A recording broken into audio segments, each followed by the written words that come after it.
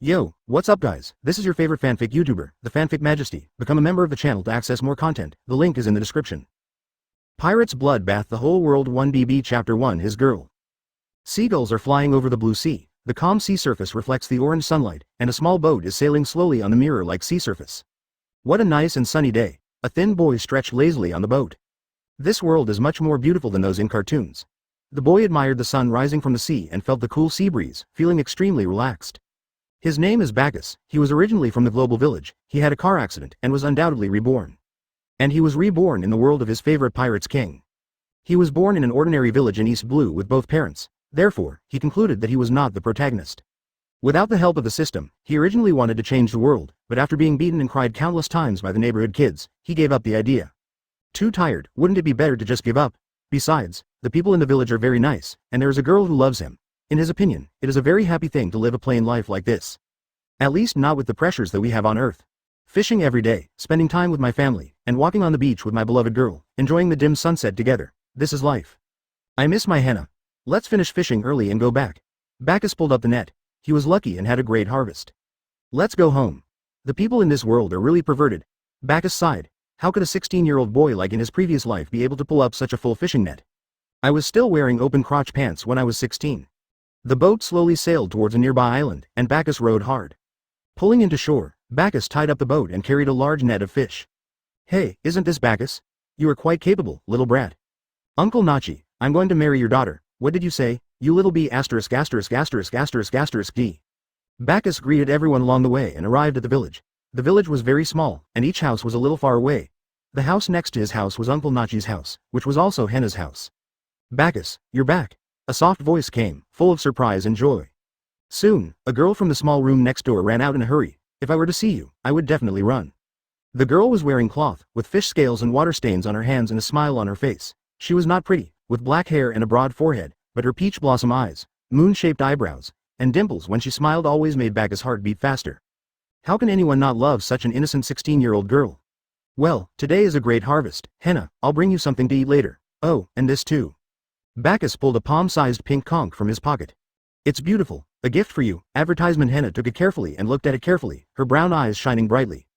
Thank you, I like it very much. I'll go back to cook first. See you at the usual place in the evening. Henna stuck out her tongue playfully. Bagus returned home and handed the fish to his mother. When his father heard that he had gone to the fields, he told his mother that he was going to help his father with some farm work. Because the island is so remote, there are large tracts of wasteland that have been reclaimed. The important thing is that there are no nobles collecting taxes, so everyone lives a comfortable life.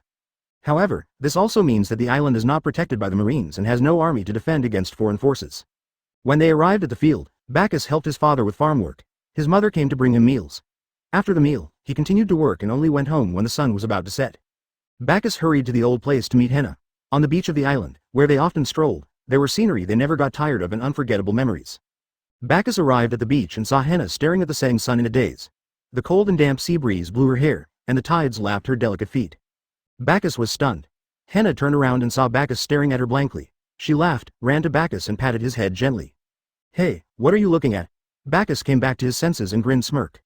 Isn't it because my wife is so pretty? Henna's pretty face was slightly red, as if reflecting the gorgeous sunset in the sky.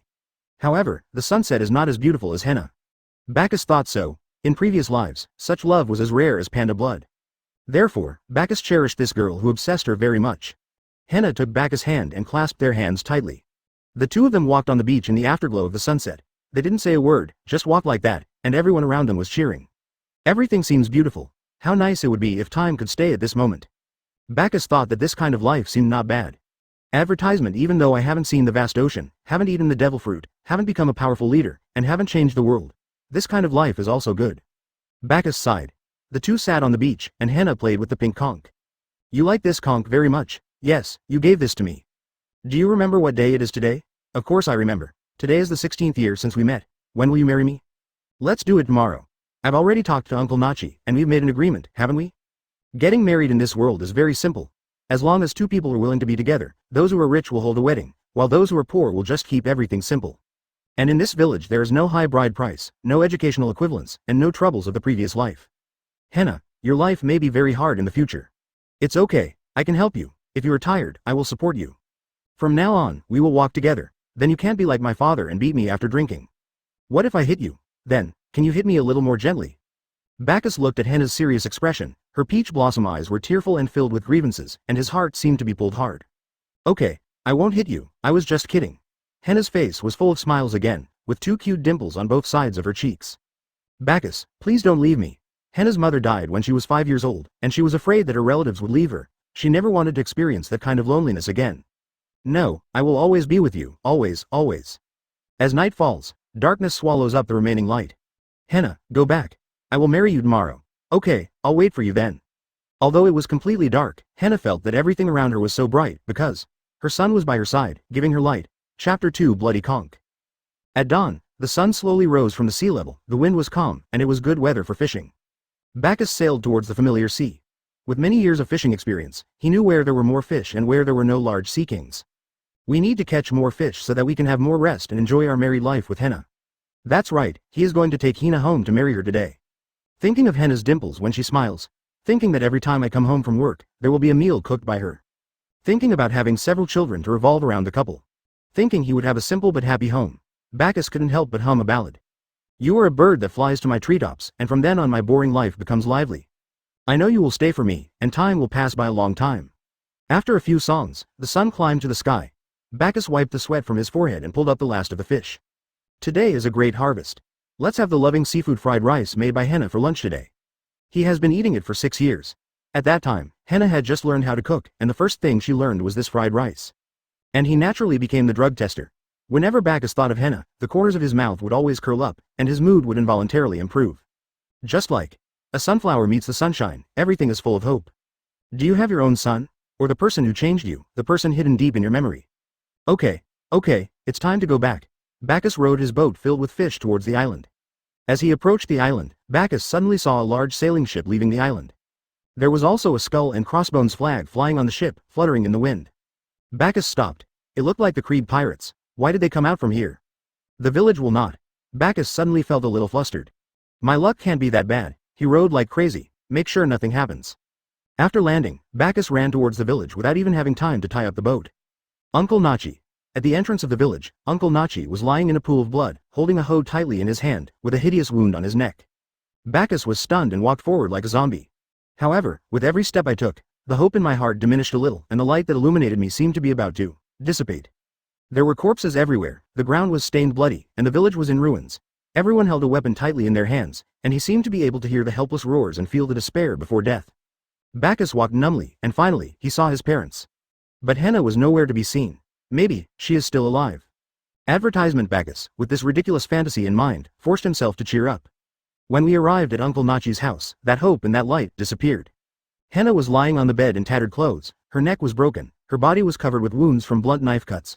Her peach blossom eyes were no longer bright, and her cheeks were covered with tear marks. The girl who loves to laugh will never laugh again. I will never see the dimples that make you smile again. I can no longer watch that gorgeous sunset with you.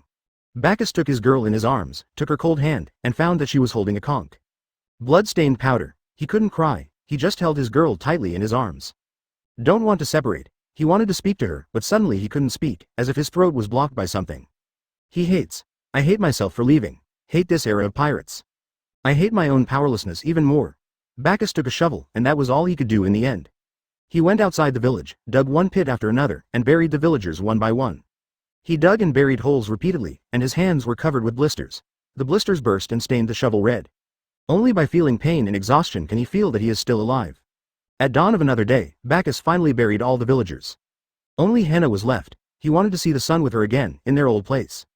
Bagus carried Henna to the beach, but unexpectedly, the dark clouds blocked the sun behind them and endless fog rose above the sea.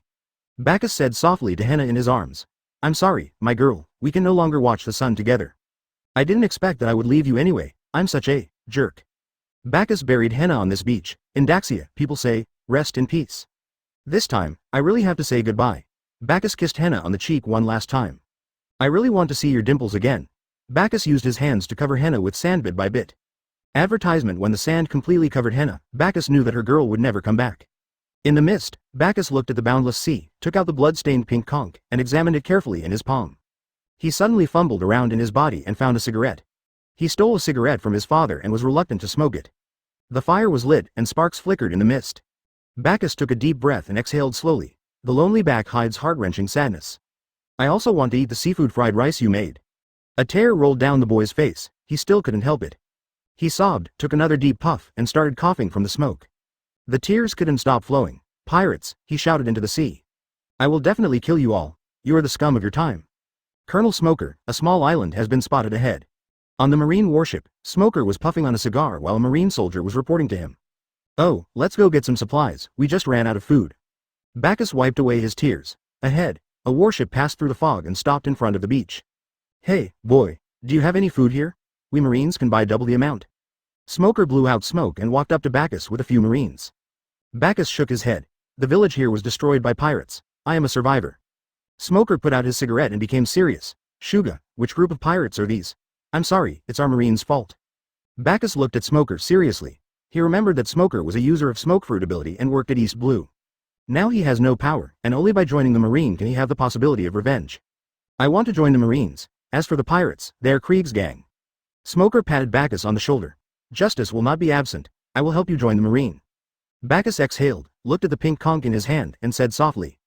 Don't worry, I will end this era. Chapter 3 Hard work pays off. Naval Headquarters, Marineford, Military Academy grounds. The neatly organized teams lined up on the parade ground, and the boys and girls looked so young. There was only one person whose figure stood out from the crowd because he was a head taller than the 12-year-old kids around him. Everyone listen up, I am your instructor Zephyr, and I will train you for 3 months.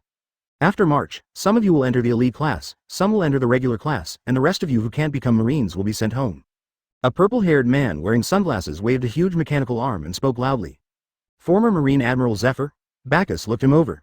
Now run around the playground until you are so tired that you lie on the ground. Zephyr shouted. Many people trembled when they saw this 3-meter-tall figure. Run quickly, haven't you eaten yet? Is this all you are capable of? How can you enforce justice like this? 1 lap is 1 kilometer, and Bagus in his previous life had never even run 5 kilometers. Running is the best way to hone your will. The weakness of your legs and the lack of oxygen in your brain will constantly tell you. Stop, this is too tiring. Such was the case with Bagus. He was in poor physical condition, and was quickly overtaken by a group of little kids when he rushed out first. But he was 4 or 5 years older than these kids.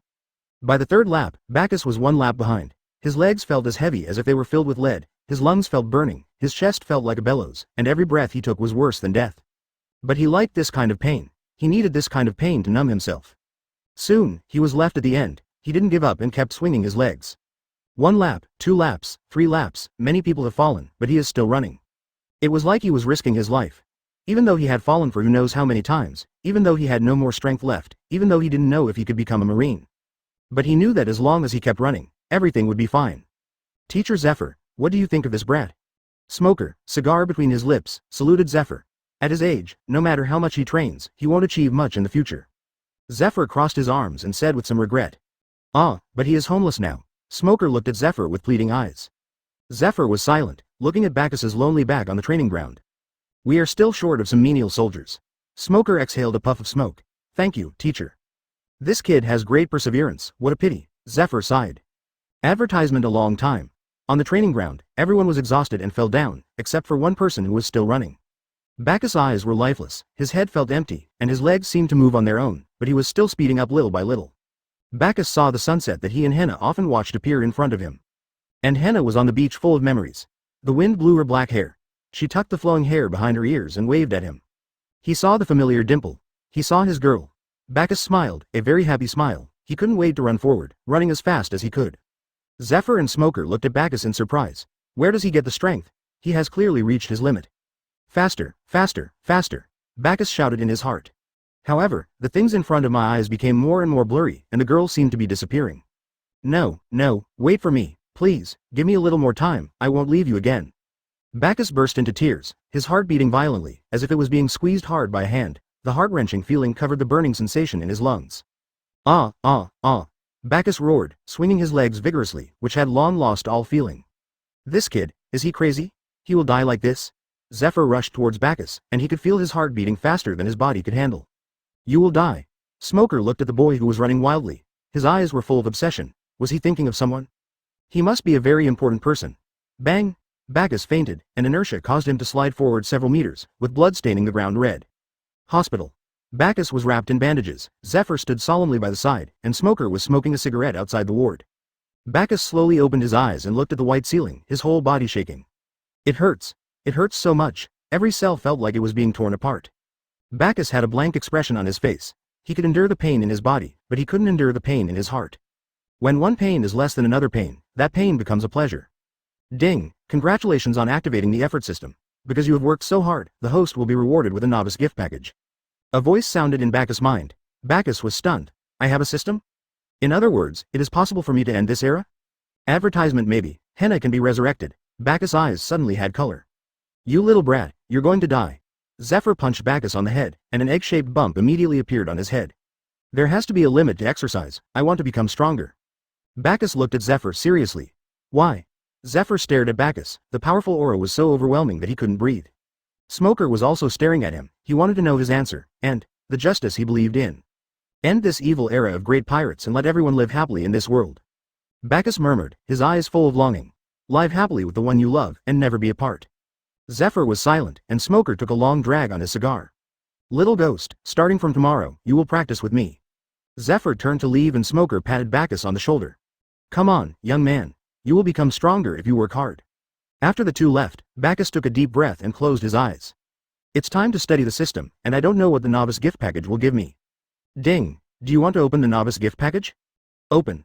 Ding! Congratulations to the host for obtaining 1,000 blades of the magic sword, a dark fruit, and a 10 cubic meter system warehouse. A panel appeared in Bagus' mind. The panel is divided into 4 parts: lottery, mall, individual value, and warehouse. Bagus opened the individual value panel, and this number made him frown. Constitution. 5 points, generally 10 points for adults. Spirit 20 points, normally 5 points for adults. Armament color, not enabled. Observation hockey. Not activated. Conquerors, not enabled. Devil fruit, not taken. Bagus hadn't expected his constitution to be so low. No wonder I can never beat that kid, but things are different now. After all, only the protagonist has a system. Chapter 4 Dark Fruits Abilities. Bagus entered the system mall again, and the dazzling array of items dazzled him. Recovery potion, increases self-healing ability and speeds up physical recovery, 10 effort points. Strength potion, temporarily increases attack power, 10 effort points. Mara fruit, a fruit that even dogs won't eat, 1000 effort points. There are all kinds of fruits, swords, and potions in the store. But there is no ninjutsu like in Hokage, only the product of the pirate's world. There is no chance of resurrection. The color faded from Bagus' eyes. Yes, if people could be resurrected so easily, then why would there be so many regrets in life? This era ends. Bagus' eyes sharpened. He opened the lottery interface and a large roulette wheel appeared in his mind. Pulse gate cultivation method. Rhythm power. Random elf egg. Flying dragon cloud exploration hand. Fashion hairstyles. Spirit bomb. One of the 6 abilities of Luo Xiaohe War. Random demon slayer breathing method. 1 soldier's grain pill. Thank you for participating. A little effort is worth a draw. It seems that the lottery is to draw abilities and cultivation methods from other worlds. System. How do I get effort points? Complete the bounty issued by the system, or practice hard. 1 hour of training will earn you 1 effort point and 1 related ability point. Bagus understood that one can become stronger by working hard. Oh, and he seems to have a devil fruit and a knife. Bagus took out the dark fruit from the system space. A lavender snail-like Uzumaki fruit appeared in Bagus' hand. Dark fruit, Logia, cannot be transformed into an element. It can invalidate the opponent's fruit ability through contact and absorb other fruit damage. The price is to endure double the pain. Perfect for Bagus, except for the one flaw of being afraid of physical skills. Overall, this fruit is very strong. Bagus ate it without hesitation. It feels a bit like eating poop. Not tasty. Ding, congratulations to the host for opening the devil fruit. Current fruit development rate, 1%. Bagus took a deep breath and raised his left hand, the dark darkness enveloping his palm. Great power.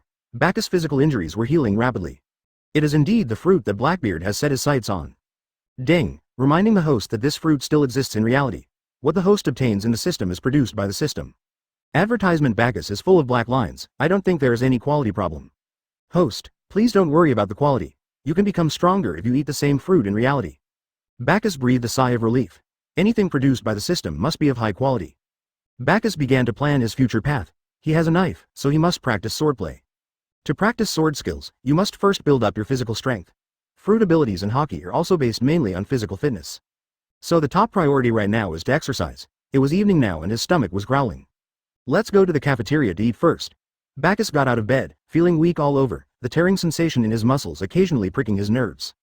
Bagus took a deep breath, adjusted himself, and then strode towards the cafeteria.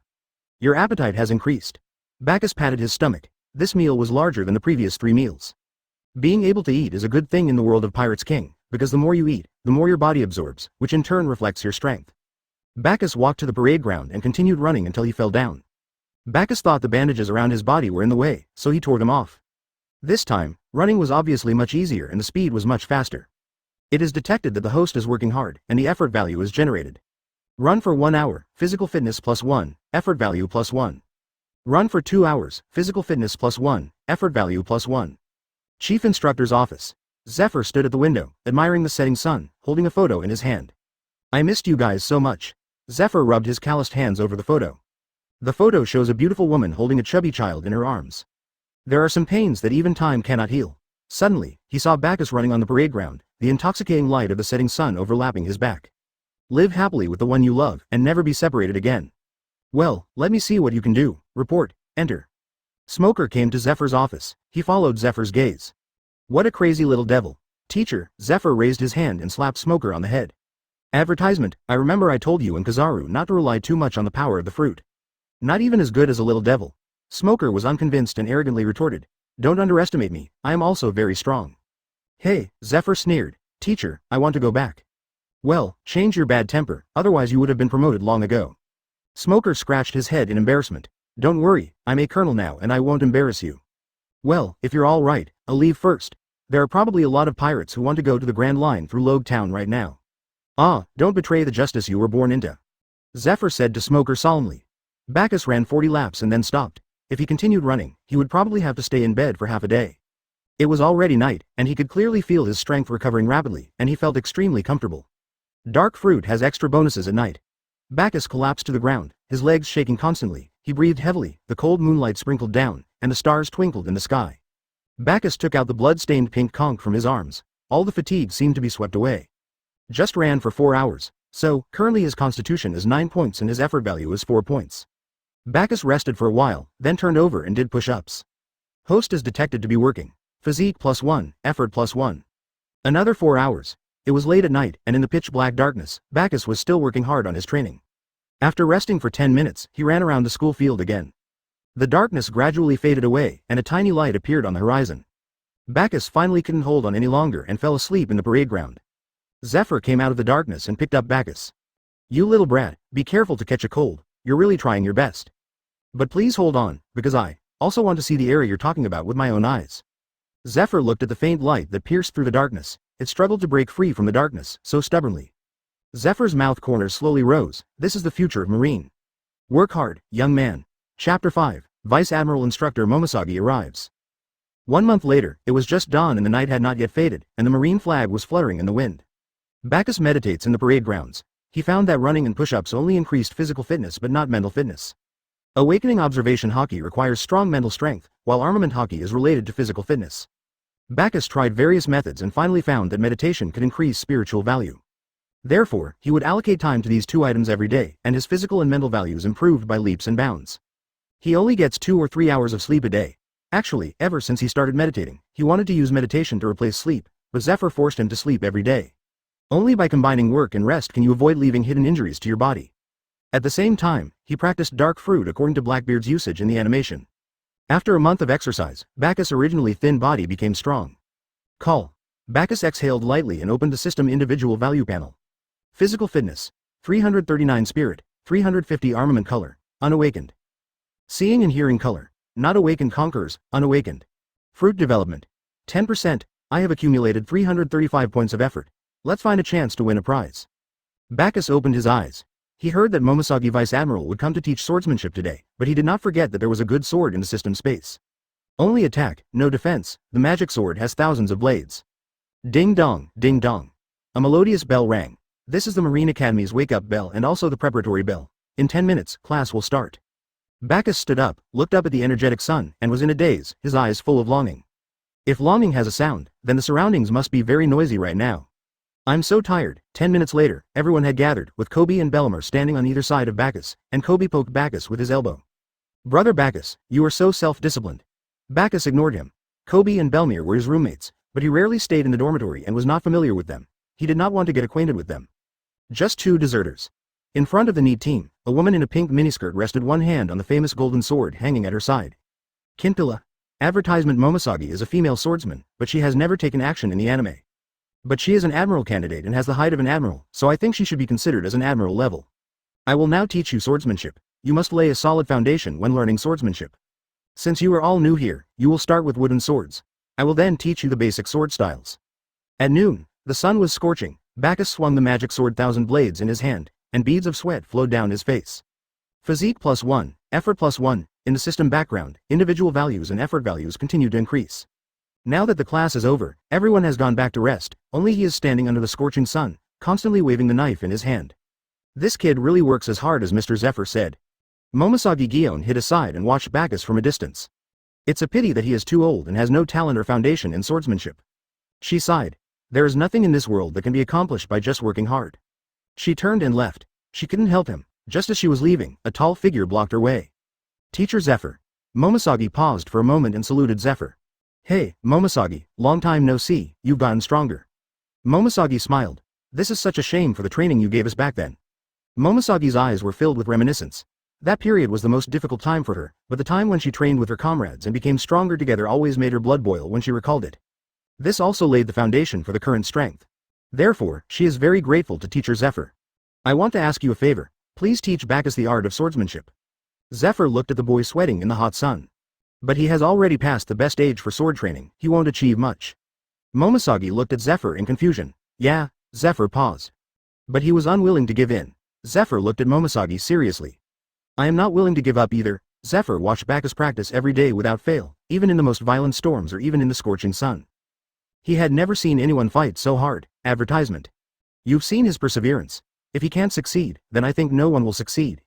Moreover, his belief in justice is even greater than mine. Zephyr said firmly. I believe that he will definitely put an end to this evil era of great pirates. Momoshagi looked at Zephyr in surprise. She had not expected him to think so highly of Bagus. This was the first time she heard such high praise from Zephyr. You know, even the 3 admirals received a lot of lectures from Zephyr. I understand. I will teach her. Momoshagi walked towards Bagus. She wanted to see what the charm of a person who was evaluated in this way by Teacher Zephyr was. Bagus immersed himself in his training, repeating one move over and over again, the downward strike. Just one move will do. Not talented and can learn anything else? It doesn't matter, just use one move to reach the pinnacle. What kind of knife is this? A charming but not seductive voice came. Bagus continued to swing the knife. I don't know, I picked up this knife by accident. Momoshagi walked up to Bagus, looked him in the eyes, and said, tell me your justice. Bagus said calmly, you'll find out later. Interesting kid. Momoshagi raised the corners of his mouth. Justice cannot be achieved by just talking about it. Does Bagus have to answer every question about justice in the future? Such justice will only become hypocrisy.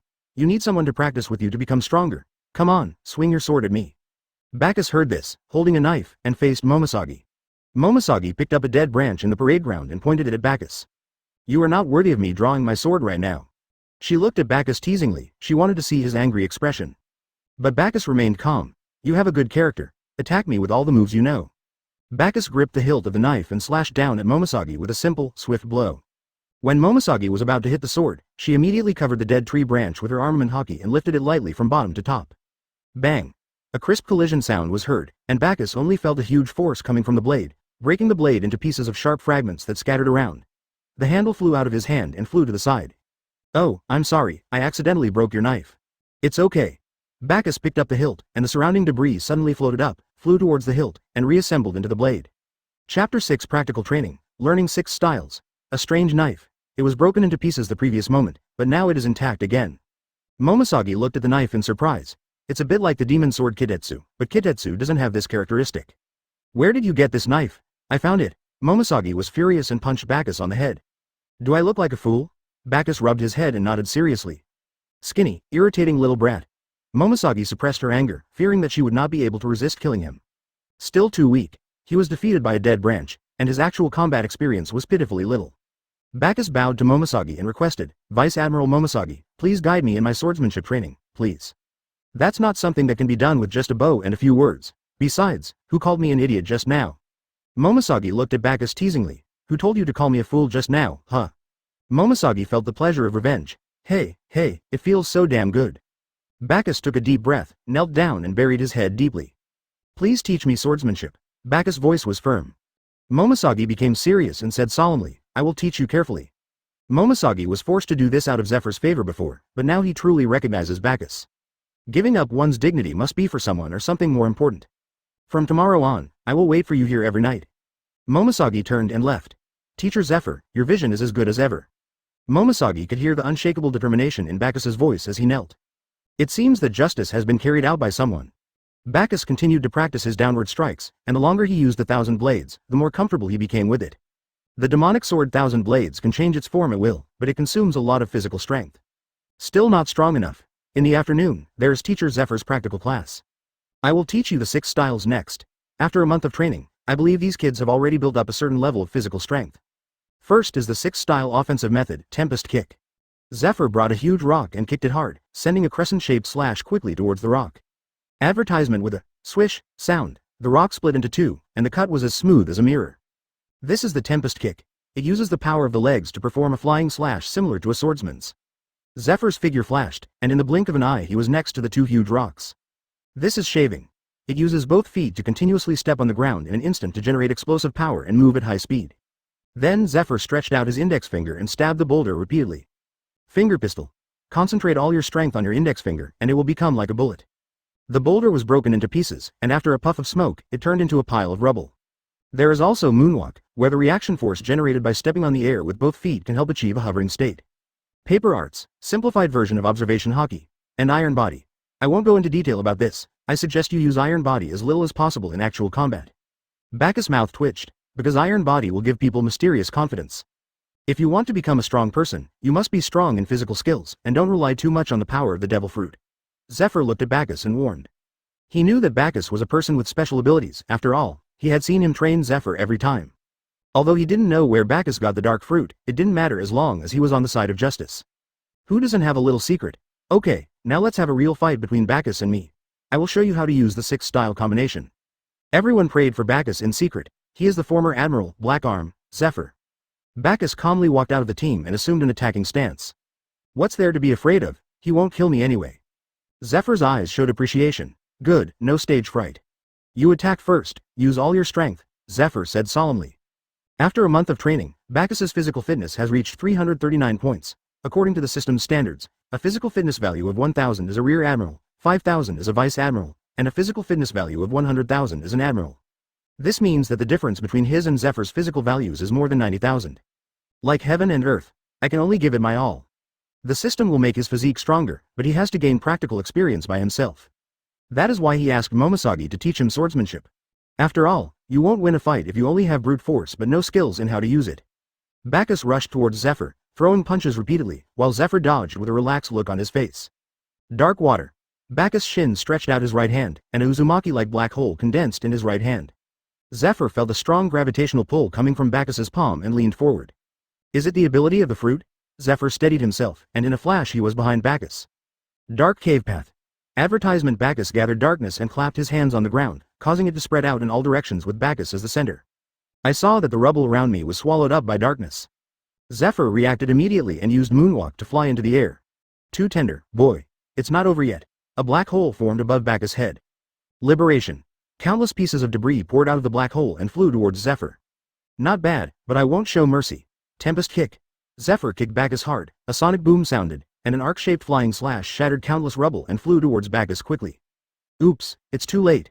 Bacchus gritted his teeth and had to resort to shaving. He didn't know if he could succeed. I can only give it a try. He remembered that the shaving technique was stomping his feet hard. Shave. Bacchus' figure flashed and left the attack range of Tempest Kick. Success. Bacchus cheered inwardly. Bang! The next moment, he crashed into a wall, dust filled the air, and a large human-shaped hole appeared on the wall. Zephyr didn't know whether to laugh or cry. If he was stupid, he only saw it once and used it to shave. If he was smart, he hit the wall again. But it's already very good. Bacchus staggered out, dusting his head. I didn't expect that he would actually use it. Back in the group, everyone looked at Bacchus with admiration. Kobe and Bellamber's eyes lit up. I didn't expect that you, Bacchus, are a fruit user. Kirby said to Bacchus with envy. Bacchus remained silent, recalling the feeling of shaving just now. Everyone has seen it. This is Marine 6 styles. These techniques are not very difficult, provided you have strong physical fitness. Do you know why Bacchus can shave so quickly? Because when you are resting, he is training. When you are eating, he is training. When you are on duty, he is still training. Everyone hung their heads in shame. Zephyr said solemnly. There are no shortcuts on the road to becoming a strong person. I hope that in the next 2 months, I can see you guys training hard with Bagus. Next time, I want to see you carrying the justice behind you. Chapter 7 Lucky Wheel. Late at night, Bagus was lying on his bed in the dormitory, while Kobe and Bellamibo were sleeping soundly. Bagus called the system and entered the lottery interface of the system. This turntable contains training methods from the otherworld, and the Demon Slayer breathing method is very suitable for Bagus now. Then it's time to gamble. Bagus now has 390 effort points. With so many draws, are you still afraid that you won't be able to draw a practice method? System, start the lottery. The wheel spins at high speed, then slowly slows down until the pointer finally points to. Congratulations to the host for receiving a ration pill. Bagus has black lines all over his head. Come again, come again. Congratulations to the host for receiving a ration pill. Congratulations. In the end, Bagus harvested 350 ration pills. Bagus's mouth twitched, and he said with a dark face. System, did you do this on purpose? No answer was received. It seems to be a low-level system. Again, Bagus gritted his teeth. Congratulations to the host for receiving a ration pill. Congratulations to the host for obtaining the pulse gate cultivation method. Ding, a friendly reminder, since the host does not have the Chongtian spear, only 12 pulse gates can be opened. Bagus was stunned, and the method of cultivating the Mai Men appeared in his mind. As for the Mai Men, it's not bad. Finally it's delivered. Pulse gate is a practice among Kuiba. The pulse gate, also known as the acupoint, is the place where the body's energy is concentrated. By opening the acupoints, the meridians are opened and energy is released. After opening the 6 pulse gates, you can also summon your own pulse beast. Bagus was no longer sleepy, so he stood up and prepared to try to stimulate his pulse. There are 12 pulse gates in total. Right hand, Zonbone. Left hand, Yusen. Right shoulder, evening still loose. Left shoulder, missing. Chest, facing the wind. Top of head, Baiyuan. Right knee, the body is broken. Left knee, Chengen. Back, Kunhai. Right ear, heart-splitting void. Left ear, Keeming. Coccyx. Phantom blood. Feel the pulse gate, unite the body and the pulse, penetrate the pulse gate. Bagus closed his eyes and searched for a pulse in his body. Shock pulse attack. Boom. The sound of a heavy bell echoed in the room, and a pale blue pulse point was faintly visible on the back of Bagus' right hand. Bagus opens the meridian gate of the right hand, Schwanbone. With his current strength, he can only open one meridian gate. Because he wielded the sword with his right hand, the meridian gate of his right hand was opened. Bagus clenched his right fist and felt that the strength of his right hand seemed to have increased a lot. He couldn't wait to go to the training ground to test its power. Advertisement. When he arrived at the parade ground, Bagus found a huge rock and planned to test its power. Boom. Bagus opened the portal and pushed out a pulse with his right hand. Boom. A small hole the size of a fist appeared on the boulder. It's a bit weak, but it doesn't consume much energy. Bagus stared at the pit in deep thought. Every time a pulse gate is opened, the power of the pulse will double. The frequency of the pulse gate vibration and the order in which they open will also produce different pulses. In general, the pulse gate is very weak in the early stage and very strong in the later stage. What's more, after opening the 6 pulse gates, you can summon pulse beasts. What if the pulse gate is combined with the fruit ability? Bagus began to experiment. 2 different forces, I don't know if they can be integrated. Boom. Bagus opened the pulse gate again and concentrated the pulse in his palm. Then activate the dark fruit ability, dark water. A huge gravitational force emanated from Bagus' palm, and a palm-sized stone was sucked in front of his palm. With a bang, it was shaken into a pile of fine gravel by the pulse. Bagus was knocked back a step by the recoil. This move is pretty powerful. It's stronger than the usual dark water gravity and has the power of a pulse, but the after swing is a bit large. What about combining the pulse with the fruit ability and throwing it out? Bagus began a new attempt. First, gather the pulse in the palm of your hand and cover it with darkness. A small black ball condensed in Bagus' palm. Then Bagus swung the boulder, and another small hole twice as big as the previous one appeared on the boulder. Bagus also discovered that when the black ball was thrown out, a gravitational force attracted nearby tiny stone particles to the black ball. So what if I step it up? Boom! The pulse gate opened, and another small black ball condensed on the palm. Only this time Bagus continuously injected darkness and pulses into the ball. So much so that this small ball is 2 or 3 times larger than the previous one. It's not enough yet, keep getting bigger. There was a glimmer of madness in Bagus' eyes, his arms were shaking, beads of sweat were oozing from his forehead, and his lips were white. Go! Planetary devastation. Bagus swung the big black ball at the boulder, gasping for air. The big black ball did not explode immediately. It was embedded in the boulder, and a strong gravitational force sucked everything around it to the big black ball. Bagus used the last bit of his strength to resist the pull. Suddenly, a pink conch was sucked out of Bagus' clothes. Not good. Bagus was quick-witted and grabbed the conch with one leap. Bagus' feet left the ground and with nowhere to gain support, he flew towards the big black ball. Oh no, it's going to explode. Bagus was now exhausted and had no strength to leave the gravity field. I didn't expect this move to be so powerful. Bagus smiled happily. I'm finally going to die. It's a pity that he hasn't taken revenge on Krieg yet. Henna, here I come. Bagus closed his eyes. Advertisement. He was too tired during this period. Maybe death is also a good ending. After all, I can eat seafood fried rice made by Henna again. Idiot. Don't give up so easily. You be asterisk asterisk asterisk asterisk asterisk D. A tall figure stood in front of Bagus, and the terrible gravity did not shake him at all. Teacher Zephyr. Bagus fell into Zephyr's arms, and at this moment he suddenly felt extremely safe. He knew that even if Uranus Lousy came now, he would not be able to die. Boom. A deafening roar sounded, and the training ground was in a mess with a small pit appearing. It's powerful, but it's still a little off, Zephyr said nonchalantly. Zephyr put Bagus down, and Bagus sat down on the ground, breathing heavily. You will pay for the maintenance of this training ground. Zephyr looked at the messy training ground and said with heartache. But if I lose weight, I will lose some money. Got it, stingy old man. Bagus was very upset. He almost died. What did you say? Do you know how tight the Marine's funding is? If you make such a fuss again next time, I'll show you how I'll deal with you. Zephyr glared at Bagus, and Bagus wanted to retort, but when he saw that Zephyr's angry eyes were full of concern, his heart was warmed. Hey, kid, you're 16 now, come and have a drink with me. Zephyr took out 2 bottles of sherry, handed one to Bagus, and sat down opposite Bagus. Hey, is this really okay? I'm not an adult yet. The cold moonlight illuminated the two of them. Zephyr remained silent and poured wine into his mouth. This is the most Hawkeye wine. Bagus smiled and imitated Teacher Zephyr by pouring wine into his mouth. That conch was probably left to you by an important person. Ah. Bagus looked up at the bright moon, which seemed to reflect the smiling dimples deep in his memory. She loves to laugh and has a pair of cute dimples when she laughs. She's not very pretty, but I like her very much. She is a very virtuous girl. I love the seafood fried rice she makes the most. You know, every day we would hold each other's hands and walk towards the sunset on that beach full of our memories. I promised to marry her. I promised never to leave her. But, Bagus said a lot. He never told anyone about his past. He also didn't know why he told the old man in front of him so much about his pain. Perhaps, because Zephyr also bears the same pain. Tears welled up in Bagus' eyes, but he tried hard not to cry. But he couldn't hide the crying tone in his voice.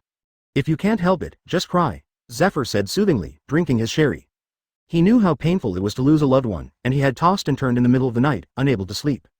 He also wanted to cry out loud, but he was still the former Marine Admiral. He couldn't show his vulnerable side. Bagus was stunned, tears streaming down his cheeks, and he burst into tears. Zephyr stroked Bagus' back with his calloused hands. Thank you for your hard work. You have to bear this pain and use it to motivate yourself to keep moving forward. You torture yourself, trying to use the fatigue and scars on your body to make yourself feel like you're still alive. It's okay. I, no, the entire Marine, and the justice behind you, will share this pain with you. Chapter 8. Krieg's whereabouts. 2 months later, Bagus stood at the end of the team. He had grown from a small boy to 2.3 meters tall. The little ghosts around have also grown a lot taller, among which Kobe and Bellamyber have changed the most. Bagus had been working hard these past 2 months, honing his swordplay with Momosagi Vice Admiral at night. I also usually have to practice with Zephyr in practical classes. He has been transformed now. Another 734 effort points were accumulated. I guess I can come up with 2 more methods of cultivation. Bagus has already tasted the sweetness of the practice. He can now open 2 meridian gates, and the one he chose is Lunquan on his left hand. The power is twice as strong as before. Combined with the dark fruit ability, Bagus thinks he should be able to seek revenge on Krieg now. No, it should be a crushing defeat. Today is your last day in the military academy. The outstanding ones will enter the elite class for further study, and the ordinary ones will enter the ordinary class. Your future destinies will be different, but you are still each other's comrades, and I hope you can trust each other with your backs. Next, we will have the actual combat assessment. You will select the pirates to hunt down and be ranked according to the final bounty. The top 30 will enter the elite class. In the office, Zephyr looked at the student's strength analysis sheet in his hand and sighed. There are fewer and fewer good seedlings. Ever since Akainu and his friends graduated, there hasn't been a potential trainee in the Marine for a very long time. But Bagus is a pretty good kid. Zephyr's mouth curled up, but then he frowned again. But his age is a disadvantage, his foundation is too weak. Zephyr stood up and looked out the window at the rising sun.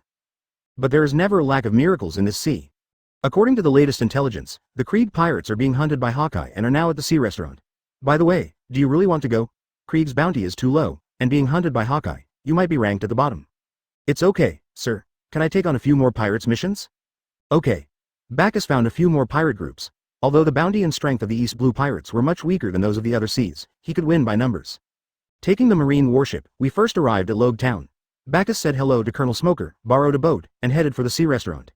This guy has become so strong in just 3 months. If Bagus hadn't taken the initiative to find him, he wouldn't have recognized Bagus. Bagus rowed the boat quickly towards the sea restaurant. On the way, Bagus opens the individual values of the system. Constitution. 980 advertisement spirit, 1010 armament hockey, unawakened. Observation hockey. Unawakened conquerors hockey, unawakened. Fruit development. 30% the overall strength should be rear admiral. After all, his fruit is the powerful logia. The next day, Bagus went to the restaurant on the sea. The restaurant on the sea is a large ship with a fish head at the bow and 2 large sails at the front and back. Outside the restaurant at this moment, a ship larger than the sea restaurant was parked at the door. There were 2 hourglasses painted on both sides of the skull of the pirate's flag on the ship. In the distance, there is a sheep's head pirate's ship with a straw hat pirate's flag. The straw hat pirates and the Krieg pirates. Ding, system bounty released. Krieg 1000 effort value, Luffy 2000 effort value, Zoro 1700 effort value. Just catch them all in one fell swoop. Bagus parked the boat aside and walked up to the floating restaurant. Hurry up and prepare water and food for me, or I will kill you all. The restaurant at sea was in a mess, and a man in golden armor was strangling someone's neck. Beside him, the ghost man agent was looking at Sanji guiltily. The Straw Hat gang looked like they were enjoying the fun.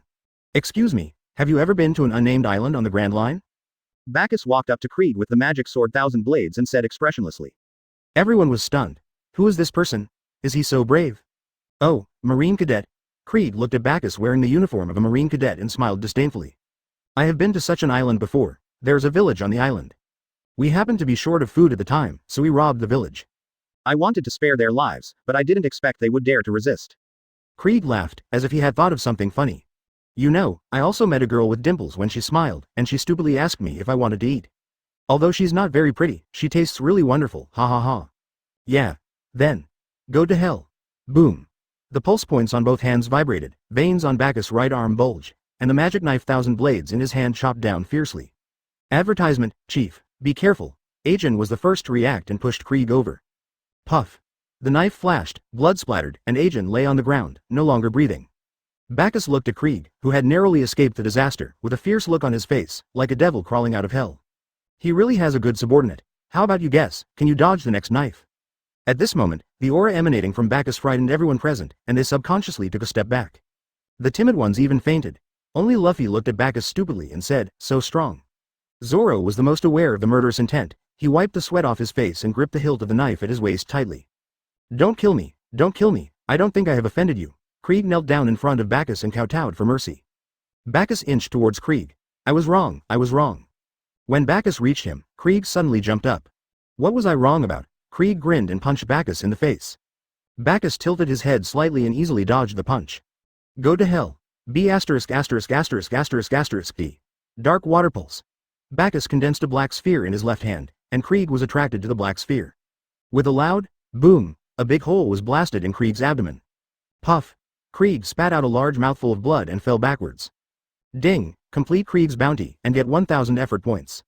Bagus still had no intention of letting him go, and he stabbed Krieg's body again and again with his magic sword 1000 blades. This, Sanji stared at the bloody scene in amazement. The scene before them made many people break out in cold sweats. After a long time, Krieg's body was covered with hideous knife wounds, and blood stained the wooden board red. Bagus exhaled and walked out. When it arrived in front of Krieg's ship, the demonic sword 1000 blades broke into countless pieces, and then quickly reassembled into a blade that was more than 10 meters long. Bagus wielded the more than 10-meter-long magic sword 1000 blades and slashed at the big ship. The swords flashed and the big ship turned into pieces of broken wood in an instant. Some pirates on the ship had their hands and feet chopped off. They wailed in pain and were eventually sunk into the sea. No one survived. This is just the beginning. Bagus turned to look at the Straw Hat crew. Next, it's your turn. Chapter 9. Duel with Hawkeye. The tip of the demonic sword 1000 blades pointed at Luffy, and the pulse points on both hands appeared. Well, I think we have no grudge against each other. Luffy touched his forehead and wondered. Damn it, we are pirates and he is a marine? Zoro pulled out 3 knives, ready to fight at any time. This marine seems very strong, and he's so cruel. Usopp's legs couldn't stop shaking.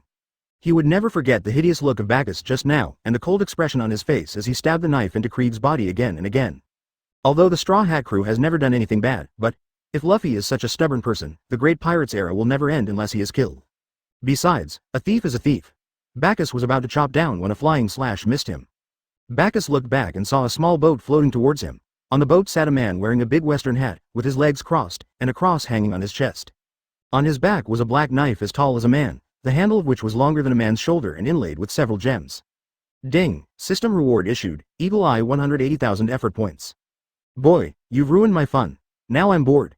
The man stood up, crossed his arms over his chest, and stared at Bagus with a hawk-like gaze. Bagus looked at the man solemnly. This is difficult, he can't beat Hawkeye now. Although the effort is really worth it. What a strong aura. Zoro broke out in a cold sweat, but his whole body was trembling with excitement. The most powerful swordsman in the world. I went out to sea just for you. Zoro untied the black cloth on his arms, tied it around his head, and forced a smile. Accept my challenge. Hawkeye stared at Bagus intently. Okay, but I'm more interested in this marine right now, so let's put our duel later.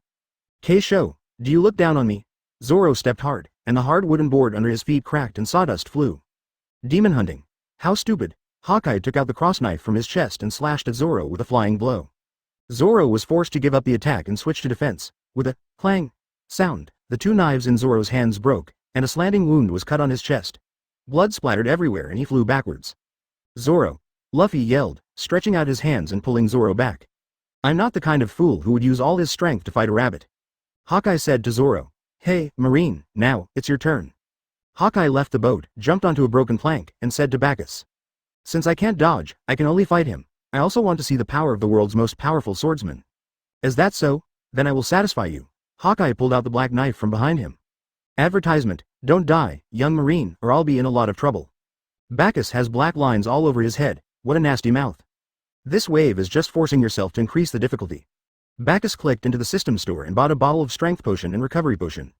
Then he extracted it and drank it in one gulp. It's time to go. Boom. The meridians vibrated, and the magic sword's 1,000 blades turned into a sword more than 10 meters long, and slashed horizontally towards Hawkeye. Hawkeye held his sword horizontally, trying to block the attack. But at the moment the two touched, Hawkeye felt that his knife did not suffer any impact. Suddenly, he saw a flash of cold knife beside him. He leaned back subconsciously and a cut appeared on his cheek. What a strange knife. Hawkeye looked at the knife in Bagus' hand in surprise. At the moment of contact, part of the knife broke into tiny pieces, while the other parts were not affected. Bagus smiled bitterly. The great swordsman was indeed difficult to deal with. In the previous confrontation, it seemed that Bagus had the upper hand, but that was because he took advantage of Hawkeye's ignorance of the characteristics of the demonic sword 1,000 blades. I believe Hawkeye has observed the characteristics of this knife. Next time, it won't be so easy to fall for it. It's incredible, but this ocean is so vast, there must be many strange knives. But that's as far as you can go. Hawkeye waved the black knife in his hand. Boy, don't die. Zhang. The sound of swords echoed in Bagus' ears, and he saw a huge flying slash approaching Bagus. No, I can't see its trajectory clearly, the gap is too big.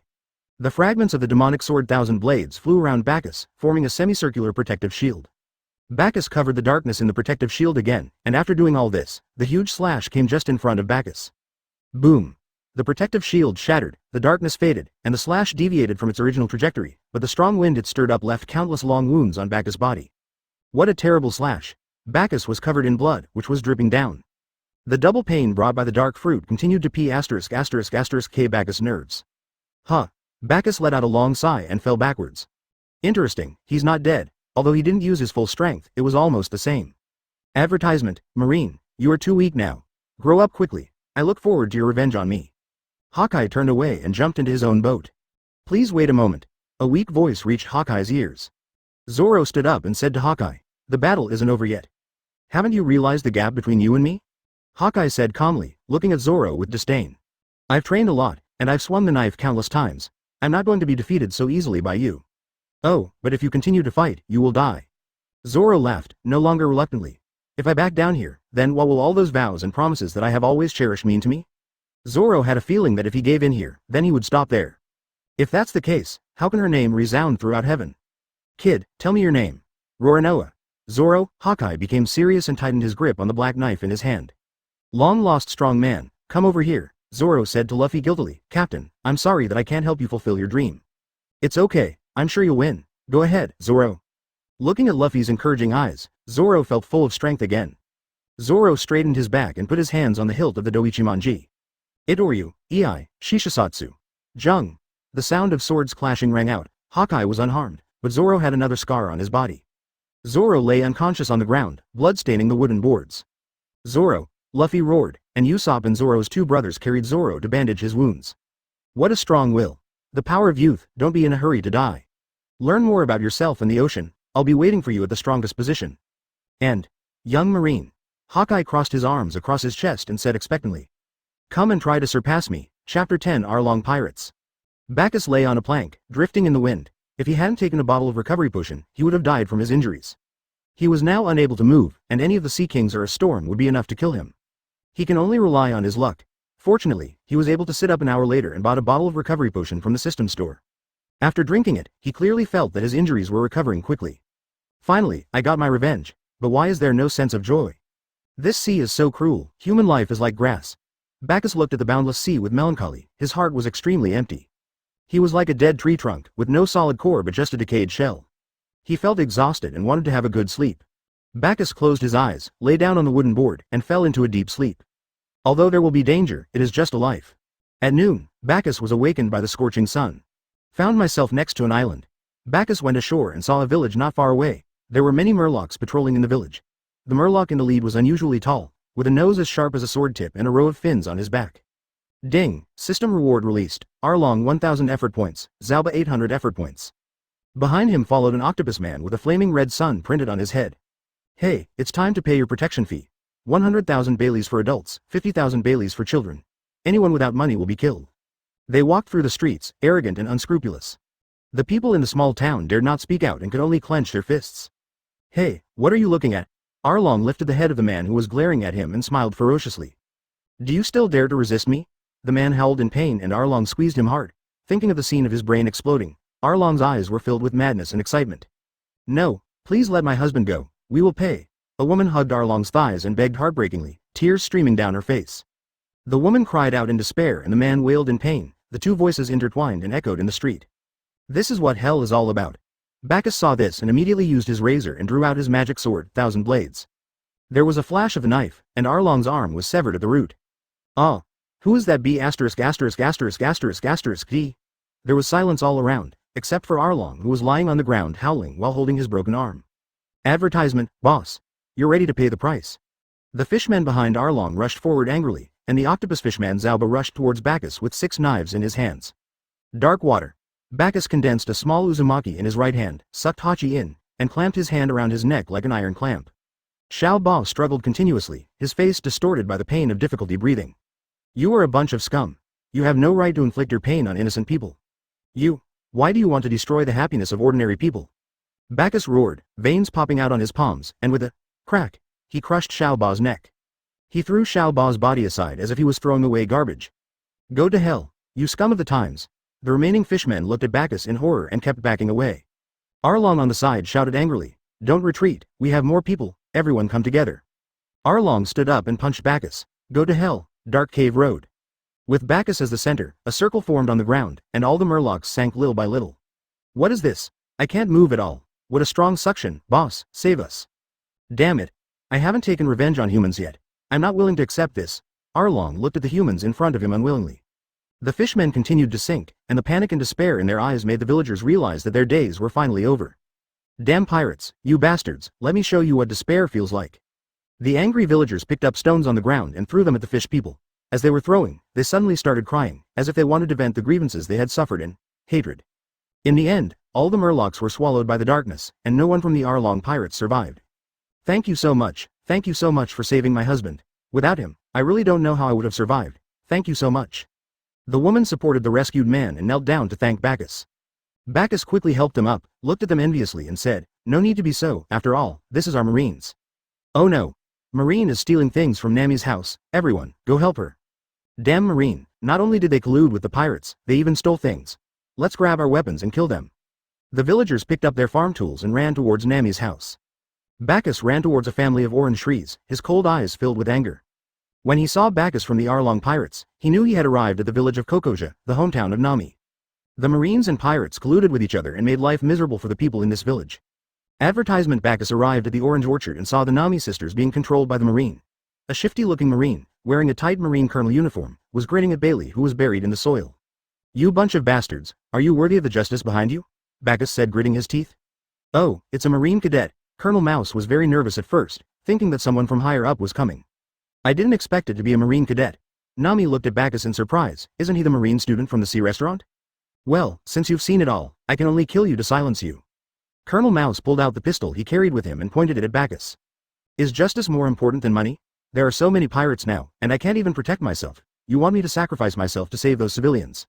Why bother? Isn't it good to cooperate with the pirates? Justice is just the childish expression of those naive people. Right, brothers. The Marines around pointed their guns at Bagus. Bagus laughed. Has the Marine become so corrupt? If you abandon even the justice you believe in, are you still worthy of being a Marine? Don't use your incompetence to humiliate the justice that countless people believe in. Bah, scum. What did you say? Colonel Mouse glared at Bagus. How dare you, a Marine cadet who knows nothing, say anything about me, a Marine colonel? Have you ever seen the cruelty of the sea? Colonel Mouse fired angrily. Hey, you're just pirates in Marine uniforms, let me judge you. Bagus drew the magic sword Thousand Blades from his waist and swung it at the pirates. Ito Ryu Ei. The white knife flashed, leaving a wound on everyone's neck, and they fell to the ground one after another, dead. This Marine is a little different. Nami looked at Bagus in confusion. In his opinion, Marines were not good people. But the Marine in front of him seemed a little different. The villagers who rushed over were also dumbfounded. They didn't expect that this young Marine cadet would dare to kill a Marine colonel. Bagus put away his knife, faced the villagers, and said solemnly, "Everyone, this is our Marine's fault. You are all suffering." Then he turned and left. His goal was to kill the pirates. As long as he accomplished his goal, how these villagers would live in the future had nothing to do with him. Bagus seemed to remember something, paused, and warned Nami. Nami, you must not be a pirate. Otherwise, a terrible murderous aura suddenly burst out from his body, and he stared at Nami with cold eyes. Otherwise, you will die. Chapter 11, Hit the Target. After Bagus left the village of Kokoja, he killed several more groups of pirates on the way. He kindly borrowed a boat from the pirates, and prepared to return to Marineford. On the way, he also rescued a trafficked girl, and Bagus kept her because she was homeless. I heard that she was sold by a pirates group from West Blue and she is just 15 years old this year. The girl is very cute, with a small canine tooth and big, bright eyes like purple grapes. When Bagus found her, she was lying in the cabin in rags, with her eyes blank and lifeless. In a way, she and Bagus had the same experience. They share the same pain. So, when she said she was homeless, Bagus took her in with him without hesitation. She said her name was Yin. Therefore, Bagus planned to take her back to Marine headquarters for training. These days, Yin's face has a pure smile and his eyes are more colorful. This is exactly what Bagus was looking forward to. Yin had a great talent for sailing, and Bagus only had to teach her once before she could steer the ship. In recent days, Yin's sailing skills have become more and more sophisticated. Bagus continued to exercise and meditate on the boat. Yin looked at Bagus working out so hard and asked Bagus curiously. "Brother Bagus, why do you work so hard on yourself?" "Because, after becoming stronger, I will have the ability to change the world and allow everyone to live happily." Bagus paused, his eyes full of longing, and said word by word. "Live happily with the one who matters to you, and never be apart."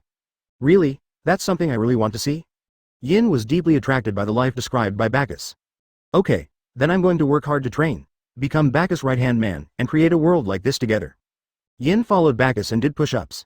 Every day after that, apart from steering the boat, Yin spent the rest of his free time exercising with Bagus. Being able to create a world like that with Bagus was all she needed.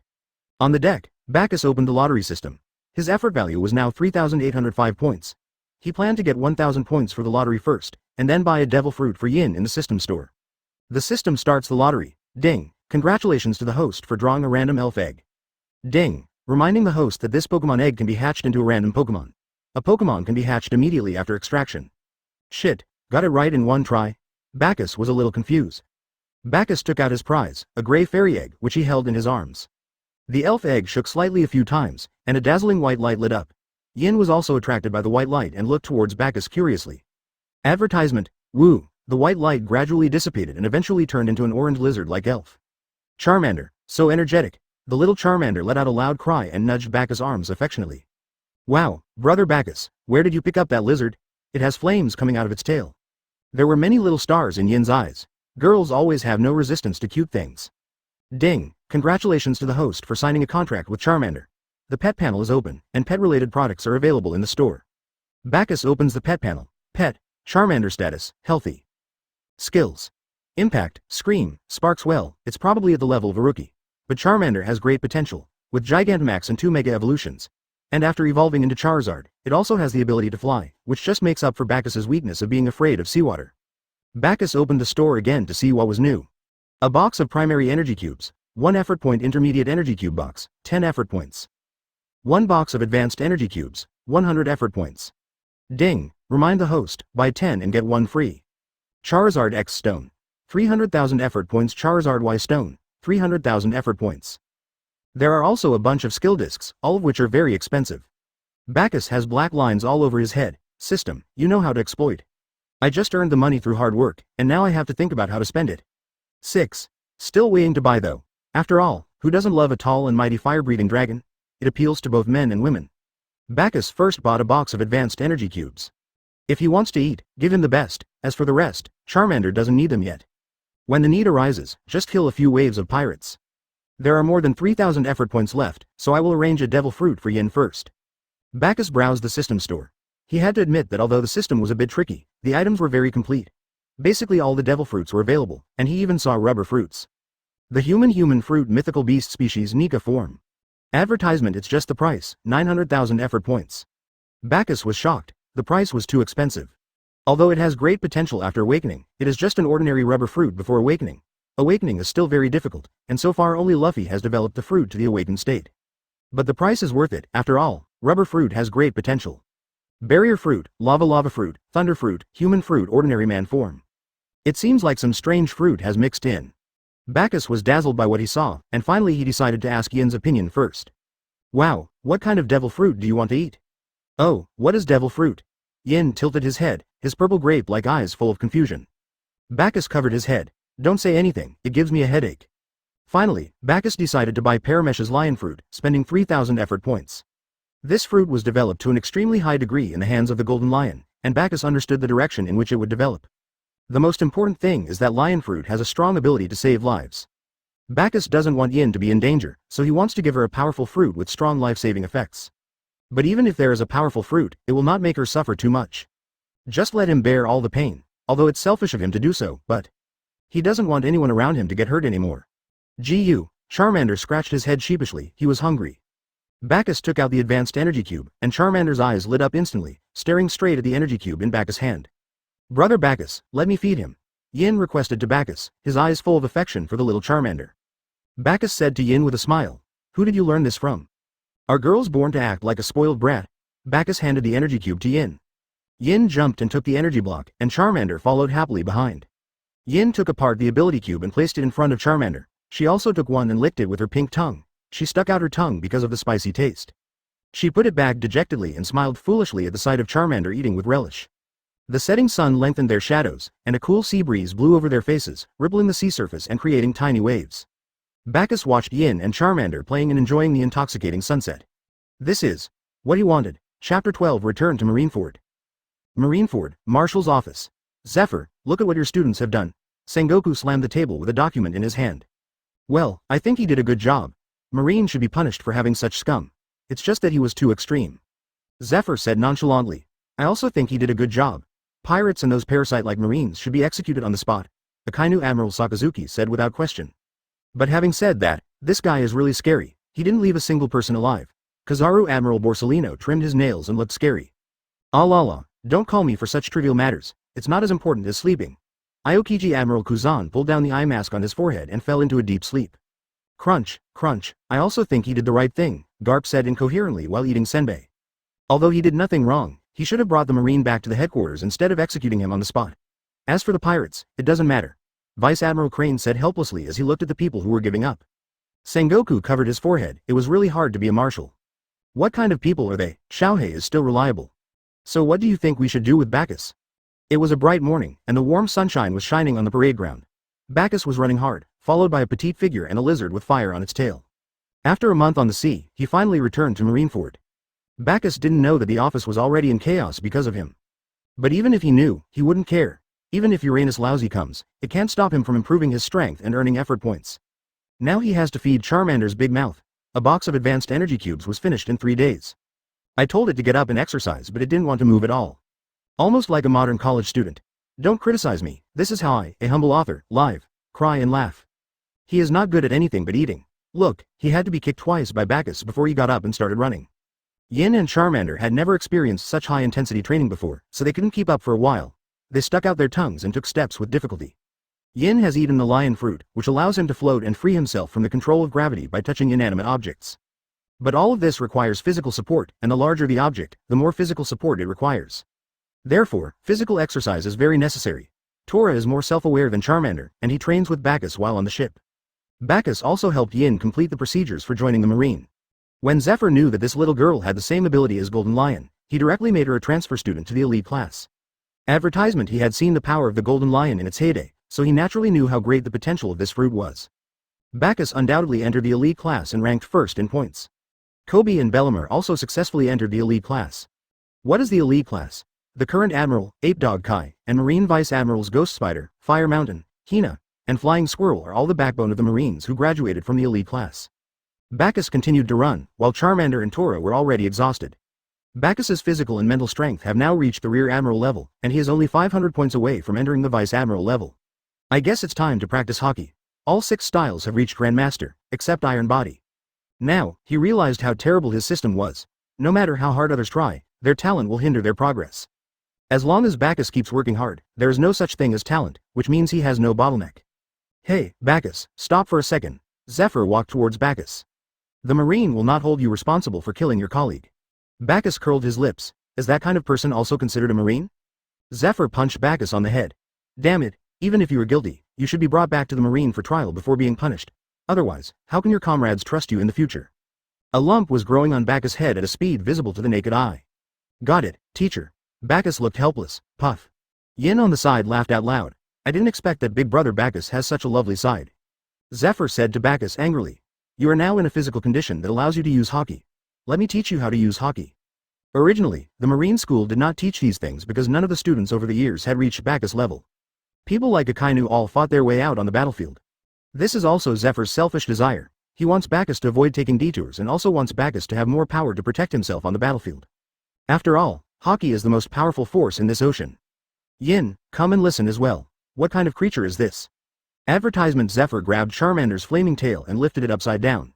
The little dragon bared its teeth and claws, struggled continuously, and looked at Zephyr angrily. No, teacher, be careful. Bagus quickly ran towards Zephyr. He can breathe fire. As soon as he finished speaking, Charmander opened his mouth and spit out a bunch of sparks at Zephyr, and an explosion sounded. Huh, the little guy is pretty powerful.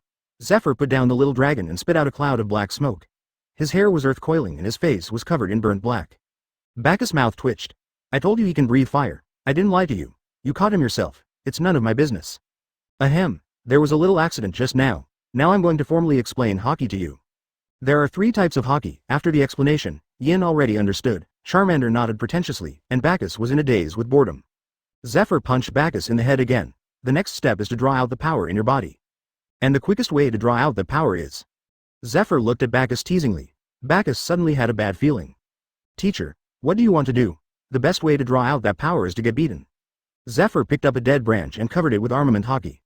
Close your eyes and dodge my attacks. It doesn't matter if you can't dodge. Feel the power carefully. You will get used to it after getting hit many times. Bagus blinked innocently at Zephyr. Teacher, are you really not taking revenge on me? How is that possible? You are my best disciple. Zephyr smiled and raised the branch. Take it. Bagus only felt a flash of afterimage and a few more bumps on his head. He said this with tears in his eyes. Isn't this really revenge against me? IDIDIDIDIDI Chapter 13. Only practice one move under the starlight and bright moonlight. Bagus was on the parade ground, facing a stone as tall as him. Bagus took a deep breath, and the black armament hockey quickly covered his right hand. He punched out, and with a bang, the boulder turned into pieces. After a week, he finally mastered the armament hockey and observation hockey. Zephyr on the side shook his head regretfully. What a pity, we could have fought for a few more days. Bagus looked at Zephyr with a frown on his face. Don't think I don't know what you were thinking.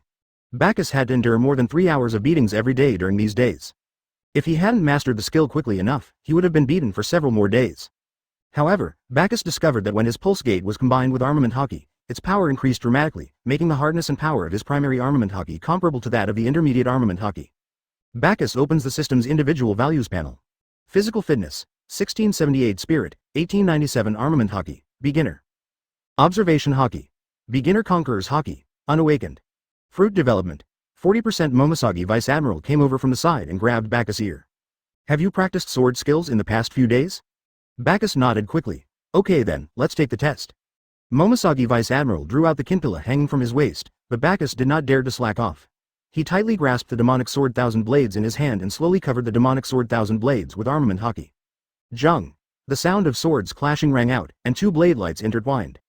Now Bagus can already exchange a few moves with Momoshagi, but Momoshagi finds out that Bagus only knows one sword move. Chop. No matter how poor your talent is, you can't just know one basic sword style, right? Momoshagi stopped the instruction and looked at Bagus in confusion. Bagus felt his hair stand on end as he was looked at as if he were a fool. Any questions? Instructor Momoshagi. Bagus asked weakly. Although he was now able to fight Momosagi Vice Admiral, he was beaten more often. When facing Momosagi's sword, he always felt that he was facing an insurmountable peak.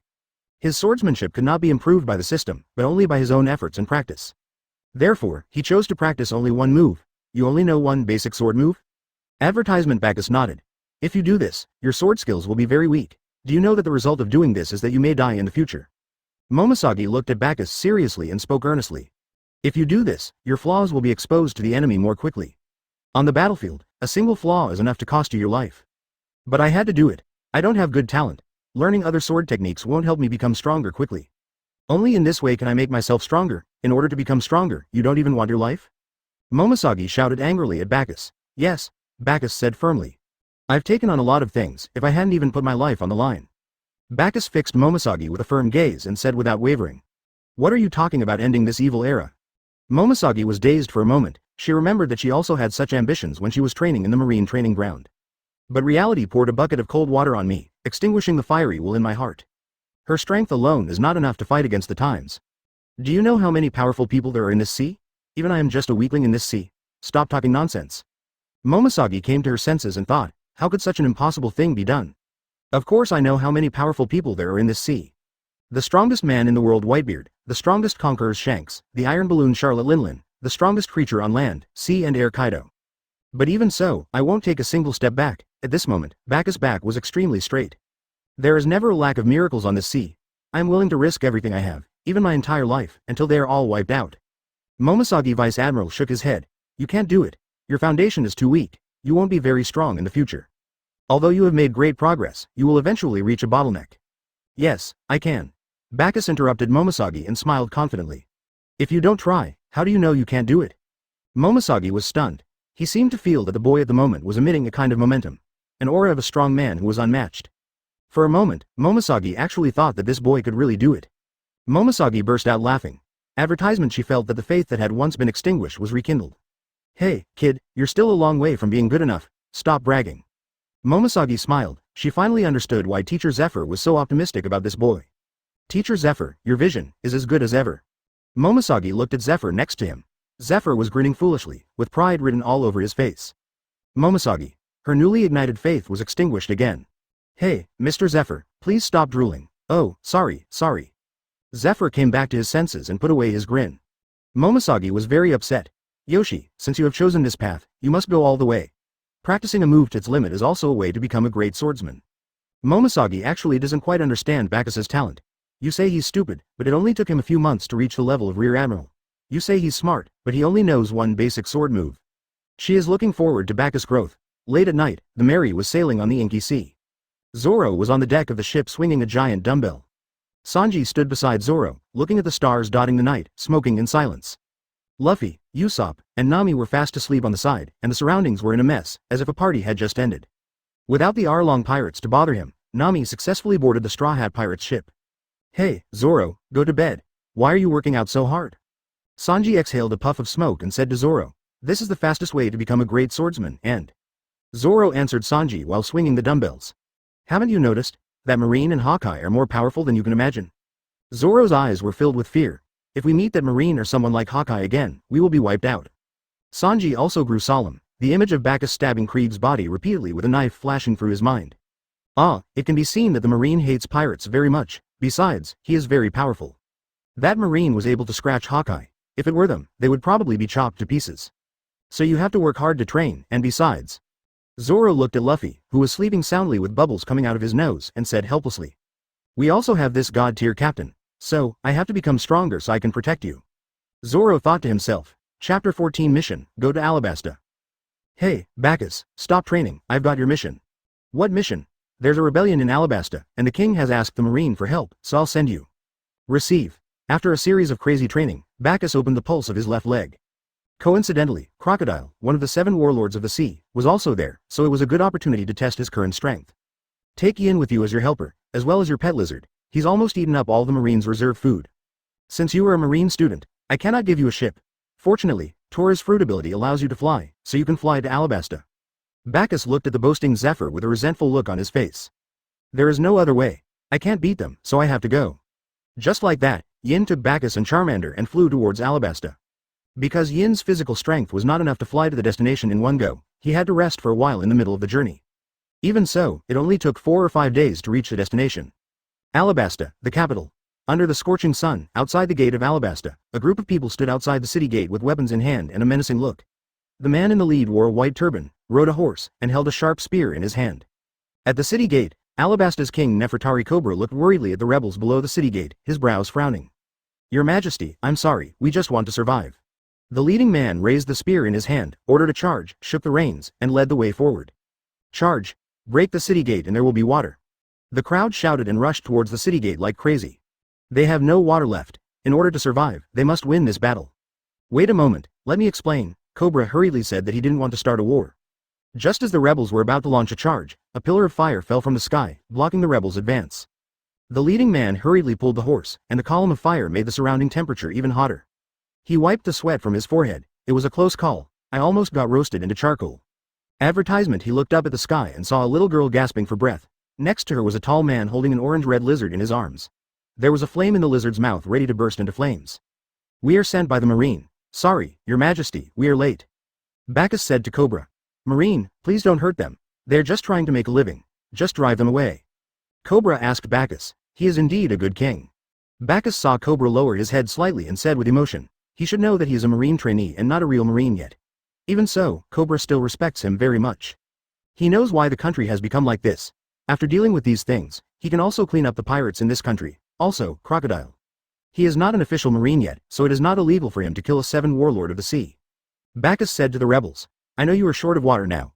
Give me some time and I will give you an explanation. Why should we trust you? You can't beat me. Bagus looked at them coldly, with murderous intent bursting out. The timid ones among the rebels were frightened and sat on the ground, and everyone took a step back. Okay, I believe you, replied the leading man. The rebels retreated and Cobra breathed a sigh of relief.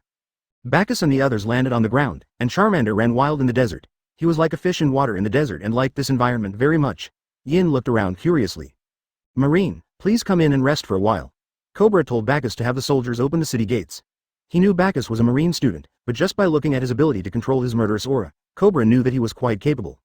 In this world where the strong prey on the weak, strength is the best way to win respect. Bagus was about to walk towards the city gate when suddenly, a crescent-shaped blade-like slash made of sand flew towards Charmander at high speed. Be careful. Yin stood in front of Charmander, touched the ground with both hands, and the sand floated up, forming a thick sand wall in front of Yin. The slash sank into the sand wall. Yin looked around vigilantly, with fire in his mouth, ready to erupt at any time. Come out, Crocodile, Bagus said to a sand dune. At the city gate, Cobra heard the name and looked around in disbelief. Where? The soldiers were facing a formidable enemy, because that man was the 7 warlords of the sea. However, there was still silence all around, with no one in sight. You're not coming out yet. Looks like I have to deal with you first. Advertisement, Dark Cave Road. The Golden Desert was quickly covered by darkness. When the darkness was about to reach the sand dune, a cloud of sand floated into the air and gradually formed a human shape. Don't be so arrogant, Marine kid. A man in a black coat with a golden hook in his left hand looked at Bagus fiercely. Ding, bounty released, Crocodile, 3,000 effort points. Drink, it's worth the money. You know, you ruined my good thing. Bagus shook his head indifferently and let Yin lead Charmander into the city gate. I don't know what good things I have ruined for you, I only know that you have made this country a mess. Crocodile smiled. You don't think you can beat me? I'm a Shichibukai. Killing a Marine cadet is just a matter of moving my fingers. Bagus looked at Crocodile with disdain. Just you, a down-and-out pirate who was beaten by Whitebeard and dared not enter the New World. Damn it, what did you say? Crocodile glared at Bagus. Go to hell, little idiot. Desert knife. His right hand turned into a blade made of sand, and then he swung it towards Bagus, with a half-moon-shaped blade slashing towards Bagus. Don't be too confident. Bagus covered his right hand with a layer of armament hockey, and punched the blade. With a bang, the blade was shattered into fine grains of sand. That's armament hockey. You're just a Marine cadet, why would you be hockey? Crocodile's eyes widened, unable to believe what he was seeing. You will be surprised by what is yet to come. Boom. A vortex-like black hole condensed in Bagus' right hand, and at the same time, a light blue pulse gate was faintly visible on the back of his right hand. Dark water. Crocodile only felt a suction force, and he immediately reacted by inserting the golden hook in his hand into the sand, and then used the ability of the fruit to compress the density of the sand to resist the suction force. A very smart move. He is indeed someone who has fought Whitebeard before. But you don't think this is the end, do you? Chapter 15 Complete Torture. Boom. The pulse gate vibrated, and an energy ball the size of a human head condensed in the palm of Bagus' right hand. After the energy ball appeared, the gravity of the black hole became stronger. Bagus discovered that the more he opened his pulse gates, the larger the pulse volume and the higher the power. It also had a certain effect on his strength and armed color. Crocodile moved forward slowly, and the golden hook in his left hand plowed a long furrow in the sand. He increased the density of the sand. At this moment, the hardness of the sand was comparable to that of steel. His body finally stabilized and stopped moving. What kind of fruit ability is this? Crocodile looked at Bagus fearfully, and put away his arrogance. This marine cadet should not be underestimated. You don't think this is the end, do you? Xuanming black hole, launch? The energy ball in Bagus' palm flew towards Crocodile with a whoosh. Along the way, tiny grains of sand continued to cover the surface of the black hole like energy ball, and it soon became an ochre-colored ball. Crocodile watched the energy ball getting closer and closer, and the gravitational force was getting stronger. If he let go of the golden hook, he would definitely be sucked in. In desperation, he could only manipulate the sand around him to pile up a thick oval wall around himself, wrapping himself inside, while trying his best to strengthen the density between the sand. Boom! The energy ball collided with the oval sandball, followed by a deafening explosion, and endless darkness swallowed the surroundings. Brother Bagus has become stronger again. Yin stood beside Cobra, and the airwave caused by the explosion was as sharp as a knife. The people around him stared at this scene in amazement, swallowing their saliva. Hey, old man, remember to prepare delicious food for us, Yin said to Cobra. The soldier next to Cobra came to his senses and said to Yin unhappily, who do you think you are talking to? You be D. Yin stared at the soldier and Cobra expressionlessly, say another word and I'll kill you. Yin hated nobles and pirates. Her homeland was destroyed by pirates, and she was oppressed by nobles in her country. Moreover, she was sold to a noble as a slave. She could never forget that noble who stepped on her body, spat on her face, and said condescendingly that she was a piece of trash. If she didn't want to cause trouble for Brother Bagus, she would have wanted to kill a noble for fun. You. The soldier's hand was on the hilt of the sword. When he was about to draw the sword, Cobra beside him held the soldier's hand. I'm sorry, little girl, we didn't treat you well enough. We will prepare a sumptuous meal for you later. Cobra lowered his head and said apologetically. Yin didn't say anything else and continued watching the two men fight. Advertisement, Your Majesty, why do you want to? Cobra shook his head at the soldier. Idiot, we are the weaker party now. The darkness gradually faded away. Crocodile's clothes were torn. He climbed up from the sand in a panic, gasping for breath. Only a few sandballs were left on the oval sandwall. Ah, you're not dead yet. I forgot to tell you that my fruit ability can make your elementalization ineffective. Stop talking nonsense, come and kill me if you can. Crocodile ripped off the golden hook and replaced it with a purple poisonous hook. Don't underestimate me. When Lousy was out at sea as a pirate, you were still playing in the sand. He rushed towards Bagus with his poisonous hook in hand, but no matter how fast his attacks were, Bagus always managed to dodge them calmly, as if he could predict the future. Observation hockey? Crocodile kept backing away with a serious look on his face. The strength of this marine trainee was beyond imagination. His fruit ability could also make his elementalization ineffective, which was the most difficult part. If things go wrong, he might really die here today. Okay, enough fun, it's time to get rid of you. Bagus already knew that his strength had reached that level. Figuratively speaking, he is stronger than Luffy 2 years later, except that he lacks Conqueror's Haki. After all, the upper limit of dark fruit is too high, and he also has the pervert training method of Mayman, plus he works hard to train. And he is the protagonist who has a system. Lao Sha 50-50 is not good enough. Crescent Dune. Crocodile rushed up again, his right arm turned into a scimitar and slashed at Bagus. Hey, I still don't see the difference between you and me. Bagus calmly dodged by leaning sideways, his right hand covered with armed color, and the light blue pulse gate kept flashing. Exene. Bagus' eyes were full of murderous intent, and he punched Lao Sha in the abdomen. Crocodile flew back like an arrow, blood mixed with internal organs gushing out. Hey, I'm the 7 warlords of the sea. You Marines are not allowed to kill me. Bagus smiled. You said the Marine can't kill you. What does that have to do with me, a Marine cadet? Pirates are scum that should be eliminated. Crocodile had a crazy look in his eyes and laughed loudly. In that case, then let all of you die. Advertisement. A tornado appeared in the palm of his right hand, and the surrounding sand particles floated in the air and rotated along with the tornado in his hand. Will you choose to kill me, or protect the civilians in the city? Make a choice. A sandstorm that covered the sky and the sun was gathering, and the strong wind was whistling with sand. Even Bagus found it a bit too much to bear, let alone the powerless civilians. Hey, now let me see how you carry the justice behind you. To be honest, you Marines are really hypocritical for always talking about justice. Crocodile laughed crazily. You are nothing but lackeys of the world government. How can lackeys understand the freedom of pirates? Ha ha ha. Bagus looked at the frantic Crocodile expressionlessly. Freedom doesn't mean you can trample on other people's lives at will. This is not a reason for you to act recklessly. Bagus said solemnly. You take yourself too seriously. You can't even compare yourself to people in the city. Crocodile heaved a sigh of relief. Finally he could survive. He laughed triumphantly, but in the end he was still bound by the hypocritical justice behind him. Are you relaxing too early? I never said I was going to let you go.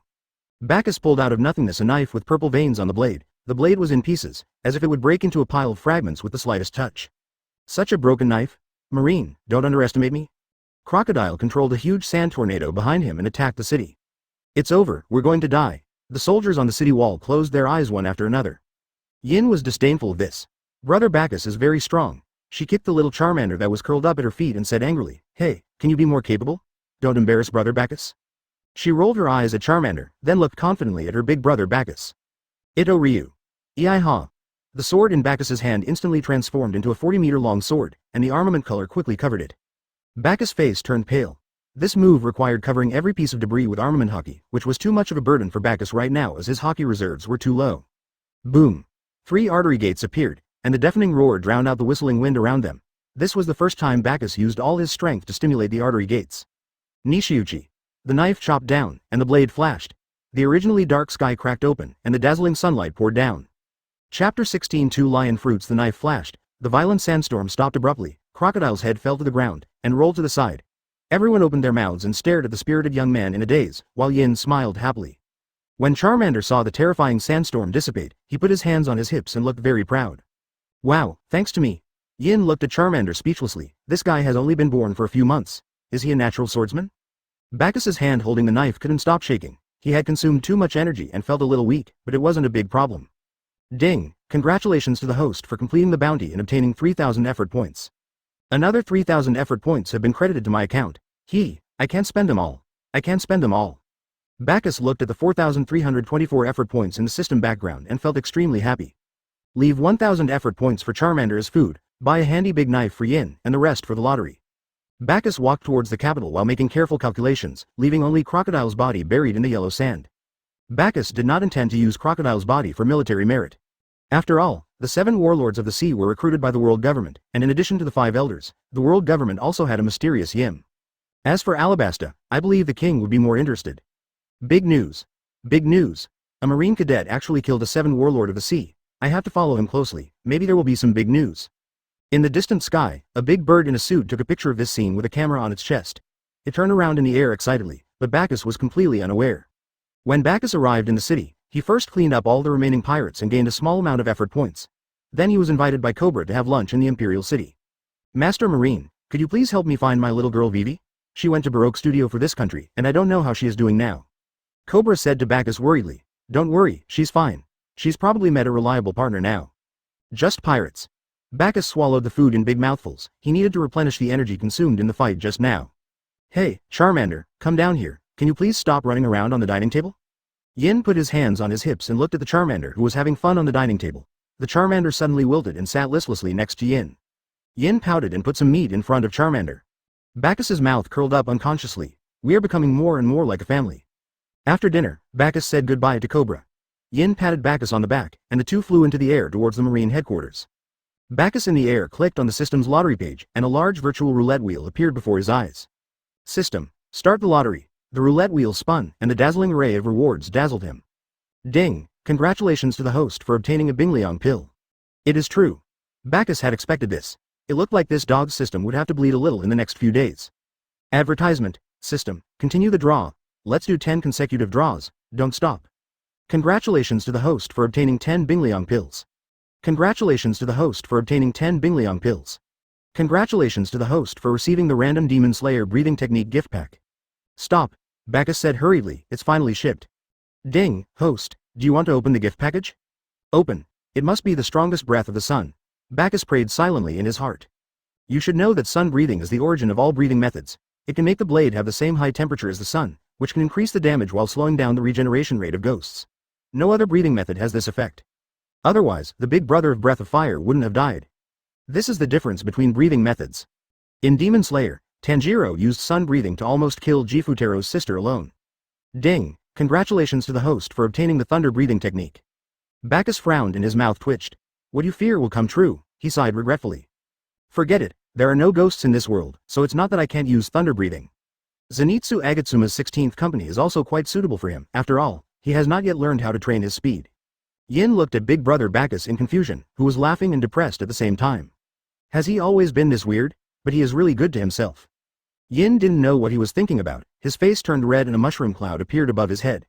Among the clouds, an old man with messy blonde hair and a bald head was flying in the air, with a ship's rudder stuck on his head. Without feet, with two sharp knives tied to the thighs. Golden Lion.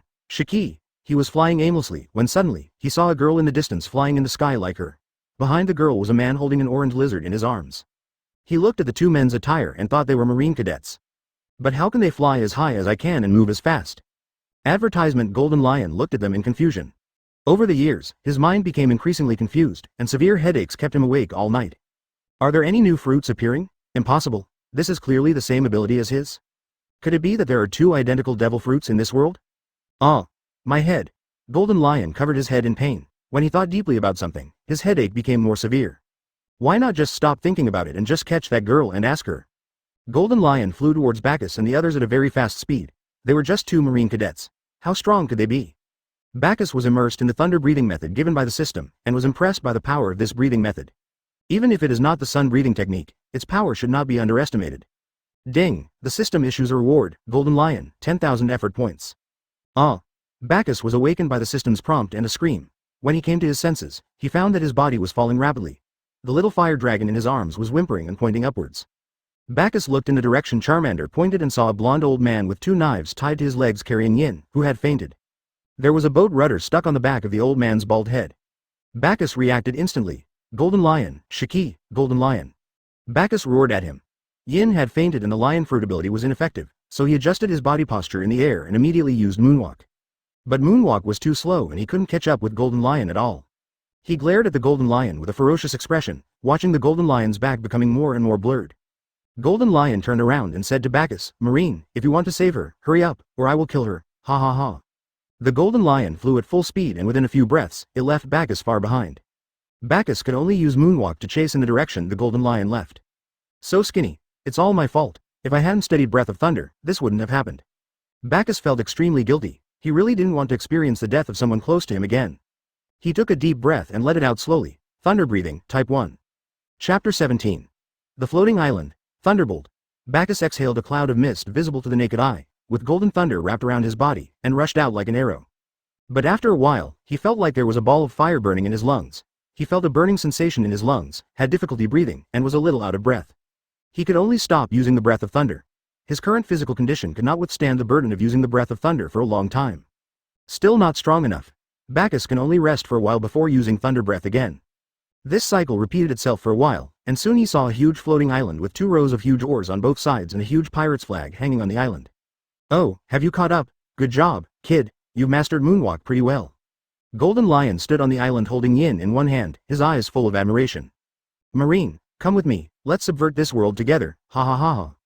Pirates are also kind and righteous. If you join me, I can put your friend down. Bagus arrived on the island and put Charmander down. Hearing what the Golden Lion said, he couldn't help laughing and sneered, just a remnant of the old times. Roger was executed by the Marine. How can you, Roger's defeated general, be qualified to subvert the world? What did you say? Golden Lion's expression changed drastically and he glared at Bagus. Roger is someone I respect. How could he be caught by you Marines? You. The Golden Lion said excitedly, trying to defend Bagus' words. Good opportunity, Breath of Thunder. A golden lightning flashed by, Golden Lion's eyes blurred, and the person in his hand disappeared. He realized that the kid had said those words on purpose. Good job, kid. Bagus put Yin in a safe place, took out a bottle of recovery potion and a few ration pills from the system space, fed Yin to drink, and said to Charmander, keep an eye on her, or I'll deduct your rations. Charmander immediately blocked Yin behind himself and bared his teeth at Golden Lion. Bagus also ate a few ration pills to restore his strength. Golden Lion is not a parallel import like Crocodile. He is a great pirate from the same era as Roger. For example, he was defeated by two Luffy, who didn't know hockey 2 years ago, in the movie. This kind of operation is very unpleasant. Saw, let me see how capable you are, advertisement. Lion Majesty. Earth coiling. The Golden Lion raised his hand, then clenched his fist. The dirt around Bagus rolled up and turned into 5 lifelike lions, surrounding Bagus tightly. Roar. The soul-stirring roar made Bagus' eardrums hurt. They are truly worthy of being pirates, as famous as Roger and Whitebeard. In terms of superb fruit control ability, he is far inferior to Golden Lion. Currently, he can only cover the surface of his body with darkness. Once the darkness goes beyond his body, it will dissipate involuntarily. Boom. The pulse gate vibrated, and Bagus fired 5 magic pulses in succession, shooting at the 5 lions respectively. With a loud bang, the lion was broken into pieces of mud. This is just the appetizer. Ha ha ha ha. The golden lion flew towards Bagus with a fierce smile, and ripples formed in the air behind him. A fist covered in armament hockey continued to grow larger in Bacchus's eyes, and Bacchus subconsciously crossed his arms and blocked his chest. Bacchus felt a tingling sensation in his arm, and he gritted his teeth, using both arms to push the golden lion back. Armament hockey is also stronger than expected. Bacchus shook his numb arms. This was the suppressive power of high-level armament hockey over low-level armament hockey. Speed, strength, hockey, and great swordsmanship. I don't understand how King Luffy defeated him. I can only delay it. Bacchus bought several bottles of recovery potions and strength potions in the system store and drank them in one gulp. He couldn't beat them, so he could only take drugs. Golden Lion is old and his stamina definitely can't keep up, so just keep wasting time with him. Boy, you must be thinking of fighting a war of attrition with me now. Golden Lion looked at Bacchus jokingly. I'll give you one more chance. Join me, little brat. No matter how many times you say it, I will say no. Golden Lion was in a trance. Roger had said the same thing back then. Kid, then prepare to die, Lion, Thousand Slice Valley. The Golden Lion used the two large swords on its feet to launch countless slashes at Bacchus. The dense array of flying slashes blocked Bacchus's escape route, so he had no choice but to cover his body with armament color and endure it. Bacchus drew out the magic sword Thousand Blades and activated the Breath of Thunder. As a cloud of mist was exhaled, golden lightning thundered on Bacchus' body. Thunder breathing, Form 1, Thunderbolt Flash, Advertisement. There was a dazzling golden light, and Bacchus turned into a golden lightning and rushed towards the Golden Lion. Nice speed. Golden Lion raised his foot, ready to block the attack. Suddenly, the lightning passed by the Golden Lion. The Golden Lion's face changed, and a hideous knife wound appeared on his chest, and blood gushed out. Boy, what kind of knife is that in your hand? Golden Lion asked, spitting out the blood in his mouth. Hey, I won't tell you. Sixth Company. Bacchus flashed and rushed forward again. How could I make the same mistake a second time? Golden Lion covered his entire body with armament hockey and stood there motionless. What's the use of being fast? If the damage is not enough, everything will be in vain. Darkwater Pulse. A black ball the size of a human head condensed in Bacchus's hand. Don't underestimate people. The black ball hit the Golden Lion's abdomen. With a roar, the black ball exploded. Bacchus was thrown away by the impact of the explosion and got up from the ground in embarrassment. The Golden Lion was in the dark fog, not knowing whether he was alive or dead. Funny little devil, but I'm not going to die that easily. The Golden Lion suddenly rushed out of the darkness, raised the sword on his leg, and stabbed at Bacchus. Oh no, I'm out of strength. Bacchus tried to get up and dodge the attack, but his body wouldn't obey him. The use of Thunderbolt Flash 6 in a row just now was already his limit. Puff! The big knife covered with armed color stabbed into Bacchus' abdomen, and blood flowed from the corner of his mouth. The Golden Lion pulled out the blade, and Bacchus covered his wound, his face twisted in pain. Why bother? What can you use to fight me now? Golden Lion taunted Bacchus. Suddenly, a flame rushed towards the Golden Lion, and the hot air brushed Bacchus' cheek. Woo, what are you bragging about? I am the strongest, I am nothing.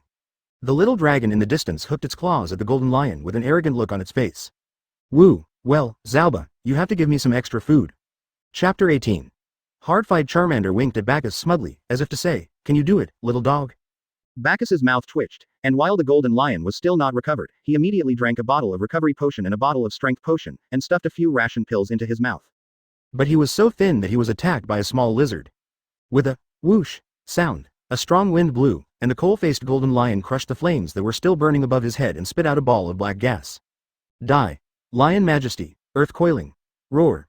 A lion made of mud roared and rushed towards Charmander, and Charmander was so scared that he trembled all over. Charmander, use Spark. Bacchus roared. The little dragon opened its mouth and spit out countless sparks. And it's no use. Sparks struck the lion, stirring up clouds of dust. Completion. Bacchus simply couldn't reach such a long distance, and Charmander definitely couldn't block this attack. Thunder breathing, Type 1. Lightning appeared on Bacchus' body, but it was as faint as a candle in the dark night, flickering. No, I'm still a little bit weaker. He drank another bottle of recovery potion and breathed wildly. Lion Majesty. Earth Coiling. Suddenly, a smaller lion pounced on the big lion. You are so stupid. How are you going to protect Brother Bacchus in the future like this? Yin gave Charmander a few big chestnuts, and looked at Big Brother Bacchus with a smile. Woo! The little dragon covered his head in grievance and trembled at Yin's feet. Bacchus breathed a sigh of relief and took this opportunity to drink a bottle of strength potion, which made the lightning on his body more condensed. Golden Lion looked at Yin with fiery eyes. You are indeed a lion fruit user. Although I don't know why, I should be able to find something from you. Advertisement. Yin said to Brother Bacchus, you take a break first, I will fight him. No, just assist me, Bacchus said hurriedly. Yin doesn't even know hockey, it's too dangerous, he might die if he's not careful. Bacchus didn't want her to take risks. What was the point of having power if she couldn't protect the people she cared about? Bacchus stood up, the wound in his abdomen almost gone. Golden Lion narrowed his eyes. There's something weird about what this kid drinks. Boom. With his pulse gate opened, Bagus rushed towards the Golden Lion in one step, punching out with a strong sound of wind, and with unstoppable force. Golden Lion sneered and punched out as well. My armament hockey is higher than yours, kid. What a foolish act. But in the next second, when the two fists collided, Golden Lion's expression changed. This kid's power suddenly became stronger. Golden Lion was sure that the potion the kid drank would speed up his recovery and increase his strength. He looked at Bagus greedily, as if he was looking at a fat sheep. If I had these potions, Bacchus's face was grim. His fist was a little painful, and he was constantly retreating. You are still at a disadvantage after taking the strength potion? He knew that Golden Lion still had Conqueror's entanglement that he hadn't used yet. Someone who could force Roger into a desperate situation couldn't possibly not know this move. But, I also have a trump card. Bagus knew he was no match for his opponent, so he thrust out with the magic sword Thousand Blades in his right hand. Unfortunately, the Golden Lion had already seen through his move and stepped back, so his sword missed. Bagus followed the Golden Lion and continued to swing his sword, but the Golden Lion knew the strangeness of the sword and kept dodging, refusing to take the attack. Dark Water Pulse. Bagus condensed a black energy ball the size of a human head in the palm of his left hand. The sudden gravitational force caused the Golden Lion to stagnate and was sucked into the black ball. In a hurry, Golden Lion had to point the sword on his leg at Bagus and looked at him with a fierce smile. Boy, I want to see whether you will hide or not. Puff. The knife stabbed into Bacchus' abdomen, and blood flowed from the corner of Bacchus' mouth, but he did not step back. The black ball in his hand hit the Golden Lion's head accurately. Boom, a terrifying explosion sounded, and Bacchus was flung away by the aftereffect, thereby creating a distance between himself and the Golden Lion and avoiding the damage of the explosion, a high EQ statement. Bacchus drank another bottle of recovery potion and quickly said to Yin, Yin, bring some lions. Roar. 5 smaller lions pounced towards the Golden Lion in the darkness. Suddenly, an invisible wave of air spread out, and the 5 lions instantly turned into nothingness. Black lightning flashed continuously, and Yin and Charmander rolled their eyes and fainted. Bacchus concentrated his energy to resist this amazing force. You little brats, you've PD'd me off. Advertisement. The darkness dissipated, and the Golden Lion roared in tattered clothes.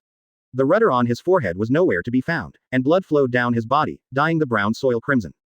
The Golden Lion slashed at Bacchus with a sword, and black lightning was wrapped around the sharp blade. A heart-pounding breath made Bacchus tremble continuously. An intuition told him that he would die from this blow. Bacchus frantically activated thunder breathing and quickly retreated. But no matter how he retreated, the sharp blade was always pointed at his heart. If you keep hiding, you will definitely die. Bacchus stopped, and used all his strength to push the artery gate, slashing at the Golden Lion with the knife in his hand. At the same time, he covered his left arm with arm color, trying to block this terrible sword. The sword lights crossed, and the magic sword slashed at the Golden Lion's body like it was slashing at diamonds, making his arm numb, and only leaving a small wound on the Golden Lion's body. Bacchus' left arm was covered in blood, and the wound on his chest was so deep that the bone was visible. Cough cough. Bacchus coughed up a large pool of blood, but even though he was seriously injured, his injuries were still slowly healing. Yin watched this scene anxiously, raised his arms, and another 5 lions rushed towards the Golden Lion. The Golden Lion also raised his hand, and the 5 bigger lions crushed the 5 little lions to the ground. Take care of yourself first. Golden Lion turned around and was about to make some sarcastic remarks, but suddenly, he spat out some blood from his mouth. Hey, Golden Lion, you are still old. How many times can you use this kind of attack? Bacchus scoffed, saying that Conqueror's entanglement was a heavy burden on the body, not to mention that Golden Lion had to use armament hockey to block his attacks from time to time. Moreover, the wound on his head has opened, and he won't live long, so we just need to delay him. When it comes to a war of attrition, breathing of thunder is the most suitable. At this moment, Golden Lion was shaking his head, his body was unstable, and the massive blood loss made him unconscious.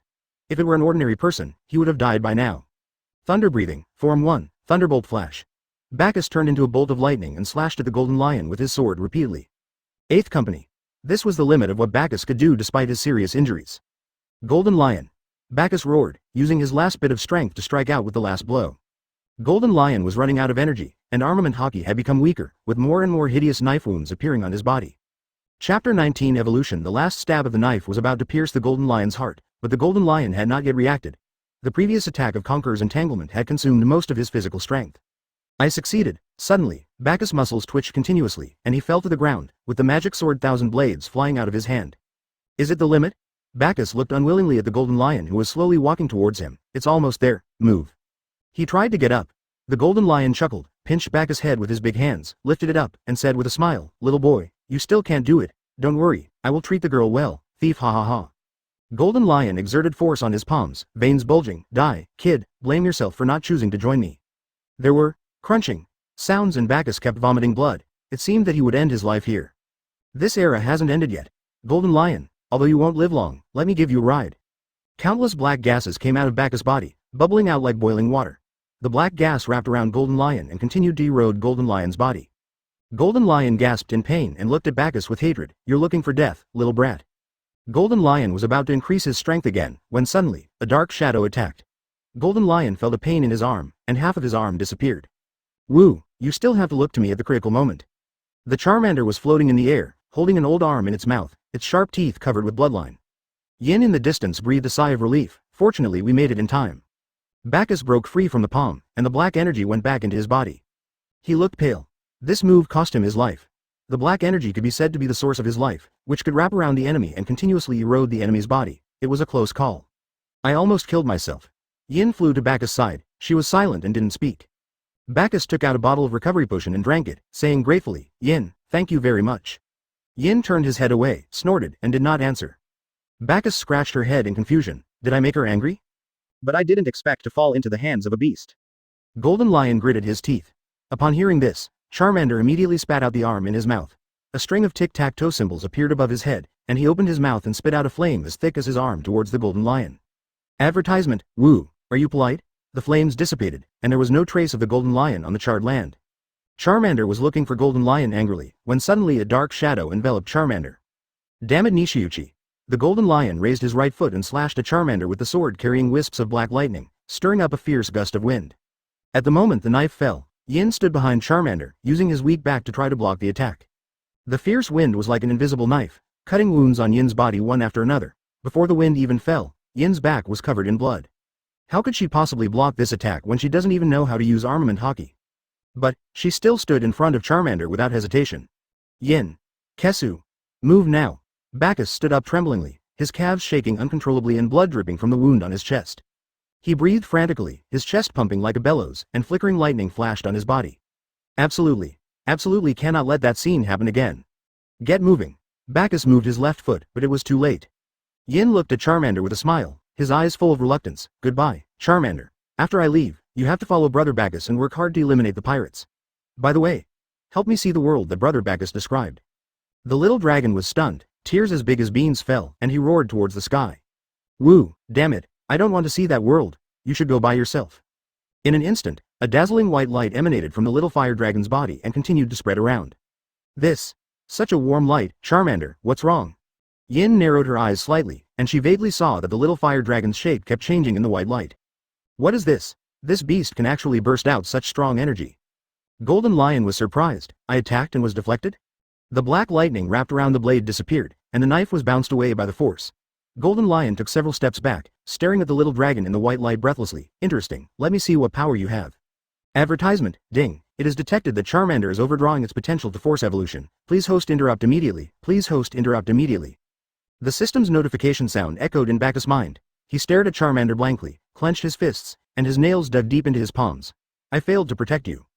For the first time, he felt that he was not working hard enough. He secretly decided that he would never come out unless he reached the Admiral level next time. It's not that he is afraid of death, it's that he can't bear the pain of losing them. He has already considered them as family. Crack. The white light slowly dissipated, a loud roar echoed, Yin fell to the ground. Charmander, no, it should be Charmeleon now, stood in front of Yin. He was twice as big, with a horn protruding backwards on his head, long and thick limbs, and he waved his sharp claws and bared his teeth at the Golden Lion. Ding, pet, the panel has changed, please check it in time. Pet. Fire dinosaur status. Sub-health, potential overdrawn. Skills. Collision, sparks, shouting, jet of flames, metal claws, downward kick. Overdrawn potential. It doesn't matter. There is no shortage of miracles in this sea. There will definitely be something that can restore your potential. Suddenly, Bagus had an idea. What would happen if the Mara fruit was eaten by Charmeleon? Bagus' eyes lit up. This method worked. Charmeleons were landlubbers anyway, whether they ate or not. But right now we have to defeat Golden Lion first. Bagus came back to his senses. He was no longer weak. Although the hideous wound on his chest was still deep enough to see the bone, it was not a big problem. Crack. Charmeleon rushed towards the Golden Lion confidently, with the claws on its two arms glowing with a silver-gray metallic luster, which was the metal claw skill. No. Bagus roared at the Charmeleon, but the Charmeleon curled his lips in disdain and rushed forward even faster. Idiot. Are you drifting away already? Bagus turned into a flash of lightning and rushed away. As expected, the old spray's habit of floating when evolving is engraved in his bones. Chapter 20 I am your comrade, Lion Majesty, govern place earth coiling. The golden lion took a deep breath and floated in the air. The silver-white lion lay behind the golden lion, ready to attack. Roar! The deafening lion roar made the Charmeleon pause, and the huge silver lion rushed towards the Charmeleon. Caw! What are you yelling about? I'll give you a claw. The Charmeleon was fearless and slapped the silver lion on the head with one claw, but the silver lion was intact and swallowed the Charmeleon in one gulp. With a bang! The silver lion exploded, and the Charmeleon's eyes rolled back and he passed out. Fire Dinosaur lost its ability to fight. Slash wave. The golden lion kicked and slashed out with a flying slash, and suddenly, a flash of lightning flashed and slashed Ming Annihilation. Bagus held the magic knife Thousand Blades and confronted the golden lion. Boy, you are alone now. No one will come to save you. You're going to die soon too, Golden Lion. Golden Lion chuckled. Guess how many times I can use Conqueror's Entanglement, thief ha ha ha. After saying that, Golden Lion suddenly appeared in front of Bagus and gave a sidekick. Black and red lightning wrapped around the blade, and an incomparable sense of oppression made Bagus' legs bend. Bagus subconsciously raised his arms, and the armament hockey quickly covered them, while at the same time opening his pulse points to increase the power of his armament hockey. The wind was howling, and Bagus could clearly feel that this attack was not as strong as before, although his arm was still in great pain. After a brief confrontation, Bagus chose to retreat tactically. The golden lion bit Bagus tightly. He knew that if he retreated, he would definitely lose the battle. He was already very exhausted. He is like an old lion. Although he has a terrifying aura, his strength is only 70% of what it used to be. Puff! Golden Lion spat out blood, but he was still trying hard to maintain his attack frequency. Now he couldn't even do Conqueror's Entanglement and could only use armament hockey to increase his power. Bagus calmly faced the Golden Lion's crazy attack and defended it perfectly. There's a flaw. Bagus saw the right moment, exerted force with both arms, deflected the two large sharp knives, and then punched out, making a big hole in the Golden Lion's abdomen. Blood flowed from the corner of Golden Lion's mouth as he retreated. Advertisement, I didn't expect that I would lose, kid, you are amazing, Golden Lion said with a wry smile. Bagus shook off the internal organs stuck on his arm and responded, you are old, Golden Lion. Pirates should not exist in this world. Golden Lion smiled disdainfully, pirates are the most powerful beings on this ocean. If Roger and I had joined forces, I would have ruled this world long ago. And then, this world must have been rotten a long time ago. Ha ha ha ha, Golden Lion seemed to have heard a big joke and said sarcastically, even if the pirates didn't exist, wouldn't the world still be terrible under the rule of the celestial dragons? Golden Lion looked at Bagus with amusement, and what you Marines are upholding is not justice at all, but the celestial dragons who are high above you. You Marines will always be the running dogs of the celestial dragons, ha ha ha ha. Golden Lion laughed crazily, pirates are the only free people in this world. Bagus couldn't refute him, because what he said was indeed true, but, I didn't say I was a lackey of celestial dragons. I don't care about those scumbags, and I don't uphold justice behind my back. What I want is. His eyes became sharp, and a murderous aura filled the air. Kill all the pirates. Whether they are good pirates or evil pirates, as long as they are pirates, I will kill them without hesitation. I will kill anyone who stands in my way. Golden Lion felt a chill down his spine. This kid had such a strong murderous aura. Good boy, I was wrong about you. You are a strong man that I haven't seen for a long time. Golden Lion looked at Bagus with appreciation. Boy, I'm tired, give me a quick kill. But I bet you that we'll never kill all the pirates. Golden Lion relaxed his body, hunched over, and looked very old. Because human desires are endless. Bagus grasped the hilt of the demonic sword Thousand Blades with both hands, exhaled a puff of white smoke, and golden lightning appeared all over his body. Who cares? I'll kill one if there's one. Thunder breathing, type 1, Thunderbolt flash. An arc of lightning shot towards the Golden Lion, and the Golden Lion calmly closed his eyes. Ding! Congratulations to the host for completing the bounty and obtaining 10,000 effort points. Ding! The host's effort value is detected to be over 10,000, and the ability value doubling function is turned on. When the host works hard, the effort value can be consumed to double the ability value. Advertisement in the blink of an eye, a head fell to the ground. Bagus was exhausted and collapsed to the ground. He had no time to check the new functions of the system because he could clearly feel the ground shaking. With the death of the Golden Lion, the lion fruit's power disappeared and the island began to fall apart. At this time, a gray gas floated out from the Golden Lion's body, flew to Yin's side and sank into it. What's this? Bagus saw the whole scene, his eyes widened. Could it be possession? The moment the gray gas penetrated Yin's body, Yin woke up. She got up in a panic and asked, "Where's Charmander? Is he okay? Why is the entire ground shaking?" She looked around and saw the headless body of the Golden Lion and Bagus lying on the ground not far away, and then she reacted. Boom! Abyssal cracks appeared on the island, and it continued to sink. Yin flew up, and instinctively waved his hand, and Charmeleon and Bagus took off and flew off into the distance. When Yin saw the unconscious Charmeleon, he was confused. Who is this thing? Just as he was about to drop it, Bagus quickly said, "This is Charmeleon, the evolution of Charmander."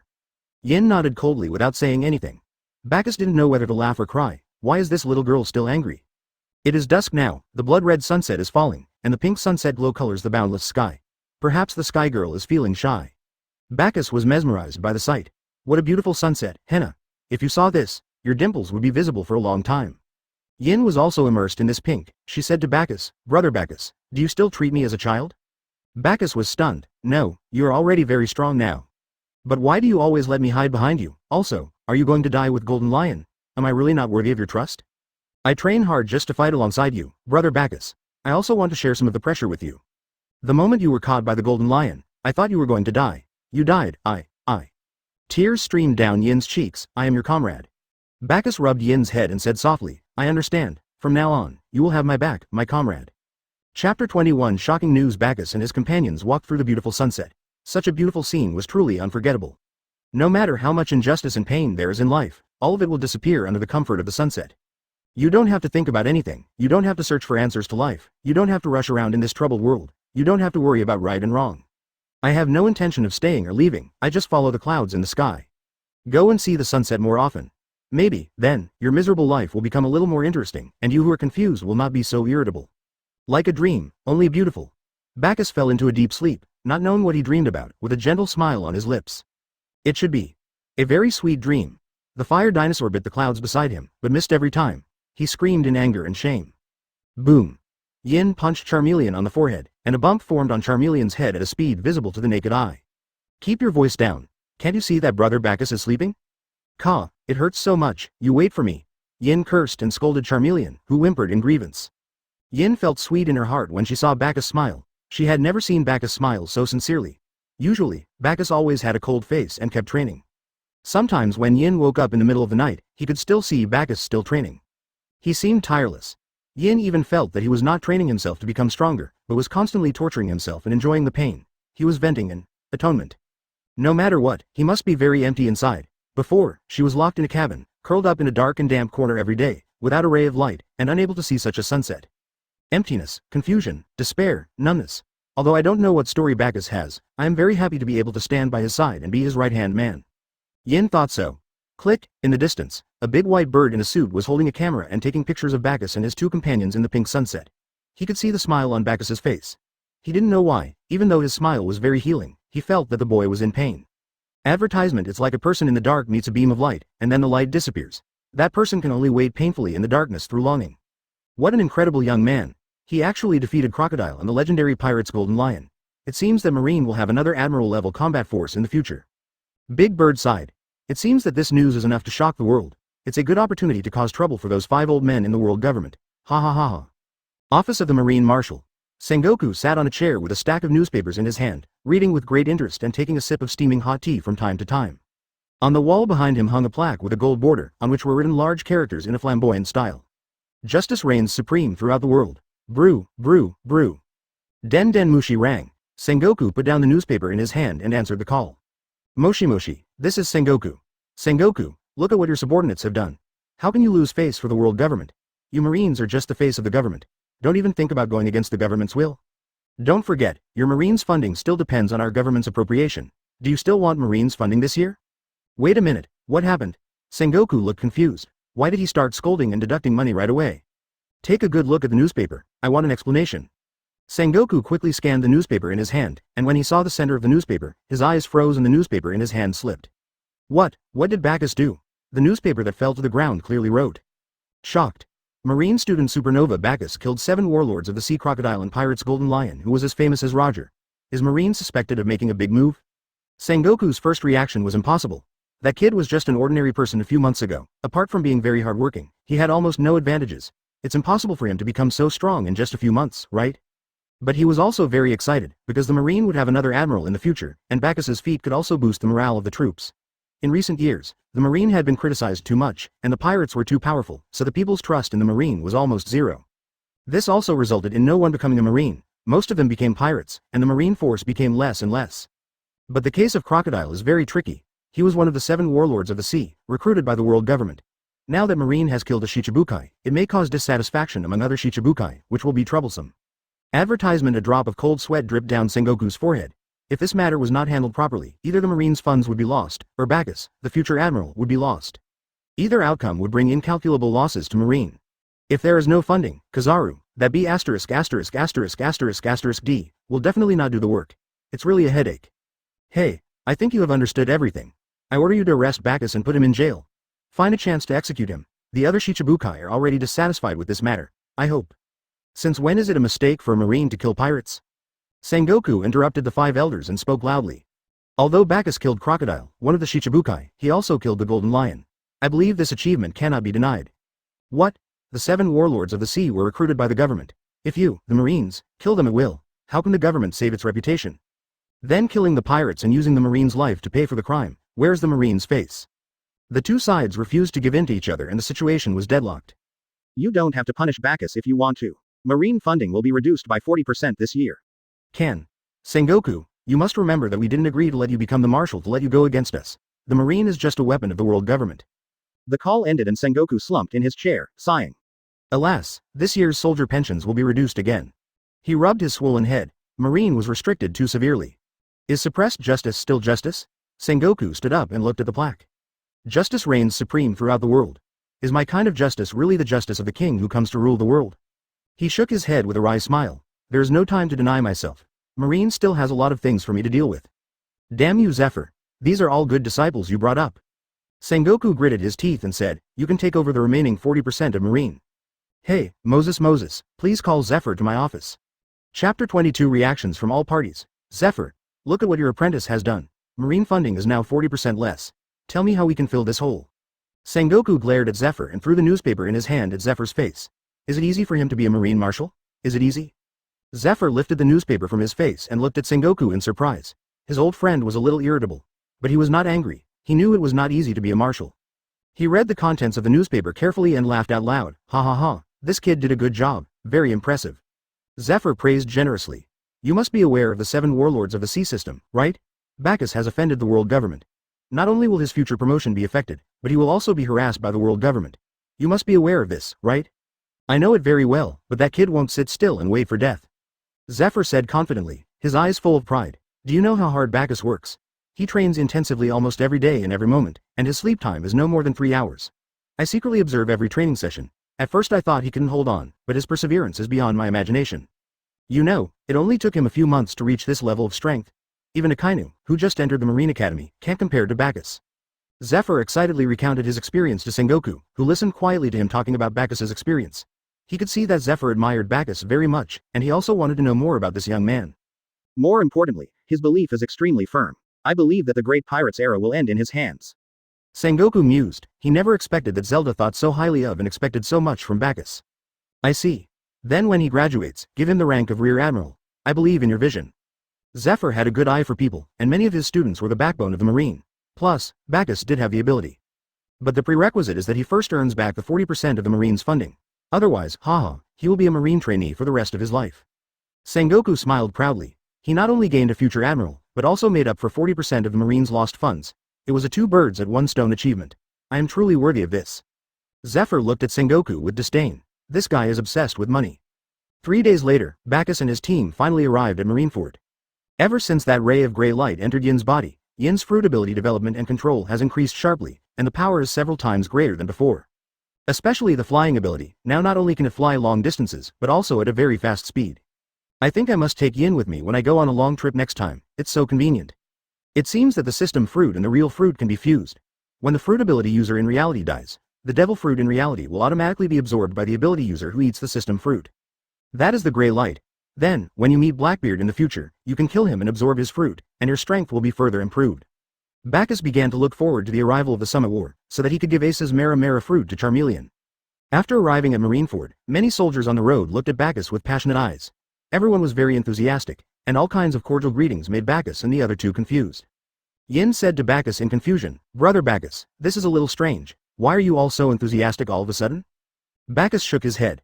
I don't know. At this time, a tall middle-aged man wearing a fiery red suit, a gorgeous rose embroidered on the left chest, and a cloak of justice walked towards Bagus. Hey, is this Bagus? You're amazing.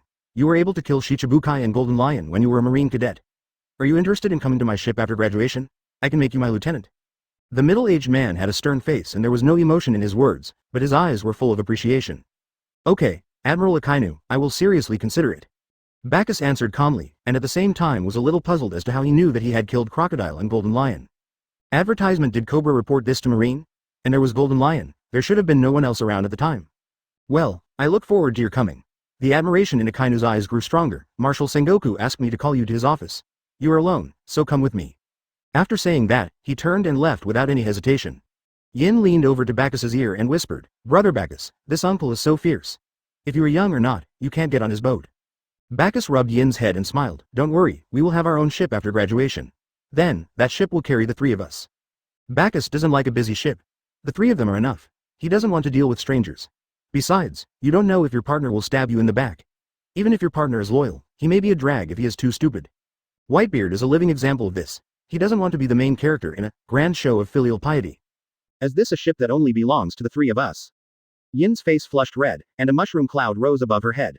She fantasized about the sweet life she and big brother Bacchus would have in the future. Her eyes were full of anticipation, and she grinned foolishly. What is this little girl grinning about? Bacchus shook his head in confusion, turned and left, following Akainu. On the way, Bacchus guessed Sengoku's intentions. Now it seemed that his achievements had spread among the Marines. This time he went to see Sengoku to receive punishment. After all, he killed Shichibukai. At that time, if the punishment is too severe, he will leave the Marine. Anyway, he now has a certain ability to protect himself, and he will be able to join the Admiral soon. The effort system is perverted like this. As long as you work hard, there is no such thing as a bottleneck. When he arrived at the Marine Marshal's office, he was stunned. Kizaru is getting his nails done, Aokiji is wearing an eye patch, Garp is eating senbei, Vice Admiral is smoking, Zephyr is drinking coffee, and there is a serious Sengoku. Bacchus took a deep breath, walked up to Sengoku, and saluted. Take a look at this first. Sengoku handed Bacchus a newspaper. Bacchus took the newspaper and looked at the big headline in the middle, and he thought of someone. No, it's a bird. Morgans, New World. On the blue sea, a pirate ship flying a pirate flag with a white beard and skull was sailing slowly on the sea, with waves hitting the hull. Dad, don't drink anymore. You just got better. On the boat, a guy with a pineapple head complained to a tall man with IV tubes inserted into his body. The tall man raised the big bowl in his hand and drank the wine in big gulps. Some water droplets appeared on his white crescent-shaped beard. At the same time, he did not forget to look at the newspaper in his other hand. Is Shiki dead? There was a trace of sadness in Whitebeard's eyes. His friends died one after another, and he would die soon too. Advertisement, what an amazing kid. Is he also in East Blue? I wonder what's going on with Ace. It would be troublesome if we met this little devil. Hey, Dad, did you hear that? Pineapple Head shouted loudly in dissatisfaction. Wally Wah, it's Whitebeard, it's okay to drink a little. Pineapple Head covered his forehead helplessly. Marco, what do you think about recruiting this kid into our pirates group? Whitebeard handed the newspaper to Marco, who was surprised. Are all the little brats so powerful nowadays? Don't even think about it, Dad. This kid is a Marine. Yeah, but I am almost dying. He was most worried about his sons. Without a pillar, it would soon be swallowed up by other 4 emperors. Well, forget about that. Let's have the party. Marco naturally knew what his father was worried about, so he could only use the excuse of holding a party to make his father happy. Ha ha ha ha, sons, let's have a party, Ghost Island. A burly man with a pair of horns was drinking from a wine gourd. His face was flushed and he burped drunkenly. Brew, brew, brew, the Den Den Mushi rang, and Kaido answered the call in a daze. Kaido, Golden Lion Shiki was killed by a Marine trainee. A heavy voice came from the phone. Hearing the news, Kaido instantly became much more sober and a little surprised, but he pretended to be calm and spoke into the phone. So what, Charlotte Linlin, you won't be scared anymore, will you?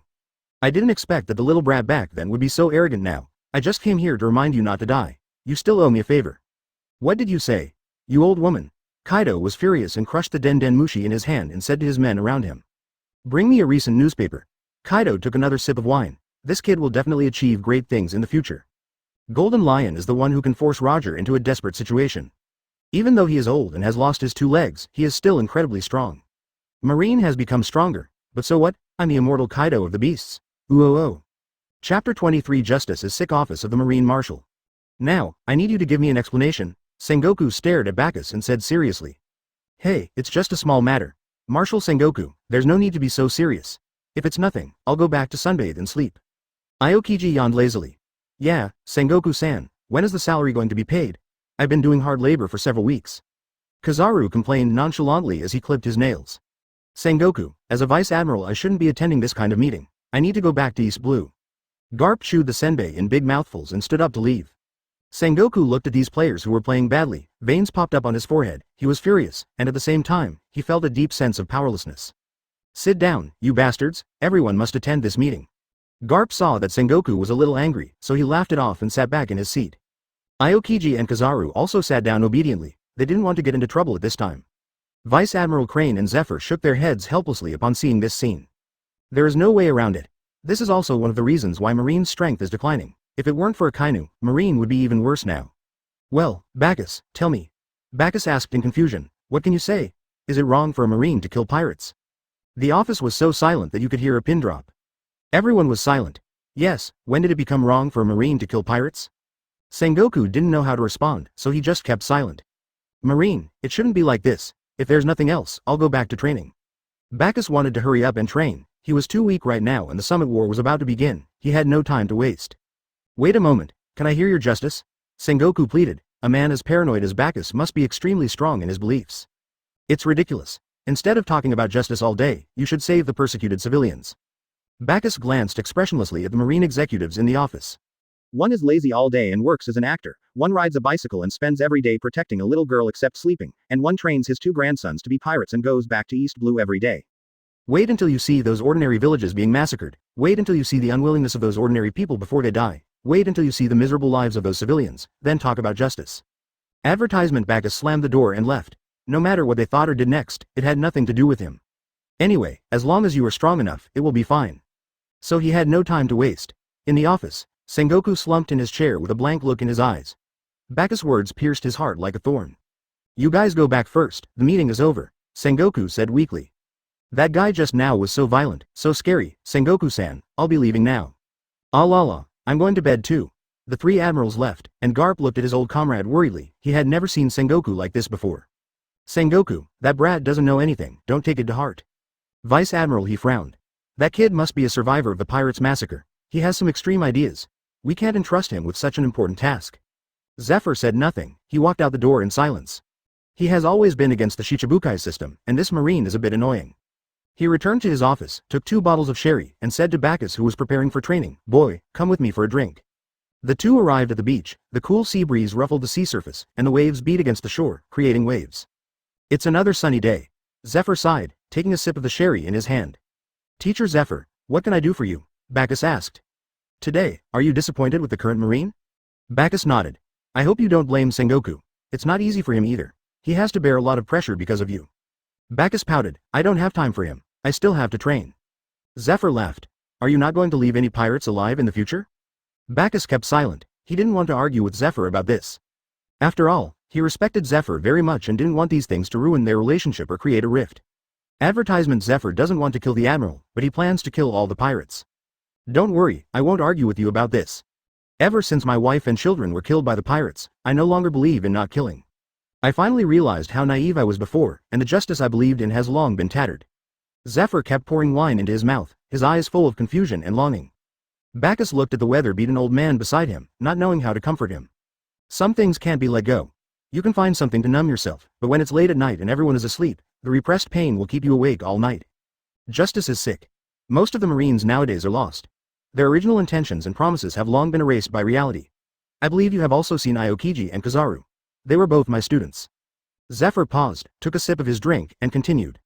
Aokiji's burning justice became lazy justice because of the Ohara incident. Kizaru's justice is ambiguous, and Akainu is so extreme that he won't even let go of civilians in order to eliminate the pirates. Zephyr suddenly felt a sense of frustration. There was no doubt that he was a failed teacher. It's my fault that I didn't teach them well. I only taught them how to become stronger, but I didn't teach them to be firm in their beliefs. Zephyr sighed. His life was full of failures. To be honest, I was originally planning to quit the Marine because I realized that the current Marine could not end the era of the great pirates. Bagus was stunned. It turned out that Zephyr had already had this idea. The Marine is bound by the world government and is doomed to fail. Only by destroying one piece will the pirates disappear forever. Until you join the Marine. Zephyr's dull eyes glowed again. I believe you can end this era and create that world, where you can live happily with the one you love, and never be separated. So, please stick to your justice and beliefs. Bagus could see the anticipation and worry in Zephyr's eyes, and he finally understood Zephyr's intentions. Are you afraid that you will start to doubt your beliefs like Aokiji and the others? What a lovely teacher. Oh, that's for sure. Bagus raised his glass and clinked it with Zephyr's, affirming. Zephyr laughed loudly and drank the most handsome wine in his hand in one gulp. Isn't it handsome for a man to stick to his life beliefs? Chapter 24 Admiral Combat Strength, Graduation and Honors. Finally, we can start training. Let's take a look at the new features of the system first. On the military academy grounds, Bagus simply stretched his body and began his daily physical training. System: consume effort points to enable the function of doubling ability points. Ding! The ability value doubling function is turned on. Currently there are 2x and 4x, please select host. Turn on quadruple. Now the effort value is not in vain, Bagus even thinks it is a bit too much. You can never spend it all. Ding! Quadruple consumption activated. Ding! Host has trained for 1 hour, physical strength +4, effort value -4. It seems that quadruple consumption of effort value will deduct 4 points, while ability value will also increase by 4 points. It's a pity that the training of swordsmanship and hockey cannot be achieved by adding points to ability points. But as long as the foundation is laid, these are just small things. 2 hours later, Bagus clearly felt that he had become a little stronger. Well, this way, I can reach the admiral level in a few months. Time flies, and in the blink of an eye, 3 months have passed. During these 3 months, Bagus did not accept any missions and even rarely attended classes. He trained every day without fail. In the evening, he would practice swordsmanship with Momosagi Vice Admiral and occasionally practice with teacher Zephyr. After all, if he wanted to learn advanced hockey, he would have to take more beatings. Although Mr. Zephyr did not teach as well as Mr. Kaido, after thousands of beatings, Bagus successfully awakened the advanced armament hockey emission. The observation hockey has reached the intermediate level. Everyone's observation hockey will awaken special abilities when it reaches a high level. For example, Katakori's future foreseeing observation hockey, Queen Odahime's emotional communication observation hockey, Fujitora's large area observation hockey. Of course, there is also the movie version, where Usopp and his father Usopp connected to each other's Bluetooth through the observation hockey. I wonder if anyone here has watched it. The author originally wanted to go to the cinema to be a high-level pirate, but unfortunately met a marine on the way and was detained and impelled down. They also poked my throat with sea stone every day. Woo woo woo, I had no choice but to watch the gun version of Pirates. It almost made my eyes go blind. Back to the topic, what bothers Bagus the most is that Conquerors hasn't awakened yet. Hey, brother Bagus, it's time to go to the graduation ceremony. Brother Bagus, I envy you for graduating so soon. Advertisement. Kirby looked at Bagus with envy. Kobe has grown from the child he was when he first arrived into a tall and straight young man. He has changed a lot and his strength has also increased a lot. You can do it if you work hard. Also, let me tell you something. Know your position and don't be a deserter. Bagus leaves, leaving Kobe confused. Huh, why would brother Bagus say this to me? Marine Square. Every year, outstanding Marines graduate from the Marine School and hold their graduation ceremony here. These are all fresh blood of Marine. Zephyr looked at the neatly arranged young men with satisfaction, thinking that he had also come this way in the past. He never expected that he would get old so quickly. Congratulations on your graduation. You will all be respected Marines. Now, let Chief Instructor Zephyr give you the last lesson. Sengoku stood on the stage and handed the microphone to Zephyr next to him. Little devils, congratulations on your graduation. I know you must be afraid of me and think that my devilish training is too hard, but this is your means of saving your lives on the battlefield. Oh lala, after all these years, the graduation party is still so boring. Aokiji pulled the green eye mask on his forehead and fell into a deep sleep. Kizaru crossed his legs and listened to Zephyr's speech with little interest. Akainu was observing the group of recruits and wanted to bring some good ones on board. Strange, where's that Bagus kid? Akainu looked for Bagus several times but couldn't find it. After a while, Zephyr finished his speech, and just when everyone thought it was over, Sengoku came on stage and said something shocking. Next is the awarding ceremony for the newly graduated Marine Cadet Bagus. What? I was awarded a medal right after graduation. The audience was in an uproar, with everyone talking about it. Who is Bagus? Why should he be awarded a medal just after graduation? Yes. Why? Advertisement, quiet. Sengoku roared, emitting a terrifying aura like a tiger, and the audience suddenly became silent.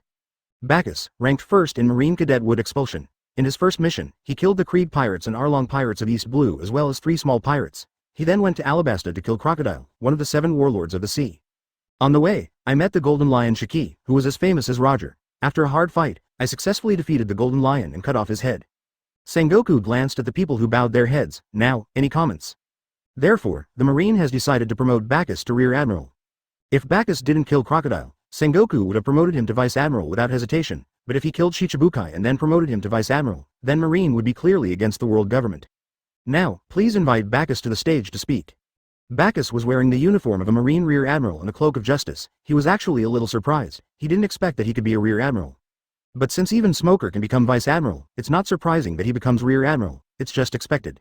He stood on the stage and looked around. Some students lowered their heads, some students had jealousy in their eyes. The key point was that among the 3 admirals, one was slacking off and the other was playing badly. No wonder the Marine was so weak during the Summit War. To be honest, I'm very disappointed with Marine.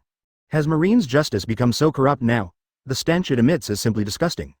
Bagus said with disgust on his face. What right do you have to say that about us? You have never understood our justice. The people in the audience clenched their fists, raised their heads, and looked at Bagus angrily. Bagus looked at the three admirals, and saw that they were still nonchalant, with Aokiji even still soundly sleeping. However, Bagus believed that he could definitely hear what he said. Isn't it? Then what about the jealous look in your eyes when you heard I was awarded the medal just now? Everyone was speechless, not knowing how to vent the anger that had just risen up in their stomachs. Do you know what I saw when I went to the Kokoja village in East Blue?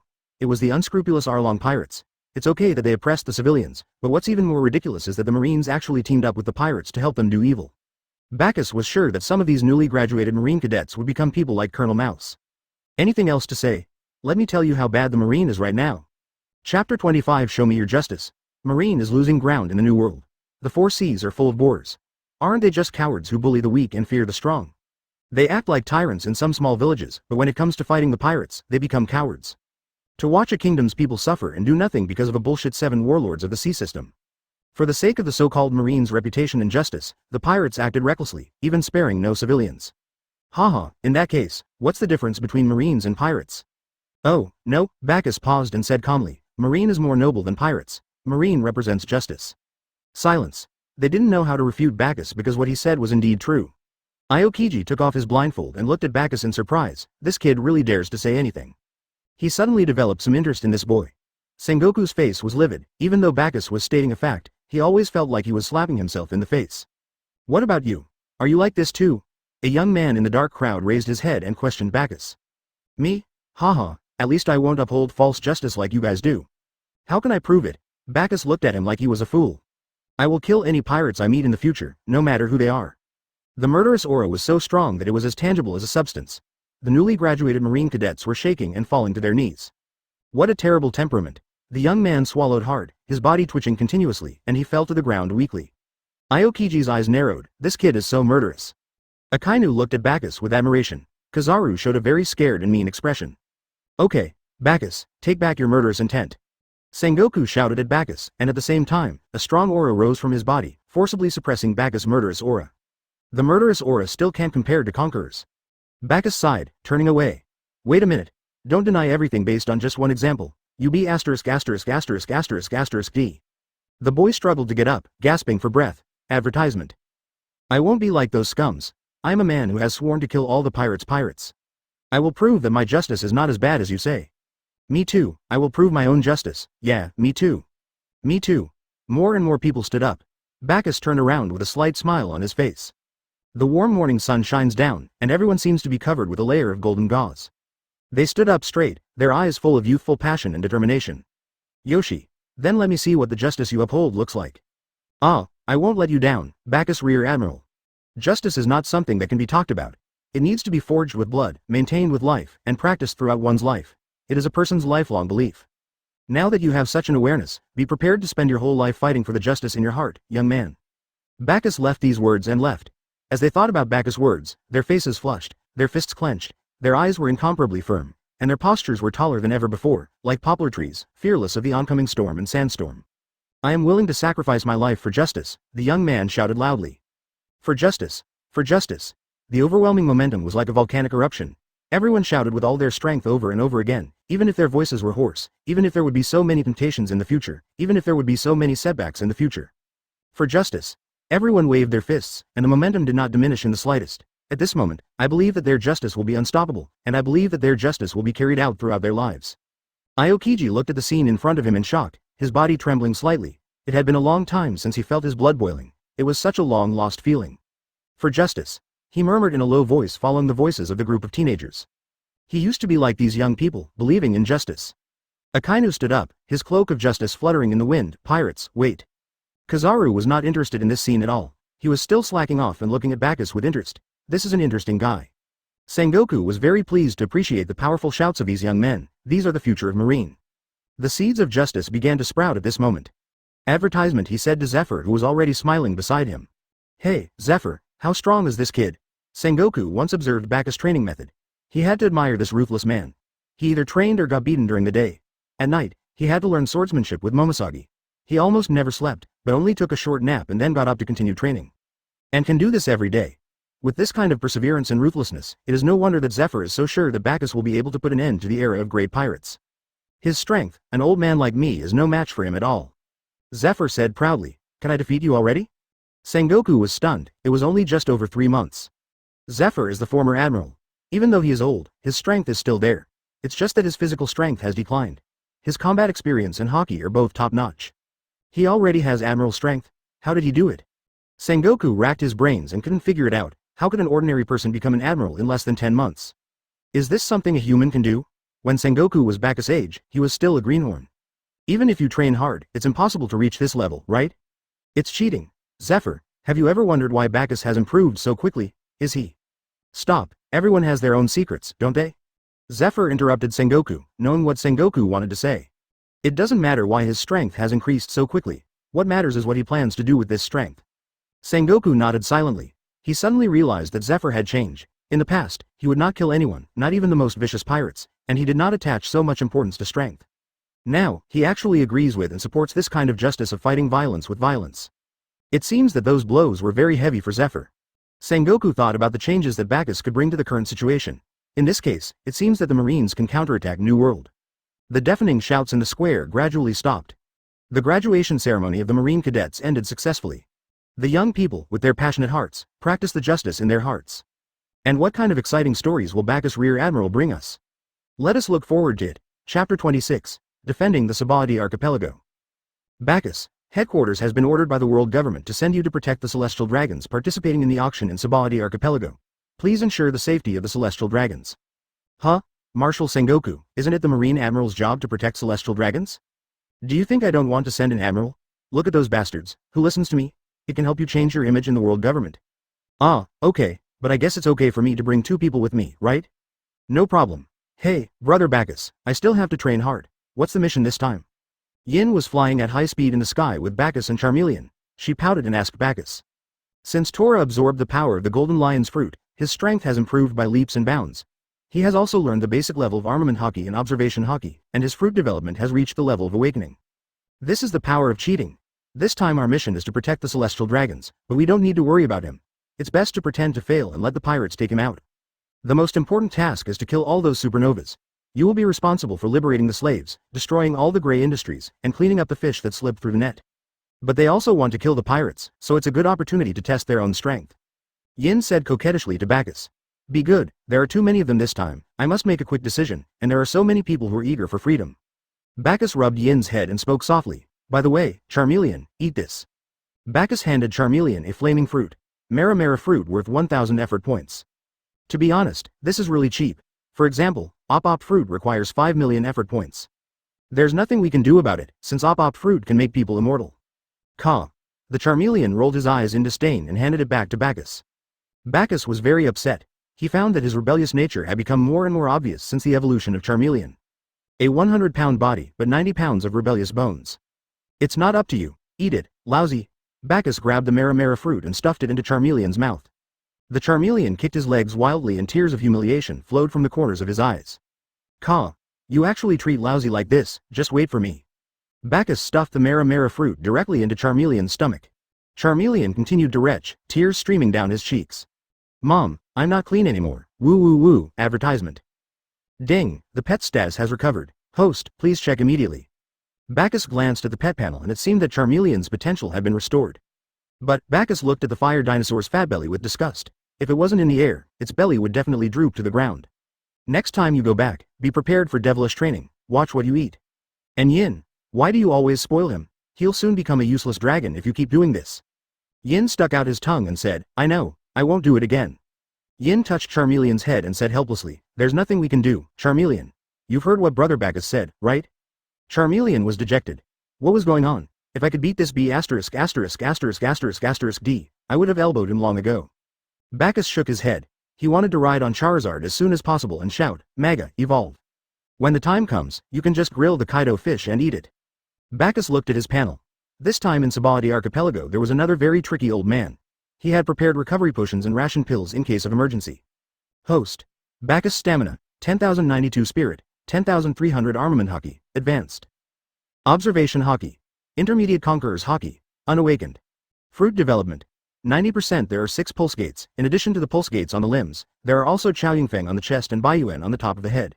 I should be able to summon my own pulse beast, but I haven't had the time to try it. He has also mastered the breathing of thunder, but he only knows the first form. However, one form can also reach the pinnacle.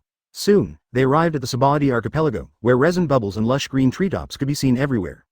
The bubble reflected colorful light. Yin stretched out his finger and poked it gently. The bubble did not burst, but bounced away from Yin's fingers. Wow! Such bouncy bubbles, so pretty. The Sabadi archipelago is made up of the Yarkaman mangroves, which have a total of 79 mangroves with numbers carved on them. If someone can still get lost like this, then that person must be a little cutie. Yin and Charmeleon ran around happily, curiously exploring everything on the island. He's still a child after all, there's nothing I can do. Bagus held his forehead and smiled helplessly. Yin, you can play here with the Charmeleon for a while. I'll go see what the celestial dragons are doing. Don't forget to organize the Marines to destroy the gray industry on the island later. Yes, brother Bagus. Advertisement, I'll give you a Den Den Mushi. Contact me if you have any questions. Bagus handed Yin a pink Den Den Mushi and gave him instructions. Then he looked for celestial dragons on the island. In the bustling town, there are endless pedestrians on the road, and bubble bicycles are constantly shuttling through the streets. Mina, this Sabadi archipelago is really interesting. Luffy is having a lot of fun riding the bubble bike. Ah, there is still a lot of fun on this island. The fishman Kami laughed. Brooke played pleasant music on the violin, while Nami and Frankie looked around curiously. Please everyone, please save me. A man with an iron collar around his neck ran out into the street in panic, asking passers-by for help. Save me, I want to go home, I don't want to die, I should take my card with me. The man cried out anxiously. He struggled hard against the collar around his neck, but he couldn't get it free. Suddenly, the collar made a beeping sound, and the pedestrians around him moved away from the man wearing the collar. Luffy was about to go forward to help the man but was stopped by Kami. Kami shook her head at Luffy. Luffy, those are celestial dragon slaves, don't interfere. After hearing the beeping sound, the man tugged at his collar like crazy. I want to go home, I want to go home, please save me. He fell to his knees in despair, tears streaming down his face. I'm sorry, I can't go back, I'm so sorry. He really wanted to go back to his hometown and see those scenery that he would never get tired of seeing in his lifetime. Luffy clenched his fists. You can search. At this moment, a tall figure covered the man. The man was stunned and said quickly, go quickly, it will explode. The tall figure didn't care. He pulled off the collar and threw it high into the air. With a loud bang, the collar exploded in the air. The white cloak behind the figure rustled in the wind. The word justice, written in a flamboyant style on the cloak, was deeply imprinted in everyone's heart. Are you okay? Sorry, justice is late, but luckily it arrived in time. Now, you are free. Don't worry, I will take you home. Bagus exhaled. Fortunately, he caught up. The man stood there in a daze, mumbling, can I go home now? The figure in his eyes seemed to emit a dawn of light. Was that hope? Is it justice? The man whimpered, and everything around him became blurry. Great, okay, let's go home. Chapter 27. No one can force me. Wait, that Marine over there is my slave. Why did you save him? A blonde woman wearing a bubble mask walked over leisurely. Next to her was a blonde old man also wearing a bubble mask. He was holding an iron chain in his hand. At the other end of the chain was a man kneeling and crawling on the ground, with 3 CP9s behind him. The man had a dull expression, empty eyes, and was naked. Bagus looked at the 2 celestial dragons coldly. They were indeed a bunch of scum. The people around knelt down and saluted. Luffy, let's go first. If we provoke the celestial dragons, the Marine Admiral will be attracted here. Kami said with a worried look on her face. Ah, that Marine looks so familiar, I think I've seen him somewhere. You will pay for your actions. The blonde picked up a golden revolver, pointed it at Bagus, and pulled the trigger. Bump! Sparks flew from the muzzle and the bullet flew out. Bagus snorted coldly, stretched out his thumb and index finger, and a golden bullet was accurately caught between the 2 fingers. Then he used 2 fingers to apply slight force and crush the bullet into a thin piece. He walked towards the celestial dragons, not trying to hide the murderous aura emanating from him. You are so thin, you be asterisk asterisk asterisk asterisk asterisk D. The blonde woman continued to pull the trigger, and Bagus just shook his body slightly, and all the bullets missed his shoulders. It was as if a tangible murderous aura permeated the surroundings, and Bagus looked like a demon crawling out of hell, exuding an ominous aura. Hey, what are you still standing there for? How dare you go against the will of the celestial dragons? Kill him immediately. The blonde old man yelled at the 3 CP9s behind him. Yes, sir. They knew that this Marine was extremely powerful, but there was nothing they could do since they were servants of the celestial dragons. Even if I die, I have to go. Shave. The 3 CP9s drew their swords and instantly surrounded Bagus. What a loyal dog. Bagus taunted, then drew out the demonic sword Thousand Blades beside him, and armament Hawkeye quickly covered the blade. Advertisement. There was a flash of a knife, and 3 heads rolled on the ground. Sheathing his sword, Bagus slowly walked towards the 2 celestial dragons. No, no, Don't come over here. We are celestial dragons. We are nobles. The terrifying murderous aura made the two celestial dragons tremble all over. In addition, Bagus was decisive and showed great strength when killing the 3 CP9s. This tough attitude was very different from the Marines he had encountered in the past. Just because you are a noble, you can play with the fate of others. Just because you are a noble, you can act recklessly? Bagus walked up to the two celestial dragons, ink-like darkness emerging from his body. The two celestial dragons sat down on the ground in fear and threatened Bagus in tears. If you kill us, the world government will not let you go. As soon as he finished speaking, the darkness on Bagus' body suddenly spread, forming a semicircle with a diameter of 2 meters around him, covering himself and the two celestial dragons. When the people who were kneeling on the street saw this scene, they dispersed. If celestial dragons dies, none of them can escape responsibility. In the thick darkness, Bagus grabbed the necks of the two celestial dragons and said jokingly, "Who are you now, two honorable celestial dragons?" Bagus slowly increased the strength in his hands, and the two celestial dragons suddenly breathed hard and rolled their eyes. Yes, I'm sorry. We won't bother you anymore. Killing us now won't do you any good, right? Please let us go. The blonde old man begged for mercy intermittently. Remember, no one can force me. Killing you is just a matter of moving my fingers. Release your slaves when you return. Otherwise, it won't be as simple as strangling them next time. Bagus put down the two celestial dragons and took back the darkness. He didn't intend to kill them, as killing them now would do more harm than good. He also wants to use the power of the Marine to kill all the pirates, and he hasn't figured out the situation of the world government, the 5 elders, and Yim. The two celestial dragons covered their throats, coughed continuously, and breathed the surrounding air frantically. It was a close call. I almost died. The blonde old man was thankful to have survived the disaster, and he wanted to enjoy his position in celestial dragons. He wiped the tears from the corners of his eyes, trying his best to hide the anger and resentment in his eyes, and said respectfully to Bagus, "Marine, I'm sorry, I was wrong." "Oh, you were thinking about how to take revenge on me, right?" Bagus bit the blonde old man, and the murderous aura that was about to dissipate became fierce again. No, Master Marine, I won't retaliate against you. Advertisement, the blonde old man said quickly. Bagus snorted coldly. Anyway, no one saw what happened just now. As long as there was no handle left, he was not afraid of revenge with his current strength. Bagus walked over to the man who was crawling on his knees and was being led by the blonde old man, and used emission to open the bomb collar around his neck. But after the collar was removed, the man still knelt on the ground with empty eyes and expressionless face. He is already numb. Suddenly, the man's lips moved, and the sound he made was as tiny as a mosquito. Please, kill me. If I have to live like this for the rest of my life, I might as well just die.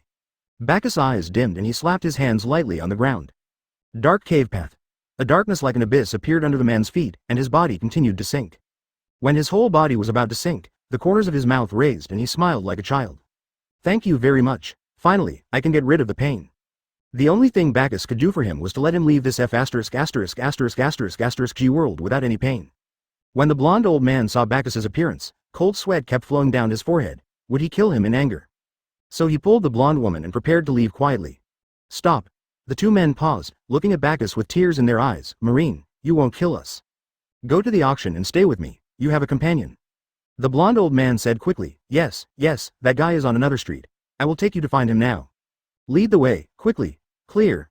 Bagus wanted to find the celestial dragons as soon as possible so that he could beat them up and vent his anger. If he went a little later, who knows how many more people would be persecuted. Bagus took out a Dendan Mushi and dialed Yin's number. Moshi, Yin, it's time to act. Catch all those human traffickers in one fell swoop. Remember, leave no one alive. Yes, brother Bagus. After the call ended, Bagus looked at the backs of the two celestial dragons, his eyes filled with murderous intent. In addition to those supernovas, you will also stay in Sabaody Archipelago forever. Advertisement Chapter 28 Pluton Rayleigh's Fury Auction. Bagus sat in the front row with 3 bruised celestial dragons, waiting for Kid and the others to show up.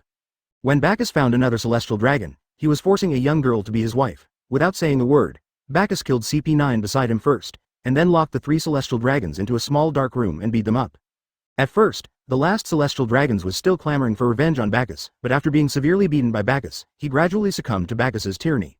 Celestial dragons are just a group of bullies who have had too much luck in their lives and cannot stand the torture of pain. Okay, the auction officially begins now. Next, the first item to be auctioned is a beautiful human girl.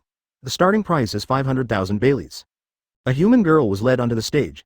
She was very delicate, with a white oval face, long pink hair, a pair of almond eyes full of fear, a tall figure, and long, slender legs, which was really attractive. Many people present swallowed their saliva and looked at the beautiful human girl in fascination. 600,000 Baileys. 800,000 Baileys. Everyone raised the price frantically, and the auctioneer smiled and said, raise the price. The more you raise, the more I will get paid. Hey, I want you to take pictures of all the slaves here. It shouldn't be difficult, right? Bagus looked at the three celestial dragons calmly. If he took action now, he would alert the enemy and many supernovas and slave owners would escape. It's no problem at all, don't worry, Marine-sama. The blonde old man wagged his tail at Bagus like an old dog. 1,000,000 Baileys. As soon as the blonde old man raised the price, everyone tactfully stopped bidding. Those are tough celestial dragons. The subsequent auction items also fell into the hands of celestial dragons without any surprise. Okay, next is the beautiful and rare female mermaid. Starting price, 100,000,000 berries. A huge semicircular fish tank was pulled up, and in the tank was the mermaid Kami, with a collar bomb around her neck. 200,000,000 Baileys. Nami called out the price at the last row of the auction. Still choose to be a pirate? Although Marine feels guilty towards Nami in the village, since she has become a pirate, Bagus will not hold back on her. 500,000,000 Baileys. The blonde old man called out the price. Nami collapsed to the ground in despair. Now all the treasures on the ship added up to only 200,000,000. Suddenly, with a loud bang, the wall of the auction house was smashed, and Luffy rushed in with Zoro on a flying fish. Advertisement, Kami, I'm here to save you. Luffy got up from the ground and rushed towards Kami on the stage. Bagus stood up. Zoro recognized Bagus at a glance. He would never forget the scene of Bagus killing Krieg. Powerful strength, first-class swordsmanship, suffocating murderous aura, outrageous cruelty. The key point is that he read about Bagus's deeds in the newspaper, and it was a terrifying speed of progress. Hey, Luffy, don't move. Zoro quickly called out to Luffy, sweat dripping down his forehead. Luffy stopped and looked at Bagus in surprise. Have we met before somewhere? Chopper saw how nervous Zoro was and whispered to Sanji beside him, who is this Marine and why is Zoro so nervous? Zoro is very strong, and I haven't seen him this nervous in a long time. Hey, Sanji, you. After a long time without a response, Chopper turned and looked at Sanji. Sanji stared at Bagus intently, his hand smoking, shaking slightly, and Nami stared at the tall figure in amazement. Chopper's heart skipped a beat. Why do you guys look like that? He is very strong and has a strong hatred for the pirates. Sanji recalled the terrifying murderous aura and his face became solemn. Be prepared to escape. Zoro forced a smile at Bagus. Bagus, I didn't expect to see you here. Ah, what a pity. Hawkeye came that day. Otherwise, you would not have survived until today. Bagus said calmly, if it wasn't for Hawkeye, Luffy, Zoro, and Sanji would have died, and not even Jesus could have stopped them. Zoro's mouth twitched when he heard this, and he drew out 3 knives from his waist, his back wet with sweat. Bagus? Is that you? A white-haired old man walked out from behind the auction table and approached Kami. Hey, old man, how did you get out? The auctioneer was about to call for someone to catch the old man again when a heart-pounding aura suddenly burst out from Rayleigh. The auctioneer and most of the people present rolled their eyes and fainted on the ground. This guy can't be Pluton Rayleigh. Luo cried while holding the demon sword, and his eyelids kept twitching. This old man is so strong. The kid crossed his arms over his chest, and beads of sweat covered his head. Rayleigh used emission to remove the explosive collar from Kami's neck and threw it towards Bagus. Advertisement, you killed Xiao Ba, didn't you? Rayleigh glared at Bagus. I still owe him my life. Oh, you want to help him get revenge? Pluton Rayleigh. The collar exploded in front of Bagus, sending up a cloud of thick black smoke. I was the one who killed Xiao Ba. What can you do about it? Bagus waved his hand to disperse the black smoke and appeared in everyone's sight intact. Terrible Marine. Seeing that the situation was not good, Luo stood up and tried to sneak away. Stop, did I let you go? Bagus flashed and appeared in front of Luo, slashing down with a knife. What a fast speed. Sanji dropped the cigarette in his hand to the ground, staring at Bagus's sudden knife in amazement. How come this guy's strength improves so quickly? Zoro bit the hilt of the knife tightly in his mouth. Even though Bagus only knew the basic sword style. Chopping. At this moment he was no less powerful than any great swordsman. Don't destroy the buds of the new era. Settle the old man's account first. Rayleigh stood in front of Bagus, his arms covered with black armament hockey, his eyes exuding fierce murderous intent. Are you so angry just because a friend died? Ha ha ha ha. Bagus laughed heartily. Looking at Rayleigh's angry expression, he felt inexplicably happy and very refreshed. He lost everything. Let you pirates also have a taste of what it's like to lose. A murderous aura as sharp as a blade erupted in the auction hall, and Rayleigh had several small wounds on his face. I will destroy the young seedling in your heart. Come and see if you can stop me. Breathing of thunder type 1 thunderbolt flash. Bagus exhaled a cloud of mist, and his aura rose steadily. I will personally end the great pirates era started by Roger. Bagus turned into a golden lightning and appeared beside Kid in the blink of an eye. What a fast speed. Rayleigh's eyes widened, wanting to rush to save Kid, but she was powerless. Die. You bastards. No matter you are guilty or not, all pirates must die. Chapter 29 Terrifying strength. A tall figure loomed over Kid, and Kid only caught a glimpse of a flash of golden lightning before his head spun in the air and fell. Everyone looked at Kid's headless body and shuddered. Bagus raised the corner of his mouth, admiring their trembling appearance. Now you understand the despair before death. He glanced at the crowd. I know the pain that despair brings. The increasingly blurry face appeared in Bagus' mind, with only the dimples that made him smile still clear. He shook off the blood on the demonic sword Thousand Blades and grinned grimly, like a Shinigami seeking revenge. Who will be the next one? Rayleigh looked at Bagus with a serious expression, and said to Law and Luffy behind him, "You guys run, this guy is too strong, I will hold him back." "Uncle, let me help you." Luffy was not affected by Bagus' momentum at all, and even wanted to roll up his sleeves and punch Bagus. "Foolish fellow, haven't you recognized the enemy's strength yet?" Rayleigh glared at Luffy and roared, "Couldn't this guy see the knife Bagus just used?" "Yes, Senior Rayleigh is right. This marine is too strong. If we stay here, we will only be a hindrance." Luo advised Luffy, "Master Straw Hat, let's first." Before he could finish his words, Bagus closed his eyes, his aura rose again, and golden lightning flashed around his body like a winding snake. Chicken, chicken, chicken, Bagus, arcs of lightning swirling around him, tightened his grip on the hilt of his knife. Thunder breathing, type 1. With a loud boom, the lightning on Bagus' body exploded, his trouser legs tore apart, his muscles bulged suddenly, and the air around him was filled with dancing lightning. His body continued to sink, shaking up countless rubble, as if the ground could not bear his strength. What a terrifying power! Rayleigh was dumbfounded, and at the same time observed the way he exerted his strength. I must stop him this time. Thunderbolt flashed 6 continuations. Bagus opened his eyes, leaving only the whites and lightning rage. His figure flashed, and the ground beneath his feet completely collapsed. Rayleigh only felt a flash of golden lightning passing by him, then he reacted quickly and followed. "Nami, be careful." Sanji saw the lightning rushing towards them and subconsciously stood in front of Nami. In an instant, the heads of Sanji, Frankie and Chopper fell to the ground. When Bagus was about to swing his sword to chop off Nami's head again, Rayleigh finally caught up and punched Bagus. Frankie, Chopper, Nami, advertisement. Luffy saw the 3 headless bodies slowly falling down, his eyes widened. UB asterisk asterisk asterisk asterisk asterisk D, rubber, rubber. Luffy was about to charge forward, but Zoro used the back of his knife to knock Luffy unconscious. Then he handed Luffy to Law and asked, "Please help take care of our captain and leave this place quickly. This man is so scary. If we don't leave now, no one will be able to escape." While Rayleigh was holding Bagus back, Zoro carried Nami on his back. "I'm sorry, but now a choice must be made." He looked at the 3 bodies and gritted his teeth. "It's all my fault for being too weak." "Want to escape?" Just as Bagus was about to catch up, Rayleigh punched Bagus again. "Go." Rayleigh shouted that this guy's speed was too terrifying and he couldn't be given any chance to breathe, otherwise he would catch up soon. "Now, it's time to settle the accounts." The fist with black and red lightning wrapped around its waist smashed hard into Bagus' head. Boom. 6 light blue pulse gates opened, and Bagus also punched forward. The 2 fists collided with each other, and the airwaves generated by the collision set off a strong wind. Debris continued to fall from the ceiling of the auction hall. With a bang, the 2 fists separated, and the 2 men flew backwards, knocking down one wall after another. Bagus crawled out from a wall and wiped the blood from the corner of his mouth. Pluton Rayleigh is indeed worthy of his reputation. It seems that Conqueror's entanglement is still better. But Bagus was sure to kill Rayleigh. Now, the auction house has become a ruin, and all those who fainted were buried alive, including the 3 celestial dragons. Bagus was just worrying about having no reason to kill these 3 guys, but Rayleigh helped a lot. Is this kid a monster? Laylee crawled out of the ruins and saw Bagus looking at her hungrily. He was old and his physical strength was his biggest weakness. "We must fight quickly and decisively." Rayleigh adjusted his breathing, pushed the ground hard with his right leg, creating a small hole in the ground, and rushed out like an arrow. Ba Wong charge. Pulses one after another densely blocked Rayleigh's route forward. But Rayleigh's speed did not slow down at all, and he still rushed straight forward. Boom. The pulses exploded continuously, raising a cloud of smoke. Rayleigh's clothes were blown to tatters, and the ground was covered with holes of various sizes. Rayleigh threw another punch at Conqueror's coil, and Bagus crossed his arms over his chest to block the fierce blow. Advertisement Rayleigh then kicked out with a whip kick, and Bagus kept retreating, plowing a long furrow in the ground. Bagus shook his numb arms. Rayleigh was not a fruit ability user, so Bagus' fruit ability was of little use against him. Rayleigh's hockey was top-notch, so this battle would not be easy. It usually takes several days for strong fighters of this level to decide the winner, by which time those supernovas would have long since run away. So Bagus did not intend to continue to fight. If he had to fight, he would kill those supernovas first. Breath of thunder. Still want to run? I won't give you a chance? Rayleigh's figure flashed, and in the blink of an eye he was behind Bagus, with black and red lightning flashing on his fist.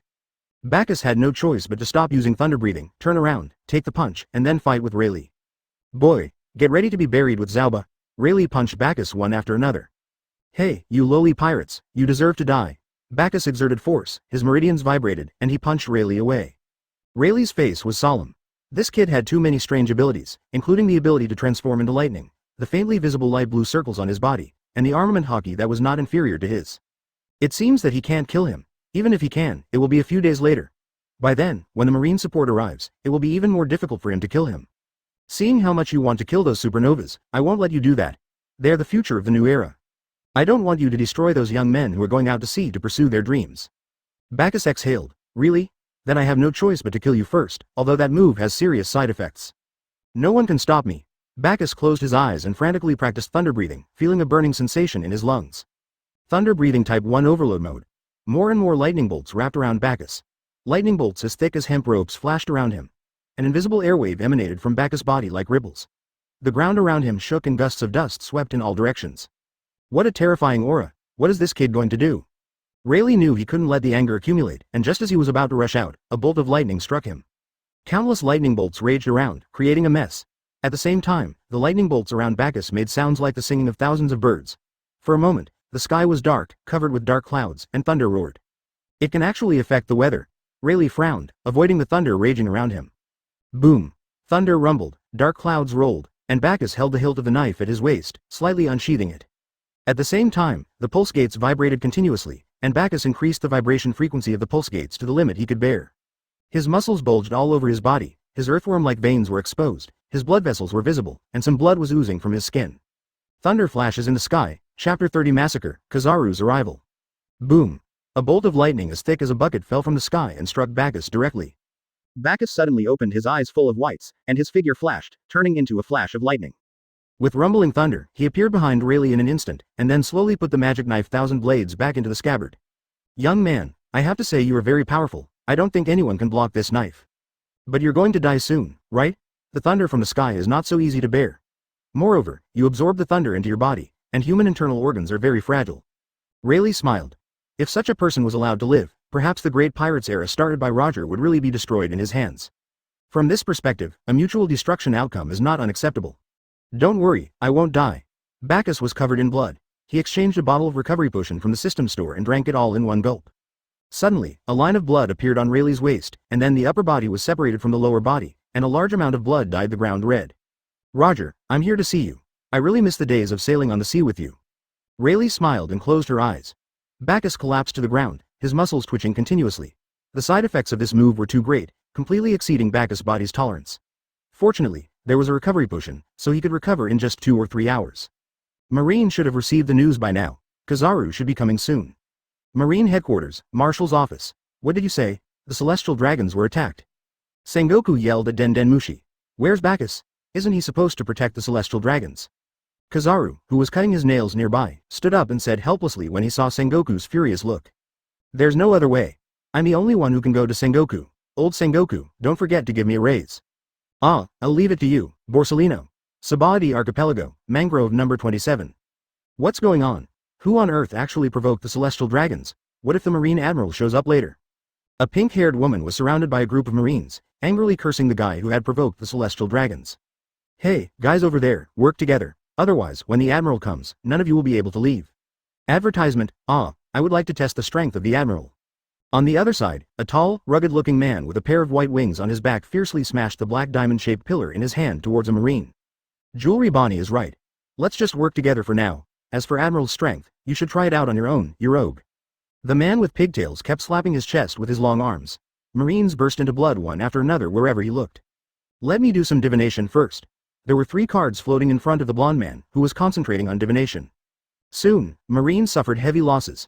Not far away, Yin Zheng arranged the heads of all the slave owners neatly. She looked at the row of heads with uniform expressions of despair with great pleasure and felt very depressed. Hey, Charmeleon, keep an eye on my artwork. I'm going to kill the pirates. Otherwise, Brother Bagus will be so tired to kill so many pirates. Don't worry, leave it to me, Lion Majesty. Govern place earth coiling. Yin lightly touched the ground, then raised his palms upwards, and 5 lifelike lions pounced towards the supernovas. This is a god, don't hold back, 1 head each. With a boom, a large amount of flying dust rose on the battlefield, and suddenly, a huge arm hit Yin. Yin's pupils shrank, and he quickly covered his arms with armed color and fought with his fist. Suddenly, an invisible airwave blew away all the dust, revealing Rouge's giant body and the other 3 slightly embarrassed figures. The next moment, Yin was knocked high into the sky and then stabilized his body. Damn it, how come his body suddenly became so big, and even his strength increased several times? Physical skills are Yin's weakness. After all, she has only been training for a few months and her foundation is not yet solid. This is also the reason why she cannot exert its full power even though the development of her fruit has reached the level of awakening.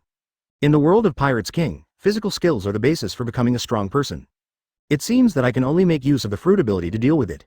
Earth-style Earth Dragon Bullet. Yin clasped his hands together, and a ferocious dragon rushed towards the giant. Ha ha ha, no, I'm the causal person who ate the fruit of karma. As long as you can't kill me with one blow, my strength can grow infinitely. Yorobe did not resist and let the mud dragon hit him. In the blink of an eye, his body doubled in size. Advertisement, little girl, you are still too young. Just as he was about to punch Yin, an obscene voice suddenly rang out. How terrifying. You're truly a supernova. A ball of light appeared not far from Yin and slowly condensed into a human shape. Marine Admiral, John, Kazaru, dressed in a yellow suit and a cloak of justice, had a very frightened expression and said in a mean way. That's perfect. I was just thinking of testing the Marine Admiral's strength. Yorobe grinned and punched Kazaru. With a loud bang, a large hole appeared on the ground. The smoke dissipated and Kazaru stepped on Aruja's thick arm. What a terrifying power. Don't be so impatient, little brother. As soon as he finished speaking, a ball of light condensed on Kazaru's feet. He dodged and kicked Yorobe away, and then crashed through several walls before stopping. It's so scary, I better run away quickly. Jewelry Bonnie turned and ran. A beam of light brushed against her hair and shot into the distance, hitting the mangrove tree number 27. Boom. The explosion resounded through the sky, and Jewelry Bonnie turned stiffly to look at Kazaru. Kazaru was holding up his index finger and said with a look of regret, "Oh, I missed the target by accident, you're lucky." What a terrifying strength. Yin was so surprised that he couldn't close his mouth. This wretched old man was so strong. Apu from the Longhand tribe jumped onto the roof and ran away. Still want to escape? Have you ever been kicked by the speed of light? Kazaru first kicked Hawkins, slamming him into the wall, then held his hands over his abdomen and a beam of light shot out, refracting in the air until it reached in front of Apu. He turned into light particles and appeared next to Apu, then chopped down and kicked Apu to the ground, creating a huge hole. It seems like we need to get off work soon. Kazaru looked at the watch in his hand, but it was still early to get off work. We have to make it quick. This supernova is really scary. Yin on the side was frowning. One bite is so scary, one kick is a supernova? Chapter 31 I'm going to kick you down. Everyone, split up and run away. Gather at the sunshine in 3 days, run away. Luffy roared and ran with Nami. He was covered in wounds and the surroundings were in a mess. A scrapped pacifist was sparking not far away. Usopp and Zoro were about to run when they heard this, but suddenly, a pacifist dropped from the sky and stood in front of them, raising its hand with laser beams focused in its palm. Kesso. Usopp, you run first, but what are you going to do? Usopp hesitated, he couldn't abandon his companions. Run. Otherwise no one will escape, Zoro shouted, I can't watch my comrades die again. Usopp gritted his teeth and said, I understand. He was too weak and staying here would only hinder Zoro. Zoro looked at Usopp's figure getting farther and farther away, breathed a sigh of relief, then raised the hilt of the Doishimanji in the air and swung the sword at the behemoth in front of him. No matter what, I won't let you catch up, but his blow did not leave even a trace. The laser in the pacifist's palm was fired, and with a boom, Zoro was blasted away. Zoro. Luffy saw that Zoro was in danger and immediately turned around to rescue Zoro. Take care of yourself first. A man wearing a bellyband and a bowler haircut rushed in front of Luffy and pushed forward with both hands. Before Luffy could react, he was knocked flying and smashed a huge rock into the ground. Zoro struggled to get up, but the pacifist fired another laser, determined to kill Zoro right there. Robin, who was running away in the distance, saw that everyone was in danger and stopped. Rows of arms bloomed like flowers under Zoro, transporting Zoro out of the laser's attack range. Zoro took a deep breath, stood up and tried to continue running away. A beam of light passed by Zoro and a human figure condensed in front of him. Straw Hat Gang. Where are you planning to go? Kazaru kicked Zoro to the ground and raised one foot, with light gathering on it, hanging over Zoro. I'm going to kick it. Stop it. Luffy stood up, but Zantaamaru stood in front of Luffy again. Usopp turned back, picked up the slingshot, and kept shooting at Kazaru, but the bullets all went through Kazaru's body. Brook swung the sword in his hand, but couldn't hurt Kazaru at all. Kesu. Why can't I hit him? I've eaten the... No, I'm the Flashman of the Flash Fruit. You can't hit me. Kazaru said in a mean way, I'm going to kick it down. Advertisement Robin used the same method to move Zoro again, but no matter where Zoro moved, the foot would always hang above Zoro. Kick it down. Kazaru looked at the watch on his wrist. It was almost time to get off work. Hey, Admiral Kazaru, how long are you going to keep your feet up? Bagus looked at Kazaru expressionlessly. He finally understood why Akainu couldn't lead Marine. Sasabudalana, Bagus Rear Admiral, why are you here? Aren't you supposed to be protecting the celestial dragons? Kazaru showed a surprised expression. Could it be? Those celestial dragons were killed by Rayleigh. What? Kazaru's eyes flashed with solemnity, and then he covered his head helplessly. So how is Rayleigh? Bagus said calmly, I killed him. Well, let Sengoku take care of the headache. Kazaru looked like he had given up, but he was here to provide support anyway. Bagus drew out the magic sword Thousand Blades and slowly walked towards Usopp and Brook. Die, pirates! There was a flash of knife light, and Usopp's head fell to the ground. He stabbed Zoro's heart with another knife, and blood splattered all over the ground. As for Brook, due to his peculiarity, Bagus chose to engulf him in darkness. How can I cultivate myself? I still want to become the world's greatest swordsman. I haven't defeated Hawkeye, and I haven't made my name resound throughout the heavens. I really can't accept this. Zoro only felt his eyelids getting heavier and heavier, and his consciousness became blurry. But it's okay, Kuina, let me see if you have been lazy in heaven. Zoro suddenly laughed. He was also tired after walking all the way. Bagus shook the scarlet blood off the knife and said, "Next, it's your turn." Bagus' figure flashed continuously. Nami screamed, and the next moment he fell in a pool of blood. Robin fell to the ground helplessly. She finally found a partner who could protect her. As expected, I brought misfortune to them. It's all my fault. If only I had died earlier.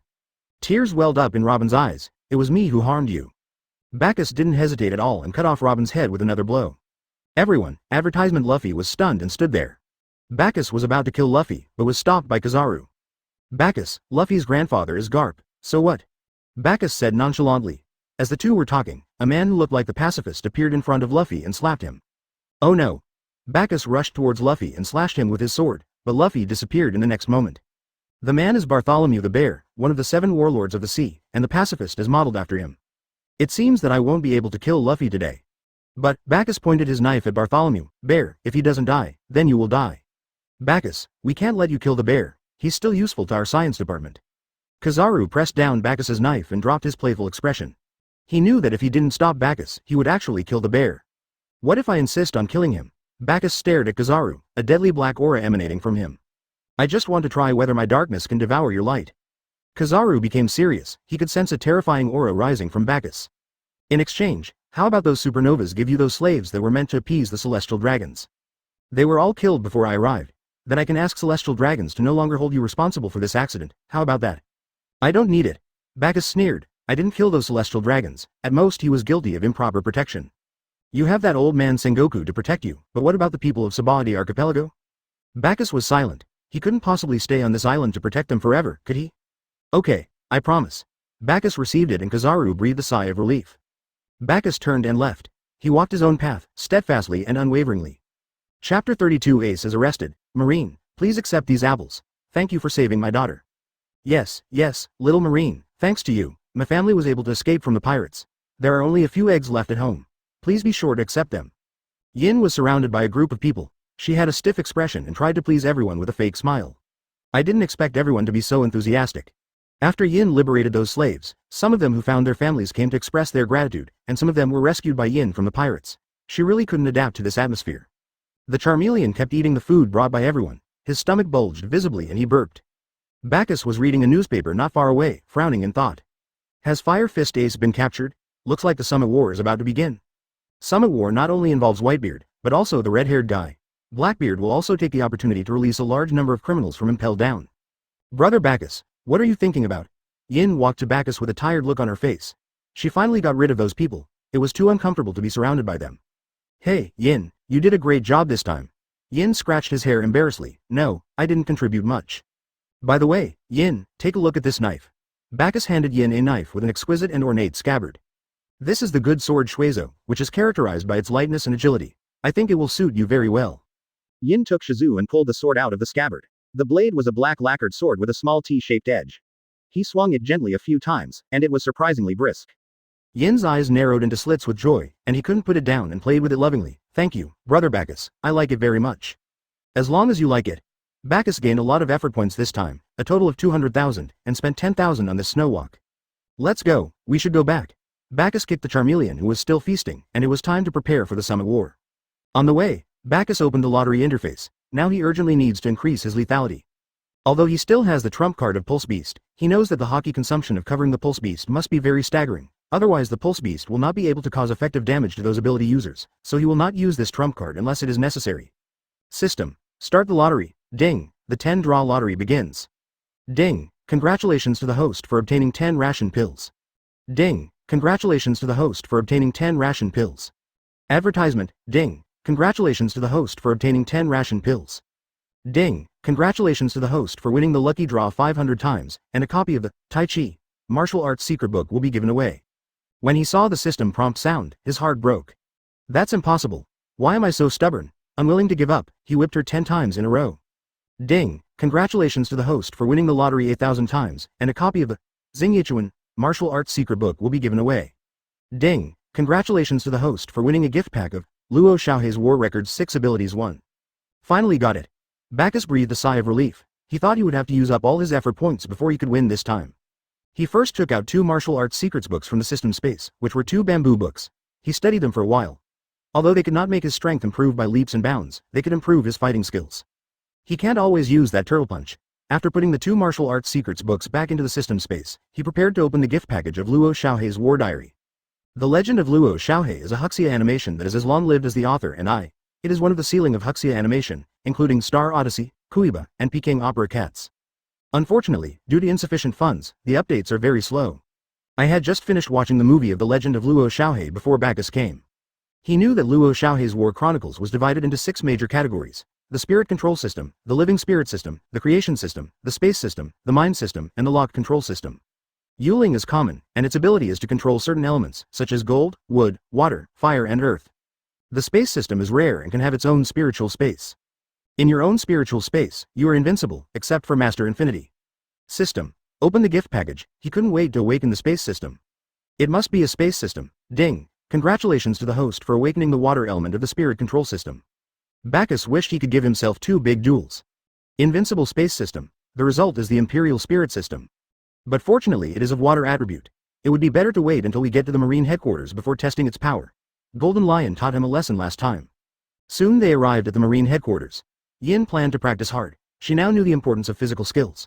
Charmeleon was forced to follow Yin in running drills around the training ground. Bagus went to Sengoku's office to report on his mission. Advertisement, Dong Dong. Come in. Sengoku sat solemnly on the chair, with a plaque behind him that read, "The Lord of Justice is here in the world," which made him look majestic without even showing any anger. There was also a CP0 standing next to him. Bagus, I need an explanation as to why you failed to protect those celestial dragons. Rayleigh is too powerful, I can't protect them. Bagus replied calmly. Sengoku was furious and slammed his hand on the table. You killed Rayleigh and you tell me you're too strong? Anyway, those 5 adults asked me to take you to vent their anger on the celestial dragons. The CPO walked over to Bagus, pulled out a pair of handcuffs, and reached for Bagus with one hand. You can try to move me. Bagus stared at CP0. A disgusting smell of blood emanated from the surroundings, and the overwhelming murderous aura surged towards CP0 like a tide. Such a strong murderous aura. This kid, will he kill anyone this time? Sengoku had to admit that Bagus was indeed the most talented person he had ever seen. His progress was simply astonishing. CP0's legs went weak and he kept swallowing his saliva, but the hand that was grabbing Bagus continued to move slowly. You really are not afraid of death. Bagus sneered and grabbed CP0's neck with his left hand like lightning. Stop it, Bagus. Bagus's hand was shaped like an eagle's claw, and it stopped in front of CP0's neck. CP0 looked at Bagus in horror. It was so fast, I didn't even have time to react. You can't kill him, otherwise the 5 elders will come to trouble me. You don't have to try to take Bagus away, I've already told the 5 elders. CP0 withdrew his shaking hands and took a deep breath. He almost died. I didn't expect that CP0 would be afraid too, Bagus scoffed. CP0 did not refute. He opened the door and walked out directly. He could not stay in this place for a moment. Marshal Sengoku, I heard that Fire Fist Ace was arrested? Ah, Blackbeard captured Ace and used him to become a Shichibukai. Ace's execution will begin in a few days. Bagus was lost in thought. Marshal Sengoku, I'm leaving now. Sengoku looked at Bagus in surprise, looking very confused. Why is this kid suddenly like this? Chapter 33 Ridiculous Marine.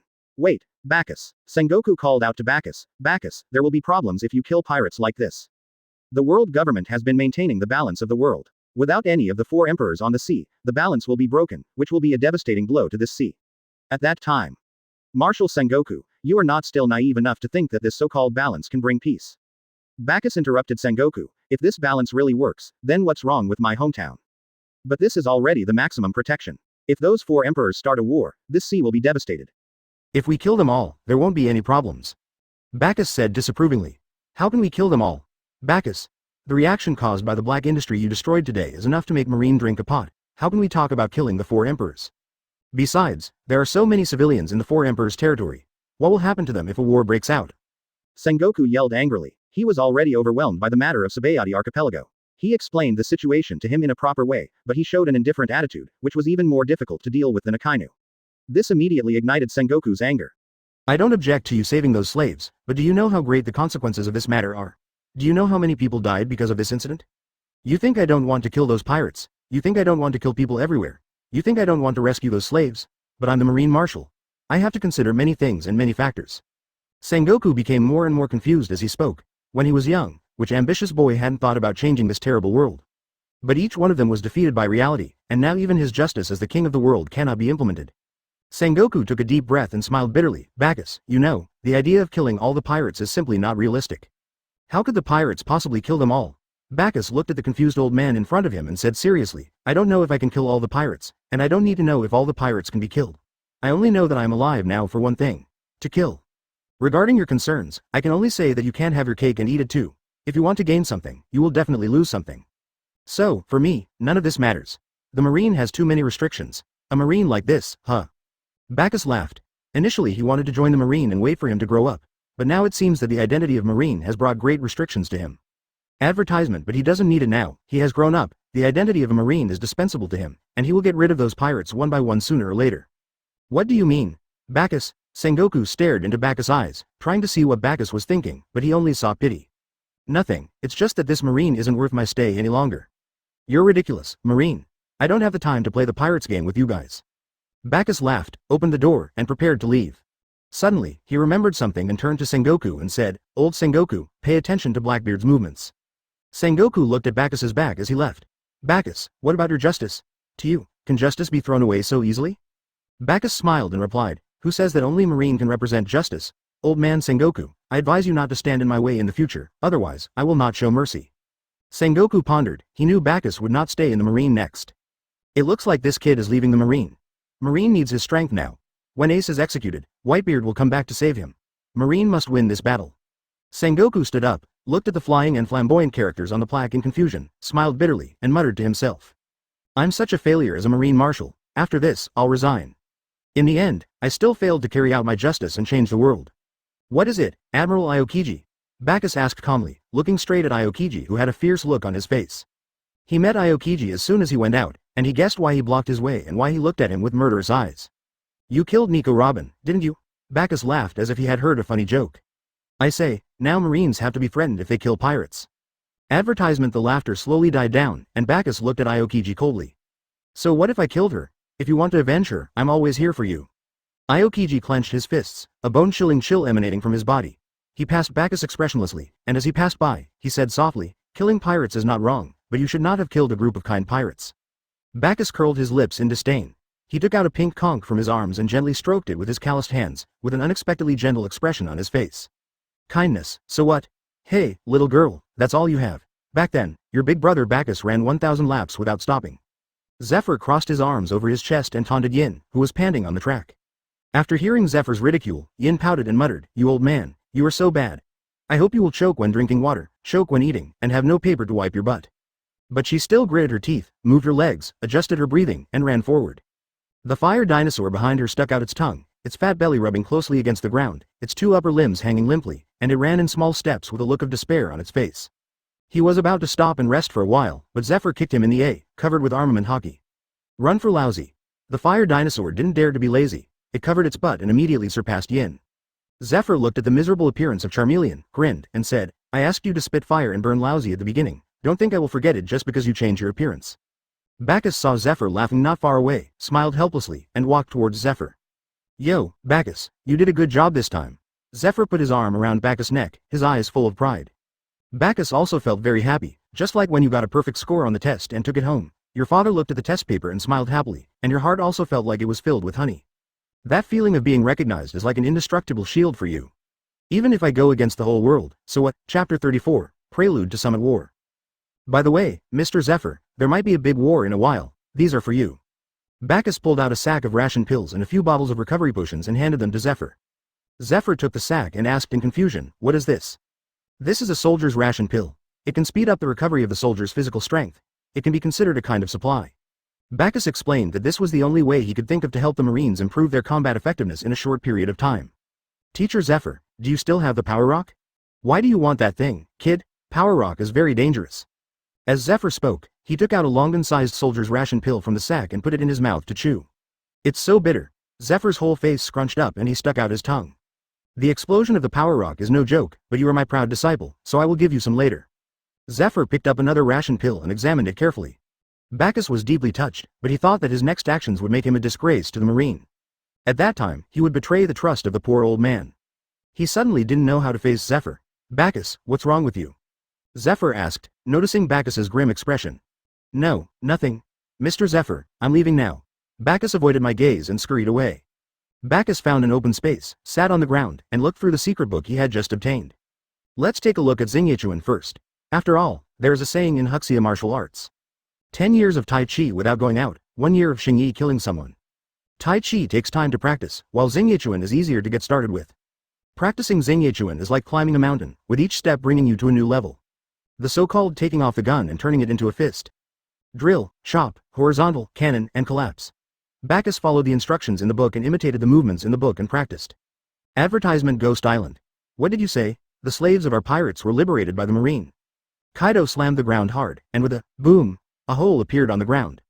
That Marine kid is looking for death, daring to touch the fat meat of a slave.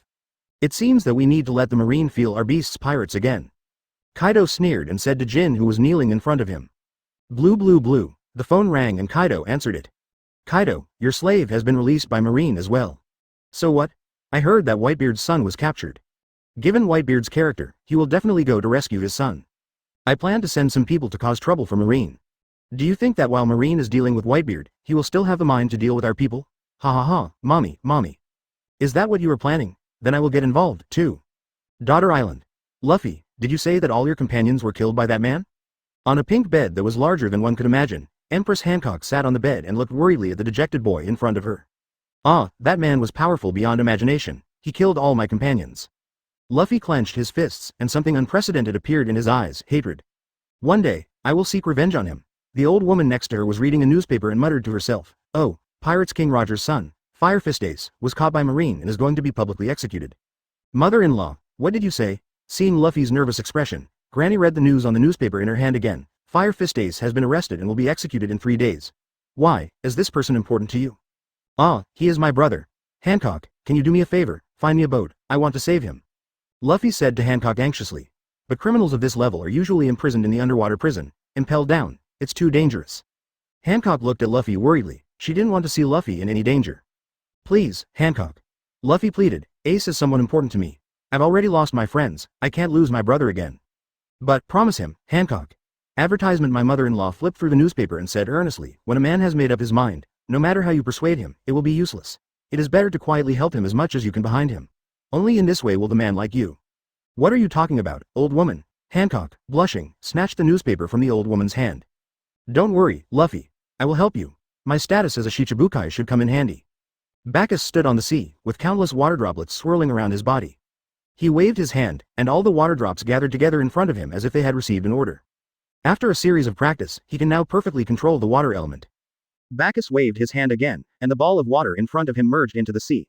He rubbed his brows. Controlling the water required a lot of mental energy. He had been practicing for so long that he felt a little dizzy. It should be because he consumed too much mental energy. Controlling water is a bug-like ability in this ocean. Except for the Murloc karate of the Murlocs, no, even Murloc karate can't reach the level of Bagus. As long as Bagus wanted, he could easily create a tsunami, but the amount of mental energy consumed was also extremely terrifying. Bagus' current mental power can only create 2 or 3 tsunamis. Brew, Bagus answered the phone and a sweet voice spoke. Brother Bagus, you guessed it right. Empress Hancock is now heading to Impel Down with Vice Admiral the Flying Squirrel. What are we going to do next? Kill them all.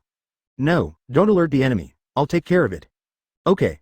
Also, no news on Blackbeard yet. It's okay, Yin, go and rest first. There will be a big battle next. Bagus hung up the phone. If Straw Hat Boy and Blackbeard really let all the criminals go, it would be really troublesome. Let's bury them all there. Bagus ran quickly on the sea. Dad, everything is ready. We will be at the Marine headquarters in 2 or 3 days. Marco reported to Whitebeard, who was plugged with intravenous tubes. He didn't know why, but he always felt uneasy recently and had a bad feeling. Dad, can you still hold on? Marco looked at Whitebeard worriedly. His father was already at this age and was injured all over. It would not be easy to break into the Marine headquarters. Goolalala, I'm Whitebeard, how could anything happen to me? Whitebeard patted Marco on the back with his large hand and laughed heartily. Marco felt a little relieved. Ace, wait, we're here to rescue you. Chapter 35 It doesn't matter if I sacrifice everything. Impel Down is located in the Combelt, It has 7 layers. The first layer is exposed on the sea surface, and the remaining 6 layers are deep under the sea. There are countless ferocious sea beasts on the seabed. Outside the first layer, there is a solid wall surrounding the Gate of Justice, and it is also heavily guarded by marine troops. At this moment, a whole group of marine warships were parked neatly at the entrance of Impel Down. Warden Magellan handed Ace, who was wearing seastone handcuffs, over to Marine Vice Admiral Ghost Spider, who came to escort him to Marineford. Warden Magellan, something seems to have happened in Impel Down. Is everything alright? Don't bring it. I'll take care of it. Ace looked back at the chaotic Impel Down unwillingly and prayed in his heart, Luffy, please don't get into trouble. Impel Down, 6th floor. What? Ace has been taken away. Luffy quickly spread out the life card in his hand, and a small corner of the paper kept jumping in other directions. Are we still a step too late? That's not good. Marineford is the Marine headquarters. Straw Hat Boy, just give up. This is too dangerous for you. The S*********** King Ivankov walked back and forth, trying to persuade. No, I have to save Ace. Luffy's eyes were firm and he said unwaveringly, I've already lost my friends, I can't lose my brother again. Please let me out, I also want to help save Ace. In the cage nearby, the fathead fish Jinbei requested. Ah, I have an idea. I want to release all the prisoners. This way, our chances of escaping will be better. At this point, I can't care less. Warden, Luffy and his team have freed a large number of prisoners and have now made it to the 5th floor. In the monitoring room, Deputy Warden Hannibal was making a panicked phone call. On the screen in front of him, Luffy was followed by a group of criminals, rushing towards the 4th floor. Don't panic, Hannibal, I have cleared the 2nd floor now. On the 2nd floor, Magellan, who was covered in purple venom, was leading a prisoner who was also covered in venom. The aisle behind him was full of venom like purple jelly and prisoners lying in all directions. He said to Hannibal solemnly, You are the Deputy Warden of Impel Down. You must hold on until I come back, please. After listening to this, Hannibal on the other end of the phone took a deep breath and replied, I understand, I will do my best to stop them. I am going to be the warden of the prison. Advertisement. Haha. You think we can do nothing if you seal the entrance to the 2nd floor with venom? Blackbeard stretched out his hand and aimed at the door in front of him that was blocked by purple venom. Darkness as thick as ink surged out from Blackbeard's hand and swallowed up the purple venom completely. Let's go, guys, we're going to release the most ferocious old-time pirates from this prison. Thieves. Ha ha ha ha. I really look forward to seeing the world in chaos. Blackbeard and his group headed deeper into the cave. Look, Buggy, the venom is gone. Anko Mud. As soon as Blackbeard left, Buggy and his companions came back from peeing and saw the empty gate. Ha ha ha. The red-nosed Buggy laughed wildly, and the younger brothers behind him looked at Buggy with admiration.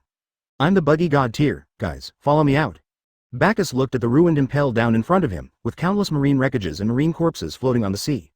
It looks like Blackbeard has arrived. We can start planning now. Bagus walked on the water and entered the Impel Down, standing at the top of the stairs leading to the underground level. Boom. The faint light blue pulse vibrated. Bagus stretched out his palm towards the stairs, and the black pulse condensed in his hand. A pulse the size of a human head was fired at the stairwell. With a loud bang, a deep pit was blown out of the stairwell, revealing Buggy and his group who were about to escape. What's going on? Buggy looked at the hole created by the explosion above with horror, and his legs lifted in the air kept shaking. Boss Buggy, what's going on? Just as he finished speaking, another black pulse exploded, creating a hole in the 2nd underground floor, and many limbs and arms were blown into the air. Bagus looked at the chaotic Impel Down expressionlessly and continued to concentrate his pulse bombardment. When the explosion reached the 4th floor, Luffy and Blackbeard were confronting each other. The sudden explosion caused a strong wind that blew them to the ground. Bagus bombarded with pulses one after another without any hesitation. Wait! Don't destroy this place! Magellan, who had hurried over, shouted at Bagus. Before anyone could react, continuous explosions rang out, the bottom of the Impel Down was completely penetrated, and dark seawater surged up crazily. Advertisement. Spit it out, pirates!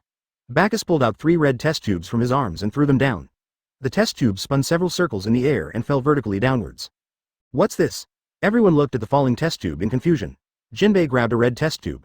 Suddenly, the test tube emitted a dazzling light like the sun. Bagus' figure flashed, and in the blink of an eye he was outside Impel Down. Then, a huge mushroom cloud erupted from Impel Down and rushed straight into the sky.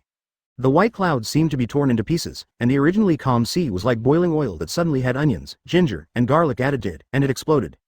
Thousands of layers of huge waves are raging on the sea, and everything will be buried in the bottomless sea. After a long time, the turbulent waves returned to calm, and a black gas winding like a snake emerged from the sea, floating in the air and slowly drifting towards Bagus. Ding! Congratulations to the host for awakening the fruit. The system prompt sounded, and Bagus opened the system's individual value panel.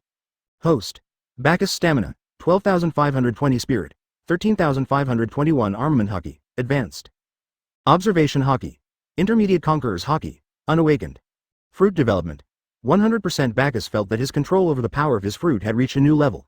Black energy rolled around his body and gathered in front of him to form a black hole with a diameter of more than 10 meters. After the fruit awakens, not only can darkness leave the body, but it is also much easier to control. Only when the devil in the devil fruit recognizes the host can the fruit awaken.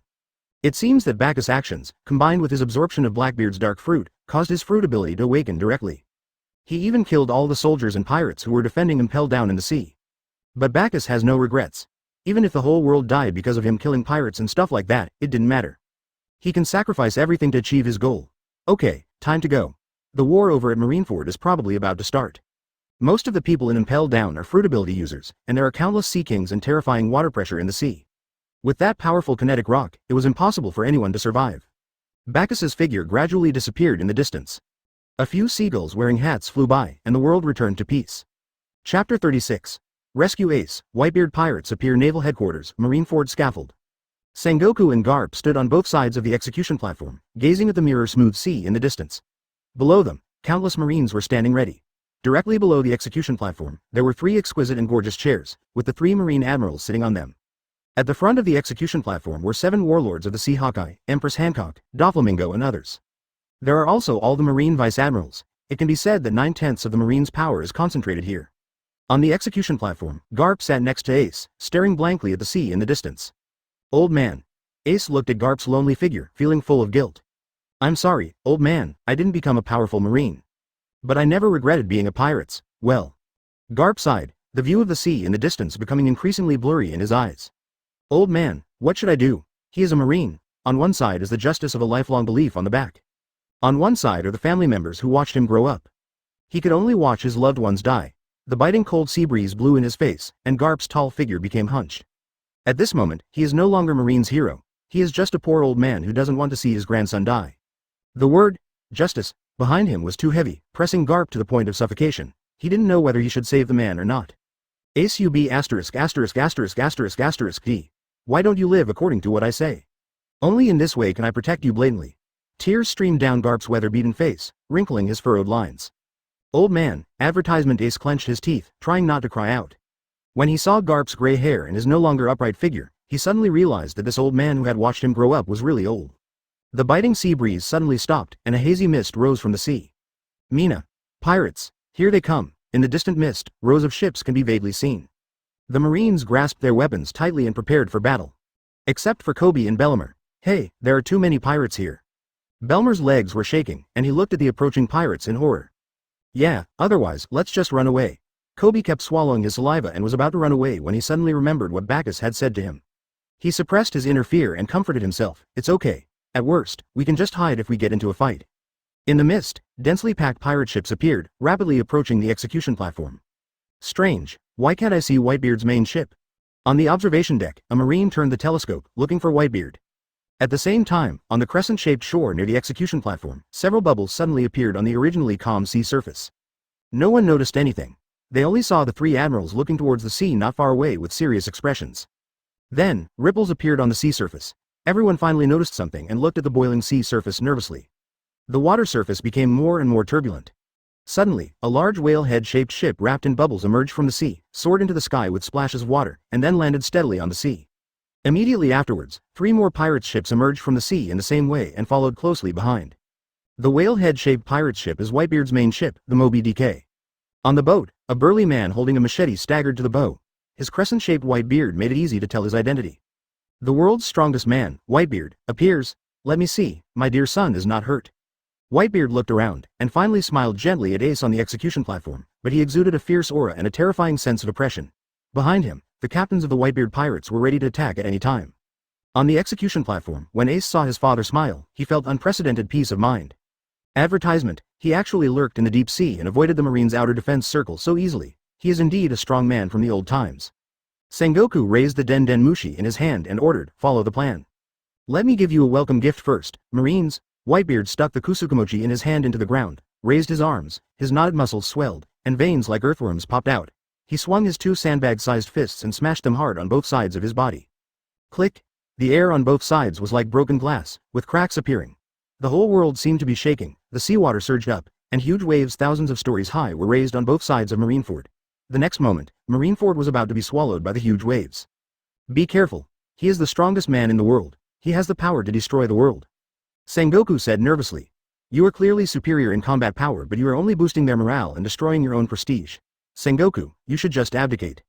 The three admirals looked at the tsunami calmly. When the tsunami was about to fall, Aokiji slowly got up from the chair, flashed into the air, and facing the huge waves on both sides with his hands, two blue icicles shot out.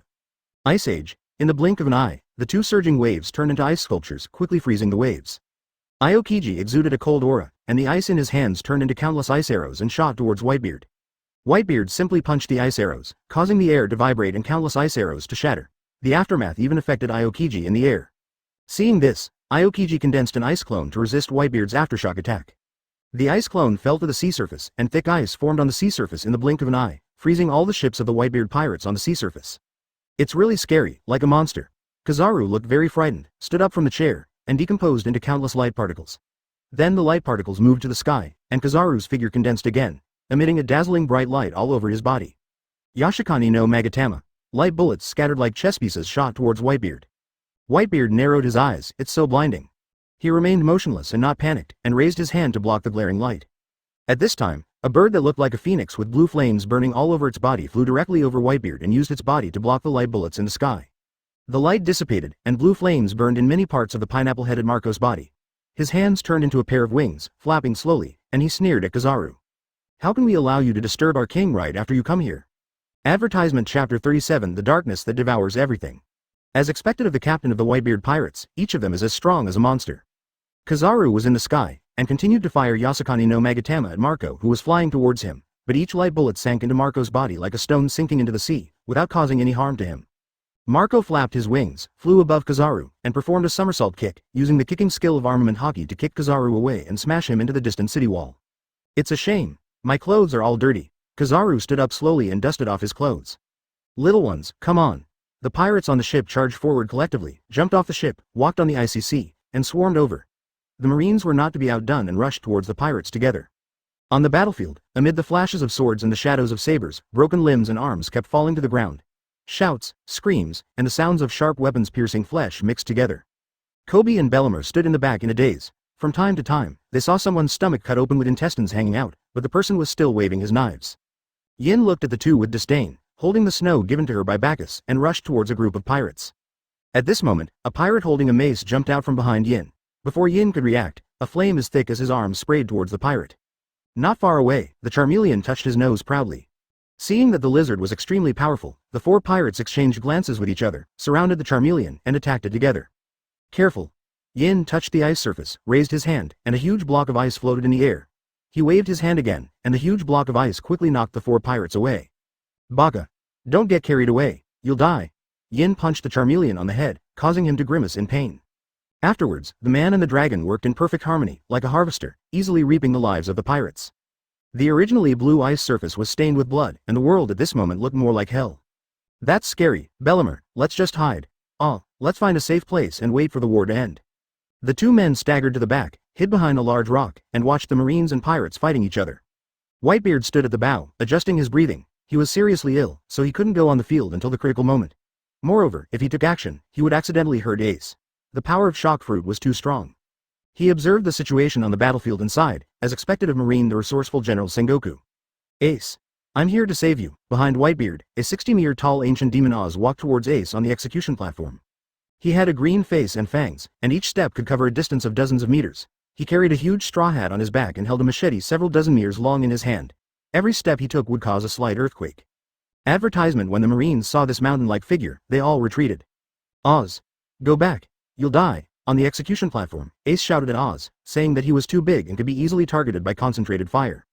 As expected, Marine fired shells at Oz, but to Oz, these attacks were like mosquito bites. The pirates covered Oz's advance.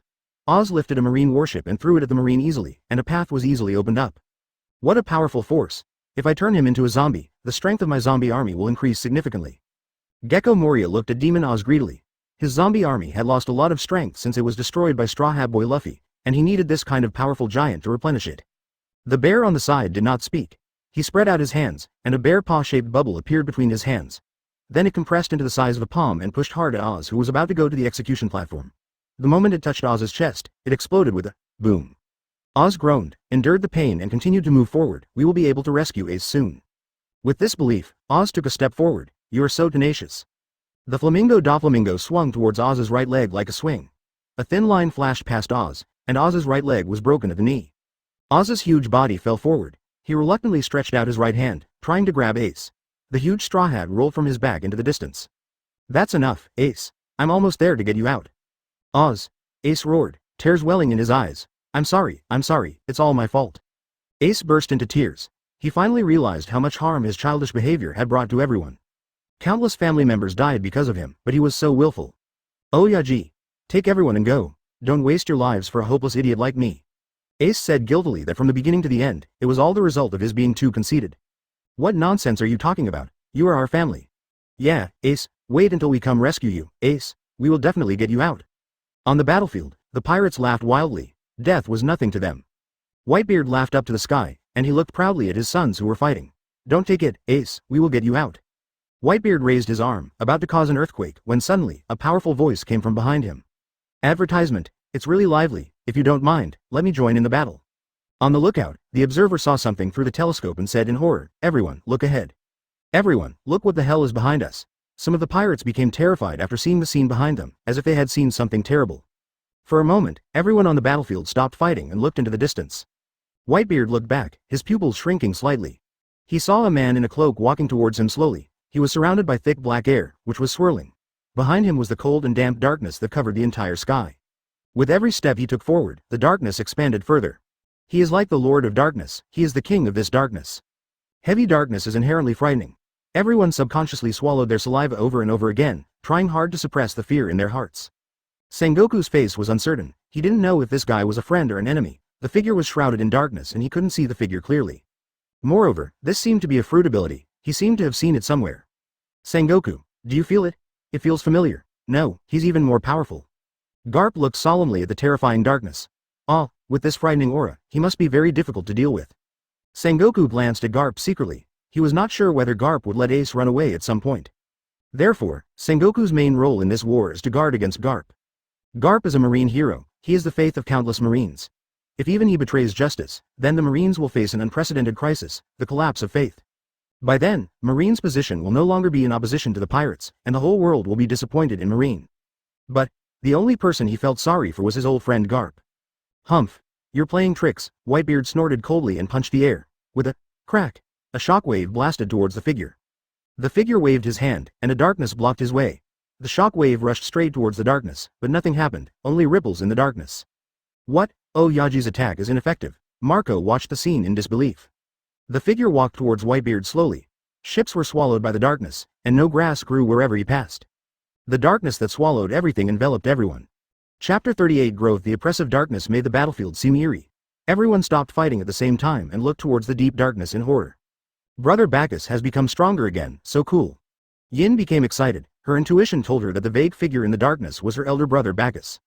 The darkness was getting closer and closer to Whitebeard, but Whitebeard did not panic. He calmly looked at the blurry figure in the darkness walking towards him and grinned. I didn't expect there would be someone like you in the Marine Corps. Come on, let me see what you are capable of.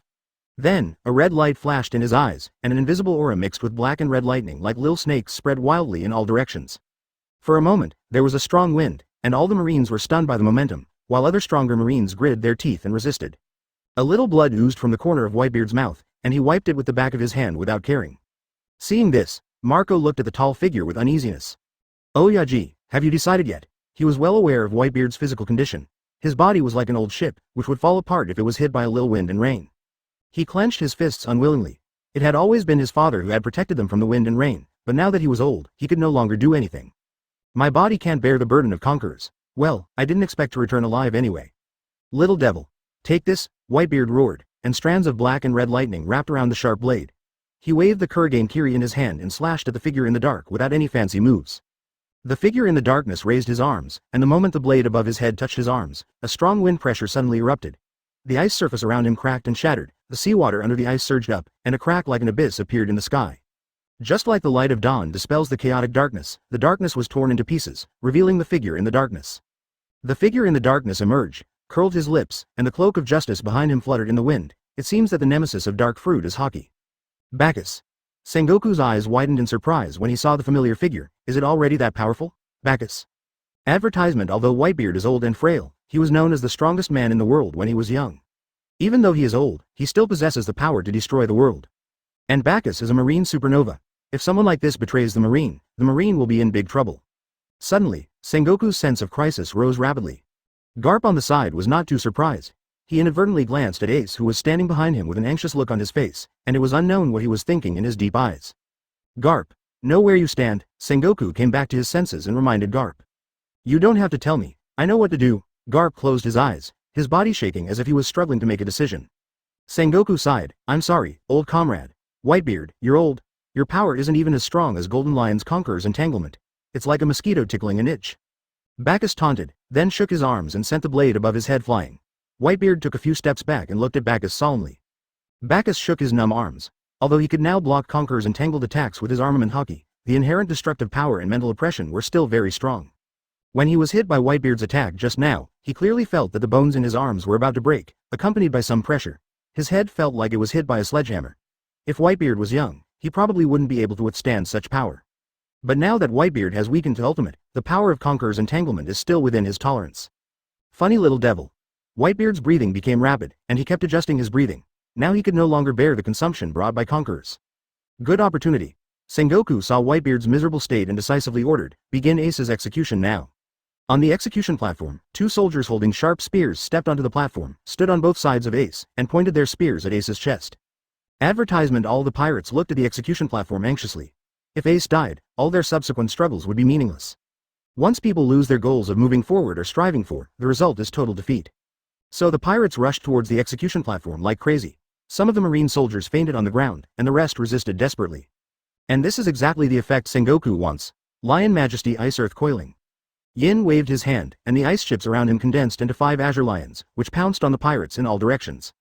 Shiki's fruit ability. What a scary little girl. She has developed the lion fruit to such an extent at such a young age. Whitebeard saw the 5 lifelike ice lions out of the corner of his eye and frowned. Sengoku, are you trying to make us anxious so we can fall into your trap? Whitebeard was really thinking, when suddenly, Bagus punched him in the abdomen. Whitebeard reacted suddenly and quickly blocked the punch with the handle of the knife. Bagus punched continuously, and Whitebeard kept adjusting the angle of the hilt to block the heavy rain of punches. As time went on, Whitebeard became breathless and his hands moved slower and slower.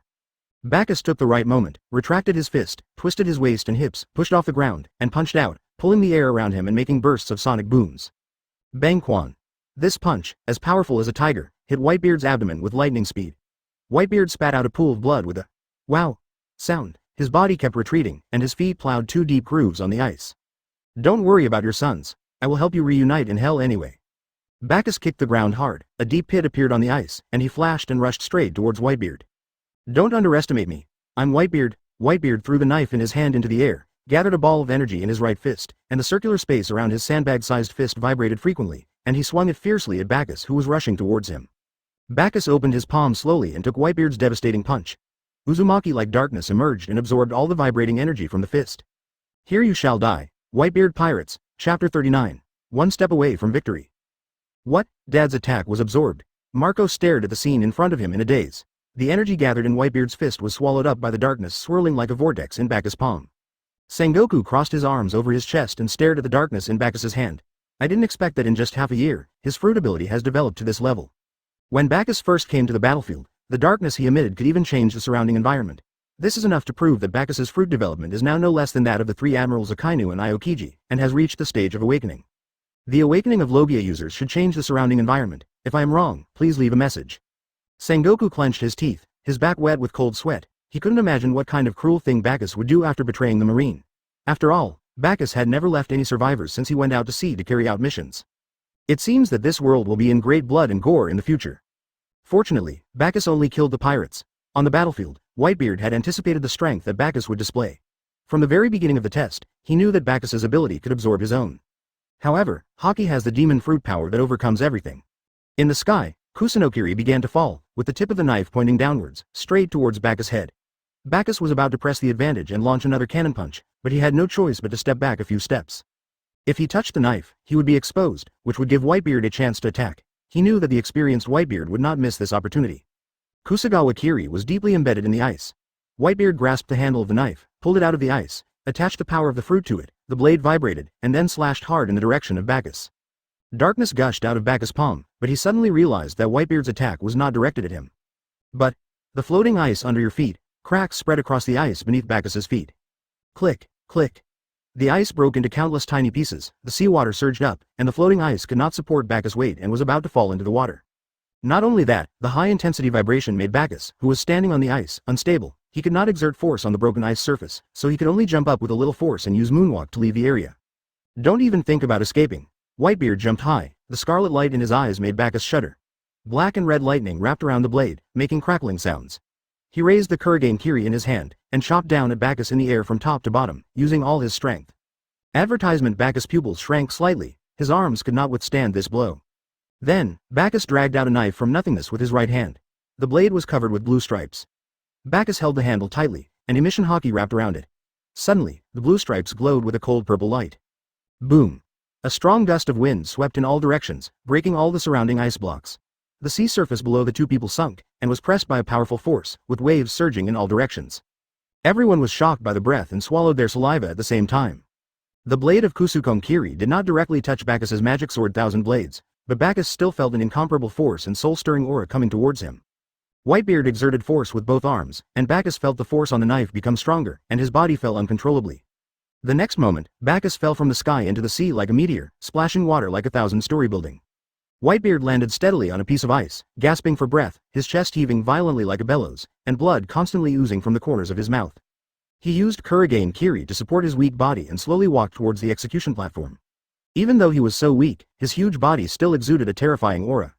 Once the user of the fruit ability falls into the water, he will definitely die, except for individual cases. The residual force of that terrible attack just now enveloped the Marines, who stood there in a daze, dumbfounded. Whitebeard.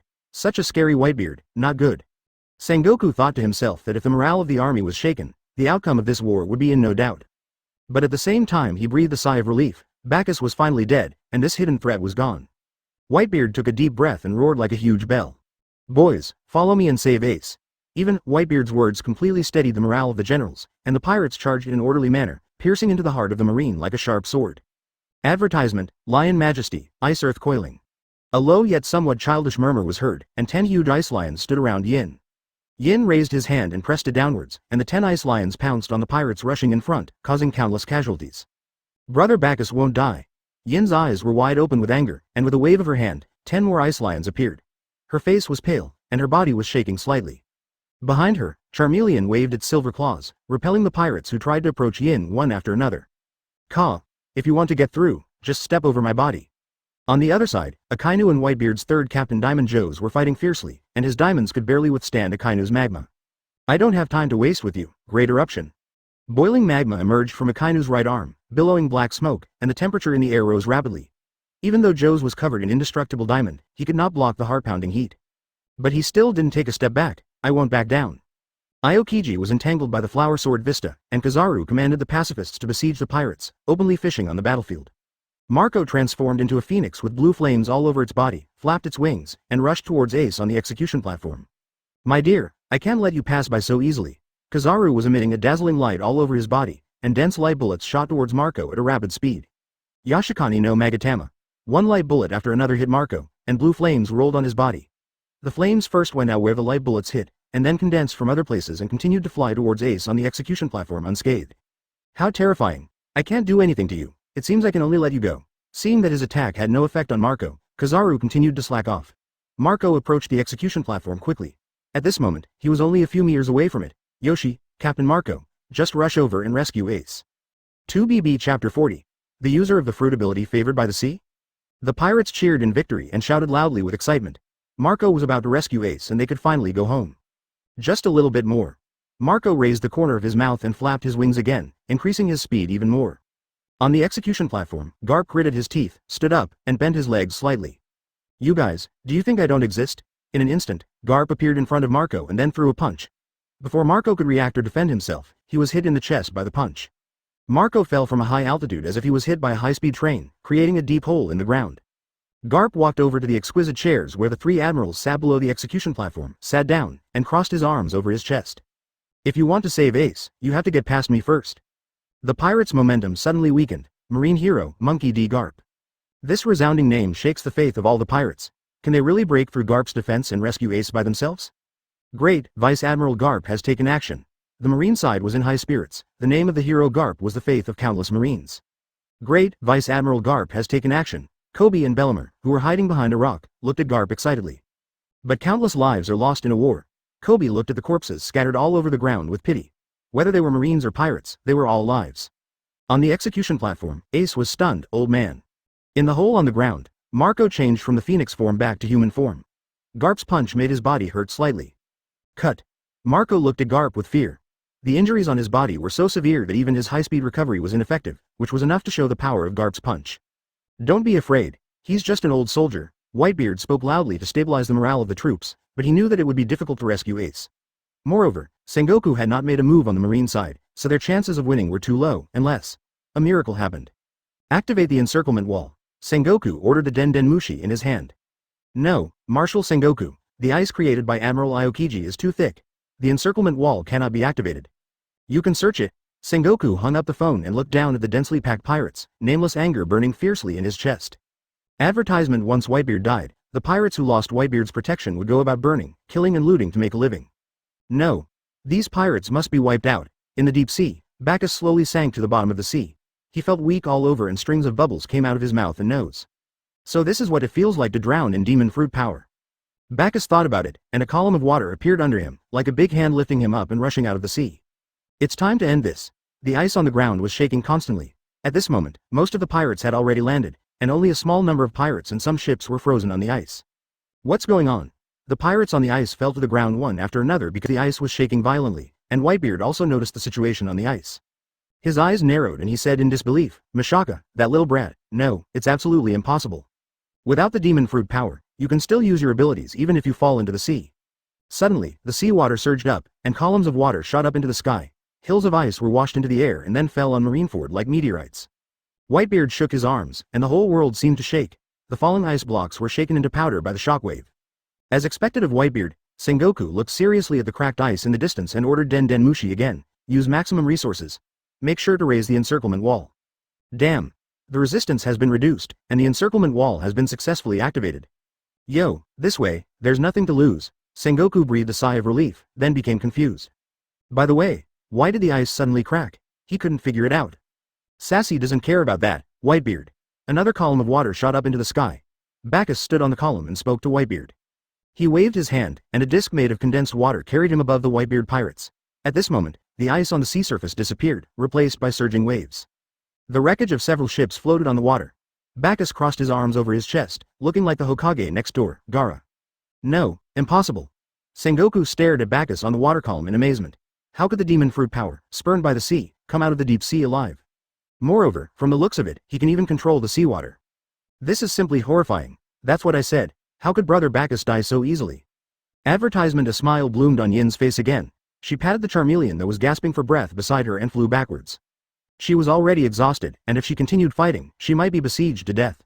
She would not risk her life for Marine, of course, except for Brother Bagus. Brother Bagus is so awesome. Bellamibo looked at Bagus in admiration. Hey, look, Big Brother Bagus is manipulating the seawater. He poked Kobe next to him with his elbow, but got no response. He looked at Kobe in surprise, only to find that Kobe was staring at the battlefield in a daze. What's wrong, Kirby? No, nothing. Kobe came back to his senses, his expression dull, as if he was thinking about something. He muttered to himself, I seem to hear something. On the battlefield, Bagus, who was standing on the water basin, waved his hand again. The water columns rising into the sky on the sea surface turned into drops of water. The water droplets floated to Bagus' side and gathered together, condensing into a long snake-like water dragon. Water-style water dragon bomb technique. Bagus formed seals with his hands and controlled the water dragon to rush towards Whitebeard. Whitebeard endured the fatigue and pain in his body, and wielded the Kusakumo Kiri in his hand again, splitting the oncoming water dragon into countless water blocks with one blow. You don't think this is the end, do you? Bagus sneered, and countless water blocks floated in the air. Bagus first spread out his palm, and then squeezed it hard. The countless water blocks exploded instantly, turning into drops of water, and shot towards the pirates everywhere. During the journey, under Bagus' manipulation, the water droplets grew sharp needles like steel needles. Ah! The pirates screamed one by one, and clouds of blood mist burst out from their bodies. A large number of pirates were caught off guard. Of course, most of the water needles were shot at Whitebeard. Whitebeard attached armament Hawkeye to his body to block the water needle attack. However, attaching Hawkeye on a large scale to the body is a very physically demanding task, and Bagus is sure that Whitebeard can't hold on for long. He formed seals again, and the blood mist floating around turned into blood-red water needles. Blood is mainly composed of two categories, plasma and blood cells. Plasma contains a large amount of water, in addition to inorganic salts, fibrinogen, albumin. In short, this is the reason why Bagus can control blood. Whitebeard was surrounded by a sea of blood needles. Bagus clenched his fist with one hand, and all the blood needles shot out. Sonara, Whitebeard, Chapter 41 Appreciating the Taste of Loss. Whitebeard would naturally not surrender. He stuck Kong Yunki into the ground and smashed his arms to both sides. Cracks suddenly appeared in the air. The space around him vibrated violently and countless blood needles disappeared. Bagus looked at the panting Whitebeard and secretly calculated how much strength he had left. He must kill Whitebeard at the lowest cost, otherwise when the user of the face fruit comes, he will have no way to keep him. He waved his hand again, and a large mass of seawater flew over again. He clasped his hands together, and the seawater began to wriggle, and a ferocious water dragon gradually took shape.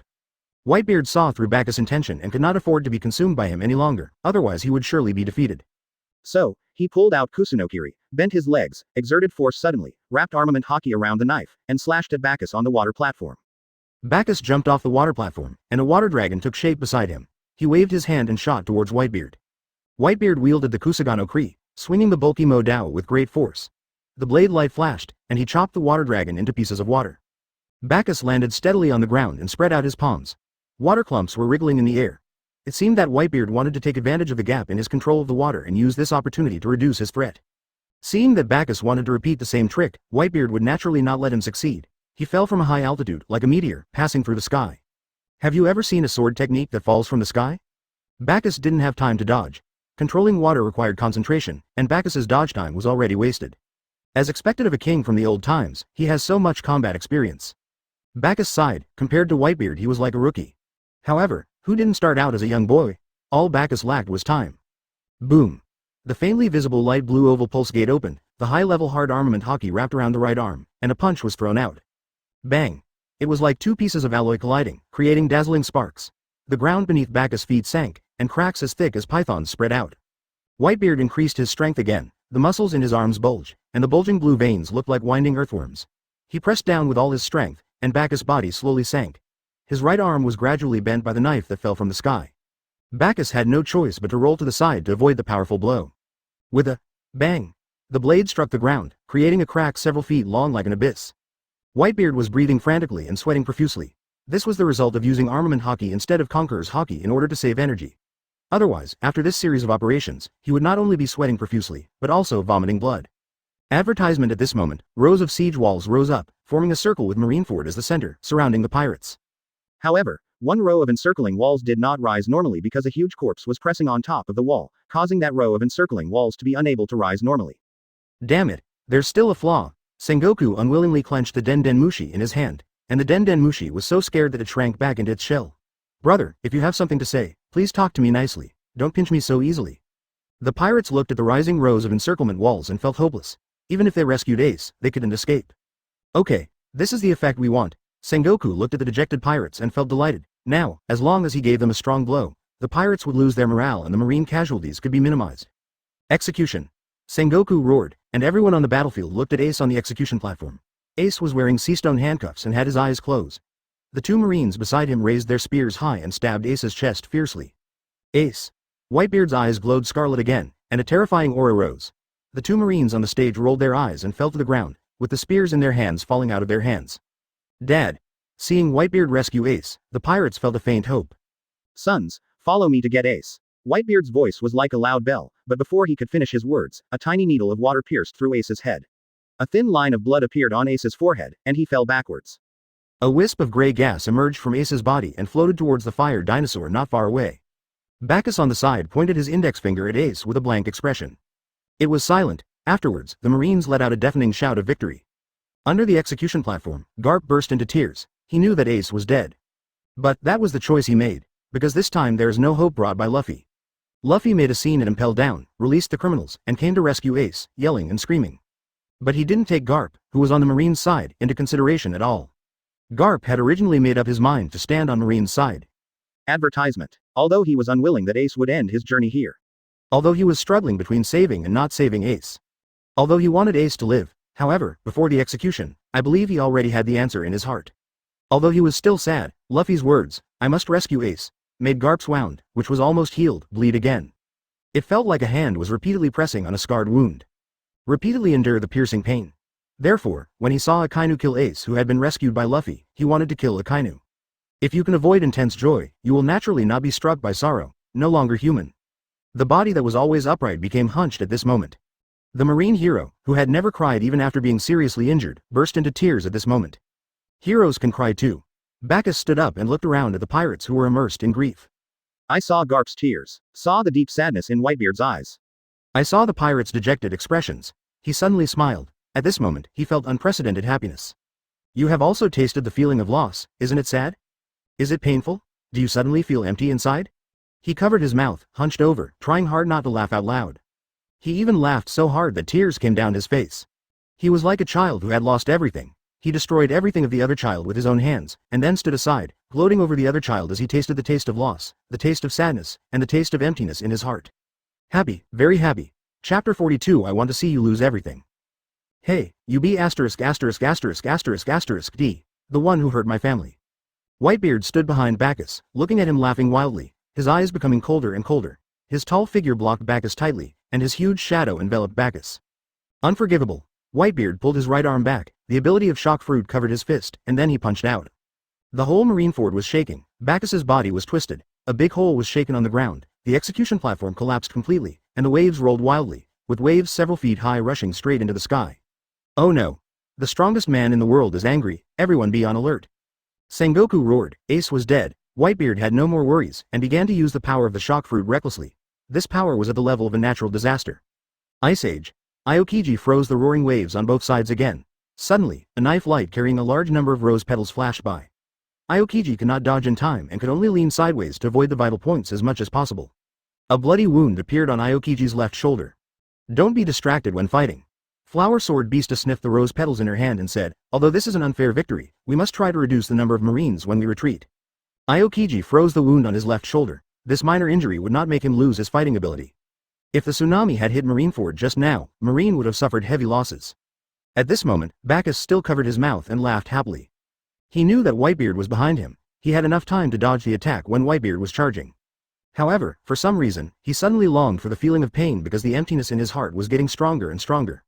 Use greater pain to suppress existing pain, then the existing pain will not be so painful.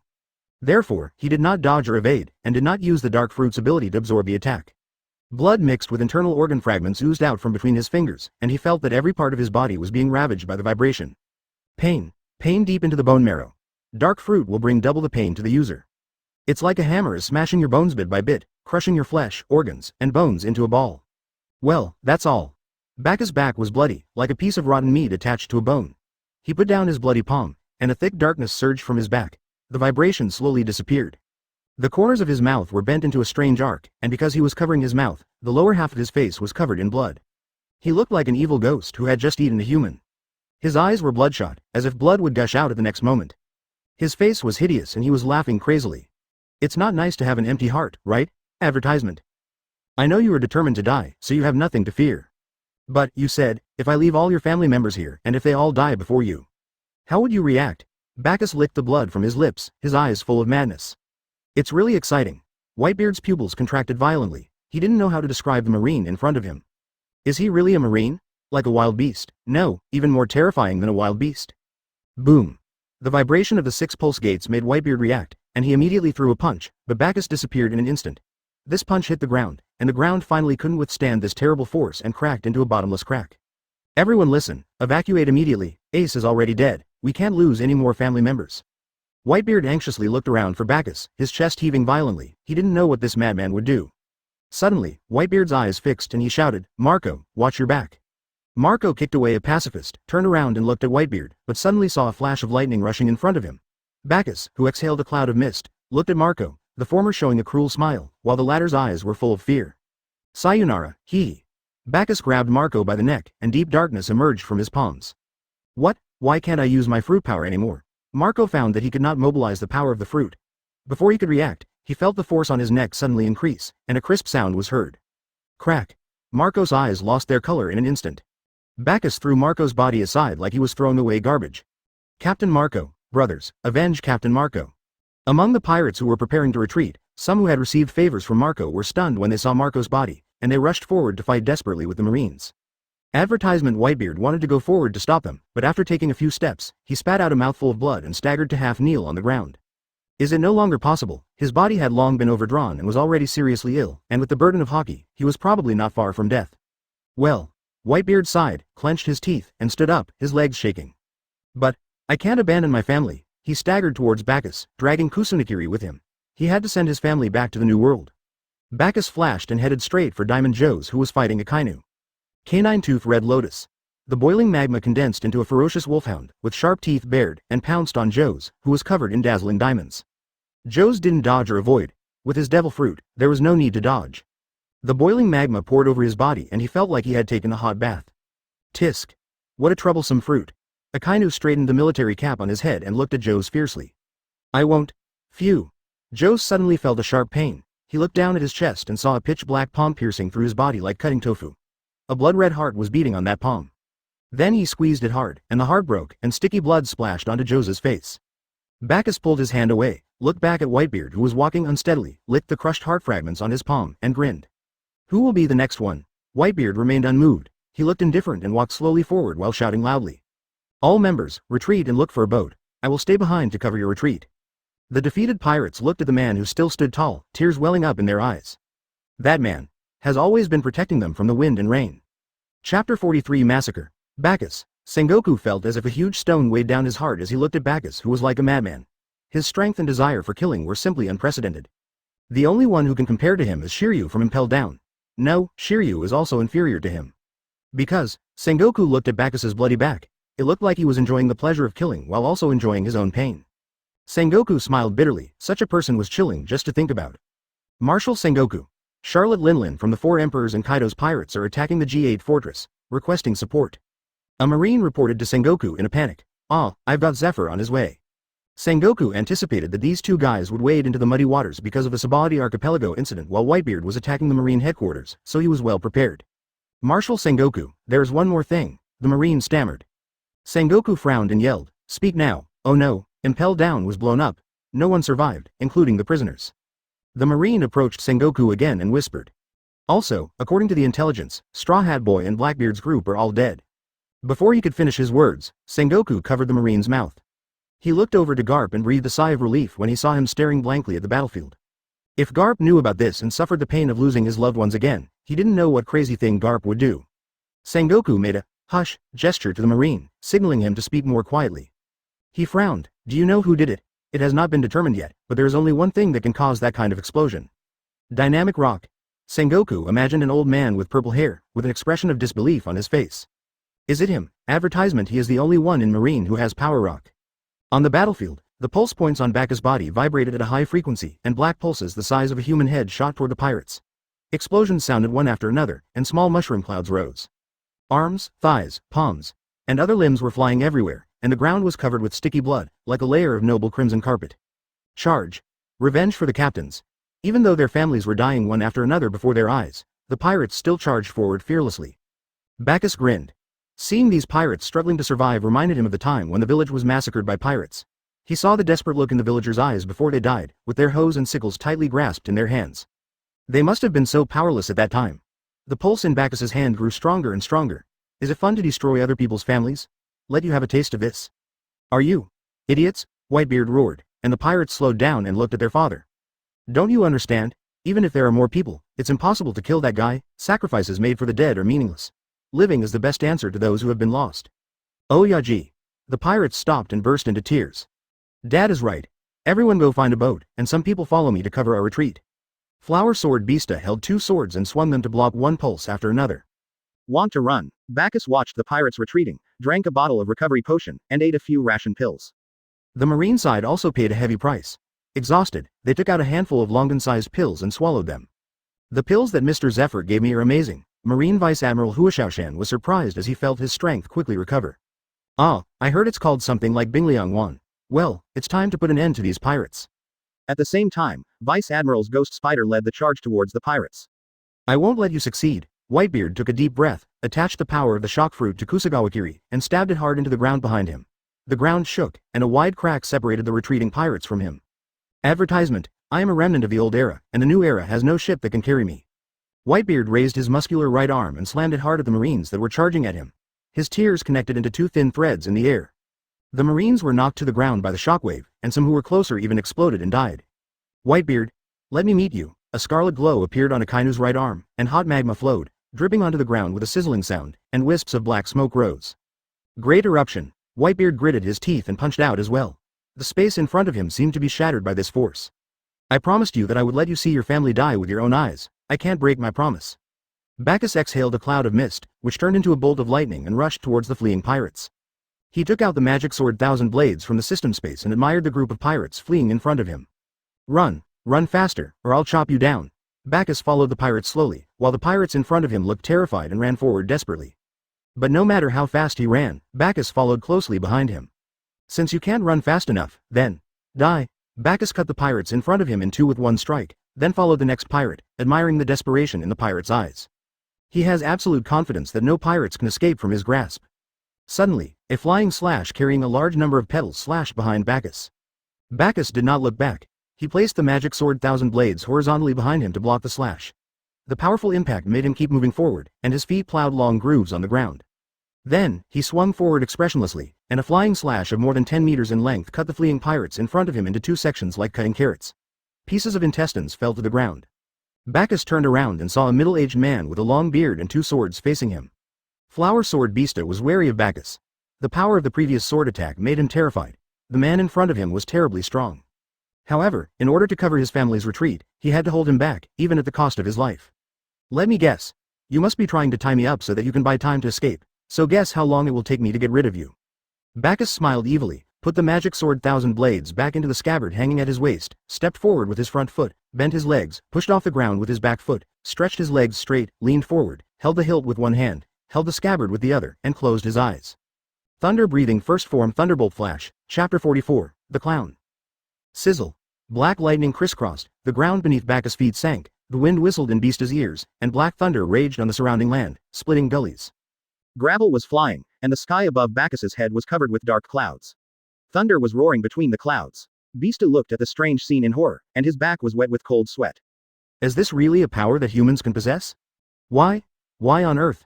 He is not Sister Lee, not to mention the darkness that could devour Whitebeard, not to mention his ability to control the seawater. Now even the thunder in the sky obeys his orders. One person possesses three powers at the same time, and each power is capable of destroying the world. How can we stop him? Boom! A deafening roar of thunder interrupted Beasta's thoughts. The ground under Bacchus' feet completely shattered, and pieces of rubble turned up. His figure flashed and disappeared in an instant. The sky and the earth suddenly became dim. At this moment, a black lightning as thin as a spider silk flashed by, and then the black lightning suddenly expanded several times. Only after the lightning disappeared completely did the roar of thunder come. The light returned between heaven and earth, and the dark clouds in the sky dissipated. A head with a terrified look on its face was spinning on the ground. Bacchus exhaled a breath of foul air, and Vista's headless body slowly fell to the ground. This time Bacchus did not draw the thunder into his body, so he did not lie on the ground for more than an hour like last time. Of course, the power was much smaller. He adjusted his breathing and looked at Akainu. At this time, Whitebeard had lost half of his head, his crescent-shaped beard was half gone, and there were several big holes in his chest by Akainu, but he was still fighting tenaciously with Akainu. You're not dead yet. You have such a strong vitality. You're just a monster from the old times. If Bacchus didn't have a system, he would probably never be able to reach Whitebeard's level. There is no guarantee that hard work will lead to a harvest. That would be a realm he would never be able to achieve in his lifetime. Akainu was also in a very miserable state at this moment, with blood all over his face, some of it his and some of it Whitebeard's. Whitebeard sent Akainu flying with a concussion punch. Now he was like a candle in the wind, and was about to reach the end of his life. Oh, I'm going to die. Whitebeard stood up straight. Even though he was a broken body and was powerless, his terrifying spirit still made the Marines retreat continuously. He opened his mouth and roared, "Advertisement, One Piece." Sengoku secretly thought that this was not good. He knew what Whitebeard wanted to say. If he let him say it, all the efforts made by Marine would be in vain. Whitebeard roared to the sky. Suddenly, a ball of water came from nowhere and wrapped around Whitebeard's head. Then, the ball of water suddenly shrank and then expanded violently. With a pop, the ball of water exploded, and drops of water containing gray brain matter scattered everywhere. Whitebeard's head was missing, but the mountain of corpse still stood there. I don't want the Great Pirates era to reach its peak. Bacchus loosened his clenched hands. The ball of water was what he had called forth. If Whitebeard said that, it would probably cause a craze for becoming pirates again. I wonder how many civilians would sacrifice themselves for them to go to sea. All right. Now it's time to kill them all.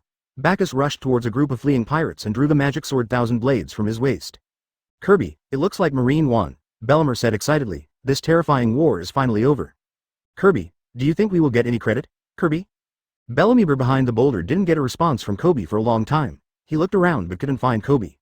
Suddenly, he saw Kobe running towards Bagus. He scratched his head helplessly. This guy left without saying a word. Brother Bagus is the hero of Marine this time. Kobe won't be in any danger with him around, right? Bellemere thought so.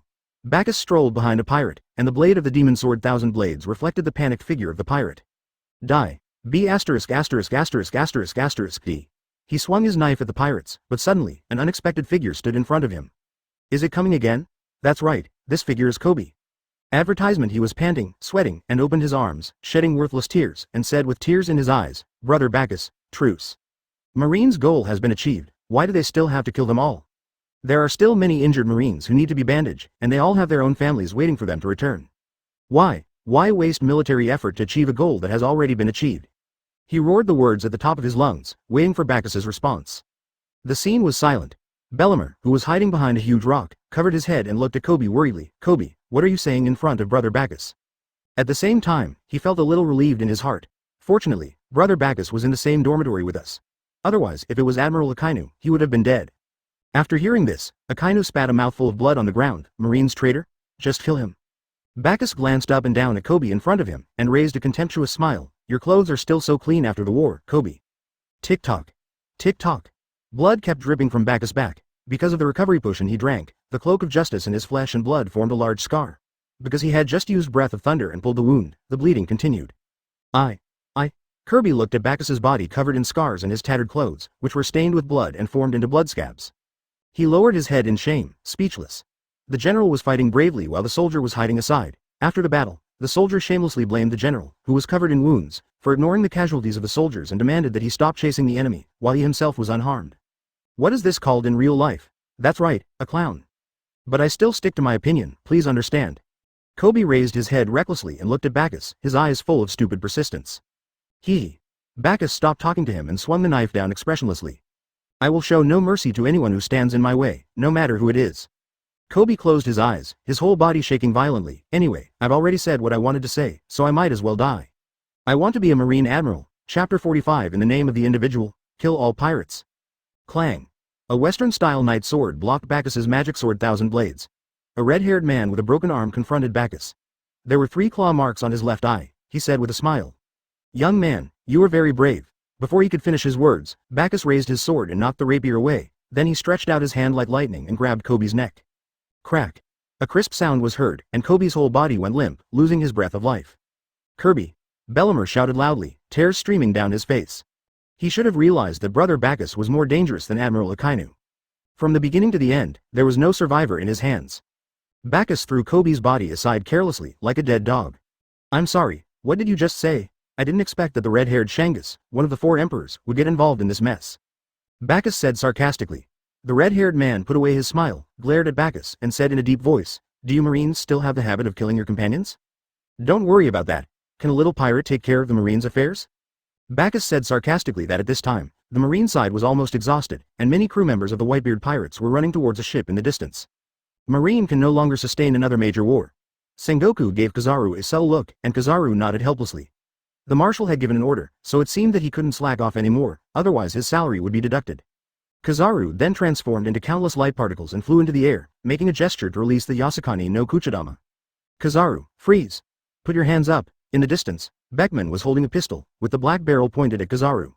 Beckman. The Marines were dumbfounded. It seemed that 4 Emperors Shanks had brought all his main crew members with him. For a moment, the Marines' joy of victory was instantly diluted. Oh, Beckman. Advertisement. Kizaru helplessly spread his hands to Sengoku, then raised his hands obediently. This guy.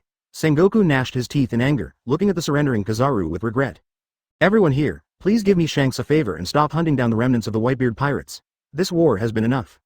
If anyone else wants to fight, then. The griffin in Shanks' hand shook, and powerful crew members appeared behind him. There was Rhyme Jones with a pirate's logo on his head and a sword on his waist, the fat man with a big grin, Lucky Lou holding a piece of meat in his hand, the only bald man in the audience, Benji Bink with a monkey lying on his back, and Yasop carrying a sniper rifle. We'll stick with you till the end.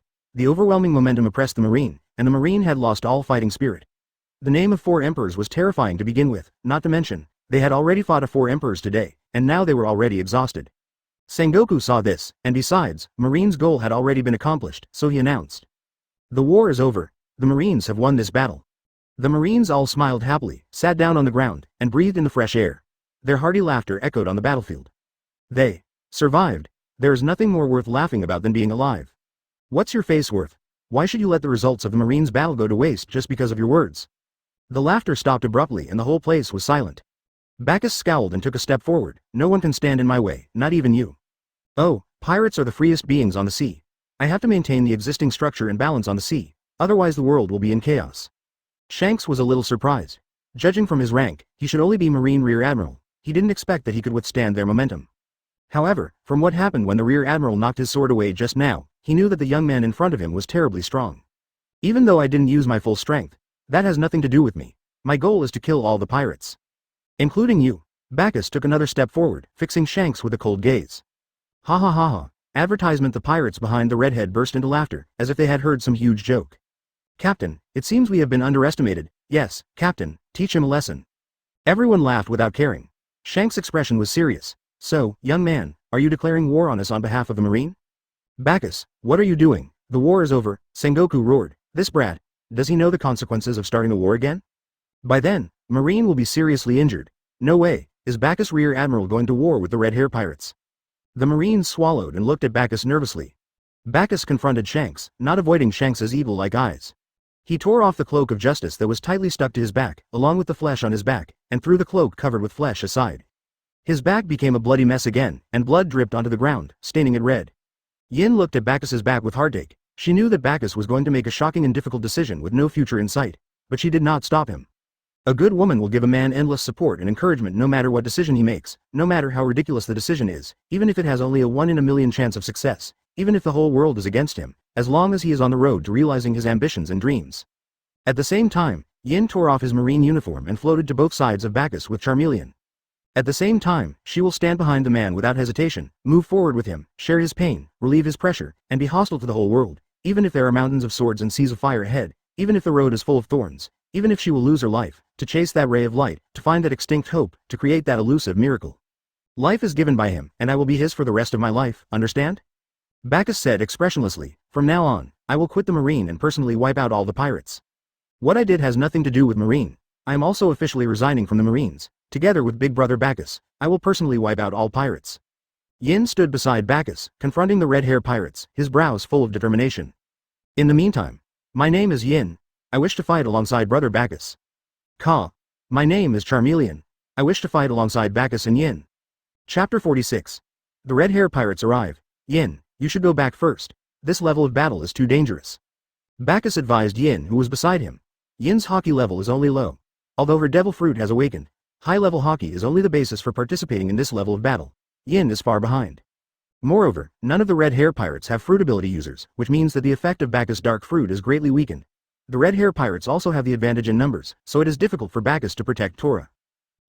We agreed to go on a 3-person boat together to kill pirates.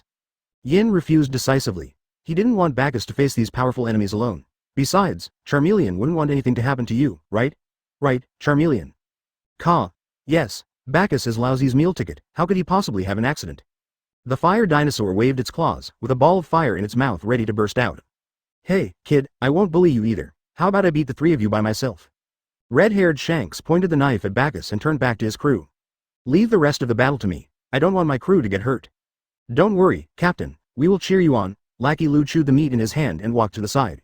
Ah, we can see the captain take action again. Let's go, let's go. Everyone echoed, following behind Lackey Lu and jokingly said. Captain, you mustn't be unable to beat a kid, or you'll be embarrassed. Ha ha ha. Shanks covered his head in worry. Okay, I'm going to take this seriously. I can't let my crew members look down on me. Yin, bring the Charmeleon to this place and wait for me. Bagus took out a permanent pointer from the system space and handed it to Yin.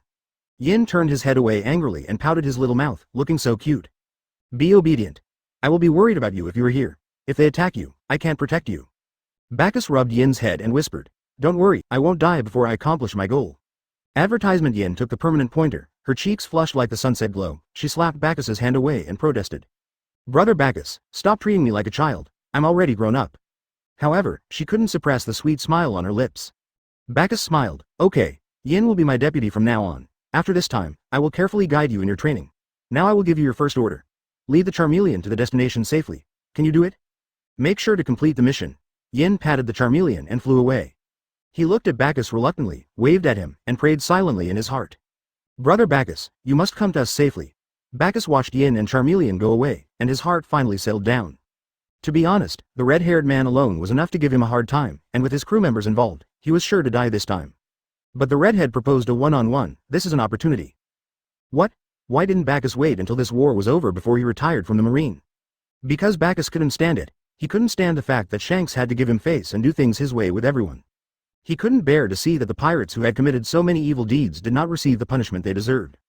He couldn't stand the pirates' arrogance, so even if it costs life, no, life is only the most basic price. From the moment he set out on the path of destroying all the pirates, he put his own life at risk.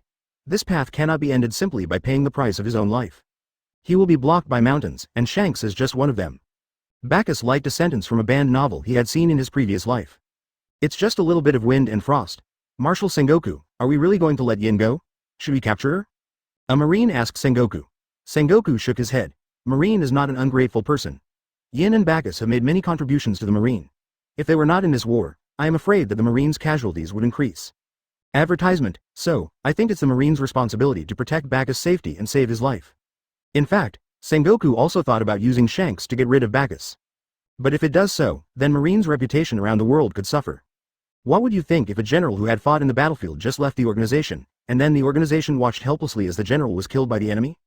If this is the case, I am afraid no one will join the army, because all the contributions you have made can only impress yourself to the organization, and the organization will not take your contributions seriously. Who doesn't want an organization to be compassionate and righteous? So if Marine saves Bagus, then Marine will gain a high reputation in the world, and this way, fresh blood can be guaranteed for Marine. Although he didn't know what outrageous things this madman Bagus would do in the future. Well, he will abdicate after this time anyway, so let the next marshal take care of these things. He just needs to ensure that the current interests are maximized. It's best to save Bagus' life at the critical moment. In this way, Bagus will remember this favor. People will only remember those who help them in times of difficulty, and they will only treat some small favors in ordinary times as trivial matters. Sengoku thought so, and decided to leave the matter of impel down to the next marshal. He really didn't want to deal with these trivial matters. Garp, if you knew Luffy was also dead, what would you do? Sengoku looked at Garp guiltily and sighed helplessly. Hey, kid, I won't hold back. Be careful and don't die. Shanks reminded kindly. You don't need to worry about this. Bagus gripped the hilt tightly. He knew that Shanks' Haki was very advanced, especially the Conqueror's Haki, which could not only cause substantial damage, but could even block the opponent's observation Haki, commonly known as the future foreseeing Haki. Fortunately, Bakus's observation Haki is only at the intermediate level and has not yet reached the level of foreseeing the future. In this way, Shanks' seeing and killing skill had no effect on him at all. But this also means that his observation Haki cannot capture Shanks' movements at all. At this time, Shanks held the griffin in his hand, and his eyes flashed a scarlet red light. He gradually woke up like a sleeping lion. A soul-shaking sense of oppression spread like a volcanic eruption. A violent hurricane raged, and the ground was pressed into long and thin cracks. Chapter 47. Are you going to give up? A Conqueror's Haki that can cause substantial damage. Bagus braved the strong wind, and the pitch-black armament Haki instantly climbed onto the blade of the demon sword Thousand Blades. He took out a bottle of recovery potion and drank it, and the injuries on his body recovered rapidly, visibly. Shanks is one of the top conquerors. He is not like Whitebeard and Golden Lion, two old and frail guys. His body was in peak condition, and his kingly aura was intimidating. Bagus concentrated and observed Shanks' movements. The black and red lightning wrapped around Griffin like a little snake, and the sky and the earth seemed to have turned into a black and white painting. Shanks was flying at a high speed close to the ground. Bagus expanded the range of his observation Haki, but could not detect any trace of Shanks. So skinny. Bagus only has one armament Haki to clash with Shanks, so he covers his entire body with armament Haki and opens his meridians to increase the hardness of his armament Haki. Suddenly, a knife with a sharp blade came into view, and Bagus subconsciously swung the magic knife Thousand Blades in his hand. Clang! In a breath, the magic knife Thousand Blades was bounced away by a huge force, and Bagus' whole body leaned back. Shanks seized the flaw and slashed Bagus' chest with another knife. Puff! Blood fell like rain, and Bagus flew backwards, with a bang, and his entire body was embedded in the surrounding wall. You broke my armament Haki with just one strike? Bagus smiled bitterly and pulled his whole body out of the encirclement wall, covering the hideous wound on his chest. He looked at the magic knife Thousand Blades in his hand. There was a gap on the part of the blade that collided with Griffin, and the blade was shattered. It was conceivable how powerful the knife was just now. Sorry, I accidentally broke your knife. However, since you have already drawn your sword, you must be prepared to sacrifice your life. Red Hair waved the griffin in his hand, made a knife flower, put away his cynical expression, and looked at Bagus seriously. Bagus waved his hand, and the scattered fragments of the demon sword Thousand Blades floated towards him. The fragments were reassembled and the blade was restored, intact. Strange knife. Shanks frowned. He didn't expect there was a knife that could repair itself in the sea. Advertisement at the same time, the wound on Bagus' chest stopped bleeding visibly and even formed a thin scar. What a terrifying recovery ability. Is it related to the potion he drank? There are many strange things about this kid. However, his Hawkeye was not well trained, so all his efforts were in vain. Shanks firmly believed from the beginning to the end that Hawkeye was the most powerful force in this ocean. Bagus adjusted his breathing, exhaling a cloud of hot mist, and dark lightning appeared all over his body. Breath of thunder. Bagus turned into a black lightning bolt and rushed towards Shanks. Shanks smacked his lips. He didn't expect this kid to be so fast. Then he concentrated. Observation Hawkeye formed a dense spiderweb around him. His mouth curled up. Although his movements could not be seen with the naked eye, he knew his attack trajectory from the moment he entered the range of his observation Hawkeye. He slid sideways, and the black lightning passed by him like a gust of wind, with his hair flying, and then returned to calm. Bagus turned back and engaged Shanks in close combat. Flashes of sword light flashed, forming an impenetrable sword net, but still did not touch the hem of Shanks' clothes. It's useless. Your Hawkeye is too low level. There's no way it can hit me. Shanks took 3 steps and swayed 3 times, dodging Bagus' attacks calmly. Bagus is like a child with brute strength, but he doesn't know how to use it and cannot use his full strength. The system will only improve his physical fitness, but it will not teach you the technique of exerting force. You have to figure it out on your own. In the pirate's world, Hawkeye is equivalent to a force technique that can draw out the power in the body and use it better. Bagus is in this awkward situation. He has great strength, but his Hawkeye level is very low.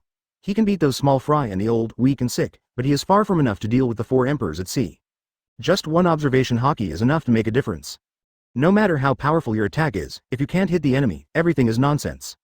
Darkness emerged from Bagus' body and condensed into a fist, smashing towards Shanks fiercely. At the same time, the blade of the demonic sword Thousand Blades dispersed and turned into sharp fragments, ready to be launched. Shanks jumped into the air, and his black fist smashed a deep hole in the ground. Bagus shook the handle of the knife, and countless fragments shot towards Shanks in the air. This kid is quite capable. Advertisement in desperation, Shanks had to swing Griffin and cut off most of the debris with a flying slash. Bagus controlled the small fragments that remained, spread out, and attacked from all angles. In an instant, Shanks disappeared into the air. Bagus' pupils shrank slightly, and he immediately wrapped himself in darkness, like a black egg. In the darkness, Bagus thought of a countermeasure. Shanks was too powerful. If Whitebeard was young, he would probably be more powerful than Shanks is now. Use a flash of thunder. No, Shanks might be able to see the future, and he would only be able to strike once, and then he would lie on the ground and die. While he was thinking, a black and red blade light flashed by. The dazzling sunlight made Bagus squint his eyes. He subconsciously crossed his arms.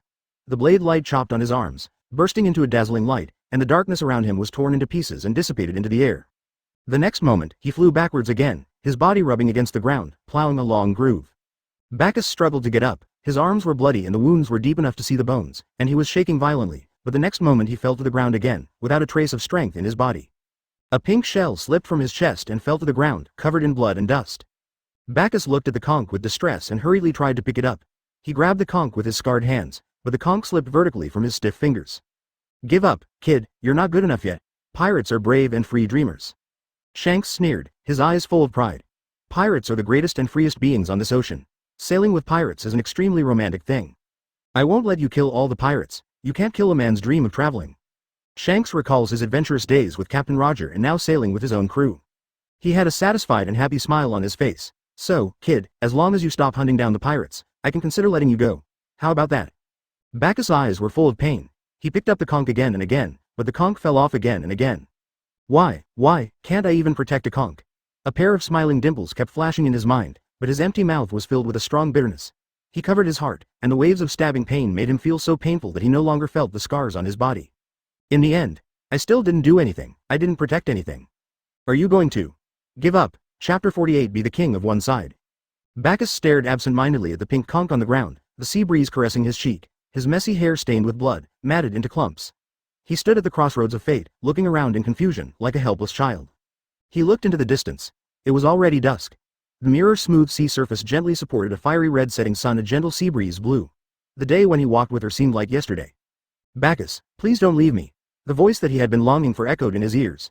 He regained a little strength, then tremblingly picked up the conch, put it to his ear and listened to the whistling sound of the waves.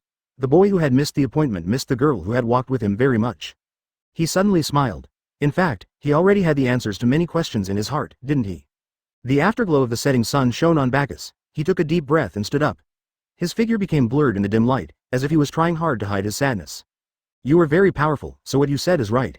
Bagus opened his cracked lips and spoke to Shanks in a hoarse and expressionless voice. But, he paused for a moment, with a mocking look on his face, and then continued. Pirates, is it really like what you said? In this deformed world, whoever has great power is justice. My family and the girl I love were killed by pirates just for food and fun. In this era of pirates, even living a stable life has become a luxury. Pirates are great people who pursue their dreams. They even give up their most precious lives, but what is the price? What is the price of providing them with food and tools? It is nothing more than sacrificing civilians in the interests of those workers. If they don't want to, they will rob them. Then they will unscrupulously stir up trouble on the sea, and their desires will expand infinitely. This is the justice of pirates. You are powerful, so you are right. Pirates are the most romantic existence of this era, but they are only glamorous on the surface, but dirty in their bones. Bagus turned back to look at Sengoku and spoke word by word. Marine is only waving the banner of justice, explaining all its actions with the word justice, helping celestial dragons to oppress civilians everywhere, watching the slavery business run in front of your eyes, but you are also powerful, and the final right to interpret justice is in your hands. When these words were spoken, Marine was in an uproar. When people hear others denying themselves, their first reaction is to refute others' opinions. Bagus, is this why you quit the Marine? Sengoku thought back to what Bagus had said to him in the office. Was the faith he had believed in all his life really as unbearable as he said? And I. Advertisement. Bagus laughed at himself. I am not as strong as you, so no matter what I do, it is evil and wrong. So, Bacchus's expression changed. His face became cold, his eyes were icy. He stared straight at Shanks. A boiling fire ignited in his heart, a terrifying spirit burst out, and a strong airwave swept around.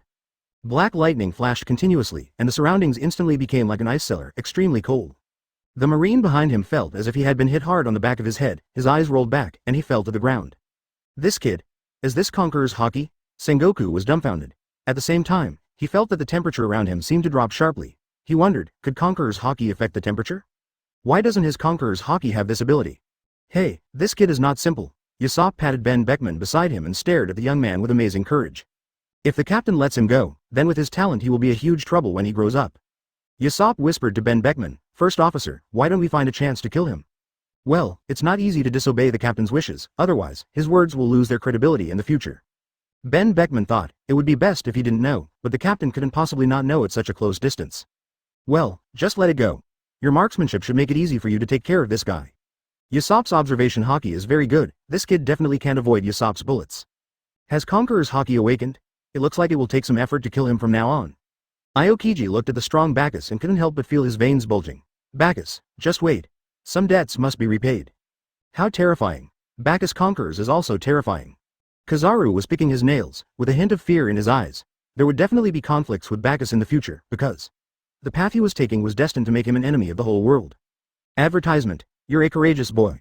No matter if you're a Marine or not, as long as you're killing those pirates, you and I will always be teammates with the same aspirations. Akainu's eyes were full of admiration. Bacchus was much better than those two idiots. He really dared to kill any pirates. Shanks finally became serious. He knew that the young man in front of him had undergone a tremendous change. His spirit was as majestic as a tiger's roar, but he was also like a cold lion majesty, which made people's hair stand on end and their spines chilled. A special Conqueror's Hawkeye? It can actually change the temperature around it. He had never seen Conqueror's Hawkeye like this before. So, I want power, I want to be the king, and I want to practice my justice. Bacchus put away the pink conch in his hand and drank a bottle of recovery potion. The things in front of him were suddenly different from before. Kill all the pirates, even if there are thousands of mountains in the way. Bacchus swung the hilt of the knife in his hand, and the scattered fragments gathered towards the hilt of Bacchus's knife, reforming into a blade glowing purple. Let's start with you. Well, things are getting interesting. Shanks pulled out the griffin from his waist and said seriously. So, you are rejecting my proposal? Well, I won't hold back this time. Shanks stomped his left foot hard on the ground, creating a hole in it, and rushed towards Bacchus, with the dark armament color covering the sharp blade of the griffin, slashing down from above. Bacchus opened his observation Hawkeye. This time he could clearly sense everything around him. He could also feel a sharp blade slashing down from above. He swayed his body and moved sideways to avoid the blade. I see. Bacchus's mouth curled up, and there was a gleam in his eyes. This light is called Faith. Chapter 49. Let's go. Superplanetary devastation. Dodged. Everyone was amazed as they watched Bacchus calmly dodge the knife. He couldn't even see the trajectory of Shanks' attack just a moment ago. Could a conqueror who had just awakened be able to do this? Ben Beckman frowned. This kid. It seems he still underestimated his talent. Although Shanks did not use the kill with observation, his improvement speed was too terrifying. No, we must get rid of this guy. Ben Beckman was determined, even if it was against the captain's orders. He didn't want to let such a monster threaten his family. Yes, family. After sailing on the sea for so long and spending every day with his companions, he had long regarded these people as his family. His expression softened unusually, and as he looked at the excited people around him, he would never let this kid leave here alive, even if the threat he posed was very small. When you awaken conquerors, your observation Hawkeye also reaches a higher level. A murderous aura rose from Shanks. What a terrifying talent, but he never expected that these were actually the power in his body, but Bagus just didn't know how to use it. Because this boy not only has a hard-working system, he also trained at dawn until the stars were full. The sweat he left behind could fill a swimming pool. Fire Blue Blade, I have to pay tribute to him. Have you ever seen Los Angeles at 4 a.m.? No, Marineford at 4 a.m. Bagus has seen it. But that alone is not enough. Red Hair has accumulated many years of experience. How could he be defeated by a rookie? The next moment, Shanks' eyes flashed with a blood-red light, and a spirit of dominance emanated from his body. Bagus Conqueror's Hawkeye was instantly suppressed back into his body, and the temperature around him became mild again, and the cold feeling disappeared. Sizzle, sizzle, black and red lightning wrapped around Griffin's blade, and Bacchus's originally clear sense suddenly became blurred. He can't see. He couldn't sense Shanks's next move, so he had to strike first, his pulse gate vibrating, and at the same time the surging darkness on his palm spun wildly, like an uzumaki in the sea, and an extremely large pulse gathered in his palm. Dark water pulse. Before Shanks could react, a strong suction force suddenly came, and his body was unstable, and he directly collided with the oversized pulse in Bacchus's hand. Because the distance was too close and the incident happened suddenly, Shanks had no time and could not dodge. The oversized pulse hit Shanks' abdomen. With a bang, the pulse exploded, and a strong airwave burst out. Gravel flew, and then thick smoke rose. Two embarrassed figures flew out of the smoke. The smoke dissipated, and a small crater appeared on the ground. Advertisement. Shanks wiped the blood from the corner of his mouth, his expression more serious than ever. Bacchus used darkness to block some of the rebound force in advance, so he did not suffer too much damage. In this wave, Bacchus scored a goal, but this was just a surprise attack, and Shanks will be prepared next time. The same move will hardly work next time. Bacchus knew this.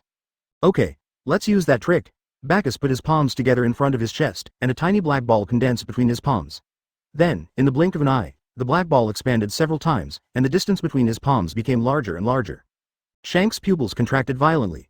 A huge amount of energy was compressed in this black ball, and a large amount of energy was constantly being infused into it. This guy wants to raise this place to the ground. I will never let you succeed. Shanks unleashed a flying slash, heading straight for Bacchus. Bacchus didn't dodge or avoid, he was just a little bit away. Puff! Another long wound appeared on his chest, and blood flowed out. Bacchus gritted his teeth and infused the last bit of energy into the black ball in his hand. Done. Bacchus panted, lifted the basketball-sized black ball in one hand, and threw it high into the air. He collapsed to the ground, looking at his masterpiece with a big grin. Chow planetary devastation. The black ball floated high in the sky, and the strong gravity sucked the rubble on the ground into the sky, close to the black ball. Then, the suction force doubled, and huge rocks rose from the ground.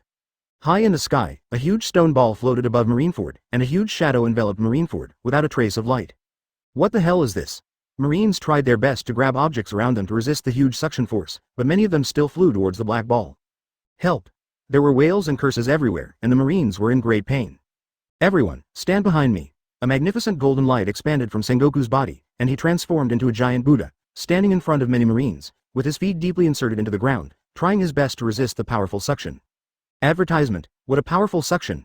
Shanks inserted Griffin into the ground, and he had to concentrate on resisting the suction, let alone launching an attack. If he was not careful, he would be sucked into the stone ball high in the sky. He looked at the darkness beneath Bacchus in the distance and sighed. Using gravity to counteract suction? Smart move. Boy, how many cards do you have left? He thought that with his talent and ruthlessness, if he lived, pirates would probably face a formidable enemy. Sorry, kid, Shanks yelled to Usopp in the distance. Hey, Usopp, can you shoot now? Usopp in the distance was hiding behind the fat man Lucky Lu. He was reluctant to use his sniper rifle to support himself on the ground. After hearing the captain's shout, he was stunned, then he suddenly realized and smiled bitterly. He didn't expect that the captain had such a high opinion of this kid. There is a way, although it is not precise enough. The suction is too strong. Shanks smiled easily. It's okay, just shoot that guy. To live or die depends on fate. Bacchus took advantage of the chaos and moved his fingers, summoning a ball of water. Because of the suction force, the mental energy consumed to control the water was twice as much as usual. He looked pale. He was really at the end of his rope and had to go. The purpose of his creation of the planetary devastation was to cover his escape. We have to hurry, or everything will be in vain when the planetary devastation explodes. He waved his hand and the ball of water accelerated towards him. Once he was in the sea, he could control the current and leave Marineford. Hey, Usopp, hurry up, that kid is going to run away. Shanks was surprised to see Bagus summon a ball of water. Isn't that guy the demon fruit power? Why can he control water? It is incredible that these two contradictory existences now appear in the same person. Chapter 50. Please watch the fireworks at dusk. A stone ball that blocked out the sun floated in the sky above Marineford. The terrifying suction force sucked up huge rocks, and Marineford was in ruins. Damn Bagus, how dare you destroy the holy land of justice like this? Sengoku, who had transformed into a golden Buddha, gnashed his teeth and cursed Bagus in his mind. Zephyr, look at the good apprentice you taught. After this, Bagus' contribution to the marine will be wiped out. Sengoku wanted to hang Bagus up and cut him into pieces. The last time Marineford was destroyed like this was by that guy Golden Lion, who destroyed nearly half of the area. This time Bagus was even more ruthless and almost razed Marineford to the ground. Okay, the next step is the sea. Drops of water flowed under Bagus, turned into a flat disc to lift Bagus up, and then slowly moved towards the sea. Hey, Usopp, you're not done yet? Shanks said anxiously, if we don't shoot now, we will have no chance. He suddenly realized that Bagus could not be understood by common sense, and you would never know how many abilities he had. Wait a moment, Captain, it will be ready soon. In the distance, the huge Lackey Lu stepped on the ground with his feet to make a pair of deep pits. Usopp used his shoulders as a support point to hold up the sniper rifle. He spread his observation hockey and kept adjusting the angle. As a sniper, he had to consider many factors, such as wind speed, air humidity, wind direction, and now there was an absurdly strong suction force. He had to simulate it over and over in his mind, handle the details well, and increase his hit rate as much as possible. With beads of sweat running down his cheeks, he watched how fast Bagus moved before pulling the trigger. Bang! Dazzling sparks burst out from the dark muzzle of the gun. The huge recoil shook the two men's bodies. A bullet covered with armament hockey was fired, and a fist-sized hole appeared with a boom, a few dozen meters away from Bagus. Hey, Usopp, can you do this? Well, Lousy's shoulder is really hurt by this thing? Seeing how bad Usopp's accuracy was, Lackey Lu couldn't help but complain.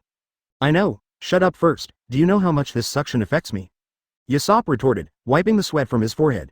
Although he had simulated it many times in his mind based on his rich experience, he didn't expect that his accuracy was still so bad. It seems that the only way is to try again and again to find the pattern. Advertisement, hey, fatty, bear with me. I may have to test a few more shots. Don't disturb me during this time unless you want to shoot a few more times. Usopp adjusted the angle of the sniper rifle again, concentrating on finding the right moment to shoot. I see. Lackey Lu muttered quietly, and he also calmed down, trying to keep his body steady and create a better environment for Usopp. 1 shot, 2 shots, 3 shots, 30 meters, 15 meters, 2 meters. Every once in a while, a gunshot would be heard, and the bullet would land closer and closer to Bagus. Bagus listened to the gunshots and the pits getting closer and closer to him. He knew that it was the red-hair pirate sniper Usopp who took action. He is looking for the pattern of shooting. Although the sniper's accuracy will deteriorate when he arrives at a special environment, he will find the characteristics of this environment, combine it with the patterns of repeated shooting, and then restore his accuracy to 100%. Once this sniper adapts to such an environment, he will be the most terrifying presence on the battlefield. Because you never know when he's going to shoot you in the head. Fortunately, Bagus noted down the interval between the gunshots. There was a 10-second interval between each gunshot. As long as he moved and avoided the vital points, the sniper's threat would not be so great. Fortunately, we are almost reaching the sea surface. The yellow light emitted by the setting sun shines on the sea, making the waves sparkle, and the romantic sunset paints the floating clouds. I don't know what kind of expression Usopp would have if he knew that his son Usopp was killed by me. Bagus smiled. Unknowingly, he had offended all the powerful people in the world. Hey, I can't wait to bathe in their blood. Bagus licked his cracked and bleeding lips, and a rusty taste spread in his mouth. The next time we meet, he won't be as embarrassed as he is now. Advertisement, 6 ideographic, 5 ideographic, 4, Bagus counted silently in his mind. Alas, I can't kill this kid, Usopp sighed. He believed that the boy had already noticed it during the experiment just now. Anyone with a bit of common sense would note the interval between his shots. If the interval was too short, he would miss the target, and if it was too long, the guy would get away. It seems that we can only try to injure him as severely as possible and pray that he dies from excessive bleeding. Usopp took a deep breath and aimed at a few dozen meters to the right of Bagus' head. After his experiments, he found that if Bagus was not prepared, the bullet would be affected by suction, wind speed and air humidity, deviate from the original trajectory and hit Bagus' head. Sigh, let me see your head explode like a watermelon. Usopp pulled the trigger, and a pitch-black bowed-tail bullet wrapped in armament hockey flew out of the chamber at an incredibly fast speed. The tail of the bullet dragged a white cyclone that seemed to be real, drawing a graceful arc in the air. 1. Bagus' body suddenly tilted, and with a bang, a fist-sized hole appeared on his left shoulder. Scarlet blood, broken flesh, and small pieces of bone fell into the water bowl under Bagus. And the original location of the left shoulder was Bagus' head. Bagus almost fainted from the pain, but he gathered his strength and sped up towards the sea. Tisk, you still haven't killed him yet. Although he had expected this, he still felt extremely regretful. Yasop put away the sniper rifle in disappointment and rubbed Lackey Lou's red shoulders. It doesn't matter. Although this guy will scare us the next time we meet, we are not pushovers either. Ben Beckman consoled her by saying, if a one-on-one fight doesn't work, then a group fight wouldn't work. Bagus fell into the sea and quickly fled into the distance, stirring up countless waves. He drank a bottle of recovery potion and laughed heartily. Ha ha ha. You guys can watch the fireworks for free. The next moment, the huge stone ball in the sky suddenly exploded, and countless pieces of rubble smashed everywhere. A black Uzumaki like the abyss appeared in the sky. The deafening explosion made people's eardrums hurt. The boulders smashed on the ground, forming large craters. Countless boulders fell into the sea, causing huge waves. Then a dazzling white light shone on Marineford, and all the buildings disappeared little by little in the dazzling white light. Chapter 51 Explosive News. Marineford. Sengoku sat in front of a ruin, staring blankly at the logistics department cleaning up the battlefield. Marineford was in a very miserable state at this moment. The entire naval headquarters was razed to the ground. Sengoku muttered to himself. Good boy, you actually razed Marineford to the ground. Then a strong murderous intent appeared in his eyes. So many soldiers died in this explosion. Sengoku punched a broken wall next to him, and with a bang, the broken wall collapsed. His chest heaved violently up and down because of anger. Sengoku, how come the marine losses in this war are so severe? Zephyr frowned and walked towards Sengoku and sat next to him. How dare you ask? Sengoku glared at Zephyr fiercely. They are all good disciples you taught. Also, let me ask you something. Zephyr's scalp tingled at the look in Sengoku's eyes. He hadn't seen Sengoku look so out of control in a long time. You ask. He knew that this war might be more complicated than he thought. Did you know that the underwater prison Impelled Down was blown up and no one survived? Sengoku's sharp gaze pierced Zephyr. Zephyr's head buzzed and he said in shock, Impelled Down was blown up? Could it be? Zephyr's heart was beating violently, as if he had thought of something unbelievable. It's unlikely that Zephyr did it. Sengoku looked at Zephyr's reaction and ruled out Zephyr as a suspect. He knew his old comrade. Magellan was Zephyr's disciple and he would never hurt his disciple. Zephyr, you have the power rock, right? Zephyr was still in shock. He nodded woodenly. So, who did you lend the power rock to? Sengoku seriously questioned Zephyr. This concerns the lives of the Marine garrison soldiers. He was furious when he saw Zephyr's evasive look. Zephyr, it has come to this, and you still want to side with the murderer. Advertisement, I will atone for his sins. Zephyr took a deep breath, stood up, and bowed to Sengoku to apologize. I'm sorry, I can't tell you, and I still want to hear his explanation, besides. Sengoku, I want to quit Marine. I have my own things to do. Zephyr patted Sengoku's shoulder, left the dazed Sengoku behind, and walked away. The setting sun lengthened his lonely shadow. He sat in the ruins and looked at the setting sun gradually being swallowed by the sea in the distance. He suddenly didn't know what he had been doing all his life. Was everything he did really meaningful? His life was truly a failure. His faith, which had been strong throughout his life, was shaken at this moment as never before. The comrades who fought side by side with me are gone. Is that kid really worth it, Zephyr? The only one who can make him so partial to you is you. He smiled bitterly. I am really not suitable to be a marshal. I am sorry, Marshal Kong, I disappoint you. The unique aura of a marshal in him suddenly disappeared at this moment, and the majestic aura also dissipated. Who should be the next marshal? Forget it, let them fight for it themselves. I am old now, and it is time for me to retire. In the setting sun, a few strands of white hair with a silver luster were particularly dazzling among his black hair. The reign of the king and justice ends here. In the distance, a bald eagle wearing a magic hat held a camera and captured Sengoku's lonely back in the sunset. It seems that Marine's victory this time was also a Pyrrhic one. Fortunately, this news is enough to stir up waves around the world. The bald eagle spoke in human language and took out a set of photos from his pocket to admire them. Bagus? You are such an interesting man. I wonder if you can survive successfully after offending all the powerful enemies in the world. It's really exciting. I'm afraid my newspaper will sell well this time. Ha ha ha. See Circle Calendar, 1522 years. Marine's victory, Supernova Bacchus's achievement, Whitebeard's last words. Summit war ends, Whitebeard pirates cover most of the area, Captain Whitebeard dies without being able to say his last words. Marco and Joes are killed by Marine Supernova Bacchus, Red Hair pirates call a halt to the war, Marine wins a great victory. Advertisement The Sanctuary of Justice, Marineford, was razed to the ground. A huge stone ball appeared in the sky above Naval Headquarters Marineford. The stone ball exploded, destroying Marineford and turning the Holy Land of Justice into ruins. Breaking news. The Devilish Man, Marine Supernova, Bacchus quits Marine at Summit War.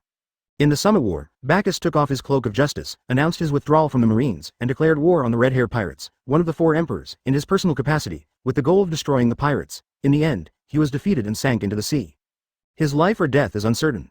The end of the domination and justice, Sengoku announced that he would give up the post of Marine Admiral and recommended Marine Admiral Kuzan as the new Marine Admiral. Attached is a photo of Sengoku's lonely shadow in the sunset. Dispute. The world government recommends Akainu as the Marine Marshal, and conflicts among the Marines are triggered. The world's most fortified prison, Impel Down, was blown up by Marine supernova Bagus. All prisoners and Marines were killed. Among them were Monkey D. Luffy, the leader of the Straw Hat Pirates, the new 7 warlords of the Sea Marshal D. Teach, the king of the Monster Kingdom, and Ivankov, a cadre of the Revolutionary Army. Attached is a photo of Bagus looking at the rising mushroom cloud with an indifferent expression. News King. By Morgans. The whole world was shocked by this newspaper, and the world pattern changed accordingly. Pirates began to compete for Whitebeard's territory, the world government began to pay attention to Bagus' existence, and the Marines broke out in a battle for the Marine Marshal. Bagus. A man with a tattoo, slipper print, on his face is reading the contents of a newspaper. The most vicious criminal in the world, Monkey D. Dragon. He is also the leader of the Revolutionary Army, engaged in activities to overthrow the world government. The Revolutionary Army lost 2 more cadres. He put down the newspaper and rubbed his swollen brow. The Revolutionary Army's manpower has decreased again. This Bagus really gave him a headache, but what made him most uncomfortable was the Straw Hat Boy. Luffy is dead too. He thinks it is an honorable thing for a man to die for his dream. He was also fighting for his dream, so he understood Luffy's dream of becoming the king of pirates and sacrificing his life for it. But he smiled bitterly. They all feel sorry for Garp. Luffy, don't worry, I will avenge you. However, he will not use the power of the Revolutionary Army, but will use his identity as Luffy's father to avenge Luffy. Sorry, Luffy, I have things to do too. Chapter 52-3 Bloody Rains. 4 months later, the bright sunshine shines on the sea, the breeze caresses the sea surface, creating ripples, and the boundless sea can accommodate anyone, righteous people, evil people, vicious pirates, or, upright, Marines. Of course, there are also the downtrodden ones. At this moment, a ragged man was floating on the sea, drifting with the waves. His body was covered with scars and hideous wounds. It was hard to imagine what kind of fierce battle he had experienced and what kind of pain he had endured. Suddenly, a large shadow rose from under the man, and then a bloody mouth emerged from the water, followed by a huge body. A sea king similar to a crocodile swallowed the man into its stomach in one bite. The next moment, the belly of this sea beast suddenly swelled up like a balloon, getting bigger and bigger, and streams of black, smoke-like gas came out of its mouth. It looked painful, and its 4 thick claws danced in the air. If you blow up a balloon too much, it will explode. Snap. Like the sound of a balloon exploding, the giant sea beast was blown into pieces, turning into tiny pieces of flesh and falling into the ocean. It seemed like a bloody rain was falling on the sea. A thick mass of darkness floated in the air, and the darkness gradually disappeared, revealing a clear human figure. Huh, the dark fruit that was strengthened by the system is really a pervert. Bagus sighed. His dark fruit was like a substance. Not only was the suction power almost twice as strong as before, but the range was also greatly increased. He stood on the sea and moved his body briefly, and all the bones in his body crackled. He had been lying dead on the sea for more than 4 months because he found that the recovery potion was not very effective in recovering the damage caused by Hawkeye. The hole in his left shoulder took almost 3 months to fully repair, and the damage caused by Conqueror's Hawkeye took another month longer. It seems that recovery potions are not a panacea. Bagus guessed that it was because the damage caused by Hawkeye to the body was much more subtle than ordinary attacks. High-level armament Hawkeye could cause damage from the inside. Therefore, the time required for recovery potions to repair the body will be greatly increased. Okay, I don't know where I am now. Yin should have arrived at the place I mentioned. He looked around and suddenly saw a pirate's ship with a swanbow in front of him. Alvida? I didn't expect she's still in East Blue. Well, let's just ask her and give him a little surprise first. Bagus waved his hands, and the sea surface churned, and suddenly a huge wave dozens of meters high was raised. Advertisement, Captain Alvida, here are your fresh fruits. A man with loving eyes handed a plate of fresh fruits to the woman leaning on the railing of the boat. The fruits on the plate were carefully inserted with bamboo sticks. The woman was tall, with a pretty face and rosy, fleshy lips that made one want to take a big bite of them. Her breasts were full, and when she looked down she could not see her toes. A ravine stood on her chest that was very attractive. She lay seductively on the edge of the boat's railing, raised her plump buttocks, and played with her black hair. The man holding the fruit plate was hot all over and brought the plate to her. As if she felt the man's burning gaze, the charming woman smiled gently and winked at the man, and the man's blood immediately boiled. Oh no, Captain, a huge wave is coming towards our ship. Just as he finished speaking, a huge wave descended from the sky, casting a huge shadow over the pirate's ship. Ah, no. The woman hugged the man beside her and looked at the oncoming huge waves in horror. She was the user of the slippery fruit. If she fell into the sea, she would definitely die. Hey, if you protect me, I'll be yours. The woman said to the man, he can swim, and only he can survive. As for her promise, those who understand will understand. Don't worry, Captain, I will definitely protect you. The man ignored the huge waves and touched the woman who was hanging on his body and in close contact with him. Tisk, tisk, it's so slippery, even if I die, I've earned it. A huge wave came down heavily, and the Swanhead pirates were hit hard and sank to the bottom of the sea. After a while, the sea returned to calm and a broken Swanhead floated on the sea. Bagus used 2 balls of water to fish out a man and a woman from the bottom of the sea, and then controlled the water balls to float into the air. The 2 people who were fished out were Alvida and the dog-licking man who was serving the fruit plate. Alvida's black hair was soaked by water, and she collapsed into the water because of the wetness. Please imagine it yourself, fellow Taoists. The man cursed. What the hell are you? Can't you see that Lousy is almost licking it? Do you know how long Lousy has been licking it? Bagus stretched out his right hand expressionlessly and then squeezed it hard. The water ball that trapped the man suddenly shrank, and then suddenly expanded and exploded with a pop. A bloody rain fell on the sea again, and countless pieces of flesh were wrapped in balls of water and fell into the sea. This, Alvida looked at Bagus horribly and stammered. No, don't kill me. I can do a lot for you. I promise to serve you comfortably. Advertisement. Bagus smiled. Don't worry, I just want to ask for directions. What is this place? East Blue. Where is Shimotsky village? Alvida nodded her head, trying to highlight her beauty. Go straight to that place. It's not far and we'll be there soon. Really? In that place? Bagus looked into the distance, then suddenly turned around and stared straight at Alvida. His sharp gaze made Alvida's heart shrink suddenly. You didn't lie to me. No, I definitely didn't lie to you. Alvida shook her head frantically and looked at Bagus pleadingly. Sir, can you let me go? I can do a lot for you. Alvida swayed her seductive, white, slender legs slightly and cast a wink at Bagus. Who would have thought that such a charming and seductive woman turned out to be a fat woman with pockmarks all over her face and overweight? Bagus glanced over her torso and smiled. Really? Then just, go die. He clenched his fist, and the water ball exploded with a pop. The next moment, the beautiful beauty turned into a pile of minced meat floating on the water. Just a pretty skeleton. That direction. Yoshi, speed up. Bagus controlled the seawater under his feet and rushed away into the distance, stirring up waves of water. Even if she lied to Bagus, it wouldn't be a big deal. Bakus's strength was enough for him to kill people in East Blue, the weakest sea. At worst, I could just look for a group of pirates and ask for directions. Just in time to clean up the pirates. It just takes some more time. Chapter 53. Reluctant and Happy Host. Bagus physical fitness, 123,980. Spirit, 138,290. Armament hockey, advanced. Observation hockey, advanced. Conqueror's hockey, beginner fruit development, 100%. Bagus wiped out several pirates along the way, changed into their clothes, and took a few bags of Bailey for daily expenses. He opened the system's individual values and took a quick look. After fighting with the red-haired man, his observation hockey had been upgraded to a high level, and he had awakened Conqueror's hockey. Sure enough, after fighting with someone with a higher hockey than you, your hockey level will increase, so the easiest way to practice hockey is to go head-to-head with a high-level hockey, but the prerequisite for this is that you have to survive. Although his observation hockey has reached a high level, Bagus did not feel any unique effects, such as foreseeing the future, or the ability of Lone Red to hear other people's thoughts, or Fujitori's super perception.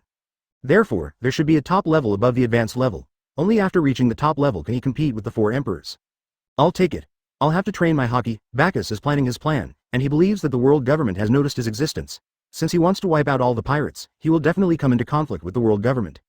The 5 elders want to maintain the balance of the sea, not to mention that they have a suspicious Lord Yim behind them, whose strength is unknown. The unknown is the most terrifying. On the contrary, Bagus is well aware of the abilities of the other 4 emperors, so their threat is much smaller. The current news about Marine Bagus is still unknown, so it seems I need to buy a newspaper. While I was thinking, a faint island appeared in the distance. Shimotsky village is right before our eyes. Bagus landed on the island, asked the villagers about Ishin Dojo, and headed straight there. Is this the Ishin Dojo? Bagus looked around the dojo in front of him. It was a wooden house with a plaque of Ishin Dojo hanging on it. Next to the house was a large mud field. A kind middle-aged man was smilingly guiding a group of children in their practice. In the distance, a little girl who looked like a little loli was holding a famous sword with a small T-shaped blade. Her eyes were closed, a large piece of steel was placed in front of her, and an orange lizard stood beside her. Advertisement. Suddenly, the girl opened her eyes abruptly, a sharp aura rose from her body, and then she chopped down with a knife, and a flash of snow-white blade light passed by. Put the knife back into the sheath. The moment the knife was sheathed, the steel in front of him broke into 2 pieces. Phew, it's finally done. The 4 months of hard work weren't wasted. The girl wiped the sweat from her forehead. Her swordsmanship finally reached the level of cutting through iron. The Charmeleon happily spewed a column of flame into the sky and began to dance. It seems that they have made great progress. Bagus smiled with satisfaction. From a novice in swordsmanship to a master swordsman, Charmeleon had lost all the fat on his body, and now his limbs were strong and powerful. Judging from the flames he just spewed out, he had developed the Mara fruit to a good level, and the ace fruit must have been absorbed by him. What can I do for this guest? Koshiro, the master of Ishin Dojo, asked Bagus with a smile. Brother Bagus. Yin was just about to see who had come to the dojo when he saw a familiar figure. She immediately dropped the knife in her hand and flew into Bagus' arms, her face full of surprise and sparkling tears. "Brother Bagus, you've been away for too long this time." Bagus gently wiped away the tears that welled up in Yin's eyes and spoke softly. "I'm sorry for making you worry." Charmeleon ran to Bagus and rummaged through his pockets. "Caw. You idiot boy, why don't you bring me some delicious red cubes when you come back?" He fell to the ground dejectedly, tears of grievance filling his eyes, but he didn't. "Hey, everyone, look! Big sister Yin is crying." Inside the dojo, a little devil stared in amazement at Yin crying in Bagus' arms, as if he was watching an extremely horrific ghost movie. "You must be kidding. How can such a fierce girl cry?" A group of little ghosts looked at the scene at the door together, their mouths wide open in surprise. "Hey, you little brats, do you want to die? Advertisement?" Yin noticed the little ghosts' gazes and shouted loudly. "Run! The big sister is angry." The little devils scattered and quickly ran to the dojo, picked up wooden swords, and threw themselves into training. Their legs were shaking at a high frequency, as if they were afraid of something. "Hey, Yin, what did you do to these little brats?" Bagus put Yin down and looked at the frightened expressions of the little ghosts, feeling neither amused nor helpless. "I didn't do anything." Yin stuck out his tongue with a smile, and Koshiro next to him suddenly understood something and explained with a smile. "These kids have been using Zoro as an example, clamoring to become pirates. So Yin heard about it and beat them up every day under the pretext of sparring. Now these kids have psychological traumas and say they don't want to be pirates anymore." After hearing Koshiro's explanation, Bagus laughed, rubbed Yin's head, and praised, "Good job, Yin. Children are the easiest to be influenced. Maybe now they just envy Zoro's handsomeness and carefree adventurous life, but when they grow up, they may not think so. Money, women, food. These are their desires. Once people are controlled by their desires, they will destroy the only conscience in human nature. They will sink deeper and deeper into the abyss of desire, become more and more indulgent, and finally turn into a beast without any humanity. Of course, if they still refuse to change, it would be better for them to die." Bagus glanced at the group of kids, who were sweating profusely while practicing. Suddenly, they felt as if they were falling into an ice cellar and shuddered collectively. "It's not that good." Yin scratched the back of his head embarrassedly, feeling a sweet feeling in his heart. "Don't be embarrassed. Yin is also very talented. He was a novice 4 months ago, but now he has reached the level of iron cutting. His progress is very rapid. Also, this gentleman, Zoro, has been killed by you, right?" Koshiro narrowed his eyes, but there was no trace of anger on his face. "Ah, I killed Zoro." Bagus nodded and admitted it, there was nothing to hide. "Is that so? What a pity, he can't take Kuina's share and become the world's greatest swordsman." Koshiro's heart suddenly went empty, and the image of that stubborn child crying and swearing to take Kuina's share and ascend to the throne of the world's strongest kept emerging in his mind. "Zoro, you must be unwilling, but if you can see Kuina again, you should be happy." The part where the protagonist kneels down to apologize has been deleted and changed to something else, because it is really awkward and conflicts with the character saying of the protagonist. Friends who are interested can go and have a look. Thank you for your support, it is in Chapter 10. Thank you. Chapter 54. The guilty person. Koshiro stared at the blue sky in a daze, not knowing what he was thinking. It was silent all around, and the desolate warm wind was blowing through the dense leaves on the trees, making a rustling sound.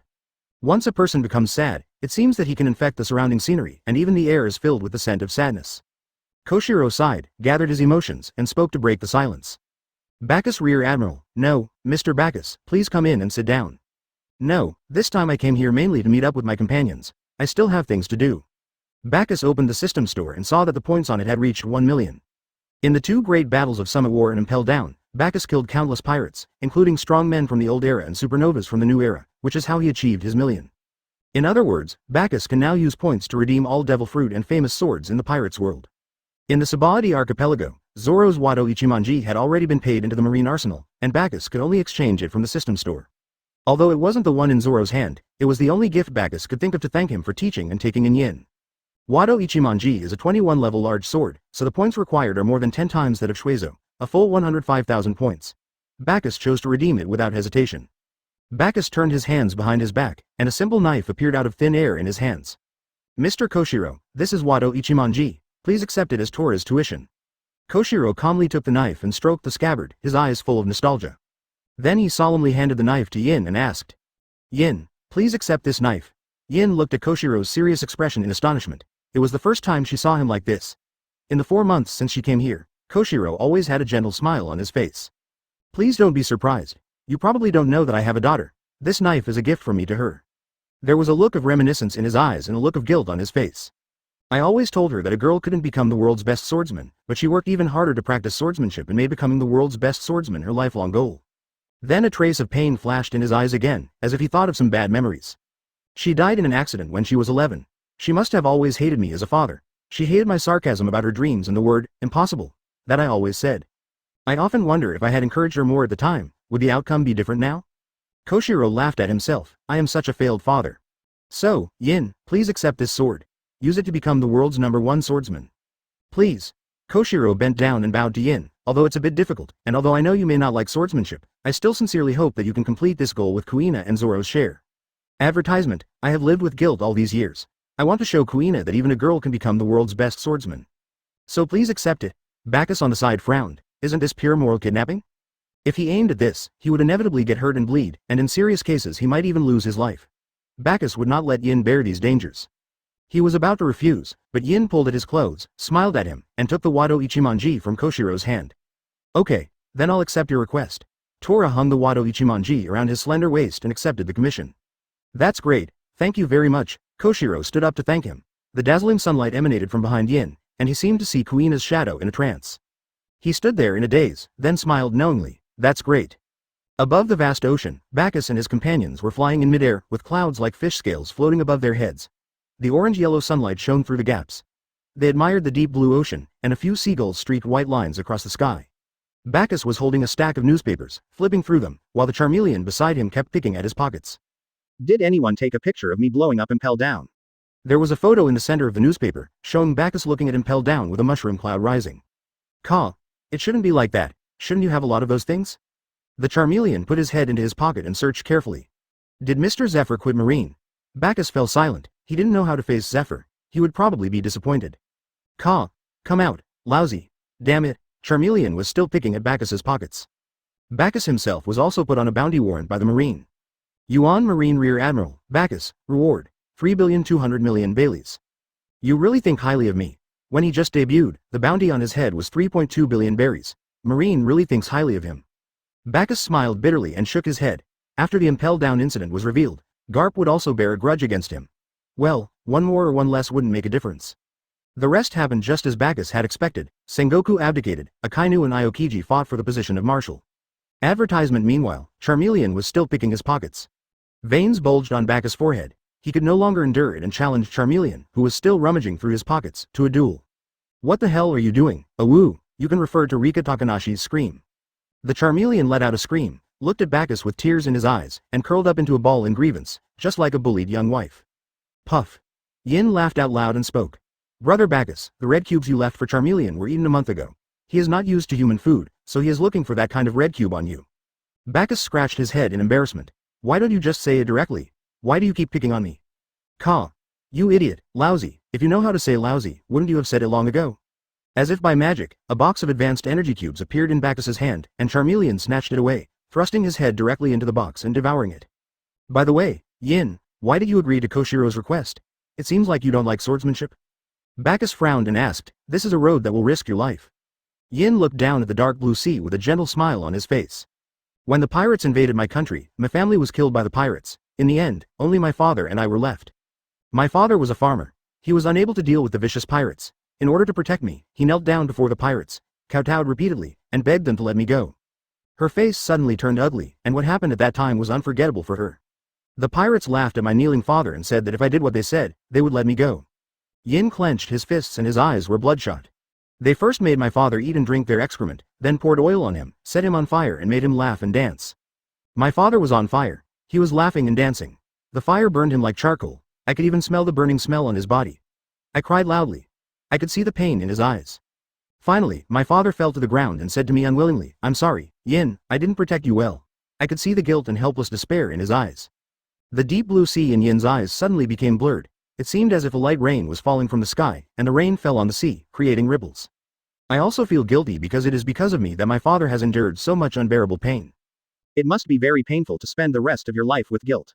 Especially after someone dies, there is no way to make up for it in the constant longing for them. Mr. Koshiro should feel guilty too. Bacchus rubbed her head. Some pains could not be gone by just comforting her. You have to heal all the wounds you suffer by yourself, and only you know how much pain you have endured. Pain, sadness, and tears have always been a personal matter. Chapter 55 Target and winning over Yin held the hilt of the knife with the words on it and added silently in his heart. Besides, if I don't risk my life, how can I become stronger? Only then can I be qualified to stand beside you. This can also be considered a way to force myself to grow up as quickly as possible. Since you have made up your mind, I can only choose to support you. However, my swordsmanship is average and my path is different. I cannot give you any experience to draw on. You will have to figure out the way forward on your own. Bagus rubbed Yin's head helplessly. No matter what willful decision he made, Yin would choose to support him without hesitation. Perhaps some absurd decisions fail because of lack of support and encouragement. Simply denying other people's ideas and decisions is an act of disrespect. So, Bagus chose to support. Lousy also supports you. The Charmeleon patted his round belly and gave Yin an encouraging look. Yin stared at Bagus and Charmeleon in a daze. His whole body felt warm, and it seemed as if an inexhaustible power was surging out of his body. Father, I have found a family like you. Okay, next, we plan to find a few partners, and then. Yin's expression changed instantly. Her pair of eyes like black grapes were uncertain. She looked at Bagus resentfully, full of resentment, and said something in a fierce voice. Dame. Bagus was just telling about his plan, but before he could finish, he was interrupted by Yin's resentful eyes and milky, Dami. What's wrong, Yin? Bagus asked, looking at Yin suspiciously. Originally he had no intention of finding a partner, but the Summit War made him realize that it would be difficult for the three of them to fight against the three emperors of the sea. Whitebeard is dead, and the four emperors have become the three emperors. In addition, there is now the world government and the marine chasing them, and they have to be on guard against the leader of the revolutionary army from time to time. The strength of 3 people is really too weak. Once they join forces, Bagus and his companions will be in danger of their lives at any time. Brother Bagus, did you promise me something? Advertisement, huh? What did I promise you? Bagus searched his memory and found no recollection. He was about to ask Yin, but when he saw Yin's aggrieved look, Bagus swallowed the words that had just passed his throat. Today's weather is really nice. Are you hungry? I'll find you something to eat. Bagus evaded the gaze and stammered. Yin didn't say anything. Charmeleon looked at Bagus as if he was a fool. The surroundings suddenly became quiet. A few seagulls flew by and the atmosphere was extremely awkward. Brother Bagus, have you forgotten? Also, could you please not change the subject so awkwardly? Yin pursed his lips angrily. Didn't you promise me that you would only need the 3 of us in the future?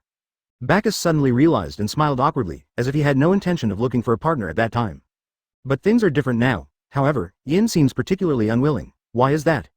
Bagus was totally confused. Seeing Yin turn her head away angrily, he smiled and shook his head. He had not expected that this little girl had such a bad temper. He rubbed Yin's head and advised softly, okay, don't be angry. You have to understand that the strength of the 3 of us alone is not enough to support us to achieve our goal. I know, Brother Bagus. Yin shook his head and threw away the broad hand that was resting on his head. I know what you said is right. I will always support your decision. I am just a little angry. Yin was also a little afraid of those unfamiliar people, and also felt a little regretful. My world just for me and Big Brother Bagus. Yin screamed in her heart, but she appeared very calm on the surface. Okay, then let's go to Sabaody Archipelago first, and then from Sabaody Archipelago to the Fishmen Island. Bagus set a goal. He remembered that this generation of Poseidon was on the Fishmen Island, and by the way, he used the materials in the Fishmen Island's treasure house to make a good ship. Advertisement, in the magnificent palace, on the exquisite and gorgeous sofa, the top leaders of the world government gathered together, and the sound of discussion could be heard constantly. The world order has been disrupted, and the balance that the ocean has maintained for many years has also been destroyed. A man with a bald head, wearing a black suit, with 2 white beards in a splayed shape, and a birthmark on his forehead, said with a serious face, hereinafter referred to as the old man with a splayed mustache. There are 2 traitors in the marine. Let's find a time to clean them up, but the balance of the ocean needs to be restored. On the side, a bald old man wearing glasses, a white Taoist robe, and wooden clogs wiped the first-generation Kitetsu that was emitting a strange purple glow in his hand, and spoke of cleaning up the marine traitors in a tone that sounded like it was a trivial matter. Hereinafter, he will be referred to as the old man with a knife. If the situation in the sea gets out of control again, I can only ask that sir to wash the sea again. The old man with white curly hair, a white beard, a black flat hat, and a scar on his left side spoke in a desperate manner. His left eye was slightly moved outward, asymmetrical with his right eye, and looked very awkward. Hereinafter, he will be referred to as the old man with slanted eyes. Fortunately, the devil's son Robin has been killed, and the crowd-seeking history has finally been cleared. An old man with long straight white hair and a long beard was obviously relieved, hereinafter referred to as the long-haired old man. Bagus in the marine has rebelled against the marines. He vowed to wipe out all the pirates in the name of one man. He is very powerful. The bounty he just offered is 3.2 billion Baileys. He can compete with Red Hair and even raise Marineford to the ground. He will definitely pose a great threat in the future.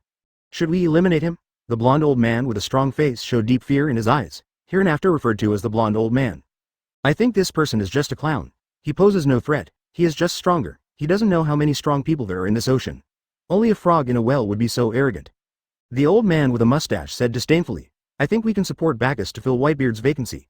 In this way, the balance of the sea will be restored. The slanted-eyed old man suggested. Remember, no pirates have ever survived Bagus. Given his hatred for pirates, can he really accept being a pirate and submitting to us? The old man holding the knife put the knife into the sheath and said with a smile. That's not necessarily the case. It's just that the benefits it brings to him are not big enough. He must have something he cares about. No great man in history could resist the temptation of huge benefits. The long-haired old man said firmly. Then let's send the CPO department to go and win over Bagus. I believe this will be enough to show our sincerity as a partner. The blonde old man dialed the Den Mushi on the table and gave the order.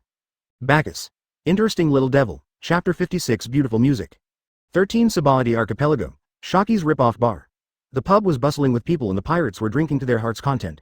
Some of the bolder ones, while still drunk, were stealing glances at a short-haired woman at the bar. The woman wiped the wine glass in her hand absent-mindedly, her eyes unfocused. Hey, I heard that Boss Shaki has been like this since Pluton died. What do you think is the relationship between Rayleigh and Boss Shaki? At the wine table near the gate, a pirate's 8 trigrams was sitting, stealing glances at the towering mountains from time to time. I don't know, but judging by her appearance, she must be an important person. The pirates on the opposite side took a big gulp of liquor. The spicy liquor stimulated their throat and stomach, and they said it was very addictive. Crunch. The old door was pushed open by a tall man, followed by a young lowly girl with 2 knives hanging on her waist and a sturdy orange lizard.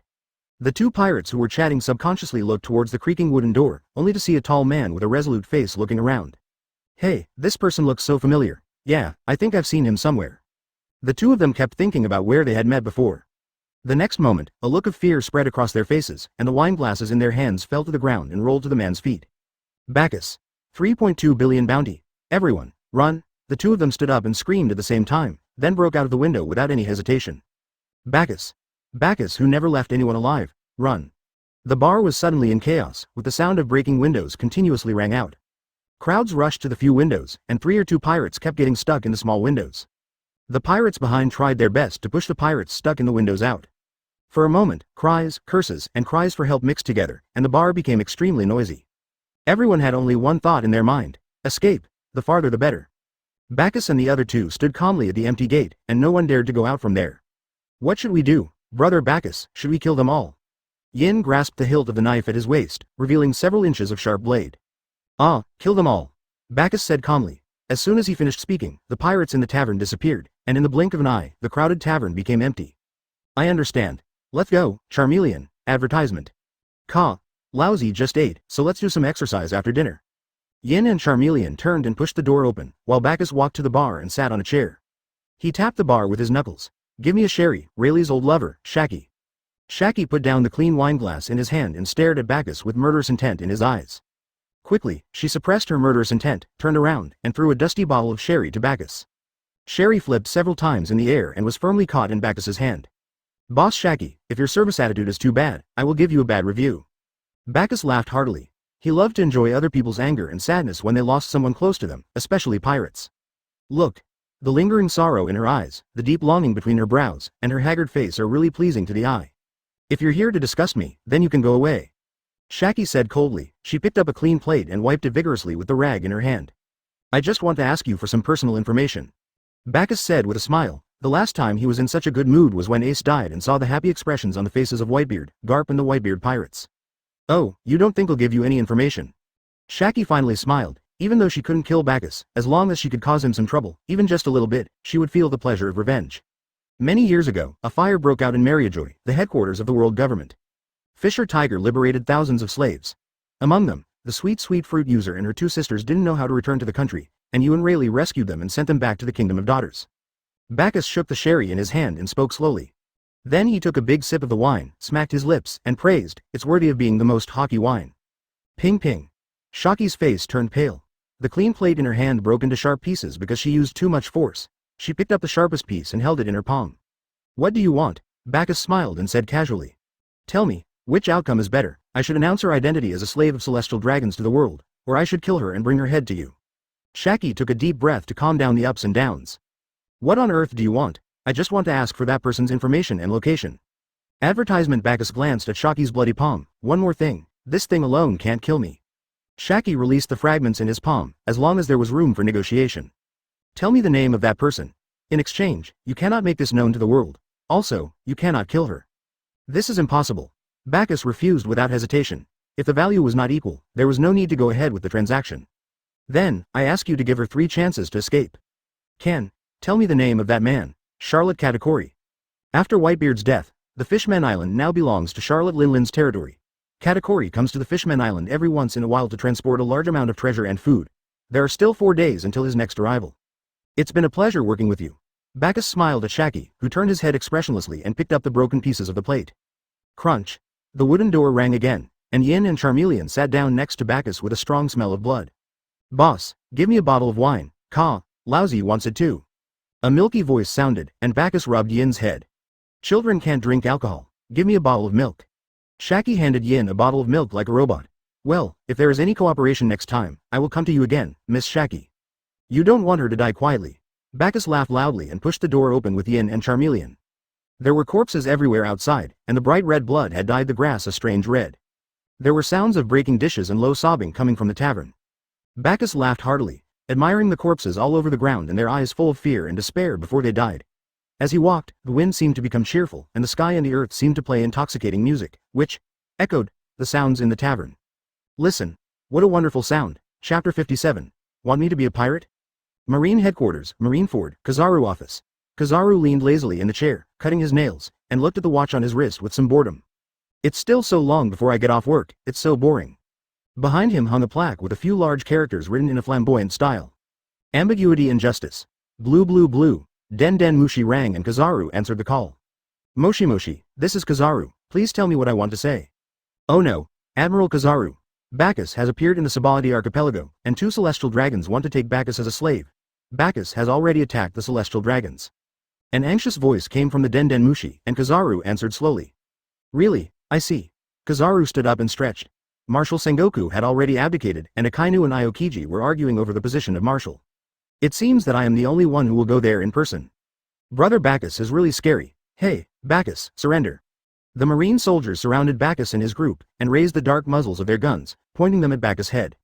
2 celestial dragons with bubble masks on their heads, fat bodies, ugly looks, and strings of snot hanging from their noses walked in from the marine. The marine consciously made way for them and stood respectfully on both sides of the celestial dragons, like loyal dogs. There are 5 CPOs following behind the celestial dragons. It seems that the world government has strengthened the protection of celestial dragons because of the last incident of the celestial dragons dying in the Sabaldi archipelago.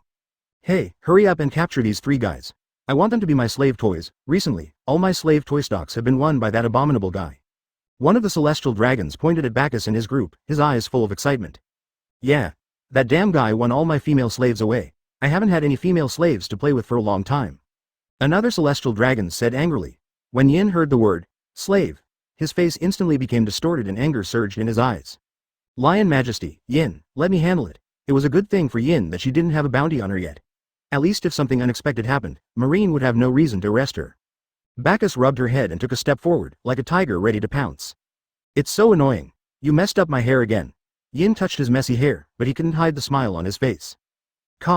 What a woman who says one thing and means another. Advertisement. The fire dinosaur spread his hands helplessly and sighed. You don't think that 2 idiots, 5 of you, and these small fry can arrest us, do you? Bagus sneered, and the temperature around him dropped sharply. The deep cold feeling made everyone shiver. A soul-shaking kingly power gushed out, accompanied by a mountain-like oppression.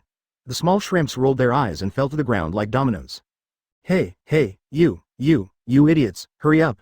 Celestial dragons and the 5 CPOs looked at the scene in horror and retreated one after another.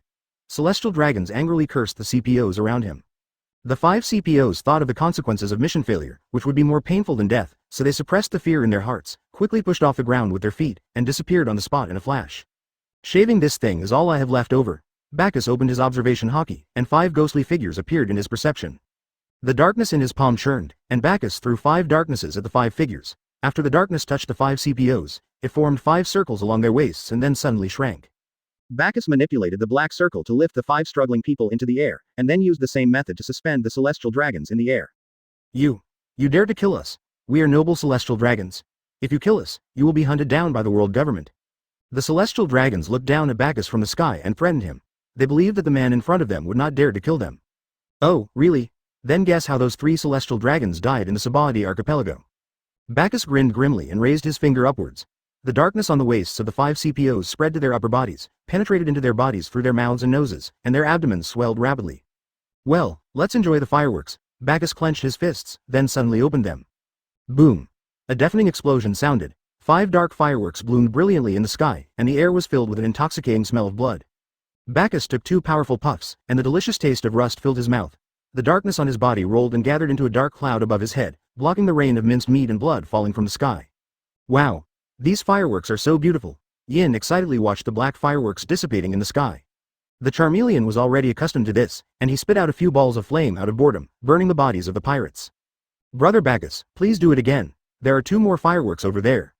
Yin looked at the 2 celestial dragons who were dumbfounded with a smile, his eyes full of anticipation. Wait a moment. Suddenly, another CPO appeared in front of Bagus, holding a Den Mushi in his hand and looking breathless. Oh, there's a mouse hiding. Darkness gathered in his palm, then I'll start with you. No, it's those 5 adults who want to negotiate with you. The CPO walked up to Bagus with a proud look on his face and handed him a Den Mushi. He was certain that Bagus would not dare to attack him. This was the will of the 5 adults. Bagus took the Den Mushi, then opened his 5 fingers, covered them with armament hockey, and grabbed the CPO's entire head with lightning speed. Advertisement, blue blue blue. Bagus answered the phone. The CPO showed a look of astonishment and kept struggling, but his palm did not shake at all. Is he trying to kill me? Bagus, an old voice came from the Den Mushi. Ah, crack. What answered him were the sounds of people screaming and skulls smashing. Bagus put down his squashed head and asked with a slightly smiling tone. 5 elders, what's going on? The other party fell silent, only the sound of heavy breathing could be heard, and a strange atmosphere filled the surroundings. After a long time, the phone rang again. Bagus, do you want to become the 4 emperors of the sea? We can give you anything you want. Oh, you want me to become a pirate? Sorry, I have no interest at all. Also, tell the celestial dragons to be careful recently, otherwise, if I die, hee. Bagus smiled playfully. Bagus, you want to argue with the world government? Before he could finish his words, Bagus crushed the Den Mushi in his hand. World government? Just a bunch of clowns. Bagus sneered and raised his finger, causing the bodies of the 2 celestial dragons to expand rapidly at a speed visible to the naked eye. No. Don't kill me. He clenched his fists and suddenly opened them, and 2 beautiful black fireworks bloomed in the sky. Let's go. Don't let the dirty blood and flesh of these pigs pollute us. Even the air here is polluted. Bagus walked towards the sea, and the seawater retreated to both sides, forming a path leading to the seabed. Set off. Yin and Charmeleon hopped and followed Bagus. The figures of the 3 people disappeared on the sea. The seawater rolled, a huge wave rose, and the passage disappeared. Soon after, countless particles of light condensed in the corpse, and a tall and wretched figure emerged. Brother Bagus has become much stronger. Kizaru looked at the corpses scattered all over the ground and scratched his head helplessly. Alas, I'm late again. But luckily old man Sengoku has abdicated, so no one should blame me. Well, it doesn't matter, go back and have a rest. Chapter 58 Conflict The Fishmen Island, Dragon Palace Kingdom. What? You said that the 3.2 billion bounty criminal Bagus came to the Fishmen Island. On the huge and exquisite throne, there was a mermaid wearing a crown, with a sturdy body and a red nose like a spear tip, and her water blue eyes were wide open. He stood up suddenly and paced back and forth, with a circle of transparent soap bubbles around his waist, his lower body swinging like a fishtail, and his hands pulling at his thick and fluffy orange-red wool curls, guessing what Bacchus's purpose was here. Neptune, the king of the Fishmen Island, frowned. No matter what his purpose is, he cannot be allowed to harm my people. As a king, the most basic responsibility is to protect his people. He pondered for a moment, then gave instructions to a mermaid with long wavy blue hair and a stern appearance who was kneeling before the throne. Sharkstar, take Bacchus to the Dragon Palace as a guest first, and try not to anger him. The Fishmen Island would surely suffer heavy losses if they fought with such a powerful enemy. Rumor has it that he could control the seawater at will. He was simply the nemesis of the fishmen. Of course, if he insists on slaughtering or harming the residents, then we at the Fishmen Island will fight him to the end. Also, tell the Emperor Star and the Flip Star to gather the troops in case of emergency. Neptune's face was solemn, as if he was facing a formidable enemy. If this killer wasn't handled properly, there would probably be corpses everywhere again. Yes, father, I will go right away. Sharkstar swung its dark blue fishtail and rushed out of the Dragon Palace in a hurry. Neptune sat down again, straightened his clothes, took deep breaths, and calmed himself down. As the leader of a country, he must not show fear and cowardice in front of outsiders. His image will represent the image of the Fishmen Island. If even he, the king of a country, is afraid, who will protect his people? On the bustling streets, there are endless stream of mermaids and mermen, and from time to time there are some humans mixed in, with greed in their eyes towards each merman. The aborigines of the Fishmen Island were wary of the humans around them, their eyes full of disgust. Bacchus and his group were also among them. Wow, brother Bacchus, this is a mermaid. Yin looked at the mermaids around him with curiosity and excitement, especially the female mermaids, all of whom had pretty faces, and each of them had proud peaks and a plump figure. Yin looked at his flat chest again, and his excitement instantly subsided. What? Not cute at all. Sakura pouted her little lips angrily. Why is mine not so? The Charmeleon was quite popular, with passers-by casting curious glances at him. Caw. I feel so embarrassed. The Charmeleon felt the scrutiny and curious eyes around him and scratched his head shyly. Bagus was observing the residents' reactions. As expected, the adult residents all stayed away from humans in disgust, while the newborn babies looked at humans curiously. However, there was another pair of eyes staring at him. While thinking, Bagus suddenly felt something hit his calf. He lowered his head and saw a little brown fishman looking up, smiling at him embarrassedly, and the takoyaki in his hand scattered all over the floor. Advertisement Bagus was about to lower his head and take out a few Baileys from his pocket when suddenly, a fierce-looking fishman picked up the child, glared at him fiercely, and turned away. What kind of people are these? The attitude of the residents of this island towards outsiders is really bad. Yin soon realized that something was wrong. He looked at the mermaids around him who were chatting and laughing with their own kind, but when they met humans, they quickly left. The hatred between humans and Murlocs has been accumulating for many years. Humans traffic the Murlocs, and the Murlocs retaliate against humans. What's even more terrifying is that this hatred will be passed on. The hatred between all humans and fishmen is like a dead knot. Bagus sighed. At the end of the day, it was just the law of the jungle. Whoever is stronger is on the side of justice. In a dark corner nearby, a mermaid in a black cloak was observing the movements of Bagus and his companions, holding a sharp fruit knife. A bit of light green hair was revealed. She bit her lip tightly, and saw that Bagus was concentrating on chatting with Yin. Then she rushed out, holding the fruit knife tightly in both hands, pointed it at Bacchus's kidney and stabbed it straight in. I succeeded. Seeing that the tip of the knife was about to pierce into Bacchus' body, Bacchus turned around and pressed the handle of the knife with his broad palm. The advancing tip of the knife seemed to be blocked by an insurmountable mountain and could not move forward at all. Bacchus pulled off his black cloak, revealing his short light green hair. Kami. Bacchus was a little surprised. He had already noticed another pair of eyes staring at him. But it was understandable, because he killed the people who saved him. Let go, let me go, Kami continued to struggle and scream loudly. The passers-by on the road looked at Bacchus unfriendlily and surrounded him. They would not sit idly by and watch humans bully them in their territory. Seeing that the people around him had unfriendly expressions, Yin tightly gripped the hilt of the knife at his waist. Brother Bacchus, do you want to take action? Kill them all? She looked at Kami coldly. Want to hurt Brother Bacchus? You die first? Yin was about to draw out the hilt of his knife, but the surrounding fishmen saw this, picked up the weapons beside them, glared at Bacchus and his group, and the two sides were on the verge of a fight. Yin, put away your knife, they are not pirates. Hearing this, Yin put down his hand that was pressing on the hilt of the knife, turned his head to the side, and snorted. Bacchus let go of Kami. Kami was trying to pull out the knife with all her strength, trying to break free from Bacchus's grip, but unexpectedly Bacchus let go of her hand. Due to inertia, she fell backwards and fell to the ground. I am so useless that I can't even avenge my benefactor. Tears were like pearls that shot up and fell without any cost. Why? Why did such good people like Luffy have to be killed? I don't understand. Kami lowered her head and burst into tears. Bacchus did not explain anything. Everyone has his or her own understanding. Everyone's experiences are different, so their actions are also different. His behavior is extreme, so it's normal that many people disagree with him. So, no explanation is necessary. People do not share the same joys and sorrows. If you want revenge, you are always welcome to do so, but if you are a pirate, I will not be as soft-hearted as I was this time. Advertisement Bacchus looked around and everyone was looking at them angrily. It seems that I have no choice but to take action. I don't know if King Neptune will still let me see his daughter after doing this. Well, I can just knock them all out, right? In the distance, the Shark Star Prince and a group of people were anxiously looking for Bacchus. Suddenly, he saw Bacchus surrounded by a group of fishmen. The fishmen stared at Bacchus angrily, and Bacchus seemed to be ready to take action. This is not good. A side note. All the Japanese that everyone complained about have been changed. If there are any omissions, please add them. Also, those comments saying why I shouldn't go to Japan and that I'm not worthy of being a Huxia because of this Japanese comment have been reported. Just give your opinions, please don't spew filth from your mouth. If there are still trolls who want to troll, you can, give me your phone number and Lousy will troll you all day. There are so many people under the command now. I am very patriotic, and I just want to make Japanese reading more interesting and less boring. I really enjoy writing novels. I have been writing stories that I like since junior high school. It is a great pleasure to share my story with you all. This is also my first time writing a novel, so there are definitely many shortcomings. To be honest, when I was writing the first chapter, I had always longed to see Bacchus and Henna leaning on each other and watching the setting sun. I think this is the best state for two people who love each other. Later, when I wrote about Henna's death, I was crying. I couldn't bear to part with such a girl, and I also loved her deeply. But I failed in my confession and wanted to forget that girl, so I decided that if I died, I would be able to forget her. So, I think I can understand Bacchus, why Bacchus would have such extreme ideas. I want to write what I want to write, and I try my best to meet everyone's suggestions. But it's hard to satisfy everyone. If I write it exactly according to your wishes, I don't think this is the world I want. Therefore, I will try my best to adopt the suggestions of all readers and grow from the suggestions given by everyone. I believe that my writing will get better and better. Then, I will present you with a wonderful story. I want to keep my original intention of writing novels, to write about my own world, a world that can evoke strong emotional resonance in people just by thinking about it, and to inject all my life, emotions, concepts, and hard work into it.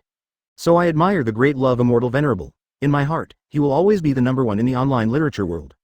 I hope I can also become such an online writer, one who always has a childlike heart. When you see this sentence, I don't know what you will think of me, nor what you will think of this book. Maybe you will say that I am being sentimental, and maybe many people will criticize me, but I still want to say it. If only fools persist in their dreams, then call me a big fool. Fly high for me, finally. I hope this book will get better and better. Please support this book, dear readers. Thank you very much. I hope all my readers can find their desired goals soon. Life will definitely become what you imagine it to be. Come on, fellow Taoists. Chapter 59 Meet Princess Shirahoshi. Sharkstar secretly thought that this was not good. If the conflict was allowed to escalate, a war would definitely break out between the two sides. He couldn't imagine what kind of crazy things this devil-like character would do on the Fishman Island. So he immediately squeezed into the crowd, stood next to Bagus, and spoke to comfort everyone. Everyone, please don't get excited. These three are my father's friends. He is new here. If he makes any mistakes, I hope you can forgive him. I believe there must be some misunderstanding. Sharkstar winked at the soldiers again, and they immediately reacted and offered their help. Yeah, there must be some misunderstanding here, let's all go. Then, the soldiers began to stuff a fingernail-sized piece of gold into the hands of each merman. After hearing that they were guests of King Neptune, the mermen's expressions gradually relaxed, and soon, the huge crowd dispersed. I'm sorry, Mr. Bagus. No, Mr. Bagus, we didn't know you came to the Fishman Island. We're sorry to trouble you. I'm the eldest prince of the Fishman Island, Sharkstar, and I hope you can give me your guidance. Bagus looked at the sweaty Sharkstar prince in surprise. Are you so polite? I don't think I gave the Fishman Island any help. Hey, brother Bagus, why is this merman so polite? Yin asked quietly. Sharkstar, who was standing by, heard this and his eyelids twitched, and he quickly spoke.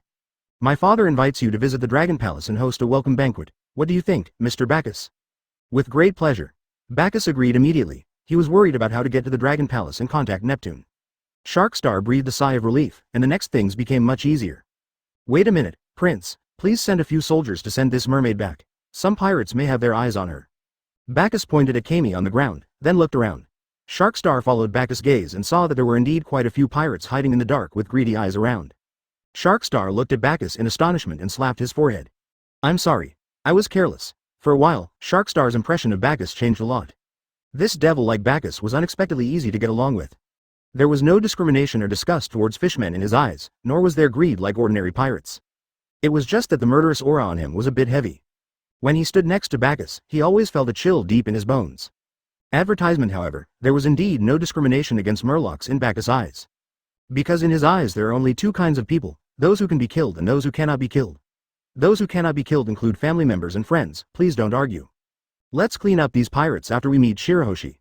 Bagus glanced coldly at the pirates around him and restrained his murderous intent. You can't scare away these cute pirates, but he prefers dead pirates, because that makes them more cute.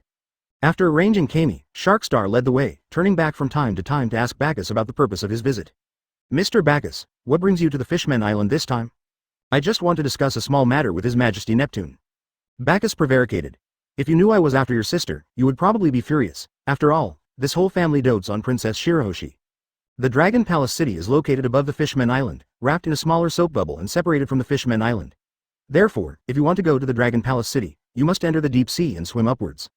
Everyone came to the top of the soap bubble of the Fishman Island and were about to enter the deep sea. Sharkstar deliberately did not give Bagus the coral bubble. He wanted to see if Bagus really had the ability to control the seawater. It was always a good thing to know more. Although his impression of Bagus had changed, as a prince, he had to be responsible for the safety of the Fishman Island. Although his action might cause Bagus disgust, no matter what you do, there are always pros and cons. He felt that the pros outweighed the cons. Moreover, from the fact that Bagus released Shiarl who wanted to kill him and asked the soldiers to protect him from the pirates, it can be seen that he is not a petty person. Sharkstar was the first to pass through the bubbles and into the deep sea. He turned around and observed Bagus' every move. Bagus brought Yin and Charmeleon out of the bubbles and waved his hand. The surrounding sea water retreated as if it had seen the god of plague, forming a 10-meter circle with Bagus as the center. The surrounding water seemed to be pushing the circle, and Bagus and his companions moved towards the Dragon Palace city above. Sharkstar's eyes narrowed. Although he was mentally prepared, he was still shocked and an expression of astonishment appeared on his face. It's just as the rumors say. Bagus naturally knew what Sharkstar was planning. Only by being strong can one win the respect he deserves. Wow, brother Bagus, look, Yin looked at the beautiful scenery around him excitedly. Because of the existence of the Sun Tree Eve, the Fishmen Island can bask in the sun even though it is 10,000 meters deep in the sea. Exquisite coral reefs, huge sea kings, fish of various shapes. Advertisement soon. A magnificent and huge palace came into view. The warm golden sunlight illuminated the dragon palace, and the soap bubbles wrapped around the palace glowed with dazzling light. In the magnificent hall, Neptune invited Bagus and his party to take a seat. A wide variety of delicious food was placed on the large table. Charmeleon stared at the food on the table intently, with sticky saliva dripping from his mouth. Charmeleon, activate the super dry rice mode. Countless soldiers stood on both sides of the banquet. A thin fishman with a bunch of long red hair on his head whispered in the ear of Sharkstar, who was lying beside him. Brother, how strong is this guy? It's scary. He has a strong murderous aura, so strong that it would be revealed inadvertently in his normal actions. Just like a bottle full of water, if you keep filling it up it will overflow. Besides, he can really control the seawater. Huang Xing swallowed his saliva, his heart was in turmoil. But don't worry too much. From what I observed on the road, he won't commit any massacres. Sharkstar consoled. I hope so. Rollover stared at Bagus, fearing that he would suddenly turn hostile, and prayed silently in his heart. Mr. Bagus, what brings you to the Fishmen Island? Neptune asked, getting straight to the point. It's just a small matter. I want to meet Princess Shirahoshi. Bagus said calmly, holding an octopus tentacle. What are you trying to do to our sister? Upon hearing this, the third prince stood up abruptly with an angry look on his face. Shirahoshi was their Achilles heel, and they had promised their mother that they would never let Shirahoshi come to any harm. Sharkstar, Emperor Star, and Flip Star, please sit down first. Don't make a fool of yourself in front of the guests. Neptune scolded, staring at Bagus with his aqua blue eyes, as if he wanted to see something in his eyes, his brows furrowed. Has the secret been exposed? Chapter 60 Undercurrent. I'm so sorry, Princess Shirahoshi is ill recently and it's not convenient for us to meet. Neptune politely declined. Oh, really, the princess's illness is no small matter, it just so happens that I know some medical skills, so I can help Princess Shirahoshi cure her stubborn illness. Bagus shook the wine glass in his hand and looked at Neptune and the third prince with amusement. Okay, I'll just get straight to the point and state my purpose. Bagus' lips moved, but no sound came out. Neptune's pupils contracted violently, his expression twisted, and he exuded a violent aura. Poseidon, Poseidon, he roared. All soldiers, retreat, guard the door, no one is allowed to enter. This matter must never be spread out. The crowded hall became empty in an instant. The third prince was puzzled. What on earth did Bagus say to make his father so angry? What on earth do you want to do? Neptune glared at Bagus with gritted teeth. Although he didn't know how Bagus knew the secret, he had to keep it. He will never forget the crazy greed in the eyes of human beings. The lucrative industry of trafficking fishmen has not been stopped yet.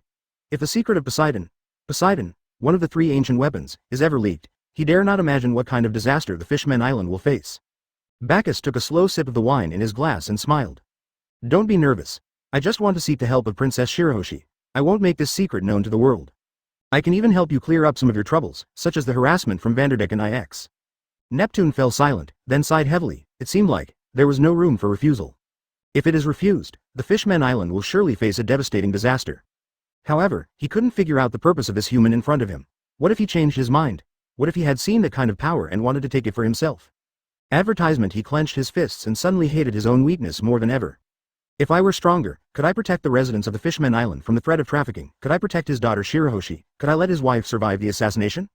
Bagus knew his concerns and put forward his bargaining chips just to have the confidence to negotiate. If he wanted the other party to sign the contract sincerely, he had to bring him huge benefits. I know what you were worried about. Don't worry, I will not covet Shirahoshi's power. I will help you fulfill Princess Odahime's last wish, so that the residents of the Fishmen Island will no longer be trafficked, clean up the pirates on the Fishmen Island, and help you live on real land and feel the real sunshine. I heard that Charlotte Linlin, one of the 4 emperors, no, one of the 3 emperors, has designated the Fishmen Island as her territory. You have to pay a huge amount of deserts and property every once in a while. If you agree, I can declare war on Charlotte Linlin, protect the Fishmen Island, and you don't have to pay anything. How about it? Bagus casually threw out one tempting condition after another. He just couldn't understand why the Fishmen Island had fallen into this state when it had the best location and time. The fishmen were naturally adapted to water, and they had the support of the people, not to mention the Poseidon. Shirahoshi.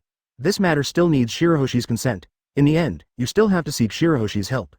Neptune said to the third prince, go find a turtle car. Father, this. The third prince was worried. Could he really let such a person have a meeting with Shirahoshi? Don't worry, if the 4 of us can't stop Mr. Bagus, then no one in the entire the Fishmen Island can stop him. Hearing this, the third prince had no choice but to arrange a vehicle. Mr. Bagus, I want to ask you one more thing. Please answer me truthfully. You say, is Jinbei still alive? Bagus shook his head. Even though Jinbei was a fishman, Bagus saw the power rock explode next to him. There was no way he could survive. Really? Jinbei has also made a lot of contributions to the Fishman Island. He has worked so hard over the years. We are the ones who have let him down. Neptune stared absent-mindedly at the hanging chandelier, and many faces appeared in the glass light. There is the woman he deeply loves, Princess Odahime, the hero fisher tiger, and Jinbei, who has devoted all his efforts to the Fishman Island. I, a useless king, have made so little contribution. I am such a failed monarch. Advertisement deep in Fishman Street. The turbid seawater flows, and this sea area is shrouded in thick darkness with no sunlight all day long. It is the shadow behind the bright and beautiful Dragon Palace city, and it inherits the hatred of the fishmen towards humans. In the vague darkness, a dilapidated street stretched into the deep darkness. The buildings on both sides were covered with moss. This was a forgotten place. Brother Hody, the guy who quit Marine, has entered the Dragon Palace. In a small room, a skinny mermaid reported to a fat figure sitting on a box.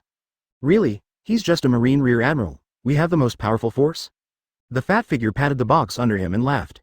What is that guy Vanderdecken doing? Our people stationed in the royal palace of the Dragon Palace sent a message saying that Neptune was going to take Bagus to see Princess Shirahoshi. When he heard the news, he went crazy and threw weapons crazily. The thin mermaid's body was trembling slightly as he answered respectfully, seeming a little afraid of the fat figure in front of him. What a great opportunity. This guy's crazy attack will definitely lead to a counterattack from the Dragon Palace city. Then the pressure on our attack will be much lighter. But I still need an opportunity that will allow me to incite hatred. The fat figure laughed crazily. He would never miss this once-in-a-lifetime opportunity. By the way, how is the progress of the new Murloc pirate ship that Mortra's built? The skinny mermaid's body suddenly began to tremble violently and she stammered. Motras. I don't know where you went. Silence, eerie silence. After a moment, the fat figure suddenly stood up, slowly walked towards the thin mermaid, and grabbed his neck. You can't even keep an eye on a little kid? You're such a loser? I, Hody Jones, don't need any trash in my team. He exerted force with his palm suddenly, and with a crack, the skinny mermaid's head drooped down weakly. It's time, boys, go vent your anger and hatred, ha ha ha. Chapter 61 Opportunity Fishman Cafe. At the bar of the cafe, there was a huge female mermaid with her hands pressed on the round crystal ball in front of her. Her cold and beautiful ice blue eyes were fixed on the crystal ball. Her short black hair covered the right side of her face, and her pale skin made her look a little weak. The guests around watched the divination process with bated breath. Her divination was almost never wrong, so she was deeply respected by the residents of the Fishman Island. Guy Lee prayed silently on the side. Manager Shiley, please don't predict bad luck. Shirley closed her eyes. The crystal ball emitted a bright light, and pictures kept flashing in her mind. In the picture, a tall man brings a large piece of darkness to swallow up the Fishman Island. Behind the man, an orange lizard spews out a column of fire, and the Fishman Island is on fire. Ah, Shirley screamed. His face was hideous. He held his head with both hands. His cold blue eyes were full of fear. Manager. Kami held her arm, and Shirley slowly calmed down. Mrs. Shiley, what happened? Shirley's condition gradually improved, and everyone asked nervously. Mrs. Shiley, what do you see? Is there a disaster about to happen? There was still a look of fear on Shirley's face, and the oppressive darkness and the burning fire kept replaying in his mind. A man carrying darkness engulfed the Fishman Island, and an ugly orange lizard spewed out pillars of fire. When everyone heard this description, they suddenly felt extremely familiar. Orange lizard. Ah, I remember now, the man who was invited to the palace today was followed by an orange lizard. Everyone then remembered that there was indeed an orange lizard behind the man who made Kami cry today. Damn humans, it's bad enough that they treat us as items for sale, but they actually want to destroy our homeland.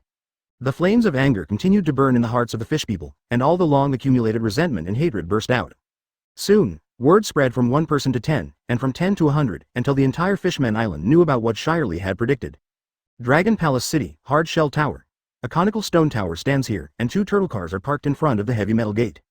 Advertisement, Mr. Bagus, this is the hard stone tower where my daughter now lives. She hasn't been out of this tower since she was molested by Vanderdecken when she was 8. Neptune sighed. Bagus looked at the stone tower, which was covered with weapons and scars. Suddenly, from behind Bagus, a large axe swung back and struck him. Careful. By the time Neptune noticed, the axe was only a fist away from Bagus. Bagus didn't look back. The dark armament hockey wrapped around his finger and casually pushed it back. Zhang. A crisp sound was rang out, and the surface of the giant axe was covered with cracks, breaking into countless pieces. Wow, what a terrifying strength. Neptune was dumbfounded. The scene before him really shocked him. Immediately afterwards, several giant weapons flew over, including knives, guns, and swords, drawing graceful arcs in the air and piercing into the hard stone tower. Something's wrong. Why are the attacks so frequent this time? Neptune's face was solemn. Normally, only 1 or 2 flocks of them would fly over every day, but now there were so many in just a short while. A moment later, several more giant weapons flew over, causing the hard stone tower to shake violently, and the sound of a young girl crying could be faintly heard from inside the tower. Damn it! How dare you make my daughter cry? Mr. Bagus, please protect my daughter. I'm going to lead the army to meet this B**************.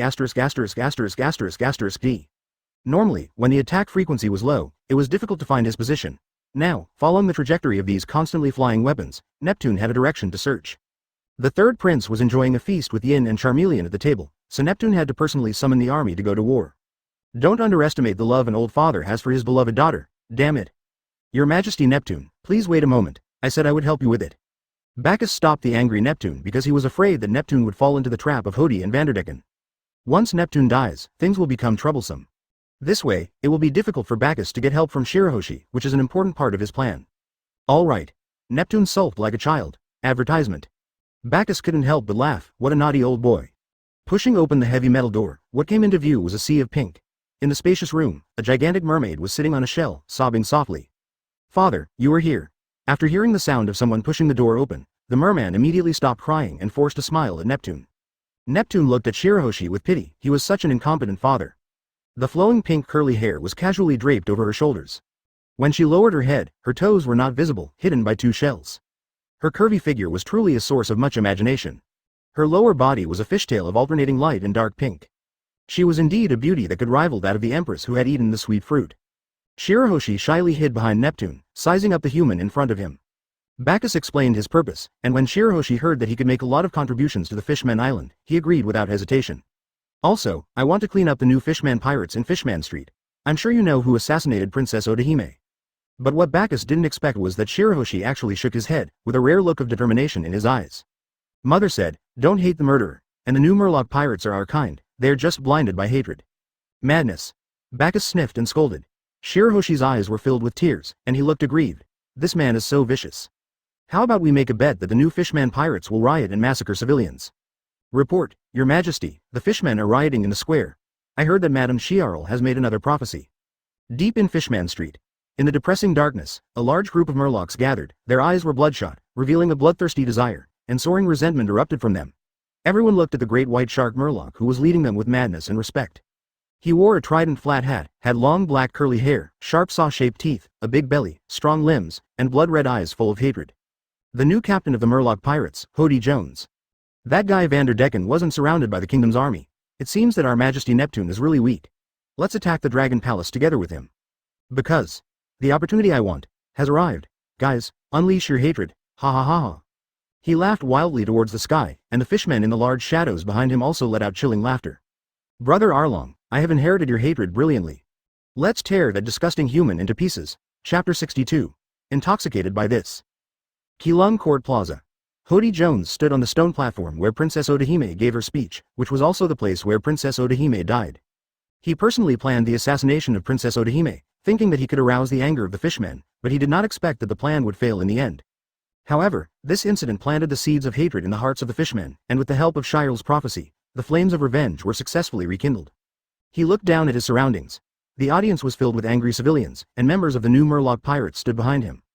There are octopus mermaids holding meatball skewers and a wine flask, with several scabbards hanging around their waists, and drunken faces, leopard hidden, black and white striped Geo, and giant squid fishman Icarus Mushi. Everyone, do you still remember the death of Princess Odahime? Humans have been slaughtering and trafficking us, and now they want to destroy our homeland. It was our step-by-step concessions that led to this result. We can only protect our homeland by taking up arms, carrying the hatred of our ancestors, slaughtering humans, and starting a holy war of revenge. And now the Dragon Palace King City invites the humans who are going to destroy the Fishman Island as guests. The current king has fallen. Let's overthrow his rule and fight on land. For a moment, the crowd was outraged and they all raised their arms and shouted loudly. Overthrow the king's rule, start the holy war of revenge. The overwhelming shouts resounded throughout the Fishman Island. The new Fishmen pirates also raised their weapons. A four-legged tiger shark man wearing a top hat, curled hair, and multiple necklaces on his body smiled obscenely. As long as we conquer the Ryugu Palace, Princess Shirahoshi will be mine. Vanderdecken became excited. He didn't care about the hatred of the fishmen at all. As long as he had the power of Shirahoshi, the world would be under his control. The villains talk so much nonsense. The deafening shouting suddenly stopped. In the distance, a figure carrying a large area of inky darkness slowly walked towards Hody Jones. This is the human that Mrs. Shirley predicted. It is indeed it. Suddenly, a terrifying aura and murderous intent burst out from the figure. The invisible airwaves pushed in all directions, stirring up countless dust, as if the tangible murderous aura was wrapped around the black and red lightning like silk threads. The temperature around them dropped suddenly, and the bone-chilling chill crawled from the toes of everyone to their entire bodies. A strong smell of blood spread, and in the darkness behind the figure, there seemed to be a mountain of corpses and a sea of corpses looming. How many people did you kill? Countless people were shivering, and the timid ones even cried out loudly. There was a pale yellow liquid flowing between their legs. How many people did they kill to have such an overwhelming murderous aura? The strange thing was that no one fainted. Everyone looked at the figure in the darkness with horror. He looked like a demon crawling out of hell, with countless wronged souls wailing behind him. This is... what a powerful force. Hody Jones looked at the oppressive darkness like an abyss in fear. He clenched the black and red capsule in his hand and kept saying to himself, "It's okay. After eating it, I can be so powerful too." The figure waved his hand, and the darkness gradually dissipated. A man with a resolute face and scarlet eyes walked through the stunned crowd. The crowd consciously made way for him, and no one dared to get close within a 10-meter radius. Bagus faced the new group of fishman pirates and smiled disdainfully. Advertisement. You guys are the ones who want to start a holy war of revenge? Gudong. The clearly audible sound of swallowing saliva echoed throughout the square, and the new fishman pirates group took a step back together. I just didn't know where to find you, and you're here already?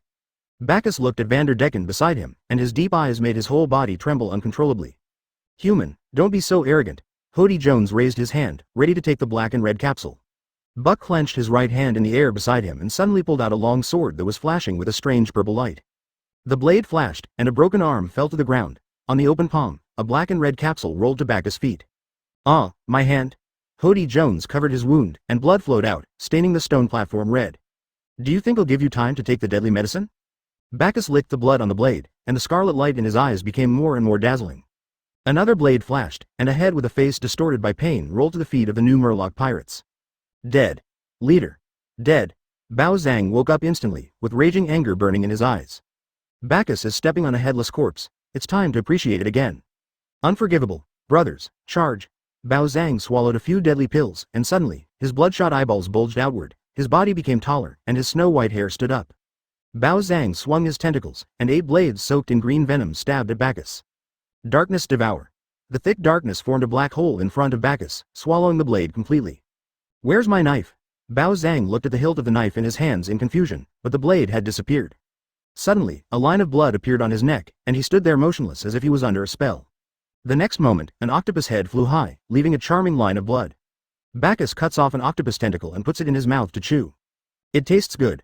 I wish all pirates could be like you and still enjoy eating it even after they die. Advertisement. The courage of the new Murloc pirates, which was originally encouraged by Bao Zhang, was once again broken by Bagus. They stared at the hell-like figure numbly with their pupils dilated. We can't win. War is all about courage. The first time you fight, you will be full of energy. The second time, you will lose energy. The third time, you will be exhausted.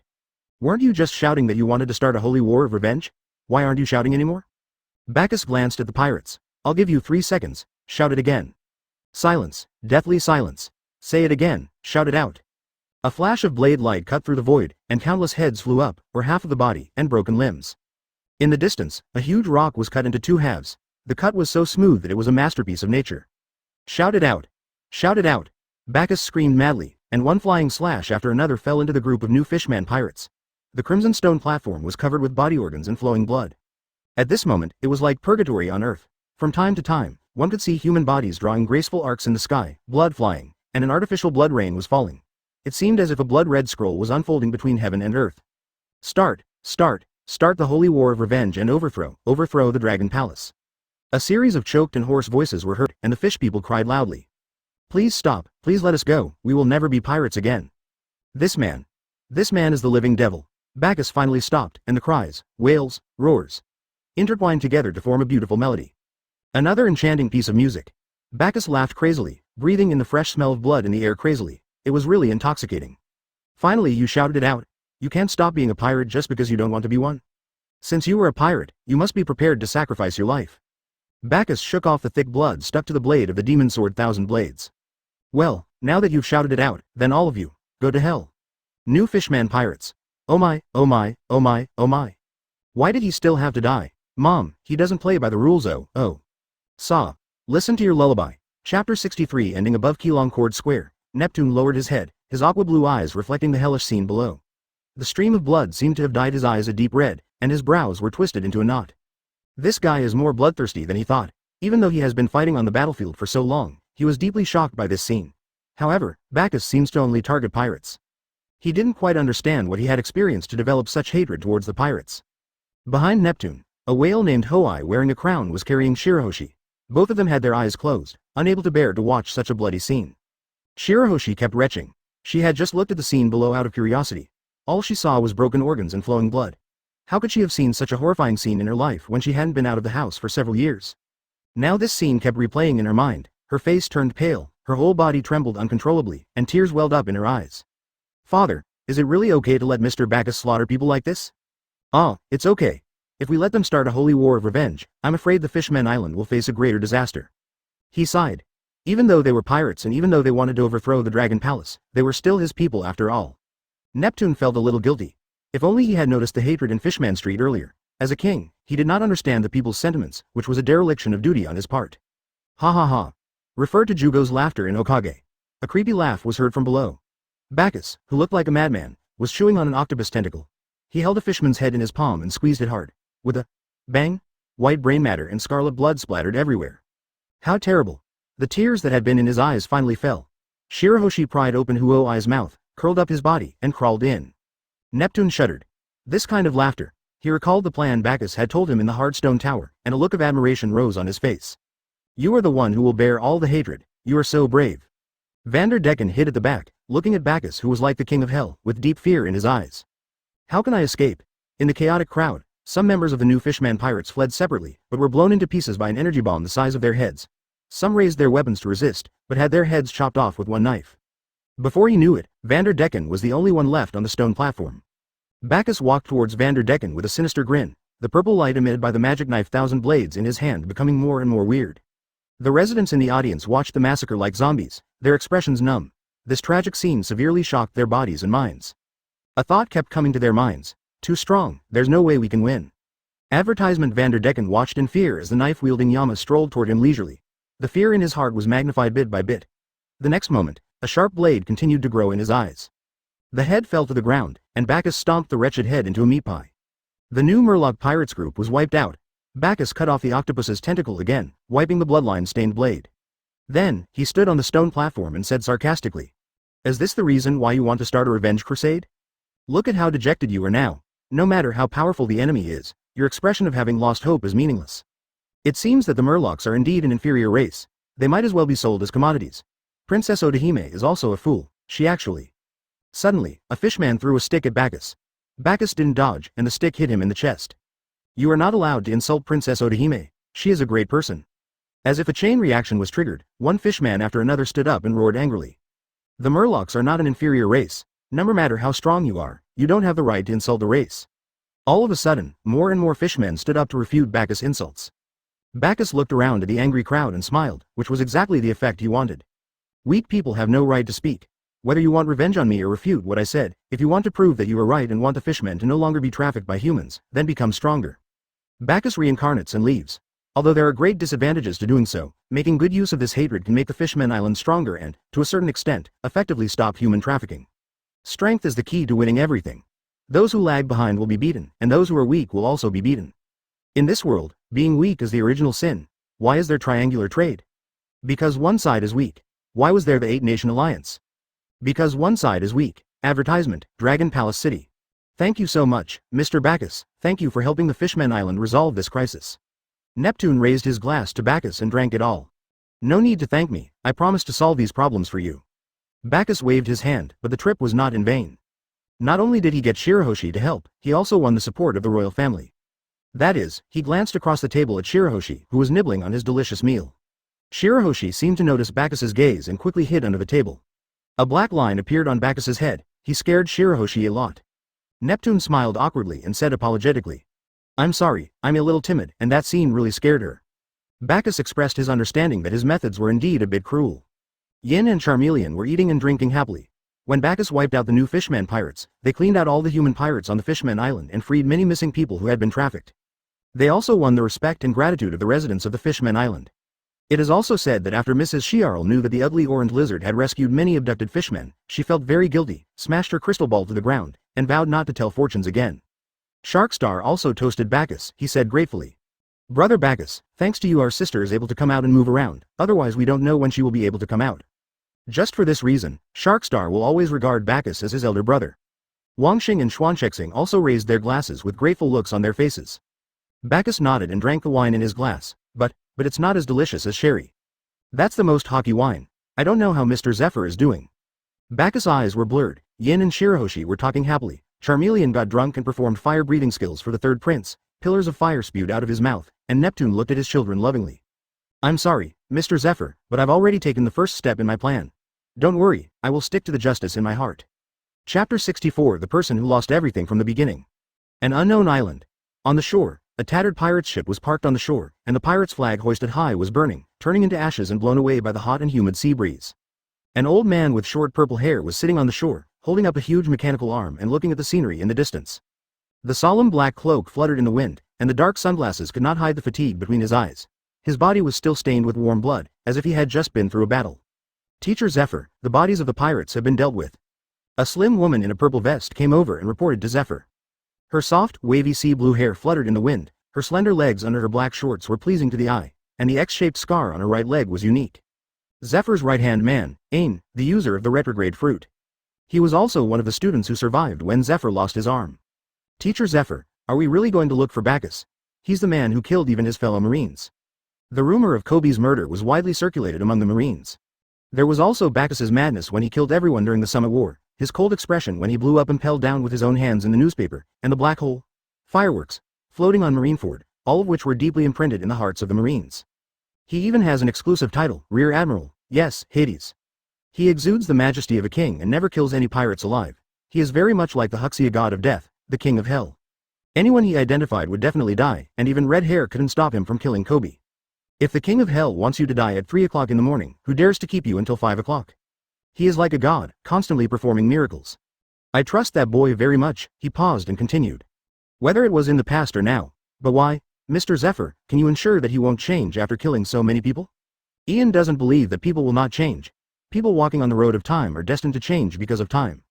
Just like Master Zephyr, who was known as the Admiral who never kills, he now has blood on his hands. That kid is much better than me.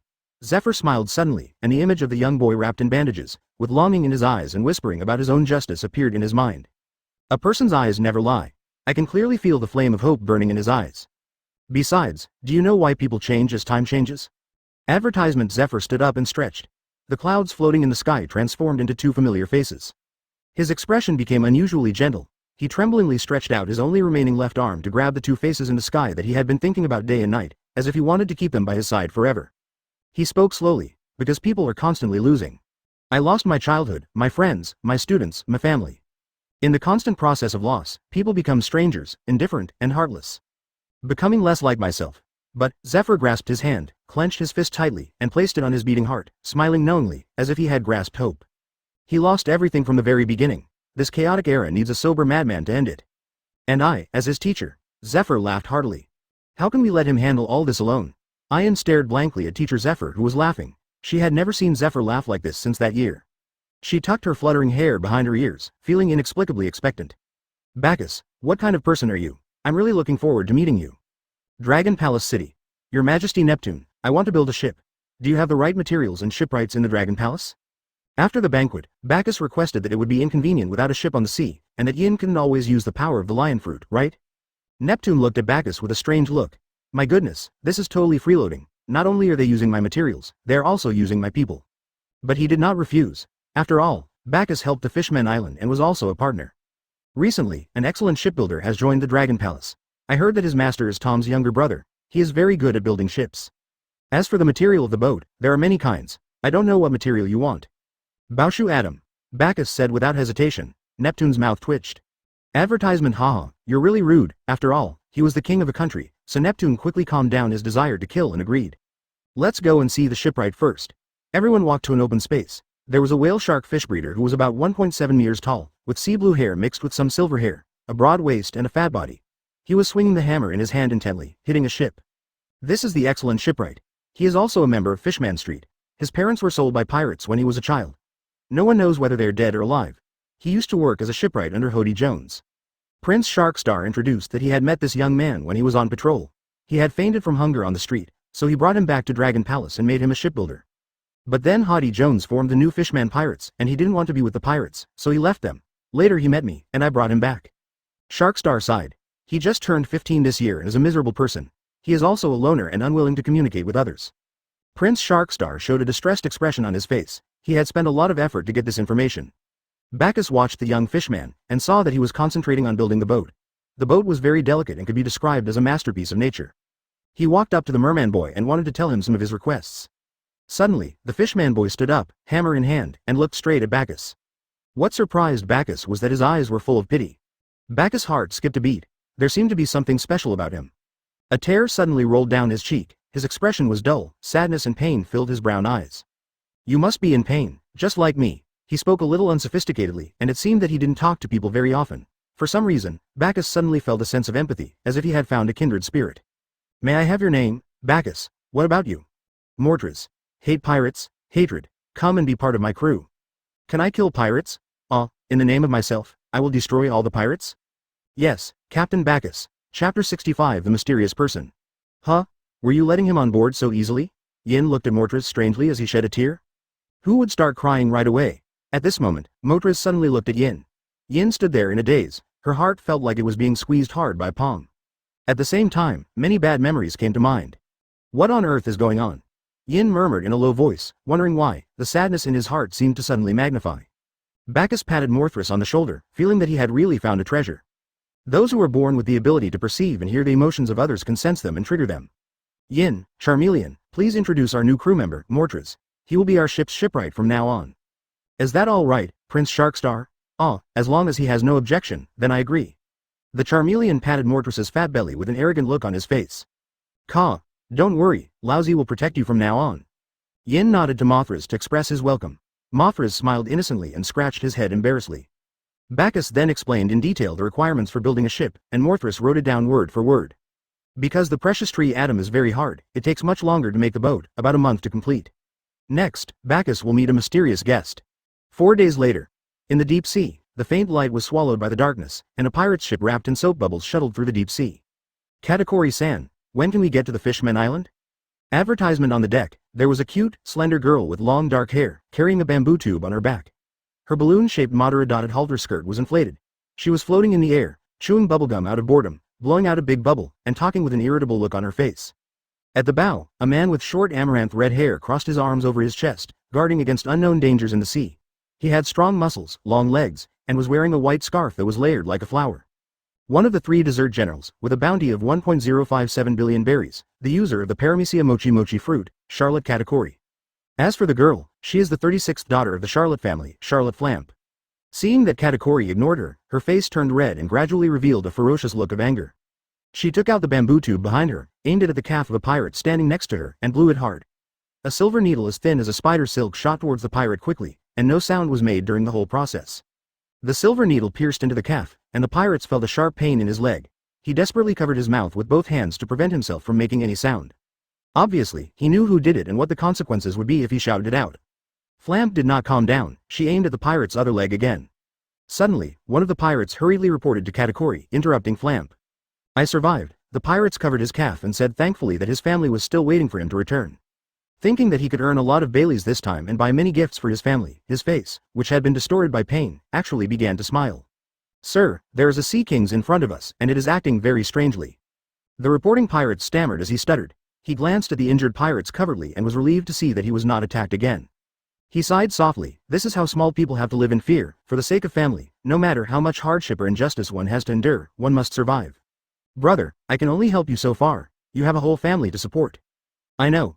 Katakuri's eyes emitted a faint red glow. From the very beginning, he dispersed his observation haki to avoid the attacks of the Sea Kings, but now there was a huge Sea King in front of him. No matter how the ship changed direction, it followed closely and blocked the front of the ship. The red light in Katakuri's eyes suddenly lit up, and scenes happening in the future were constantly reflected in his eyes. His breathing gradually became heavier, and an unprecedented sense of crisis covered his whole body. Damn it! I actually encountered such a powerful enemy in the deep sea. Get ready for battle. A powerful enemy is coming. Advertisement Katakuri looked stern and picked up a trident. Why is that man here? Suddenly, a pair of dim lights lit up in the hazy darkness ahead. What is that? There was panic on the ship, and Flamp was terrified. Gradually, the lights became brighter and the outline of a gigantic body appeared in the darkness, dozens of times larger than the pirate's ship in front of them. A fish head with sharp teeth and a ferocious face suddenly appeared. Then he opened his huge mouth, as if he wanted to swallow the ship in one gulp. Help! Flamp screamed, and all the pirates gathered on Class A. Only Katakuri stared coldly at the huge mouth that was like the abyss. In the huge mouth, a figure with arms folded across his chest looked at Katakuri. The next moment, he bent his legs and exerted force suddenly, like a high-speed cannonball, shooting straight into the pirate's ship. The water in the deep sea seemed to be afraid of him and retreated, clearing a path for him. The soap bubbles wrapped around the ship dented inwards, and returned to normal in the blink of an eye. A groove appeared on the deck of the pirate's ship with a bang. The deck shattered, wood chips flew, and cracks spread all around. The entire pirate's ship seemed to be hit by a meteorite. Unable to withstand the huge force, it continued to sink and tilt to one side. A man with a resolute face stood there upright, his deep eyes were filled with murderous intent, and his unruly smile was mixed with a hint of madness. Rear Admiral, here comes Bagus. Hey, sorry, I came here to cooperate with you, but when I saw the pirates, I couldn't hold back my killing intent. A pair of scarlet bloodlights lit up in his eyes, an invisible airwave burst out, and the bone-chilling coldness filled the surroundings. The strong smell of blood made everyone feel as if they were in a sea of blood. The king's majesty was like Mount Tai, bending everyone's spines. Katakuri also unleashed Conqueror's Haki, but the aura he had just released, upon seeing Bagus Conqueror's Haki, went back into his body like a mouse seeing a cat. What's going on? Katakuri's face turned pale, and his eyes were filled with deep fear as he looked at the figure that looked like the king of hell. I'm sorry, but your courage is not as strong as mine. Chapter 66 Cooperation. The pirates on the ship rolled their eyes and fell to the ground one after another. Flamp, who was floating in the air, fell to the deck and lost consciousness. How dare you hurt my sister? The rage in his heart overwhelmed his fear. Katakuri's scarlet eyes were spewing with anger, and his entire arm turned into a long strip of glutinous rice dough, which was twisted into a twist and then suddenly relaxed, like a tornado, and the trident in his hand spun wildly together, covered with the dark armament Haki. Glutinous ball stab. Katakuri took a step forward, and the trident spun out an afterimage and stabbed towards Bagus with unstoppable force. You really are the one who attacks at the slightest disagreement, then I'll have some fun with you. Bagus exhaled lightly and looked calmly at the trident that was getting closer and closer. Bang! 6 circular pulse gates vibrated, and the dark and solemn high-level armament Haki spread to both arms. At the moment of contact with the attack, he tilted slightly, raised his left arm high, bent his elbow, and used his forearm to block the high-speed rotating trident. The hard armament Haki collided with each other, creating countless sparks and illuminating the eyes of both men. Bagus' eyes were filled with murderous intent, and Katakuri's scarlet eyes reflected the scenes of the future, and his angry expression suddenly turned into fear. While raising his left arm to block the attack, Bagus stepped forward with his right foot, and his right fist wrapped in armament Haki exploded on Katakuri's lower abdomen like a cannonball. Zingyichuan Pouchuan. A hole appeared in Katakuri's lower abdomen, and Bagus' fist went straight through it. Foresee the future. Bagus had anticipated this. His pulse was vibrating at an extremely high frequency, his right fist was open, a black energy ball was spinning and expanding in his palm. Boom! A deafening explosion sounded, the entire pirate's ship was shaking, smoke filled the air, and a slender and embarrassed figure flew backwards and crashed through the cabin. The smoke cleared, Bagus dusted himself off, and looked with contempt at Katakuri who had climbed out of the cabin. How's it going? Have you calmed down? Katakuri breathed heavily and said nothing. He took a deep breath of air to calm his heaving chest. The next moment, he spread his arms, which turned into 2 pieces of rice cakes and expanded rapidly. Sharp and thick giant needles were all over them, and the black armament Haki was entangled with them, like 2 giant maces. Advertisement, cut, slice, rice cake. Katakuri jumped high, and then using the force of falling, smashed down with 2 maces. Sizzle, a thick cloud of mist was exhaled, and before the mist dissipated, Bagus' figure had disappeared from the spot. The mace smashed down, the wooden board cracked, and wood chips flew everywhere. A flash of black lightning flashed in Katakuri's pupils, and a dim red light suddenly swelled. His chest turned into a sticky ball, as if it had separated, leaving only a thread still connected. Bagus was behind him, and lashed out at Katakuri with his legs like a whip, but missed. Katakuri reacted, the sticky ball behind him bulged up and turned into a thick steel needle, and his body leaned backward. Bagus pulled away and returned to the deck, holding his head in frustration. The ability to predict the future is really troublesome, but we are in the deep sea now. He opened his palm, and a spinning pulse was ready to go in the palm of his hand. If you want to dodge, then try. You don't want your sister to die in this deep sea, do you? A pulse the size of a human head shot towards the ship model, and Katakuri's pupils shrank. This was 10,000 meters deep in the sea, and the sea pressure was extremely terrifying. It was impossible for humans to survive in such terrifying sea pressure. He gritted his teeth, exerted force with his legs, and rushed towards the pulse, blocking it with his body. The pulse exploded in his abdomen, and Katakuri crashed into the mast with the pirate's flag hanging on it like a kite with its string cut. The mast broke, and Katakuri fell onto the deck with his abdomen covered in blood. With a puff, he spit out a pool of blood mixed with fragments of internal organs. Okay, are you willing to talk to me now? You don't want your sister to die, do you? What on earth do you want to do? Katakuri struggled to get up, covering the wound on his abdomen with one hand and holding the railing of the boat with the other. His white scarf was dyed red. He was in the deep sea at the moment, and he didn't dare to fight with all his strength, otherwise the hull would be seriously damaged. Even if they could escape from Bagus, they would die in the deep sea. And from the fight just now, it was clear that Bagus was much stronger than him. He had all kinds of strange abilities that were hard to defend against, including black lightning, energy bullets in his hands, weird boxing techniques, and that Sea King. How he controlled that huge Sea King was beyond his control. His chance of winning is 0. He looked at Bagus warily, then slowly moved his body to stand in front of the fainted Flamp.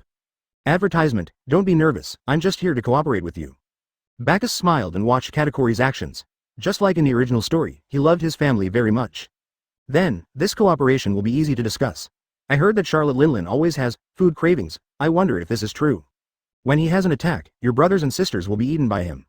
I don't know, can you bear to see your brothers and sisters bear this threat all the time?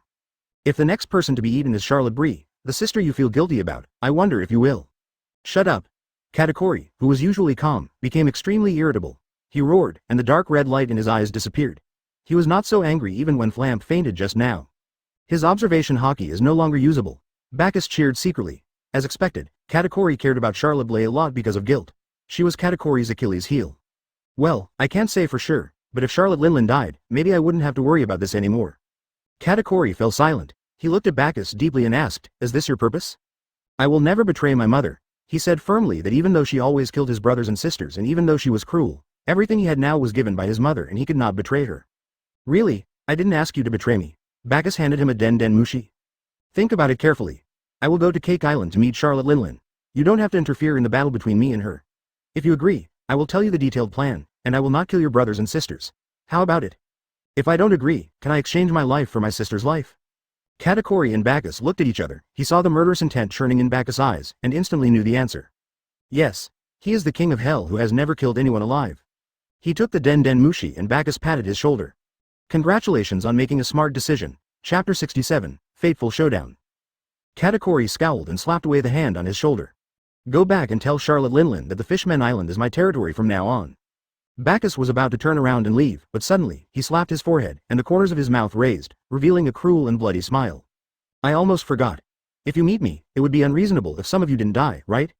He snapped his fingers, his eyes flashed red, and Conqueror's hockey was released again. The unconscious pirates felt as if they were hit hard on the head, and suddenly opened their eyes as if they had a nightmare. The pirates stood up dazedly, feeling sore all over and their minds were in a mess. Only Flamp was still unconscious behind Katakori. What happened? The pirates looked at each other in confusion. Bagus used his big hands like a palm leaf fan to pinch the head of a pirate and lifted up the whole body of the pirate. Otherwise, they would be unconscious and unable to feel the breath of death. That would be so boring. He licked his lips. It had been a long time since he last saw juice burst. The knotted muscles bulged, the blue veins wriggled like earthworms, and the palm slowly increased its strength. Ah, the lifted pirates let out a blood-curdling wail, clinging tightly to Bacchus's hands with both hands.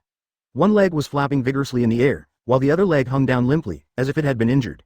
Is it finally my turn? His eyes were full of despair. He used to kill people and destroy other people's families. Was he finally getting his retribution? Yes, this must be God's revenge on me, but if this is the only way for my family to live a good life, then I will still continue to do this. Wife, Alyssa, it seems like I'm looking at you before I die. Two faces were reflected in the soap bubbles that wrapped around the pirate's ship. One was a woman with an ordinary look but always with a warm smile on her face, and the other was a chubby little face with a teardrop mole at the corner of the eye. His eyes were about to burst, and streaks of blood flowed out of his eyes, and the power of his palm was still increasing. He raised his palm and stretched it tremblingly towards the two faces that appeared on the bubble. I'm not willing to accept this. Bang! White brain matter and sticky blood mixed together on Bacchus' palm. Advertisement. After releasing his hands, Pirate's body fell to the ground, and his originally plump head turned into a long object, with eyeball fragments, skull, brainstem, etc. fused into one. Even though they have killed countless people, they couldn't stop retching when they saw such a scene. Shish, that's the look of despair. Bacchus glanced at everyone with hysterical eyes, taking in all the desperate expressions. He crushed the pirates' heads one by one, and the deck was covered with greasy brains. What is scary is not death, but knowing that you will die and being unable to stop imagining the pain and unwillingness of death. Lord Katakori, please save us, sir, please save us. Wailing sounds echoed in Katakori's ears over and over again. He just tried his best to use his body to block the flying brain matter and stood tightly in front of Flamp. He did not intend to save those minions. In his eyes, family is the most important. Katakori looked at the devil-like figure, with heads, exploding, in his palms. An emotion he had never experienced before grew in his eyes, and his legs began to tremble slightly. Fear, he actually felt fear. Okay, that's enough. These pirates are enough to prevent Charlotte Linlin from suspecting you. Bagus gracefully wiped Katakori's blood-white scarf with his palm stained with brains and blood, as if he was wiping his greasy mouth with a tissue after a meal. He whispered in Katakori's ear, I will let your sister go this time and consider my proposal carefully. Otherwise, I will let your family members die one by one in front of you. It was like the whisper of a devil. Katakori only felt a chill rising to his bones, and he couldn't think of resisting at all. Click, something broke in his body. He was shocked and leaned back, with his back on the ground, just like an ordinary person. Okay, it's time to go back, it's another wonderful day. Bagus left happily, leaving behind Katakori with a complicated expression on his face and Flamp who was unconscious. With two people all alone in a boat full of headless corpses, Charlotte Linlin must be very happy. Punk Hazard Island. The small island was covered with flat plains, and two figures were standing in the middle of the island, facing each other. The scene on the island was very strange at the moment. On one side, there was billowing black smoke and solidified magma underground. A tall figure stood between heaven and earth like a gun. He had a resolute face and a few wrinkles on his square face. His wide, snow-white cloak of justice fluttered in the wind, and his bright red shirt was embroidered with a gorgeous rose. Advertisement on the other side, the ground was wrapped in a thick layer of ice. Visible cold air was crawling into the air. The tall and thin figure changed from his usual laziness and looked solemn. The two opposing energies confronted each other, and the scene was extremely spectacular, as if this was a battle destined by fate. Sakazuki, your justice is too extreme. Such radical actions will cause countless innocent people. There will definitely be casualties in war. I will not allow pirates to do whatever they want on the sea. Akainu interrupted Aokiji directly and said firmly. You don't have to say anything more. This is a competition between two beliefs. Stop talking nonsense. My goal is to kill all the pirates and put an end to this chaotic era. This is my lifelong pursuit, and I am willing to sacrifice my life for it. And everything, Akainu's eyes always reveal a kind of belief. From beginning to end, he walks alone on his own path, unswervingly. No, he has close friends now. Although he quit the Marine, the words, I will personally wipe out all the pirates, were deeply engraved in his heart. Only after becoming a marshal can the two of them show their talents in this sea. Akainu suddenly smiled. He hadn't smiled for a long time. I know that the Marines hate me. They hate my ruthlessness, my extremism, and my iron-bloodedness. I must have a lot of bad reputations on my head now. But, so what? Do you want me to be like you, sleeping all day and showing mercy to the pirates again and again? Aokiji's face turned pale. It seemed that this battle was unavoidable no matter what. Really? It seems like we have to fight this battle? Akainu's right arm suddenly exploded and turned into sticky magma. Thick black smoke came out of his right arm, and drops of magma dripped onto the ground, making a sizzling sound. I've been displeased with you for a long time. Let me wake you up. Akainu grinned grimly, and the magma in his right arm gathered in the air like a mad dog, and the temperature around him rose instantly. Aokiji looked coldly at the ferocious red magma mad dog, his arms filled with coldness, as if even the space was frozen. Dark Hound, Ice Age, Chapter 68 The Destined Person. Beehive Island. That night, the salty and humid sea breeze blows through the layers of leaves, singing a rustling nocturne. The stars are twinkling, the galaxy is flowing, the rising seawater licks the beach, and there is tranquility everywhere. Somewhere on the island, a bright bonfire was lit, the ground was filled with empty bottles, and the drunk red-hair pirates were lying on the ground in a mess.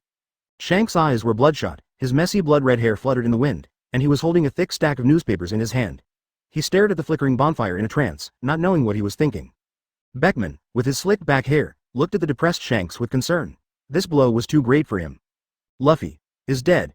Shank's voice cracked, and once again, hope was lost. Captain Roger has really given me an incredible mission. He sighed. Luffy was the person he gave the most hope to. Should we continue to wait? Beckman lit a cigar, took a deep drag, and exhaled a cloud of depressed smoke. If I don't wait, what else can I do? Fate has already made its plans. All I can say is that Luffy is not the one destined to be with me. Only the destined person can change this distorted era. All we can do is maintain the balance of the sea, minimize casualties, and wait for that person to appear. But, Shanks clenched the newspaper in his hands, his eyes burning with anger. That self-righteous B**************** D Bagus. Does he think he can change this damn world by killing all the pirates? Only that man can disrupt the balance of the sea, and now he is acting like a child, recklessly and without any consideration for the consequences. This person must die, otherwise, the destined one will never come back again. Beckman recalled the Madman during the Summit War with a solemn expression.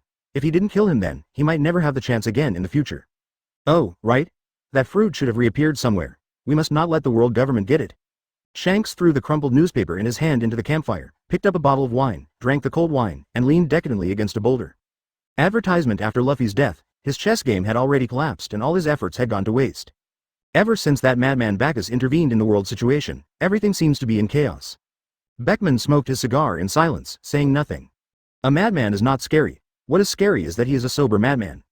The world government should also know about the news in Sabaody Archipelago. Beckman thought and sorted out the current world situation. Bagus killed the 3 celestial dragons in the Sabaody Archipelago.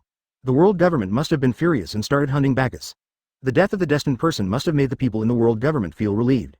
Marine is now in internal chaos due to the fight for the marshal position and has no time to take care of other things. Bagus is nowhere to be found, but even if he were to meet him, he wouldn't be a threat given his current strength. Now is a good opportunity. Captain, give the order. We brothers will always be by your side. Beckman saw that Shanks was a little depressed and said comfortingly. Ah, I see. Shanks forced himself to cheer up and smiled. We'll set sail tomorrow morning. Shanks stood up, holding the hilt of the knife at his waist, his eyes determined. Looking for rubber fruit in the destined person. It's the freest spirit, it will definitely be born among the pirates. Holy Land. Mariajoy. In the magnificent hall, the sound of cups breaking continued. Outside the hall, several CP9 members were trembling. The hall was in a mess, with broken glass all over the floor. Damn you Bagus, how dare you go against our will? The old man with the mustache had a red face and he was so angry that he crushed the Den Mushi on the table. As 5 elders, they were treated like this.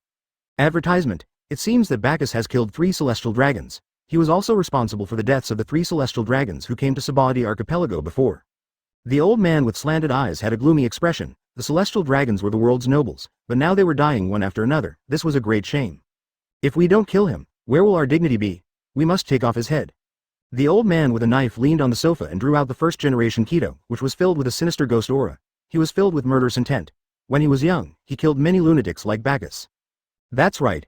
If we don't kill him, the prestige of the world government will be undermined, and then everyone will come to step on it. I suggest that the Marine Admiral go after Bagus. This way, we can maintain the temporary balance of the sea, and Lord Yim will not blame us. The blonde old man suggested that with the death of Whitebeard, the balance was broken again, but the sudden appearance of Bagus possessed the fighting power comparable to the 4 emperors.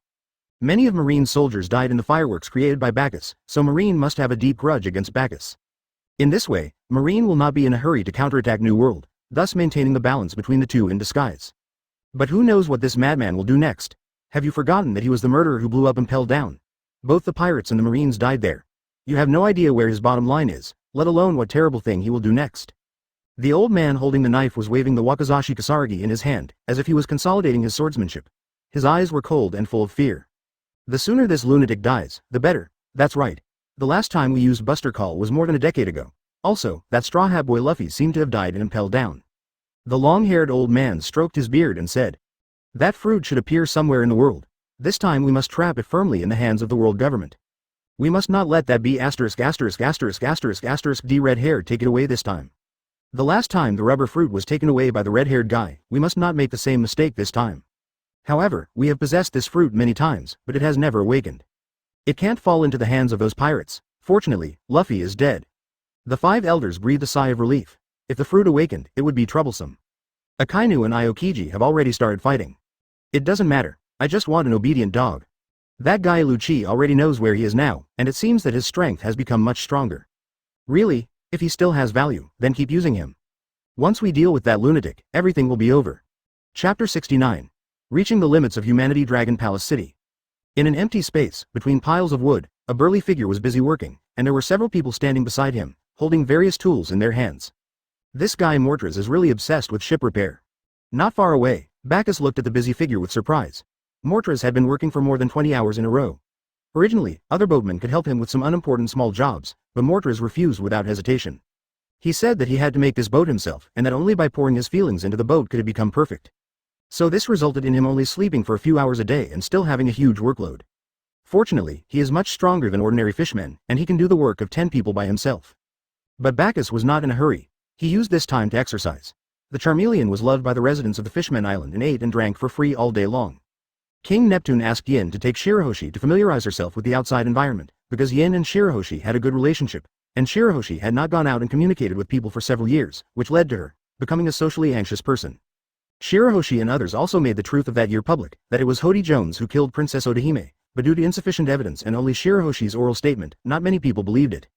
However, due to the reputation that Neptune had accumulated over the years and the fact that Yin, the human, and the ugly lizard predicted had cleared the human pirates from the Fishmen Island and rescued many fishmen, most of the fishmen no longer mentioned the idea of starting a holy war of revenge. Of course, the most important thing is that the figure like the King of Hell and the bloody scene that day were deeply imprinted in their hearts. What's funny is that in order to improve their strength, the residents of the Fishman Island have actually started an era of national exercise. This has many benefits. At least it allows the residents of the Fishman Island to protect themselves. In addition, after destroying the new Fishman pirates, 1.5 boxes of deadly drugs were seized. Dark fruit has the ability to compress, and Bagus guessed that all the deadly drugs could be compressed together using dark fruit. Then the effect of this deadly medicine will be stronger than you can imagine.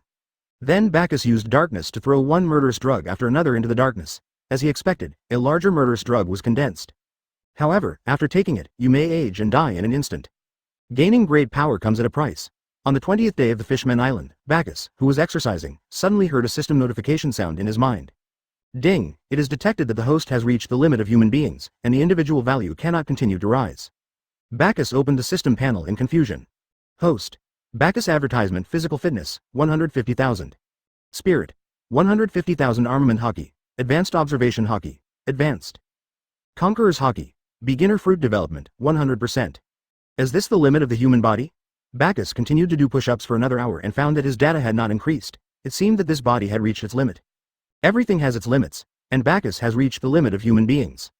However, his Conqueror's hockey has not yet been fully developed, which proves that he has not developed his body thoroughly enough. Now it is not possible to make up for everything by hard work alone. He must rely on himself to master and discover the power in his body. If he is lucky, breaking the mirror will be as easy as drinking water. If he is unlucky, he may never reach the ultimate realm and master the power in his body. Bagus stopped exercising. What was the point of doing all these things if he couldn't get stronger? He collapsed to the ground, his whole body shaped like the Huxia character, Tai, in the open space. For a moment, Bagus actually felt confused and endless emptiness. Once people have free time, they will always recall the pain hidden deep in their hearts, and Bagus has become accustomed to suppressing his pain by torturing himself. He looked up into the sky, and a gentle smile and a pair of cute dimples appeared on the soap bubble. Boom. Boom. Boom. The beating of his heart became stronger and faster, and the cramping pain made it difficult for Bagus to breathe. He held his heart and gasped for breath. He tried hard not to think about these things, tried hard to relax himself, but he found that his heart could not calm down no matter what. Some pains are deeply engraved in your bones from the very beginning. On weekdays, you may numb yourself with a busy life, or force yourself to smile all the time to cover up the pain in your heart, or make many friends and cater to them blindly to make up for your emptiness. Advertisement. But when it's late at night and you're tossing and turning, how can you suppress the person or thing that makes your heart ache and your breathing difficult? Bagus stood up and took a horse stance. He recalled the Zhang Ye and performed the moves over and over again. Drill, split, horizontal, blast, collapse. The fists are strong and powerful, with the wind whistling out of them full of murderous aura, and every move is a fierce killing move. Bagus practiced over and over again, not daring to slack off for the moment. Once you stop, that nasty feeling will come over you. It seems that even the King of Hell, who kills without blinking an eye, has his own concerns. Neptune in the Dragon Palace looked at Bagus in the open space in the distance. Looking at his empty and confused expression, looking at his expression of longing for the sky, looking at him holding his heart with a painful expression. Choosing this method to avoid the onslaught of grief. Neptune sighed. He often kept himself busy to stop thinking about Princess Odahime. But he still has his son and daughter to accompany him. Even so, whenever he is alone, the pain of missing them is still unforgettable. I guess the reason why he hates pirates so much is because of what's going on in his heart. In that case, since you have helped Dragon Palace City so much, I will give you another gift. He suddenly smiled and talked to himself, in the name of the same kind of people. Day 21. Huh? You're going to teach me fishman karate? Neptune took Bagus to the training ground and told him why he was there. Bagus was a little surprised. Murloc karate is a skill unique to Murlocs. How could Neptune think of teaching him this? Although humans can also practice fishman karate, humans have a poor affinity for water, so it is very difficult to practice. Moreover, the fishmen and humans have a long-standing grudge, and he has killed so many fishmen pirates. Isn't Neptune afraid that his strength will be further improved and then he will massacre the entire Fishman Island? Seeing Bacchus's puzzled expression, Neptune coughed twice and explained. Bagus, you have made so many contributions to the Fishman Island, and you deserve this. I know you can control water, but Fishman Karate is a skill that allows you to control water in a sophisticated way. The techniques are very subtle. I'm sure they will improve your water control skills.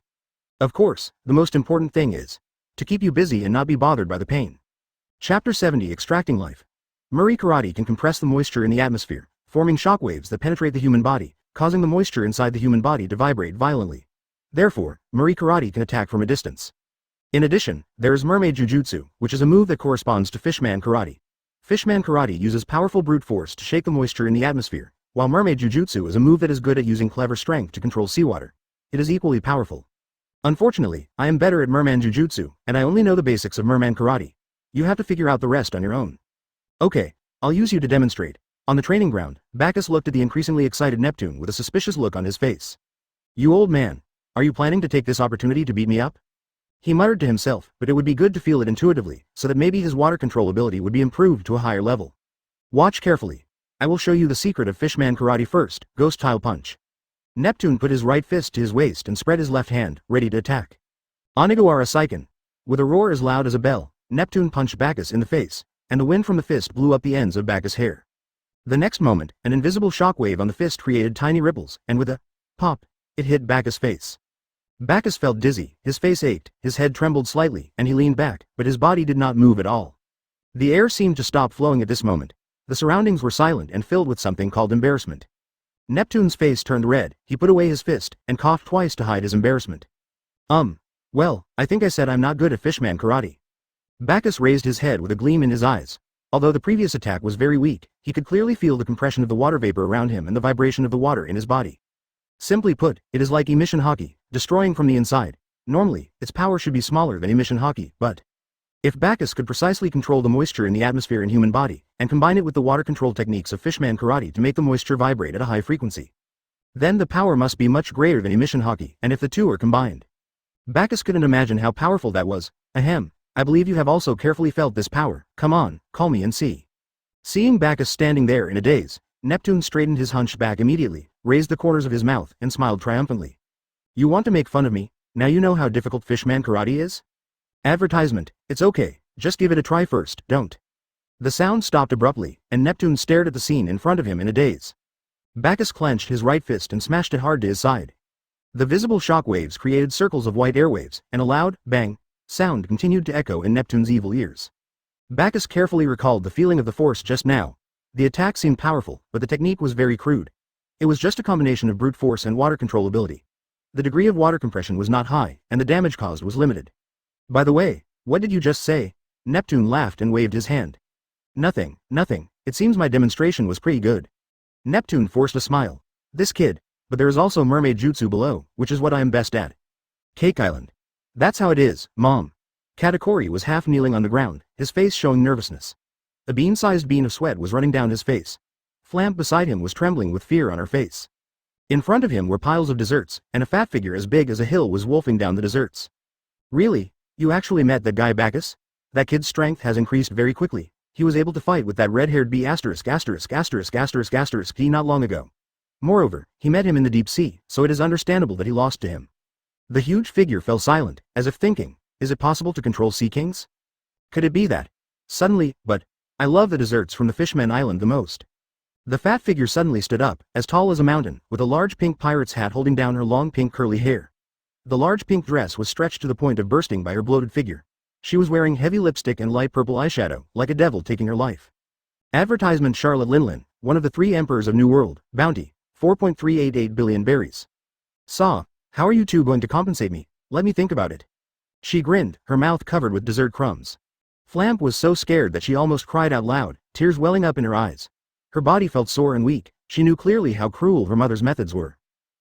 Just use your lifespan. Mama, Charlotte Linlin let out a creepy laugh, and her face became more and more ferocious.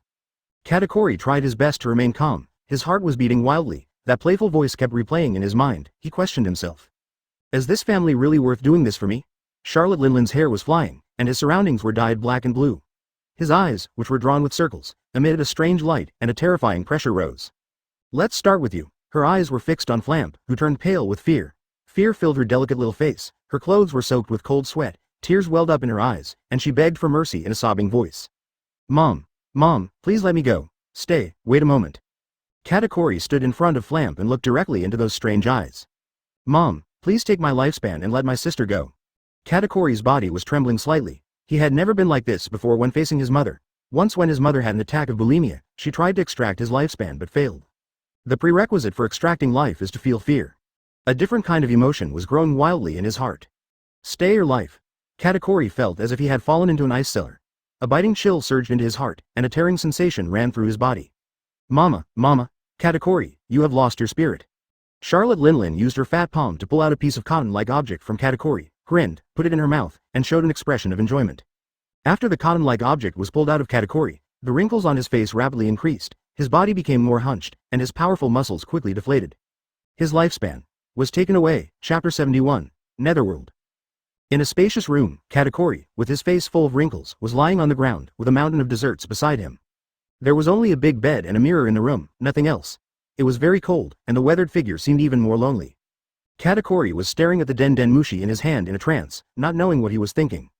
After a long while, he seemed to have made up his mind and dialed the phone. Brew, brew. The ringing of the phone echoed in the empty room, and Katakuri could clearly hear the sound of his own heart beating violently. Katakuri, have you figured it out? A hoarse voice sounded on the other side of the phone, with a firm tone, as if it had known that Katakuri would make this call. Ah, but I won't help you deal with Mom. Don't worry, just take your brothers and sisters and leave Cake Island. Also, don't forget to bring me some devil fruit. I really need these things. Really? But I have to make sure my family is safe before I can trade with you. Don't forget you promised me to let my family go. Oh, I see. I'll let you know when the plan starts. Remember to keep this Den Den Mushi well. After the call was hung up, Katakuri's raised arm drooped weakly. His chest felt heavy and he felt irritated. He looked at the ceiling anxiously.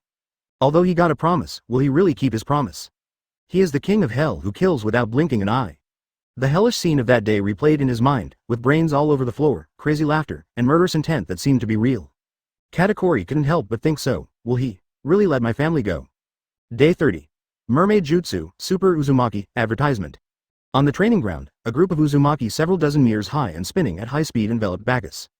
The high-speed rotation caused a loud gust of wind.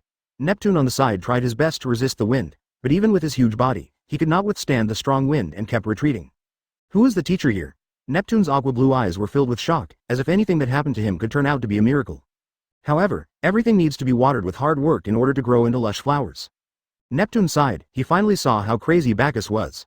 He practiced U-Man karate over and over again every day without getting tired of it, and from time to time he would perform a set of sharp and murderous punches. He had almost no time for sleep. If he was really too tired, he would take a nap for a while, and then get up again to continue practicing. Occasionally, you would see him staring at a pink conch in his hand in a daze. Whenever this happened, you would feel a bitter taste in the air, and even the cheerful music played in the Dragon Palace became sad. The always upright body actually bent down, and behind the lonely back lay loneliness, pain, and deep longing. Neptune's heart was filled with mixed emotions. He could deeply feel the haunting longing and the pain that penetrated deep into his bones. Sometimes he even thought he would never recover because the sadness was too heavy. But, the next moment his gloomy eyes became full of spirit again, and all the longing, pain and loneliness were swept away. His body exuded the pungent smell of blood again, and his somewhat tender face turned cold. It was then that Neptune understood why he hated the pirates so much and why he never took any prisoners alive. What a strong young man. The Uzumaki gradually dissipated, revealing Bagus. After several days of hard work, he finally learned Fishman karate, and his control over the water element of the spirit element was also greatly improved. Now he can control the water element with less mental power, and the sophistication of his control has also increased a lot. King Neptune, the ship should be ready today. Ah, that's what I came to tell you. Neptune straightened his clothes, put away his surprised expression, and said proudly. You've made great progress, kid. How about my teaching quality, isn't it? Hey, why are you walking so fast? When someone brags, the quickest way to slap him in the face is to cover your ears and run away. Without waiting for Neptune to finish, Bagus walked over quickly without looking back. He couldn't wait to see what the built ship would look like. Neptune followed Bagus with resentment. If he could beat this kid, he would have given him 2 duels. A moment later, Bagus and Neptune arrived at the place where the boats were placed. Morthris, Tora, Charmeleon, Shirahoshi and the 3 princes were all gathered there. A huge boat was covered with a red cloth. Advertisement. When Morthris, who had dark circles under his eyes, saw Bagus coming, he smiled innocently and pointed to the boat covered with red cloth beside him. Captain, everything is ready. Bagus nodded and patted Morthris on the shoulder, praising him. Well done, now let me see what the captain looks like. Yin looked at the red cloth expectantly. The Charmeleon was so excited that the flame on its tail grew a little thicker. The prince and princess also looked at him curiously. Momothris nodded and pulled the red cloth in his hand, and the red cloth covering the boat fell off at once. His expression was solemn and his breathing became rapid, just like uncovering the bride's red veil on the wedding night. The red cloth slid off, and a blue-gray ship came into view. On the bow was carved a hideous, green-faced, fanged evil spirit, which seemed to be carrying the chill from the underworld. Floating blue-gray clouds were printed on the streamlined hull, and a metal jet pipe was installed at the stern. Bagus stroked the hull with surprise in his eyes. Charmeleon ran around the ship, and Toru was even more shocked. The ship in front of him was quite Hawkeye. Mothra is introduced to everyone. The keel of this ship is made of Adam's treasure tree, which is extremely strong. Although the materials used for the wooden planks of the hull are a little inferior, its weight capacity and strength are also very good. It is 41 meters long and 23 meters wide. The layout on it also fully meets the requirements of the captain and Yin. Everyone boarded the ship. On the deck at the stern was the kitchen, and below was the lounge. The underground floor was close to the keel and had a more solid structure, so it was the training room. There is a circle of handrails above the kitchen, from which you can overlook the beautiful scenery in the distance. On the upper floor is an observation deck. At the same time, the deck was covered with fine sand, like a beach, and it made a rustling sound when you stepped on it. Behind the bow was a 17-meter-long mast. Captain, please give this ship a name. Morthras stroked the boat with a gentle look on his face, as if he was caressing his own child. You built this ship, so you should start it. Bagus refused, seeing how much he cared for the ship in his haggard face. Captain, this ship is built for you. We share the same aspirations. This is my motivation to build a ship and follow you at all costs. I want to follow you to wipe out all the pirates. So, Captain, please give this ship a name, Morthras pleaded, casting a fiery glare at Bagus. Bagus hesitated for a moment, then took a deep breath, as if he had made some important decision. Just call him. Netherworld, Chapter 72 Evolution and the Whereabouts of the Shock Fruit. Entrance to the Fishmen Island. The Erebus, wrapped in bubbles, floats in the deep sea. Bagus and Morthras hang a flag with a blood-red book and a blue-gray brush on the mast. Bagus cannot show up easily because he is not welcomed by the residents of the Fishmen Island. Yin and Charmeleon are saying goodbye to the residents of the Fishmen Island. The residents of the Fishmen Island are very grateful to them. Shirahoshi is also reluctant to see Yin leave because she is the first friend he has ever met. Yin, do you really have to go? Shirahoshi tearfully tried to persuade Yin to stay. She didn't understand what was so good about the vicious Bagus. Although she could occasionally sense his tenderness, and she also understood that Bagus was not the man who killed innocent people as rumored. I have something very important to do. Tora floated in the air, floated in front of Shirahoshi, waved his hand, and all the tears shed by Shirahoshi floated away.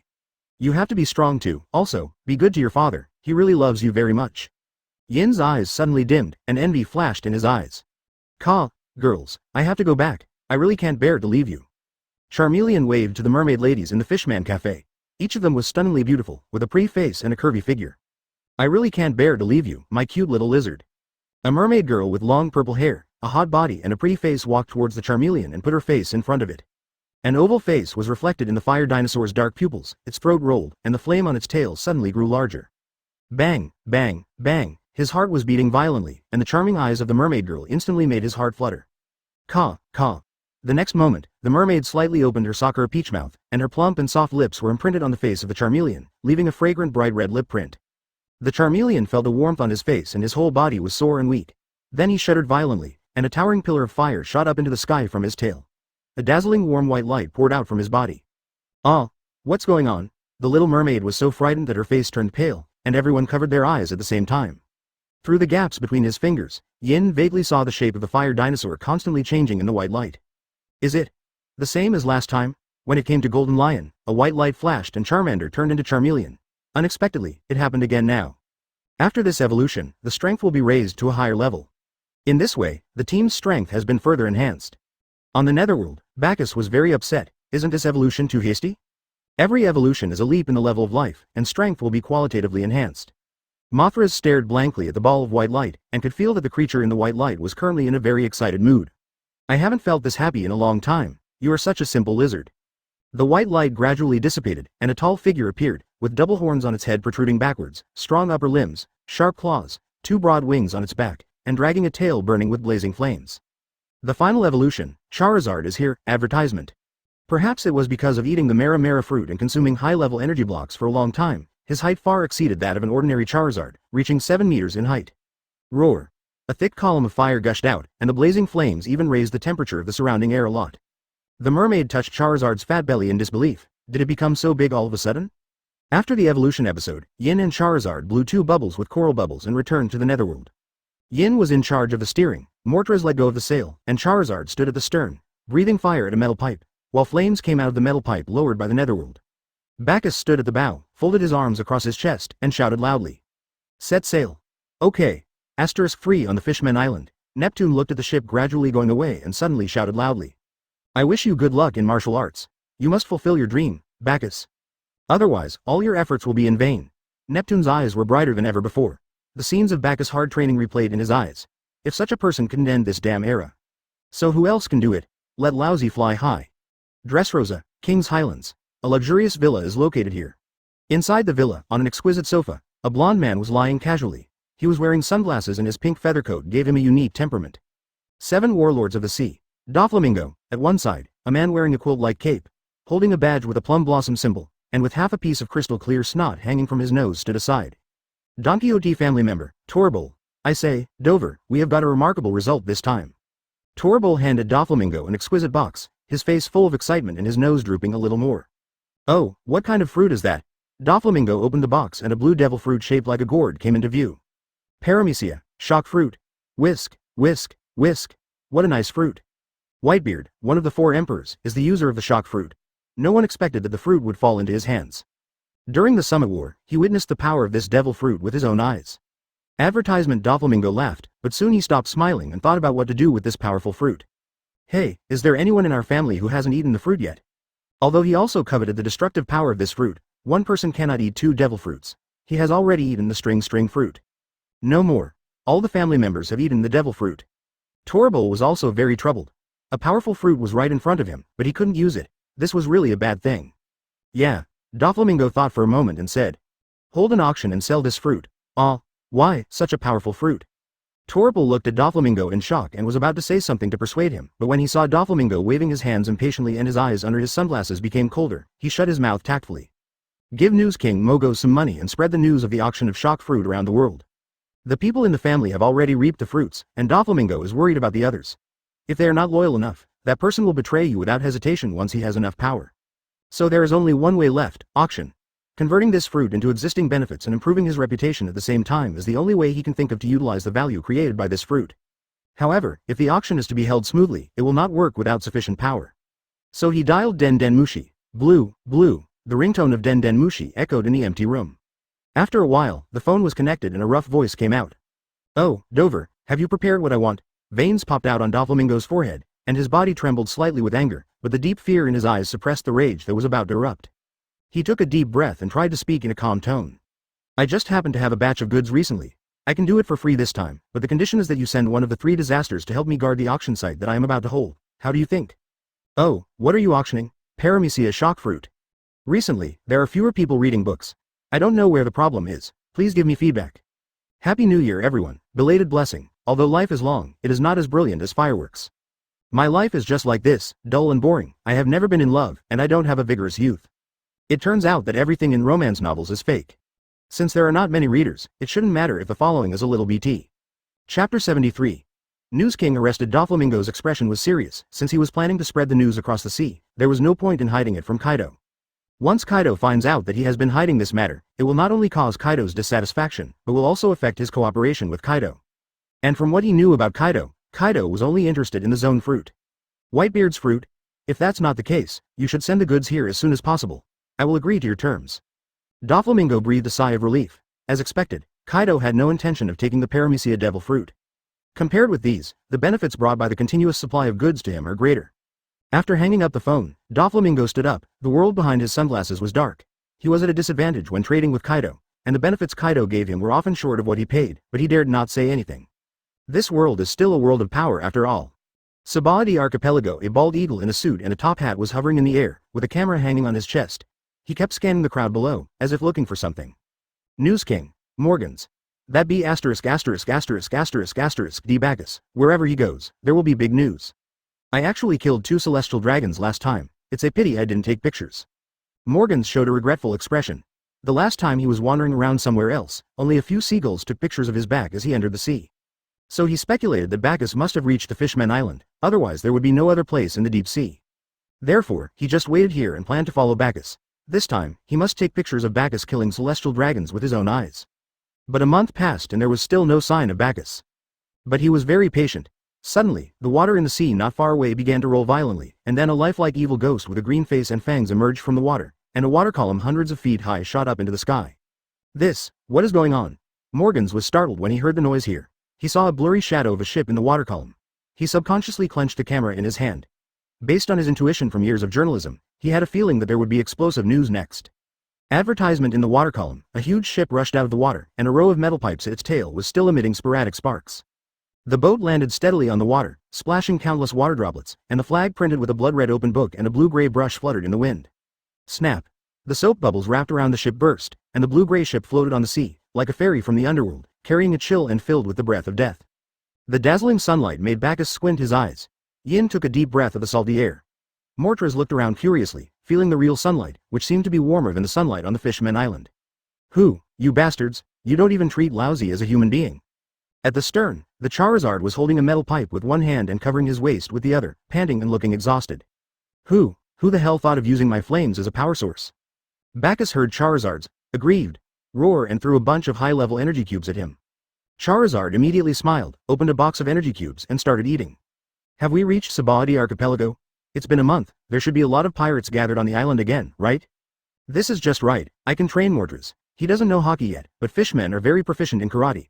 Coupled with his natural observation hockey and great strength, dealing with these little pirates should not be a problem. Hey, Mortras, have you ever killed anyone? Mothras shook his head woodenly. He had been on the Fishman Island since he was born. He was immersed in shipbuilding every day and had no time to kill people. Yeah, it's a good time to clean up the pirates and let Mortras get his killing touch back. Bagus opened the observation hockey, covering the entire Sabaody Archipelago in an instant. There was no aura of a strong man, and with Tona protecting him, it was not a big problem. At the same time, he discovered an interesting person in the sky. He raised the corner of his mouth and looked up at the sky with a smile. I really want to know how you react when you see me. Yin, you and Mortras go to the island to clean up the pirates. I'm going to meet someone I know. Bagus gave an instruction and exhaled a cloud of mist, which turned into a black lightning and shot into the sky. In the sky, Morgans finally saw the people on the boat. The familiar face made him shudder all over. He quickly picked up the camera and took a picture. His face flushed with excitement. Advertisement, damn it, this month's wait was finally worth it. But suddenly he saw Bagus seem to smile in his direction. Did he discover me? Before he could react, a flash of black lightning streaked across the sky. All the feathers on his body exploded, his eyes showed fear, and he quickly flapped his wings and flew away. Really, I don't think I provoked him. He is the king of hell who has never taken anyone alive and has killed over 10,000 people. Suddenly, he felt a pain in his neck and difficulty breathing, as if he was being strangled by a large hand. A tall shadow enveloped Morgans, and a hoarse voice spoke. You are the news king Morgans. Morgans flapped his wings hard, and white feathers scattered like a feather rain. Big brother. Don't kill me. Morgans stammered and begged for mercy. He didn't expect Bacchus's strength to be so terrible that he captured him in the blink of an eye. A water pan was suspended at Bacchus' feet. He grabbed Morgan's neck, and there was still residual black lightning on his body. You can't kill me. If you kill me, all the dirty secrets in the world will be exposed. I know a lot of secrets. Morgans threatened that the reason he was still alive was, firstly, because his whereabouts were uncertain, and secondly, because he knew many secrets. Once he died, the people he left behind would spread the secrets all over the world. But this threat to the world is of no concern to Bacchus, who is alone. So, do you think I really care about this? But if that happens, the world will be in turmoil and chaos. You are the one who bears the name of justice. Didn't you kill the pirates just too? Morgans was dumbfounded. Don't those people in Marine who are responsible for justice want to uphold justice in this world? I think you may have some misunderstanding about my justice. I just want to kill all the pirates and enjoy their expressions of despair and pain, that's all. Whether this world is in chaos or not has nothing to do with me. After killing the pirates, only those who survive can witness the beautiful times ahead. Also, tell me, is the eagle better steamed or braised? Chapter 74 Pirates Gathering Place. After saying that, Bacchus pretended to increase the strength of his palm. Morgans felt his neck tighten. He could feel the murderous aura emanating from Bacchus. He really wanted to kill him. Wait a minute. I know the whereabouts of a super powerful fruit, Whitebeard, does it know? It's the fruit that the strongest man in the world once possessed. You still want to kill the pirates, right? I can provide you with their location. I have a lot of seagull troops, and there are many benefits to keeping me. In the face of life and death crisis, Morgans burst out with unprecedented potential, and he has never spoken so fast in his life. Really? Then how can I trust you? Morgans was stunned and his eyelids twitched. It seemed that he really couldn't find a way to make him believe it. I suddenly had an idea. Let me demonstrate it to you first. Bacchus grabbed a seagull at random, and a dark and gloomy darkness surged out of his palm, slowly drilling into the seagull's belly through its mouth. Then, Bacchus released the seagull. The seagull didn't fly far before its belly grew bigger and bigger like a balloon. Bang! An explosion sounded, and the seagulls turned into a rain of blood. Morgans watched the scene in horror, swallowing his saliva continuously. This thing is called the Seed of Darkness. It's one of my abilities. Once it's planted in your body, I can make it explode in your abdomen with just a thought. You will end up like this seagull. So, as long as you listen to me, I won't make things difficult for you. Bacchus looked at Morgans with amusement, waiting for his decision. I fought hard for my journalism career. Morgans closed his eyes and opened his beak. Smart decision. The darkness spread along Bacchus's palm, to Morgan's mouth, and gradually penetrated into his abdomen. Vomit. Morgans couldn't stop dry heaving. His throat felt tearing and his abdomen was swelling. It felt like something was stuffed into his body, making him feel uncomfortable. Advertisement. Okay, remember your promise, otherwise, it will explode. Bagus loosened his grip. He had no intention of killing him from the beginning, otherwise why would he waste so much time talking to him? The information from the News King would be of great use to him. Morgans showed a painful expression, covered his neck, coughed violently, breathed the air around him frantically, and tears flowed down his face. Mad, really crazy. He couldn't help cursing this devil in his heart. It was just taking a few photos. Okay, now tell me about the fruit. Shock fruit was taken to auction by Doflamingo, and the auction was held in Dressrosa. I was commissioned by him to publish this news in the newspaper, so I estimate that a large number of pirates will gather in Dressrosa recently, which is exactly what you want. Morgans answered honestly that his life was now in the hands of this madman and he could only try his best to meet his demands. Very good, you can go now. Hearing this, Morgans immediately flapped his wings and fled away from this place of trouble. By the way, I want a free newspaper every day from now on. Morgans staggered and nearly fell from the sky. The feathers all over his body exploded again and he flew away angrily. Bagus smiled as if his conspiracy had succeeded. In fact, there was no such thing as seed of darkness. It was just a lie to him. He couldn't keep the darkness in the human body for a long time. But I believe that with the seagull as a demonstration, Morgans, a smart man, will not joke with his own life. Okay, time to go check on Yin's situation, Sabaody Archipelago. Even after Bacchus's two baptisms, the island is still full of pirates and human traffickers. Many auctions have been re-established and the slave industry is full of vitality again.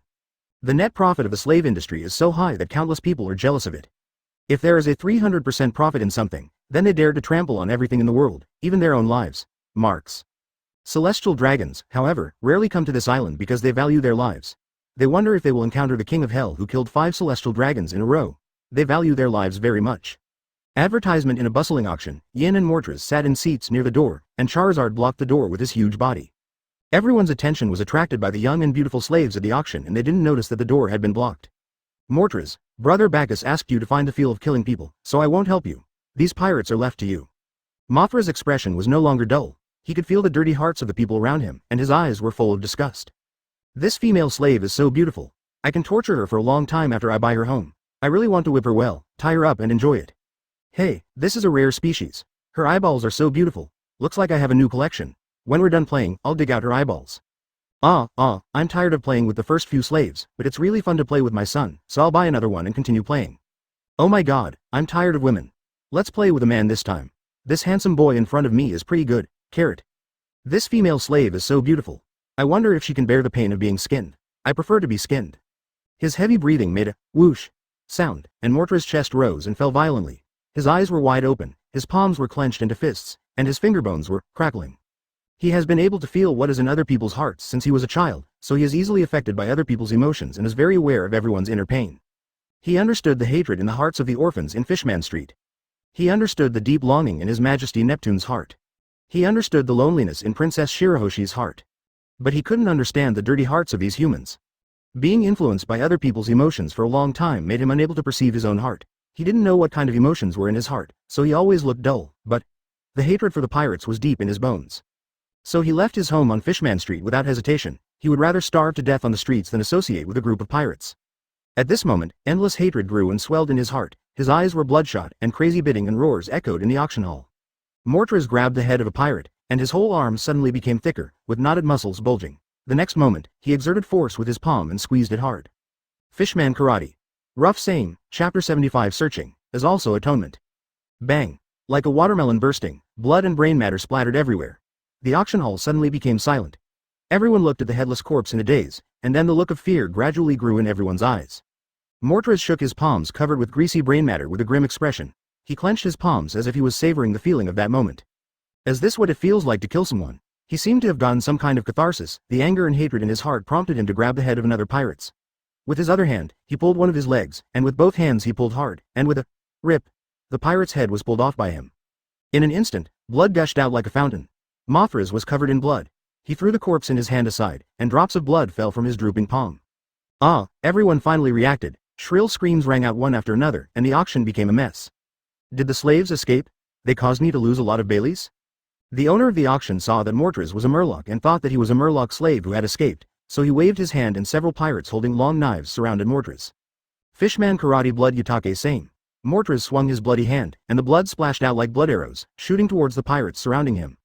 The pirates fell to the ground, and bright red blood flowed out from the tiny blood holes on their bodies, staining their clothes red. The boss's legs went weak and he rolled and crawled towards the door. At the same time, The pirates in the auction found that the door was blocked by a giant orange dragon. They looked at each other and knew that if they didn't join forces, everyone would stay here today. So they gathered together and charged towards Mothras. Mortras was not afraid at all. He used his natural observation Hawkeye to sense the trajectory of their attacks. He gently turned sideways, and two sharp blades brushed past him. Another knife stabbed him in the face. He grabbed the blade. The knife-wielding pirates in front of him looked panicked and hurriedly tried to pull the knife back. But the knife seemed to be welded to Mothras's palm, and no matter how hard he tried, the blade didn't move at all. Pirates. It's better to die. I saw the veins on his arms bulging, and he twisted the blade hard. There was a crisp sound, and the blade broke into two pieces.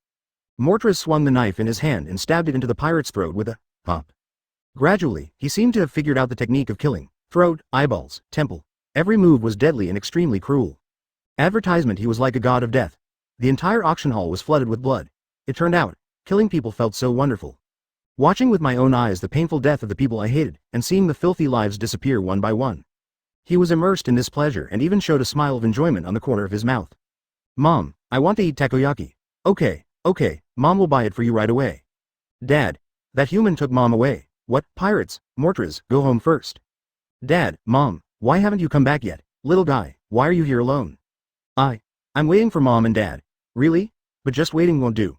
We need to find some important people. Come, I'll teach you how to make something that can swim freely in the sea, so you can find your parents. Okay, I must learn. Mortras, your parents were captured by the pirates and sold to humans. Hate those humans.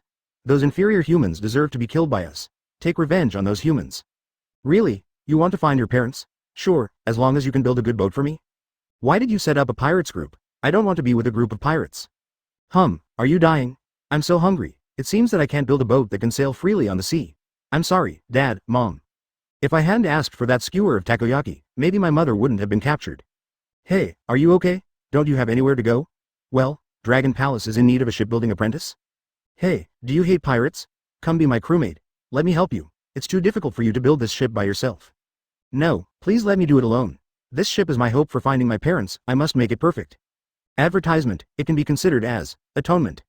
Mothras didn't know when his eyes were already filled with tears. He also had a warm family before. Whenever you lose something, you realize how important it is to you. The more you feel good, the more painful it will be when suffering comes. Everything in the world is relative. Beauty can save a person who has fallen into the abyss, but it can also make a person fall into the abyss. So he shed tears after sensing what was in Bagus' heart, for he was also a person who had fallen into the abyss. Now he finally felt his own heart. Pain and longing filled his empty heart, and hatred had penetrated deep into his bones. Maybe there are really kind people among the pirates, but they kill the pirates not to uphold justice or convict them. Just want to kill every pirates.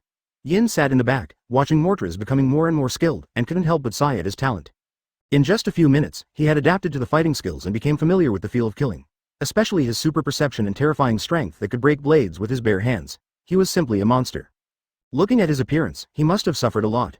Yin stood up and walked towards the door. Several pirates stabbed at her with knives. She grasped the hilt of the knife and drew it out boldly. A few flashes of knife light cut through the void, and several heads rolled to the ground. She stomped on a head and said hello to the Charizard. I'm going to go out for a while. Remember to keep an eye on Mortras and don't let him get hurt. Roar. Don't worry, Lousy promised to protect him. Charizard patted his chest and smiled at Yin. The owner of the auction house saw a little girl say a few words to the lizard blocking the gate, and the orange lizard gave way, so he ran to Charizard, took out a small bag of Bailey from his pocket, and flattered Charizard. Brother Lizard, this is just a small token of my respect. Please do me a favor and let me go. Charizard became furious, his expression changed, and he glared at the human in front of him who was behaving strangely. Roar. Open your dog eyes and take a good look. Lousy has already shed his lizard skin and sublimated into a dragon. Die, Lousy. Winking face, did I say something wrong? Chapter 76. Light in the darkness. A moment later, the entire floor of the auction was stained with a layer of sticky scarlet blood. The air was filled with the smell of rust and burnt meat.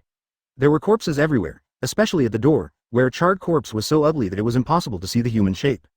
Mothras was gasping for breath, his breathing making a whirring sound like a broken bellows. He lay exhausted in a pool of blood, staring at the ceiling with empty eyes. After venting all your emotions, all that's left is emptiness. Seeing that Mortras was a little depressed, Charizard sat beside him and accompanied him silently.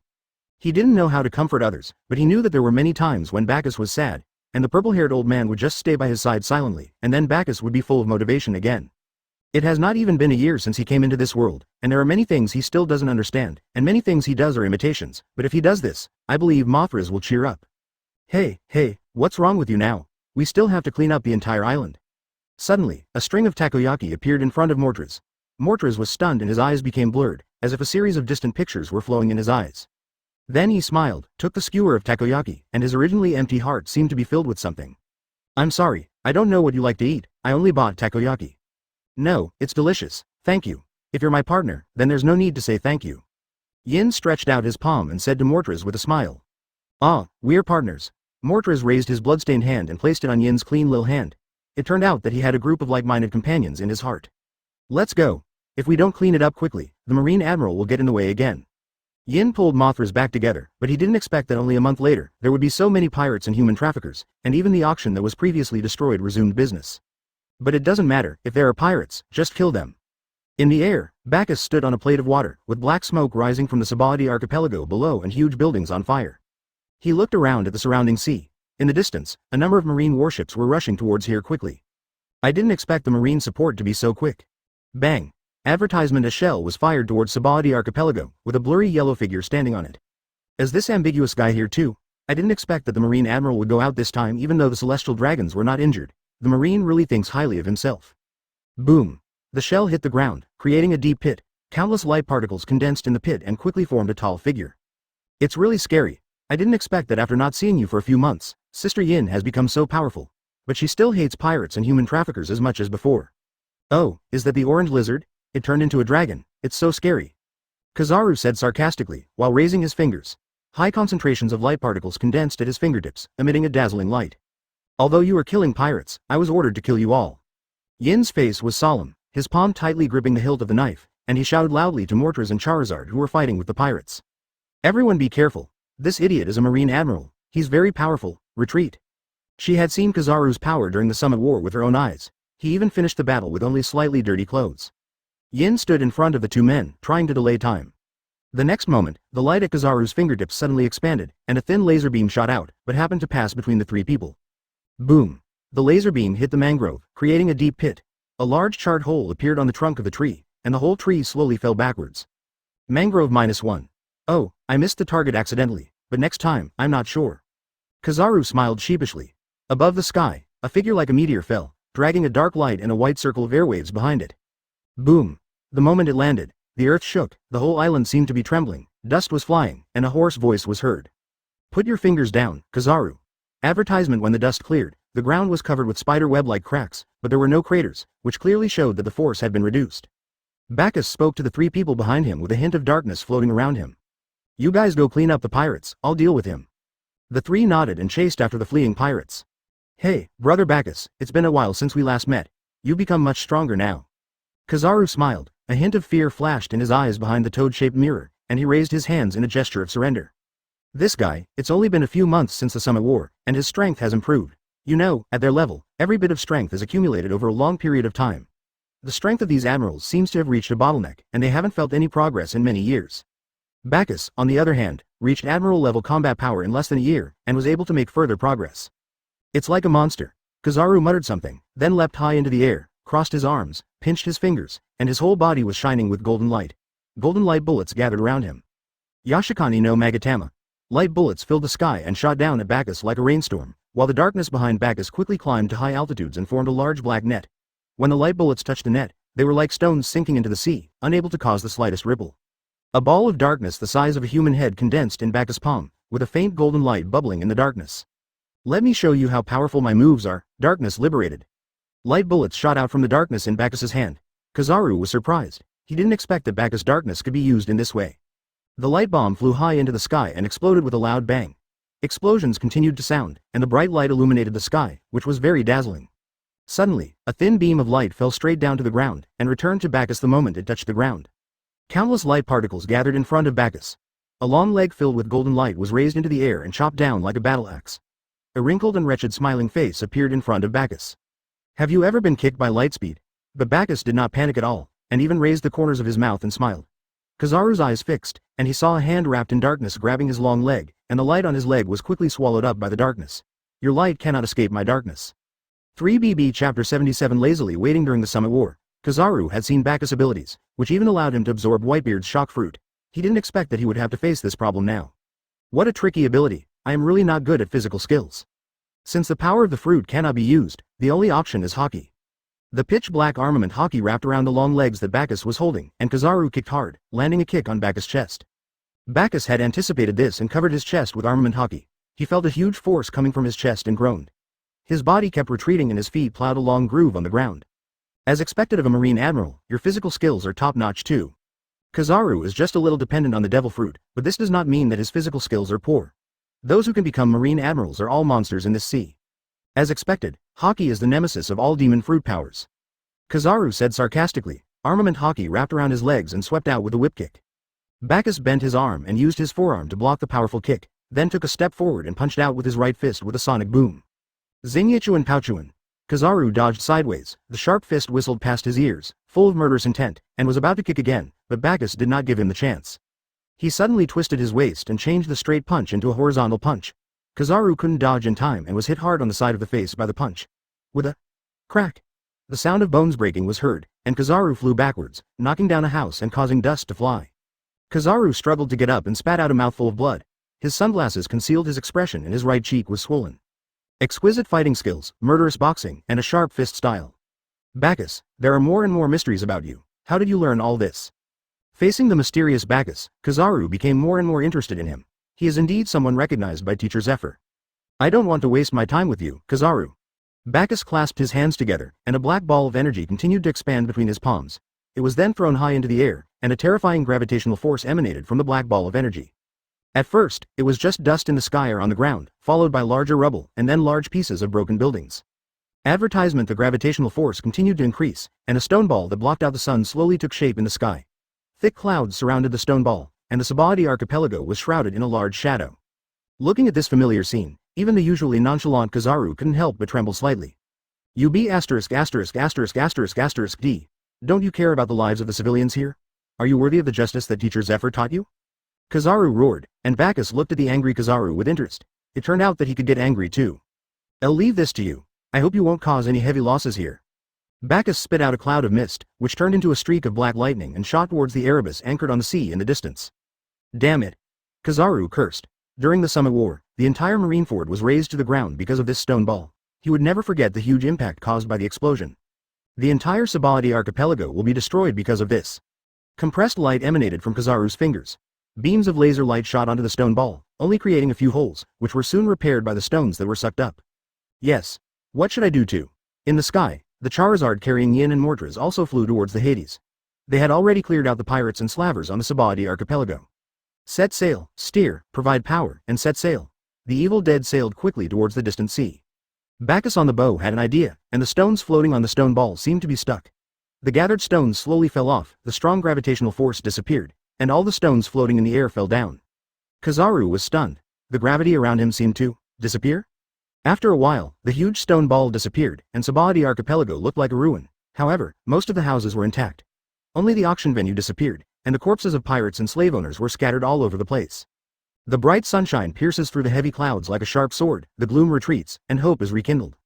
No matter how dark life is, as long as there is a glimmer of hope, it is enough to keep you moving forward. Many people showed smiles of relief after surviving the disaster, and of course there were also freed slaves, who knelt on the ground and cried bitterly. It was hard to imagine what kind of torture they had endured. Kizaru sat on a huge rock, the warm golden sun shining on him, without saying a word. Have I been fooled? Advertisement. Kizaru smiled bitterly. That be asterisk asterisk asterisk asterisk asterisk D. Bagus had no intention of destroying this place from the beginning. He just wanted to delay him and buy time to escape. He looked at the people around him who were all beaming with joy. Some slaves were crying with joy after finding their families, while others were looking at the golden light rising in the sky with longing in their eyes. Maybe. Bagus was not wrong, it was this distorted world that was wrong. He pulled a cigarette from his pocket, put it in his mouth, lit it, took a deep breath, and exhaled a puff of smoke. He suddenly laughed. He also became somewhat interested in the world that Bagus mentioned. When old man Zephyr talked about that world, his eyes seemed to be full of light. Speaking of which, that world is really exciting. Blue, blue, the Den Den Mushi rang. Kizaru took out the Den Den Mushi from his pocket and answered the call. Moshi Moshi, this is Huang. Kizaru, did you kill Bagus? An old and deep voice came from the phone. It was the highest leader of the world government, 5 elders. Kizaru gave a regretful look and explained vaguely. I'm so sorry. Bacchus's strength has improved too fast. I'm no longer his opponent. It's so scary. Damn it. You must be. Kizaru hung up the phone immediately before the 5 elders could vent their anger. He didn't want to be criticized. Zephyr had scolded him many times in the past. Those memories were really not good. Well, we can go home now, it's time to get off work. Kizaru raised the watch on his wrist and checked the time. It was already 1 minute overdue. He turned and left, the cloak of justice fluttering in the wind behind him, puffs of smoke coming out of his mouth, his figure still as lazy as ever. I finally understand why Sakazuki asked me not to hurt you. Come to think of it, I've known him for so many years, and this is the first time he's asked someone for help. He probably wants to see that world, too. Well, I'll look forward to it too. However, it is still comfortable to fish. Chapter 78 Tai Chi and Exit. On the vast ocean, a blue-gray ship was moving forward rapidly, dragging a long white groove at its tail, stirring up waves. Suddenly, a strange and unpredictable wind blew up on the sea, sometimes strong and sometimes weak, and it always swirled around the blue-gray ship like a tornado, with the ship being the eye of the storm. On the deck of the ship, Bagus was performing a set of boxing techniques. His movements were easy and soft, round and natural, like an endless wave, with endless variations. The same movement had different effects at different angles and was all-encompassing. Bagus is sometimes fast and sometimes slow, opening and closing hands, right single whip, elbow punch, turning and pushing palms, jade girl shuttle, right and left kicks. When his hands made circles, there seemed to be a breeze in his palms. The wind moved with his body, bringing with it the wind around him. Darkness involuntarily emerged from his body and injected into the breeze in his palms little by little. After a while, a black ball with weak gravity condensed in front of Bagus. The tiny grains of sand on the deck slowly floated up, and a regular circle appeared under Bagus' feet, and even the shadow of the Tai Chi diagram emerged. But the entire Tai Chi diagram is only black, with more yin and less yang. Bagus frowned, rotated both forearms at the same time, separated his palms to the width of his shoulders, palms facing down, and slowly dropped them. Why does it always feel wrong? Is there something wrong with my posture? Bagus thought. He had practiced this book of Tai Chi for a long time, and he did every move step by step according to the bamboo book, so there was no way he could make any mistakes. When he was practicing just now, he could feel the energy of the dark fruit being triggered in his body, but it seemed that there was still a lack of power. Everything given by the system seems to be integrated into this world and exists in a reasonable way. For example, the breathing method in Demon Slayer is to allow the blood to absorb a large amount of oxygen through breathing, instantly greatly improving physical ability. In other words, the better his physical foundation, the stronger the power you get after using the breathing method. For example, the pulse gate in Kuiba is the gathering place of biological energy. It launches attacks of different degrees through vibrations of different frequencies. The stronger your body is, the more biological energy you have. The higher the frequency of vibration you can withstand, the stronger the attack you can launch. In addition, Wu Luqi's magic sword Thousand Blades can be controlled by mental power in this world, which can also be understood as observation haki. Armament haki can also cover it and wrap every piece of debris. The same is true for traditional Huxia martial arts. The power of your boxing is also determined by your physical fitness, and it also has its own characteristics and effects. Zhang Ye is full of murderous aura and fierce boxing. When Bagus exudes murderous aura, he will feel unprecedented fluency when using this set of boxing techniques, and the power will be a bit greater, and even the murderous aura will be much stronger. So Bagus guessed that Tai Chi also has some tricks and reasonable ways to use. He tried out his moves over and over again, and found that the power contained in his moves was too weak and could not bring out the full power of Tai Chi. He suddenly realized that Tai Chi is soft yet strong, and although the movements seem slow, they are actually as fast as lightning. The Book of Changes says, the Book of Changes has Taiji, and life has Lianji. But he lacked another kind of extremely strong power, and a bold idea suddenly appeared in his mind. Advertisement if, Naval Headquarters, Marineford. After the Summit War, Smoker made great contributions, and because of his past achievements, he was awarded the rank of Vice Admiral. At this moment, he had just received the award and was standing on the Marine training ground, watching a group of recruits running around the playground. After that war, the Marine was seriously short of manpower, and now it has begun small-scale conscription. It is said that when Akainu officially takes office as marshal, the world government will allocate a large amount of baileys, and will then recruit soldiers on a large scale. Smoker held a cigar in his mouth and looked at the instructor who was roaring on the playground. He felt bored and always felt like something was missing. Hey, Aokiji, this year's instructor doesn't seem to be teaching very well. Mr. Zephyr can't be replaced by just anyone. Smoker finally realized what was missing. A figure suddenly appeared in his mind, and he gritted his teeth. That be ********* D. Bagus. Mr. Zephyr must have quit Marine because of him. Smoker will never forget how Zephyr's eyes lit up with unprecedented light after hearing those words in the ward, and then even the decadence that had accumulated in him for many years disappeared. Aokiji, who was standing next to him, was holding a bottle of sherry in his hand. What was strange was that his left calf was made of ice crystals. He seemed to be in a bad condition. His eyes were full of fatigue and gray. His beard was untidy and his clothes were untidy. Aokiji raised the sherry in his hand and took a big gulp. Hey, Aokiji, are you okay? Smoker looked at Aokiji worriedly. He had been like this ever since he lost the battle with Akainu for the position of marshal. Most of his body was burned by the lava and he lost his left leg. It was conceivable how brutal the battle was. Sakazuki is such a ruthless guy. Smoker cursed in his heart. He hated Akainu's style of doing things. He was ruthless and would not let go of anyone who stood in his way, even if they were his former friends. Moreover, pirates cannot be killed simply by killing them. It's okay, I'm just a little tired, Aokiji said nonchalantly. Smoker, do you think it's meaningful for Marine to stay here now? Aokiji's eyes dimmed, he threw the empty bottle in his hand and exhaled. Advertisement, do you want to leave Marine? Smoker asked back. Ah, I do plan to do that, but where can you go? Wherever we go is up to us, alone, one person.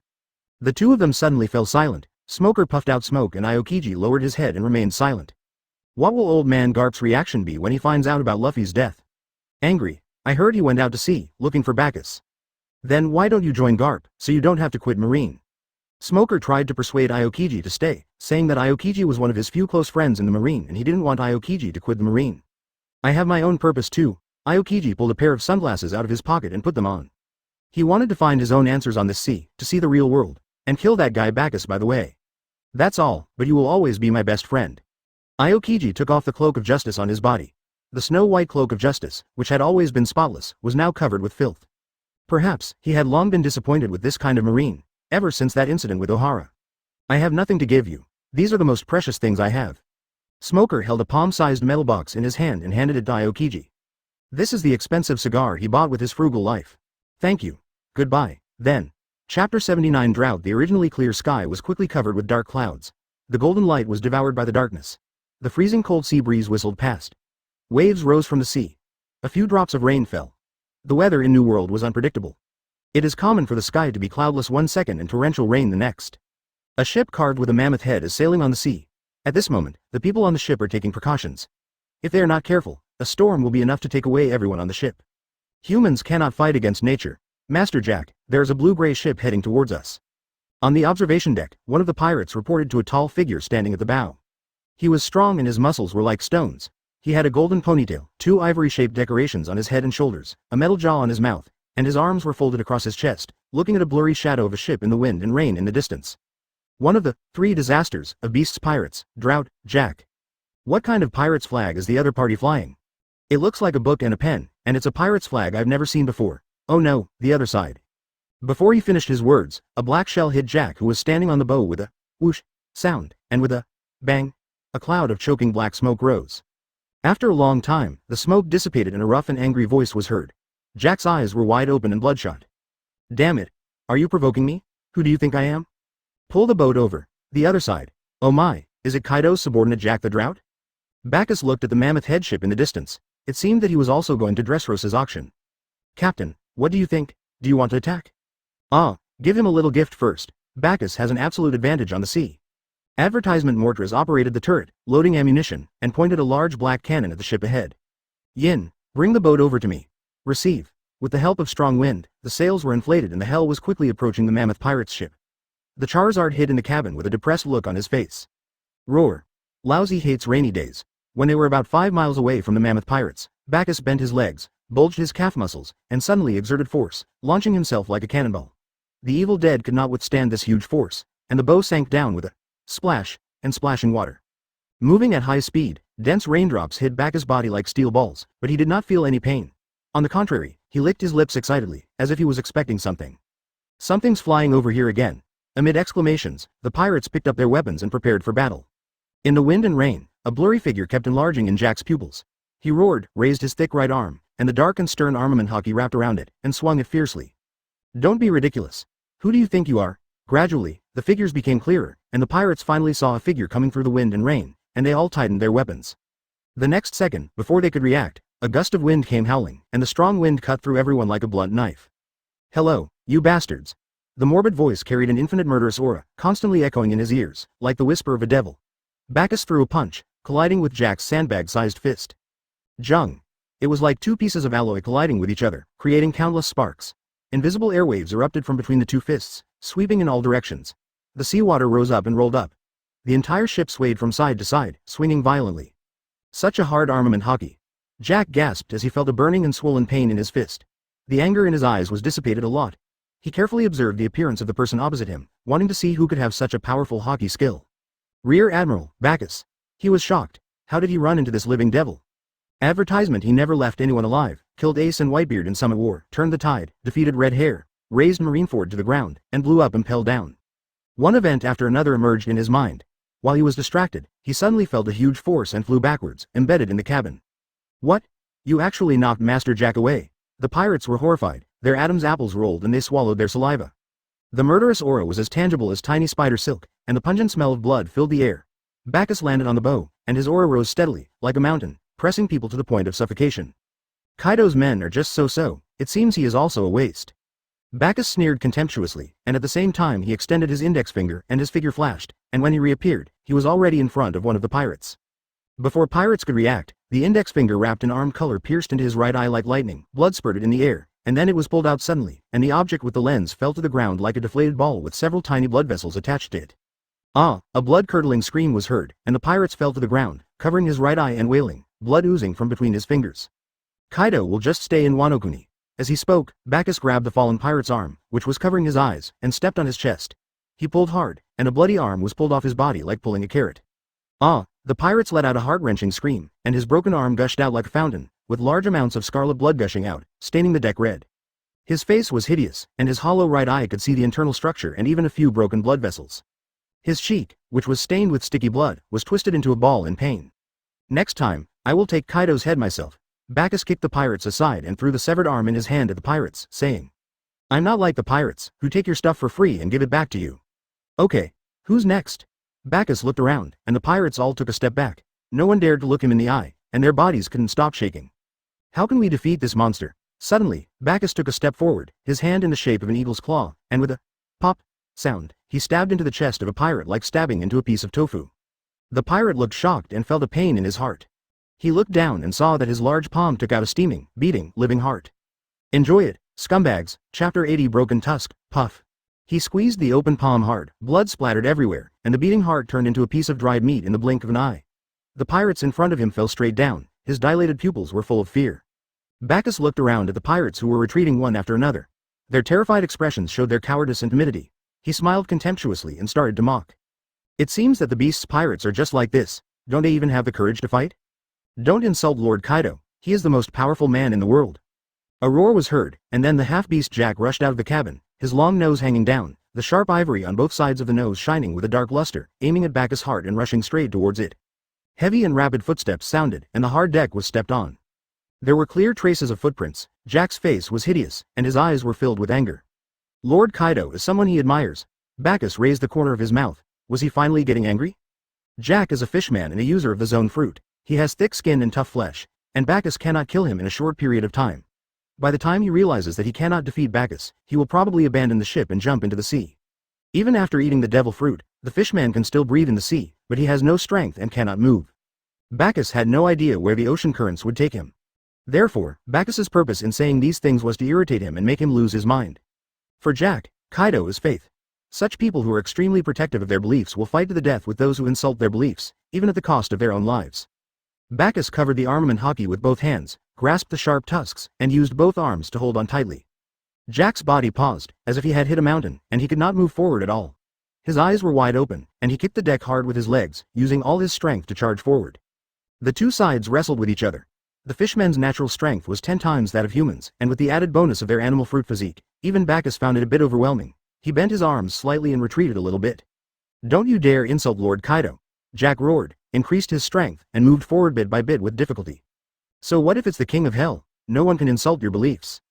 Advertisement, go to hell. The sharp ivory was about to pierce Bagus' chest.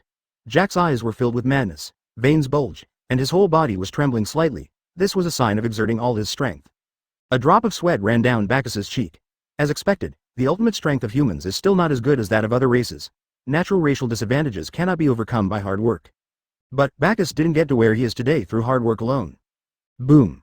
The light blue circular pulse gate was looming, vibrating at an extremely high frequency. At the same time, Bagus took a deep breath and exhaled a thick cloud of mist, using a strange breathing method. Sizzle, black lightning like winding snakes wrapped around Bagus' body. His momentum rose steadily, his face turned red, and his body stopped retreating. A guy like Kaido deserves to stay in that tiny place forever. He doesn't deserve to be the king of pirates. As soon as he finished speaking, Bagus's arms knotted their muscles and pressed down hard. With a bang, the deck broke and Jack's head was buried deep in the deck. Jack groaned, feeling a huge force suddenly burst out. He was like an ant, unable to resist this huge force. Crack. There was a crisp sound, and 2 tusks broke. Bagus held the 2 broken tusks in his hand, his chest heaving violently, and a burning feeling came from his lungs. Jack. Master Jack, we lost. The pirates stared in amazement at Lord Jack, who was lying on the ground with a deathly pale face. What could they do when even Lord Jack couldn't deal with the enemy?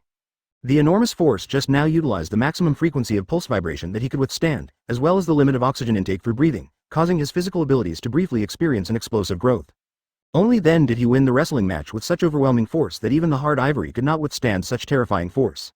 Brothers, fight him. We're all going to die anyway, so we might as well fight before we die. Kill.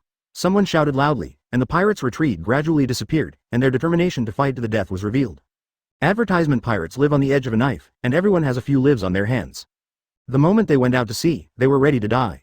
The pirates clenched their knives tightly and swarmed towards Bagus, hysterical madness spreading in everyone's eyes. The counterattack of a dying person is the most terrifying. However, it's of no use. Bagus threw the 2 sharp pieces of ivory in his hands like throwing javelins. With bursts of breaking sounds, circles of white airwaves were left at the tail, leaving a string of afterimages in the air. It was hard to imagine how powerful he was.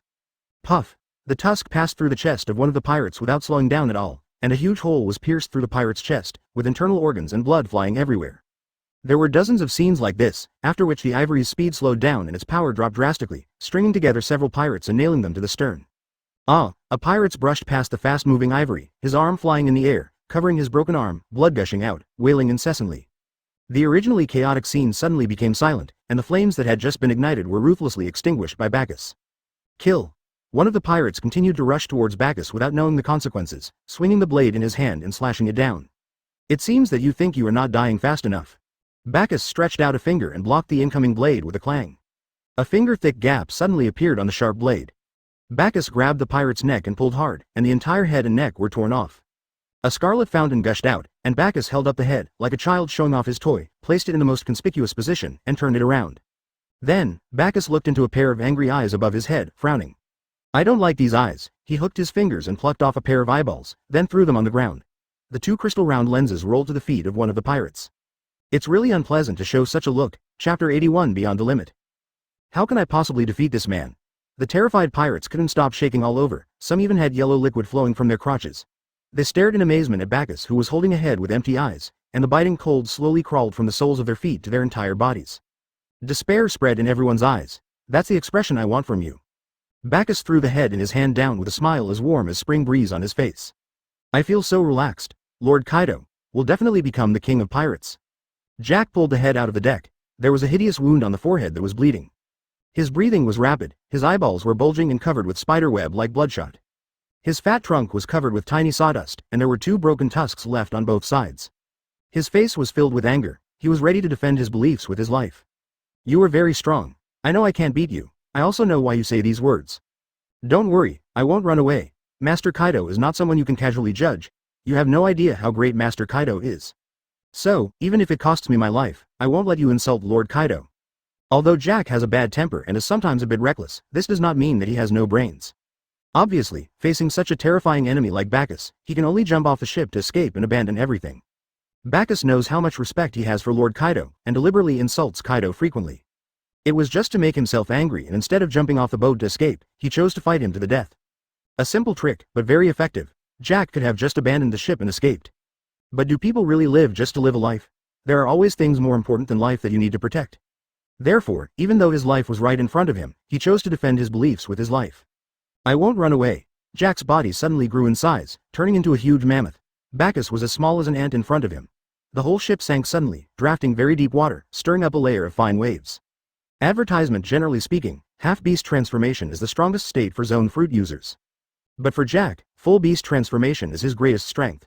The surge in power and stronger defense were enough to offset the gap in armament hockey. Although speed was sacrificed, there was not much room for Bagus to dodge on the narrow deck, which further limited his observation hockey. And if they dodge, the entire ship will continue to sink under his attack. I believe that the little devil doesn't want to see him fall into the sea and lose the opportunity to kill him. He raised his right front foot, which was like a towering pillar. The hard armament hockey covered it, and a huge shadow enveloped Bagus. As it fell, it was accompanied by strong wind pressure, which was enough to show how powerful this force was. But the speed was not fast. Bagus rolled sideways to avoid the range of the shadow and easily avoided the attack. Click! The elephant's hoof fell, and the wooden boards on the deck broke completely. Wood chips flew all over the sky, and a big hole was directly stamped out. The bow tilted forward because of the huge force, and the whole ship shook violently. It seemed that seawater was about to pour into the hull. The next moment, the power disappeared, the buoyancy of the seawater lifted the bow of the ship, and the seawater rolled continuously. The pirates desperately grasped the objects around them, and many of them fell into the sea due to the violent shaking. They looked at the elephant's hoof that had trampled a big hole in the deck in horror, and they all thought the same thing. This is the rhythm of killing us all. Bagus frowned. If this continued, the entire ship would sink into the sea, and he looked back and saw that he was only a dozen body lengths away from the bow, leaving him with little room to dodge. Are you going to force me to take it? It seemed that he was determined not to let go of the opportunity to kill him. Well, then it's as you wish. Bagus raised his right hand, clenched his palm, and dragged out from the void a demon sword with a strange purple light, a broken blade, and blue stripes embroidered on it, the demon sword 1,000 blades. The huge shadow enveloped Bagus again, and the powerful elephant's hoof fell again. Seeing that Bagus had no intention of dodging, Jack raised the corner of his mouth and growled murderously. Die. Whoosh, advertisement. The strong wind whistled in his ears, but Bagus remained calm. With a thought, the 1,000 blades of the magic knife in his hand broke into countless black and sharp fragments. At the moment the elephant's hoof fell, it formed a high-speed rotating drill above Bagus' head. Clang. The sharp noise produced by the collision of alloys pierced the eardrums and caused pain. Sparks flew everywhere, and the elephant's hoof stopped abruptly in midair, unable to fall. You can search it, Jack cursed. Although his defense was greatly increased after he turned into a beast due to his rough skin, he still felt a little pain at this moment, however. Don't underestimate me, lousy is one of the 3 disasters. He endured the pain, clenched his teeth, and concentrated all his body's strength on this leg. At the same time, he jumped up with his hind legs and put his whole body weight on it. The elephant's hoof slowly fell down, and Jack's eyes were full of madness. Anyone who insulted Lord Kaido would pay the price. Click. A sound like breaking glass was heard, and a narrow crack appeared on the armament hockey covering the elephant's hoof, and it was spreading continuously. His armament hockey was about to break. But Jack still didn't stop, and increased his strength regardless of the consequences, determined to crush Bagus into a meat patty. At this time, the elephant's hoof was only a few meters away from Bagus. Although his armament hockey was higher than Jack's, his strength was too strong. If he stepped down with this foot, the whole ship would probably disintegrate in an instant. There's nothing I can do. I can only use my combo skills once more. I don't know if my body can handle it. If Bagus continues to exceed his physical limits, he will suffer from cramps all over his body, overdraw his body's energy, and in severe cases, even shorten his lifespan. But Bagus didn't care. If Bagus was given a day, he would definitely be able to kill Jack, and he might even be able to leave him unscathed, but it would be impossible for him to end the battle in an instant. But a few more moments like this would be great. Boom. The light blue pulse vibrated at an extremely high frequency again, and a stream of steam-like gas visible to the naked eye came out of Bagus' mouth and nose. While he was breathing in a strange way, dark arc-shaped lightning wrapped around Bagus' entire body. A surge of power surged into his body. Pulse lightning ultra extreme dark spiral breathing combination roar. Chapter 82. Everything looks so beautiful. Crack. The power of the high-speed rotating black drill suddenly increased by more than 3 times, and the armament hockey wrapped around the elephant's hoof shattered. Bagus' muscles bulged, and he flipped the huge monster above his head to the ground. With a flick of his wrist, millions of fragments reassembled into a blade emitting a strange purple glow. How is this possible? How could his power suddenly increase to such a level? Jack was extremely shocked. He felt like the world was upside down in the air. This guy was obviously a human. The arm strength of a fishman was 10 times that of a human. Plus, my mammoth. Before he could think about it, he suddenly felt a creepy sense of crisis in his heart. His pupils suddenly shrank and the hair on his body stood up. Clang. The sharp edge cut through the void, and Bagus swung the knife fiercely. With a puff sound, blood fell in the sky like spring drizzle. Bagus bathed in the warm blood rain and smiled in enjoyment. The fresh blood was a little hot and damp, and it felt like a warm bath when it poured over his body. It was extremely comfortable. The sticky blood stuck his hair into clumps. With a loud boom, the huge object in the air fell onto the ship, raising a cloud of dust and causing the ship to shake violently. After a while, the ship regained its balance, the dust settled, and Jack, who was beaten back to his original form, collapsed to the ground, his right leg broken at the root, and blood gushed out. Call. Bagus adjusted his breathing. Due to the high intensity of stimulating his physical abilities, his skin was a little red, and there was even a wisp of steam coming out of his head. His body was trembling slightly. As expected, he is a man who is called the King of Hell. Jack gritted his teeth unwillingly. He was the one who brought shame to Lord Kaido. Kill me, but you will regret what you said sooner or later. When you meet Master Kaido, you'll know how powerful he is. Bagus sneered disdainfully. A stray dog has no right to defend others. As soon as he thought of it, the seawater surged, and a large mass of seawater floated towards Jack. He opened his palm and wrapped Jack in it. So what if you wrap me in water? Lousy is a fishman. Jack looked at Bagus provocatively. The merman could dive into the deep sea, so this water pressure was nothing. The next moment, Bagus suddenly clenched his fist, and the water mass suddenly shrank. Advertisement click, click. Under the high-density water pressure, Jack's expression suddenly froze, his eyes staring intently. His bones were crushed bit by bit, making a crisp sound, and unbearable pain spread throughout his body. The water pressure had already far exceeded that of the deep sea due to Bagus' deliberate manipulation. During the Summit War, Bagus was able to use a ball of water to crush Whitebeard's head into mud, which was enough to show how terrifying the water pressure of this ball of water was. But this trick also has its drawbacks. The enemy will not be stupid enough to stay in the water and be slaughtered. Bagus licked the corner of his mouth excitedly. The water in front of him was like a work of art, exuding infinite charm. Crazy. Crazy. The surviving pirates looked in horror at Lord Jack, who was tortured beyond recognition in the water. The smile on Bagus' face was chilling. They dropped their weapons and jumped into the water to escape. But would Bagus really just watch them escape? All I saw were blue water balls rising from the sea and floating in the air, wrapped in the pirates who had jumped in. They were struggling frantically in the water, with strings of bubbles coming out of their mouths and noses. It's really interesting to appreciate the desperate struggle to stay alive. Bagus' mouth curled up, feeling very happy. Suffocation to death is a very painful thing, especially for those who still want to live, struggling desperately but finding it useless. Blood continued to flow out of Jack's mouth and nose, staining the puddle red. His eyes turned white, his arms drooped limply, and his whole body was like a puddle of mud, unconscious. Seeing that Jack was unconscious, Bagus had no interest in continuing the game. There was no pleasure in torturing an unconscious person. No wonder, it's over so soon. The pirates in the water ball were also motionless and looked dead. The excitement faded from Bagus' face and he clenched his fists. Pah! The continuous explosions resounded through the sky, and water droplets containing minced meat fell onto the sea surface with a plop, creating ripples. Bagus waved his hand, and a mirror-smooth water platform lifted him up and flew high into the sky. I don't know when the rain stopped, but the sky was still dark. With a shake of his arms, huge waves 1,000 layers high rose up on both sides of the tattered ship, carrying a force of tens of thousands of pounds and hitting it hard. Advertisement: the already dilapidated pirate's ship was instantly shattered and sank to the bottom of the sea amid the surging waves. The gloomy skies suddenly cleared up, and the sun pierced through the thick dark clouds like a sharp sword, shining on the sea. Dust was flying in the sun, and the sea returned to calm. The hot and humid sea breeze wrinkled the sea surface. The beautiful land was like a painting, calm and peaceful, so beautiful. Everything that happened before seemed like a dream. But the coagulated blood on Bagus' body reflects the cruelty of reality all the time and exposes the hypocritical veil of the world. Such sunny weather is perfect for fishing. Bagus' eyes were full of nostalgia, and pictures from long ago were reflected in his eyes. The nature of the world is cruel, and beauty only exists in fairy tales. Only children would believe that. He is no longer a child, and his fairy tale has long ended.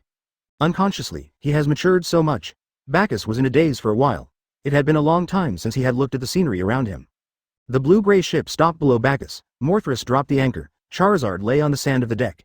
Yin leaned on the railing, weighing quietly without making a sound to disturb. Everyone has a vulnerable and confused side, Captain. Morthress felt a tightness in his chest and a bit short of breath. His mood was mixed, happy, angry, confused. I've endured so much. He looked at the scenery in the distance with empathy and a dazed look in his eyes. After a moment, Bagus calmed down. He still had a lot of things to do. After returning to the ship, he said hello to the crew, took a shower, and then leaned on the Charizard and fell asleep. There was a big battle waiting for him.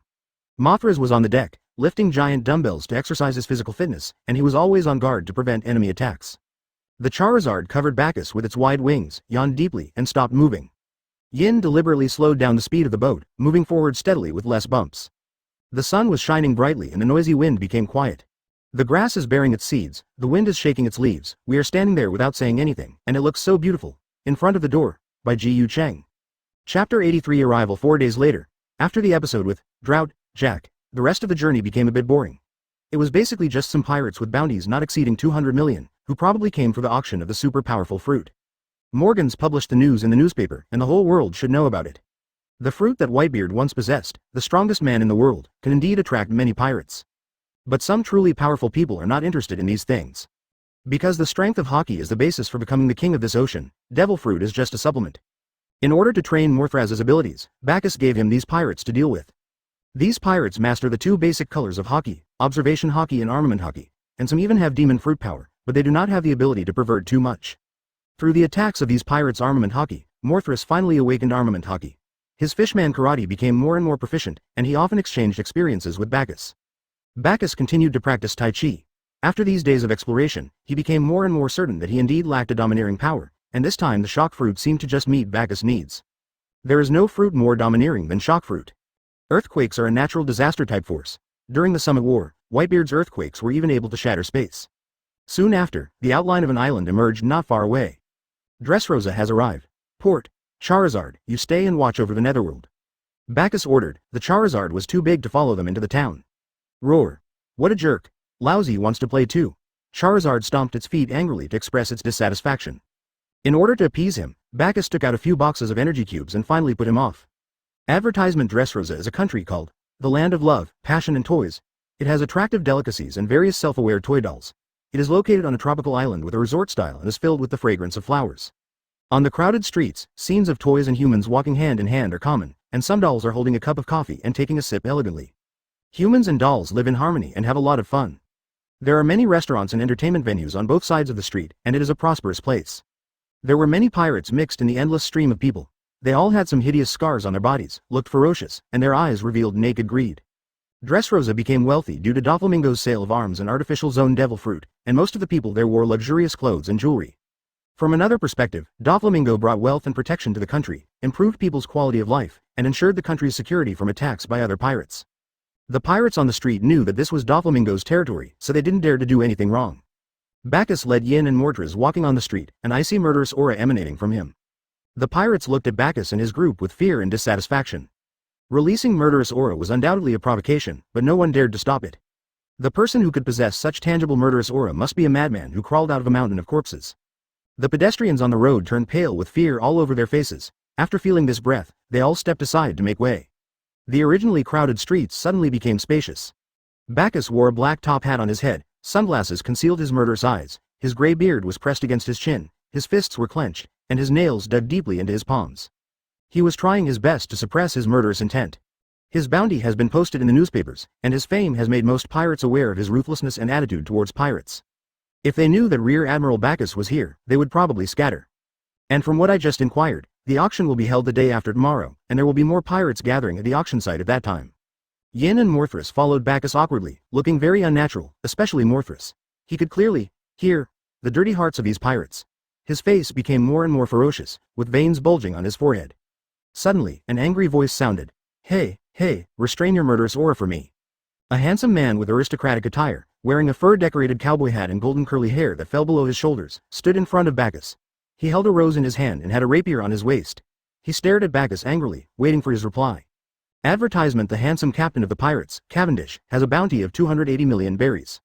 Bagus glanced at him coldly. A red light flashed in his eyes, and his terrifying aura exploded like a volcano, as if venting the murderous intent accumulated in his heart. Cavendish stood there in a daze. The pressure as heavy as a mountain made his body bend slightly, cold sweat streamed down his face, his pupils suddenly shrank, and his whole body began to tremble violently. This old man. Conquerors. His mind was blank, and he stood there like a sculpture. Others gathered around him in a circle, ready to watch the show, but when they saw this handsome man trembling on the spot, they sneered and dispersed. Only people with bad brains will mess with crazy people. The murderous aura around was getting heavier, almost tangible, and the fresh floral scent in the air could not cover up the increasingly strong smell of blood, and the atmosphere was tense. I say, Brother Bagus, what kind of crew are you going to look for next?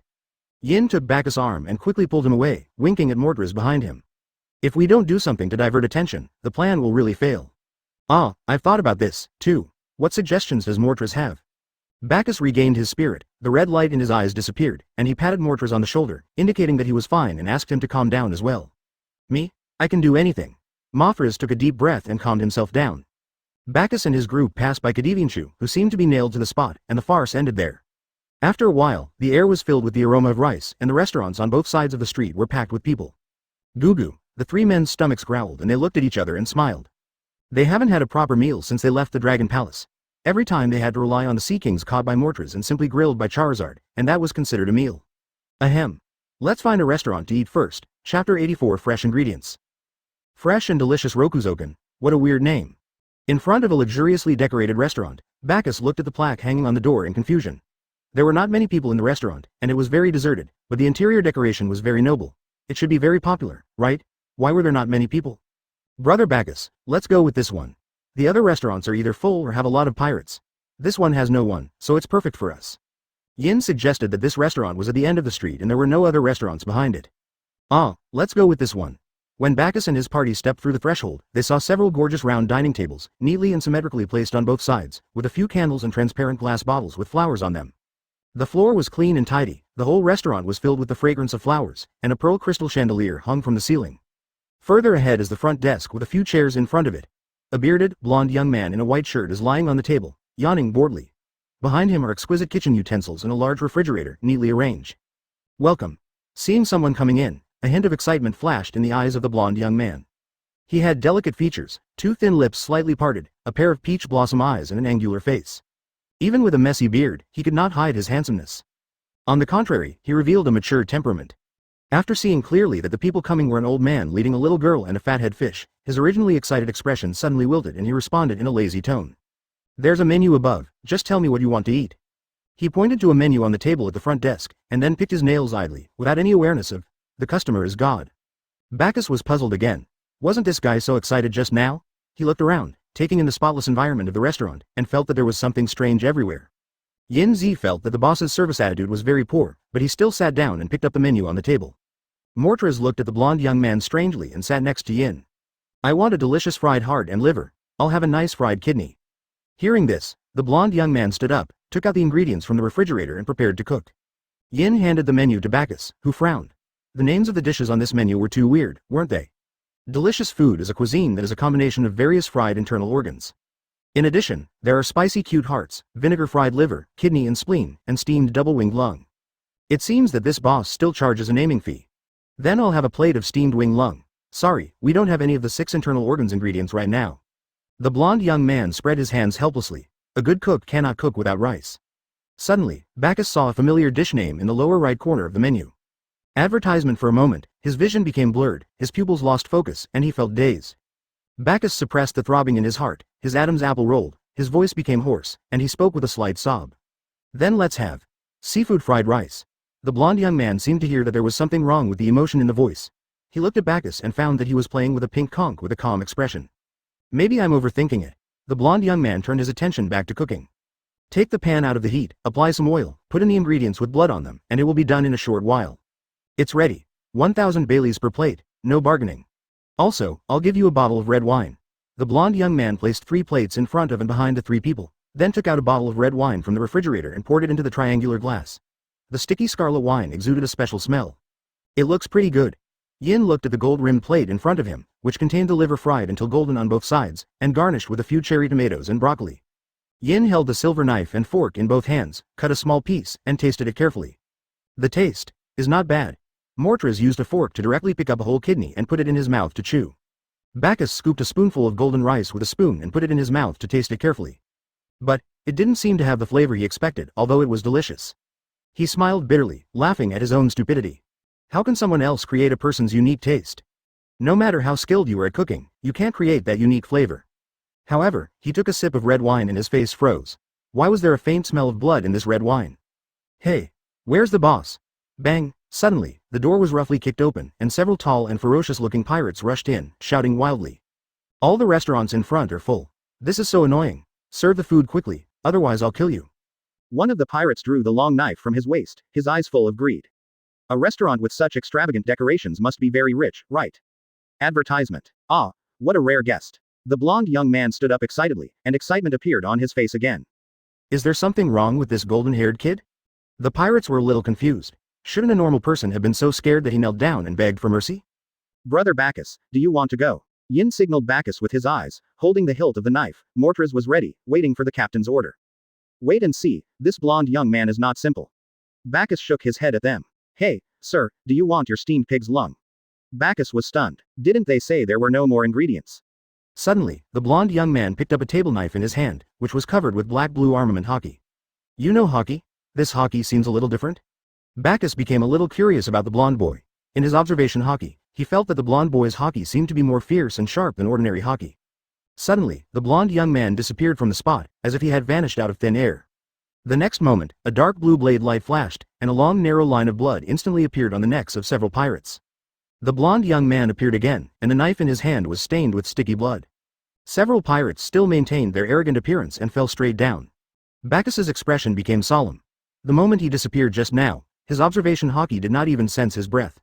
The blonde young man licked the blood off the knife and smiled with satisfaction, his beautiful peach blossom eyes filled with joy. That's great. I was worried about running out of ingredients. This kind of pure natural, pollution-free, and cost-free ingredient hasn't been replenished for a long time. The blonde young man used the dinner knife in his hand to draw a long bloody line on the stomachs of several pirates, and then he roughly ripped them open and took out the steaming, still beating hearts. Next are the kidneys, spleen, lungs, liver, spleen. The technique is extremely skillful and the positioning is very accurate. Bagus and his companions were already accustomed to such bloody scenes. But seeing the blonde youth holding the 6 internal organs in his arms like a treasure, not caring about the red stain on his white shirt, Yin and Mortars looked at the same thing on the plate at the same time, and their faces suddenly turned ugly. Their stomachs churned, their chests felt stuffy, and the urge to vomit came to their hearts. Could it be that? Vomit, Chapter 85 Pervert Chef. Yin and Mothra's faces became paler and paler, and they lay motionless on the table. In their minds, the golden fried liver and kidneys on the plate and the fresh internal organs taken out by the blonde young man flashed alternately. A bitter taste filled their taste buds and they kept retching. Hey, are we eating the pirates' internal organs? Yin said weakly that even though she had killed many pirates, she had never done such a pervert thing. Do you even need to ask? Isn't this obvious? The blonde young man put the steaming internal organs into the refrigerator, picked up a mop to clean the floor, dragged the bodies of several pirates into the kitchen, took out several small bottles, and used a table knife to make a big cut on the pirate's neck, and the bright red blood flowed into the bottle. Bacchus's eyes twitched, and looking at the triangular glass of red wine in his hand, a bad premonition came to his mind. I really can't understand why you would use such disgusting ingredients. Mortars was about to take a sip of red wine to suppress the nausea in his heart, but when he looked up, he found that the blood in the bottle in the kitchen seemed to be almost the same as the blood in the cup. He frowned and the nausea came up again. Vomit, really? But I think it's still delicious. The blonde young man elegantly picked up the knife and fork, cut the remaining offal on the plate, and ate them all. Don't waste food, or you'll regret it when you're hungry. Yin and Mothras couldn't bear to watch and muttered in unison. Pervert. Bagus became more and more curious. Hawkeye was unusual, had strange speed, strong qualities, and most importantly, he cooked delicious food. May I have your name? Gatrina. How can you tell we're not pirates?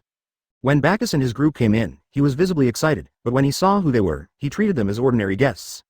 Aren't you afraid that we are pirates too? Bagus stared at him. This young man was really strange. Gatrina pointed to his forehead and explained with a smile. Intuition. My intuition is always accurate.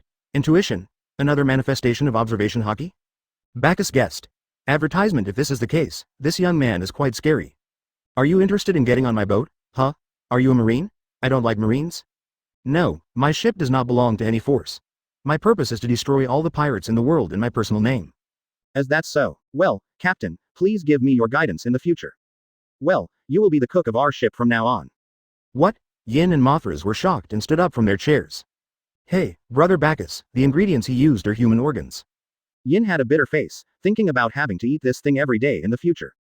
Morthras was also a little hesitant. Although he could feel the anger and hatred in Gatrina's heart when Bagus proposed to kill the pirates, and although he was very suitable to be on the ship, he didn't want to eat human organs every day.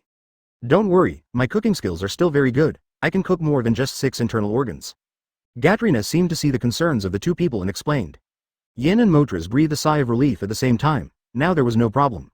Wait a minute, I want to pack up my collection. Then, Gatrina took out a large sack and put all the strange things into it.